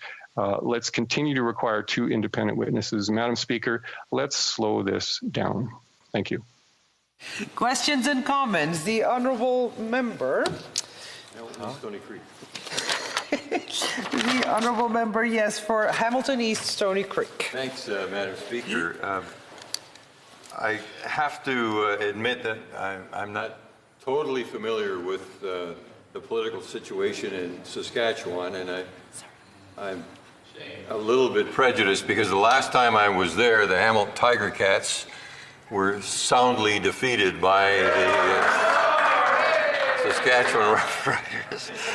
And the odd time I've been through Saskatoon was through the airport, so I admit that I'm not familiar with everything there. But I did hear my honourable colleague say that most of his constituents were against this, and then later he suggested that out of 400 messages that he received, 2/3 of them were against the bill that we're discussing. But there's over 50,000 people who are electors. So I'm wondering whether my friend would want to take some more polling as to where his constituents really stand on this issue. Because I think that it may be much more who are in favor of the approach the government is taking than what he has suggested. The honourable member for Saskatoon West. Thank my honourable colleague for the question. We could certainly do more polling, and that would certainly be an option. But I can tell him this, that person after person that I speak to brings up issues they have with this legislation. Admittedly, not everybody is opposed to it in principle, but they're opposed to the legislation on one grounds or another. And I think all you have to do is look at the people who testified at the committee hearings on this, both in the House and in the Senate, and you had person after person after person who had issues with this legislation the way it's written. So I think it's pretty safe. I feel pretty comfortable with that, with the people that I've spoken to and what I've seen. The honourable member for Peace River Westlock. Thank you, Madam Chair, and I look forward to hearing from the Green Party yet tonight. I do believe that there's a speaking spot available for them if they so choose. I know that the Green Party put forward an amazing amendment to ensure that the options of assisted suicide would never be brought forward or introduced to the situation by the doctor or physician. I'm just wondering if the member would support that amendment that the Green Party brought forward. The honourable member for Saskatoon West. I thank my colleague for the question. I think it's very, very important that physicians do not suggest MAID to patients. I believe it's critical that MAID is something that is requested by the patient and not suggested by the physician. And that's exactly my point in the story that I raised, that physicians have the ability to see this as a tool. Now, I'm not saying all physicians would do that, but it opens up that possibility. And we have to be very, very careful that this request and this decision is solely coming from the patient themselves. This is the questions and comments. The honourable member for Sherwood Park, Fort Saskatchewan. Thank you, Madam Speaker. The member across the way had asked about whether the member intends to poll more of his constituents, and I take the point from my colleague for Peace River Westlock that public opinion polls aren't the arbiter of truth. But I do want to refer the member who just spoke and the member who asked the question to public opinion polling that has been done by Angus Reid specifically on this issue.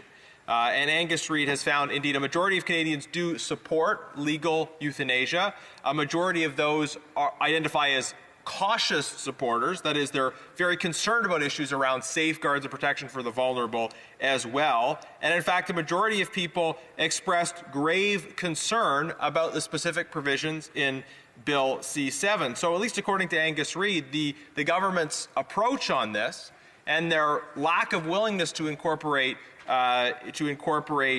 important safeguards is offside with the public and is certainly offside with the majority of people who supported their initial legislation. So I don't hold that up to suggest that sort of polls are always authoritative of what constitutes justice and injustice. But it is revealing that the government has really lost the plot in terms of people that might have supported their initial steps but are now very, very concerned that they're going way too far and removing safeguards that they themselves said were necessary only 4 short years ago, and that their former justice minister said is going too far. Very short comment from the honourable member for Saskatoon West. I thank my colleague for that information, and I would just simply say that is very consistent with what I've heard from people as I've talked to people in my riding. Those exact things that he mentioned is exactly what I'm hearing. Thank you. Being debate, the honourable member for Mission, Musqueam, Fraser Canyon. Thank you, Madam Speaker, and I'm pleased to speak on C7 this evening from British Columbia. Before I begin with my formal speech, I want to thank the member from Delta, the Minister of Employment and Social Development. I was in the House of Commons when she gave her heartfelt speech during earlier periods of this debate. And what became very clear is that the Minister of Employment and Social Development has grave concerns about the issues facing people with disabilities in respect to C7. And what struck me about this legislation was that the Liberal government is rushing ahead to put forward these changes without any corresponding framework or financial commitments to support palliative care. And in many cases, this is going to leave Canadians without an option to continue their life under palliative care, which is very, very concerning for me. Conservatives are committed to ensuring that this legislation first and foremost includes safeguards to protect Canada's most vulnerable. The end of a person's life is a vulnerable time for anyone. As parliamentarians, we have a responsibility to not only speak for those who do not have a voice, but first of all, to listen to the many important voices in our community that have something to say about this. The government has been rushing this legislation and failing to consult with physicians, caregivers, disability rights advocates, and the Indigenous communities. Dr. Thomas Fung, the physician lead for Siksika Nation, where he has been a family physician for the past 13 years, recently spoke to the lack of access to services and care faced by many First Nations and remote communities. He told a story about a patient who suffers from a lung disease that causes him to become easily short of breath, even when doing simple household tasks. This patient uses a walker but cannot walk for more than a couple minutes without gasping for breath. Dr. Fung says that his patient would improve greatly with home oxygen, but regretfully, his lab values on testing falls just short of qualifying for funding through non-insured health benefits for First Nations. Dr. Fung is telling us that his patient does not have the finances to afford home oxygen. While the man's condition is incurable, he could certainly have an improved quality of life if he had access to funding to support his home oxygen.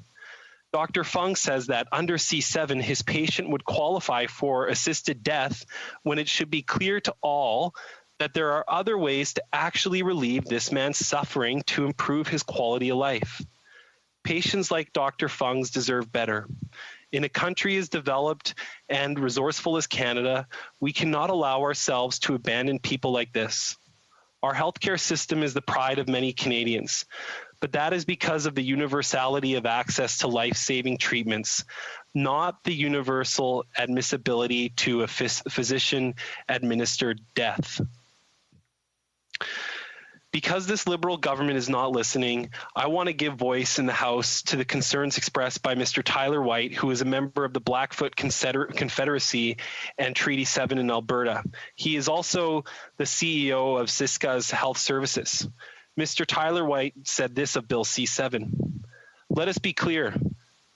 MAID, with its administration of a lethal substance with the intent to end a person's life, is countercultural to our Indigenous culture and practices.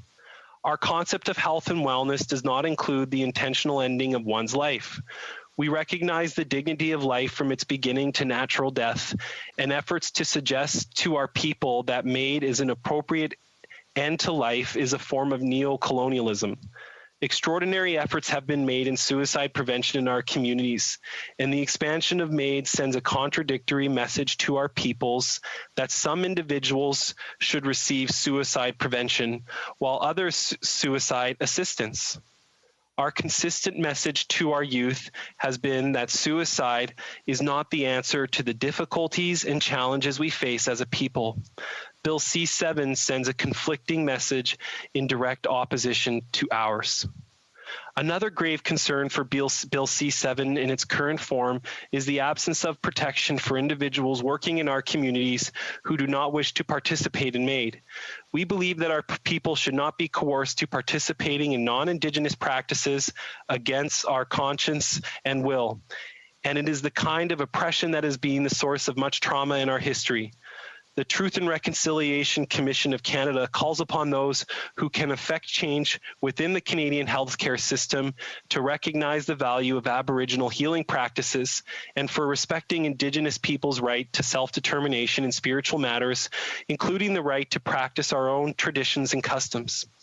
Bill C7 should be amended such that those who opt to abstain from participating in MAID directly and indirectly, will be protected to do so without discrimination in their employment in the healthcare system, end quote. Bill C7 is a matter of life or death, and the Liberals are racing to remove safeguards that just a few years ago were deemed essential. Conservatives are committed to defending conscious rights for professionals. We are seeking reasonable amendments that will protect the vulnerable, like preserving the reflection period and making sure that MAID is exclusive, patient-requested, and never a matter of coercion or pressure. More than 1,000 physicians have spoken out addressing the problems with Bill C7. Countless disability rights advocates and First Nation communities have testified to the issues this legislation will have on them. We owe it to those Canadians to listen, to act, and to fix this legislation so that they can live with dignity. Finally, Madam Speaker, over the summer, I conducted a survey and heard back from hundreds of constituents in my riding regarding this bill. What was very clear are two things. First, that there is disagreement over this legislation. Some people are okay with what the government is doing, but many, and in my riding, the majority are not. Secondly, everyone agrees that in conjunction with legislation such as this, there should be expanded supports for palliative care, for giving people all of the options and the choice to make the best choice, and in many cases preserve their life. Thank you, Madam Speaker. Questions and comments. The Honourable Parliamentary Secretary to the Minister of Transport. Thank you very much, Madam Speaker. And again, we're hearing this same trope from the Conservative Party that physicians won't be protected, patients will be coerced. This trope is dangerous, Madam Speaker. It is misleading to Canadians. And I'd like to ask the honourable member, because I've asked many members, both now and in 2016, and no one's been able to do it yet, but I have faith in the honourable member from British Columbia. Can the honourable member name one instance in the entire history of this country where a physician was required to perform any medical? The honourable member from Fort. Member is asking a question, please. I know the honourable member from Fort Saskatchewan is eager to interrupt because he knows I'm right on this, but I'd like to ask the honourable member, can he name one instance in the history of this country where a physician has been required to perform any medical practice or procedure against their will? And I was wondering if he could also point out the amendments to the original legislation that protected conscious rights for physicians. The Honourable Member for Mission, Matsqui, Fraser Canyon.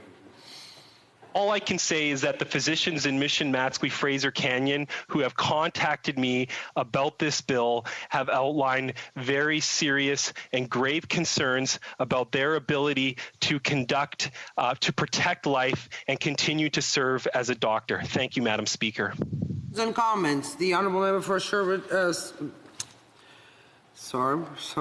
Sherwood Park, Fort Saskatchewan. Thank you, Madam Speaker. There is accidental ignorance, which is forgivable, and there is willful ignorance, which is less so. The Parliamentary Secretary was corrected earlier in the evening in his ignorance of the Ontario College and Physicians and Surgeons policy, and I encouraged him to use Google and read the policy, where it says that physicians are required to provide effective referrals in most cases, and to directly provide services in cases, directly provide in emergency situations, even if those services go against their conscience. And I referred him to the case of Nancy Naylor, a physician who had to close her practice early as a result of that policy in combination with the medical assistance in dying in law. I referred him to those cases. I've referenced them in the previous debate in 2016, and yet he repeats his demand for an example after it's already been provided. So I would encourage the member to take the opportunity to educate himself,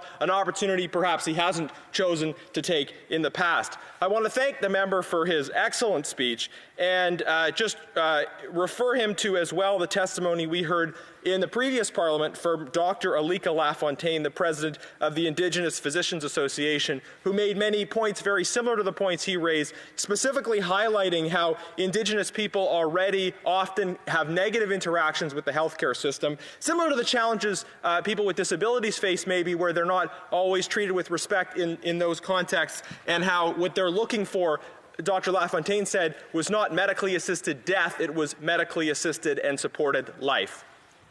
Honourable Member for Mission, Matsqui, Fraser Canyon. Well, I'd like to thank the member from Sherwood Park for those comments.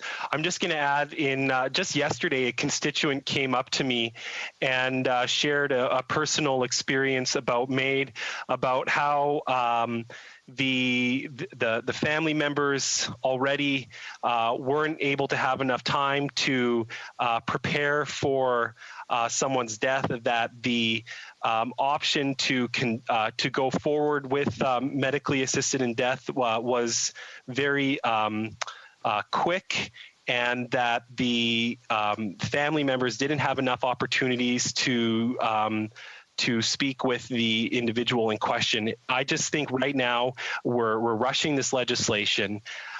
We need to do more. We need to reflect more as a society to make sure that we do the most to protect those that need protecting.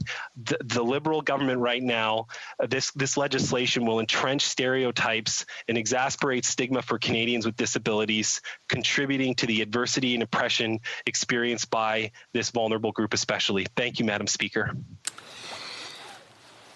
Is the House ready for the question? That question is on motion number 2. A vote on this motion also applies to motion number 3. Mr. Cooper, seconded by Mr. Ginas, moved that Bill C7 in Clause 1 be amended by deleting lines 25 to 31 on page 3.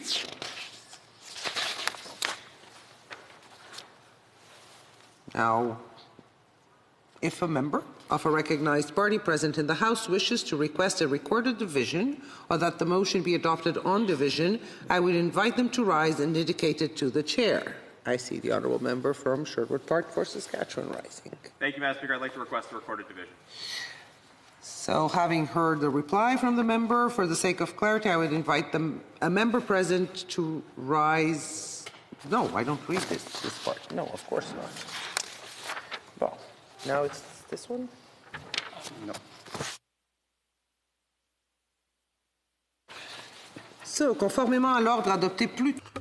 So, the vote by recorded division is postponed until 3rd December 2020 at the end of the oral question period.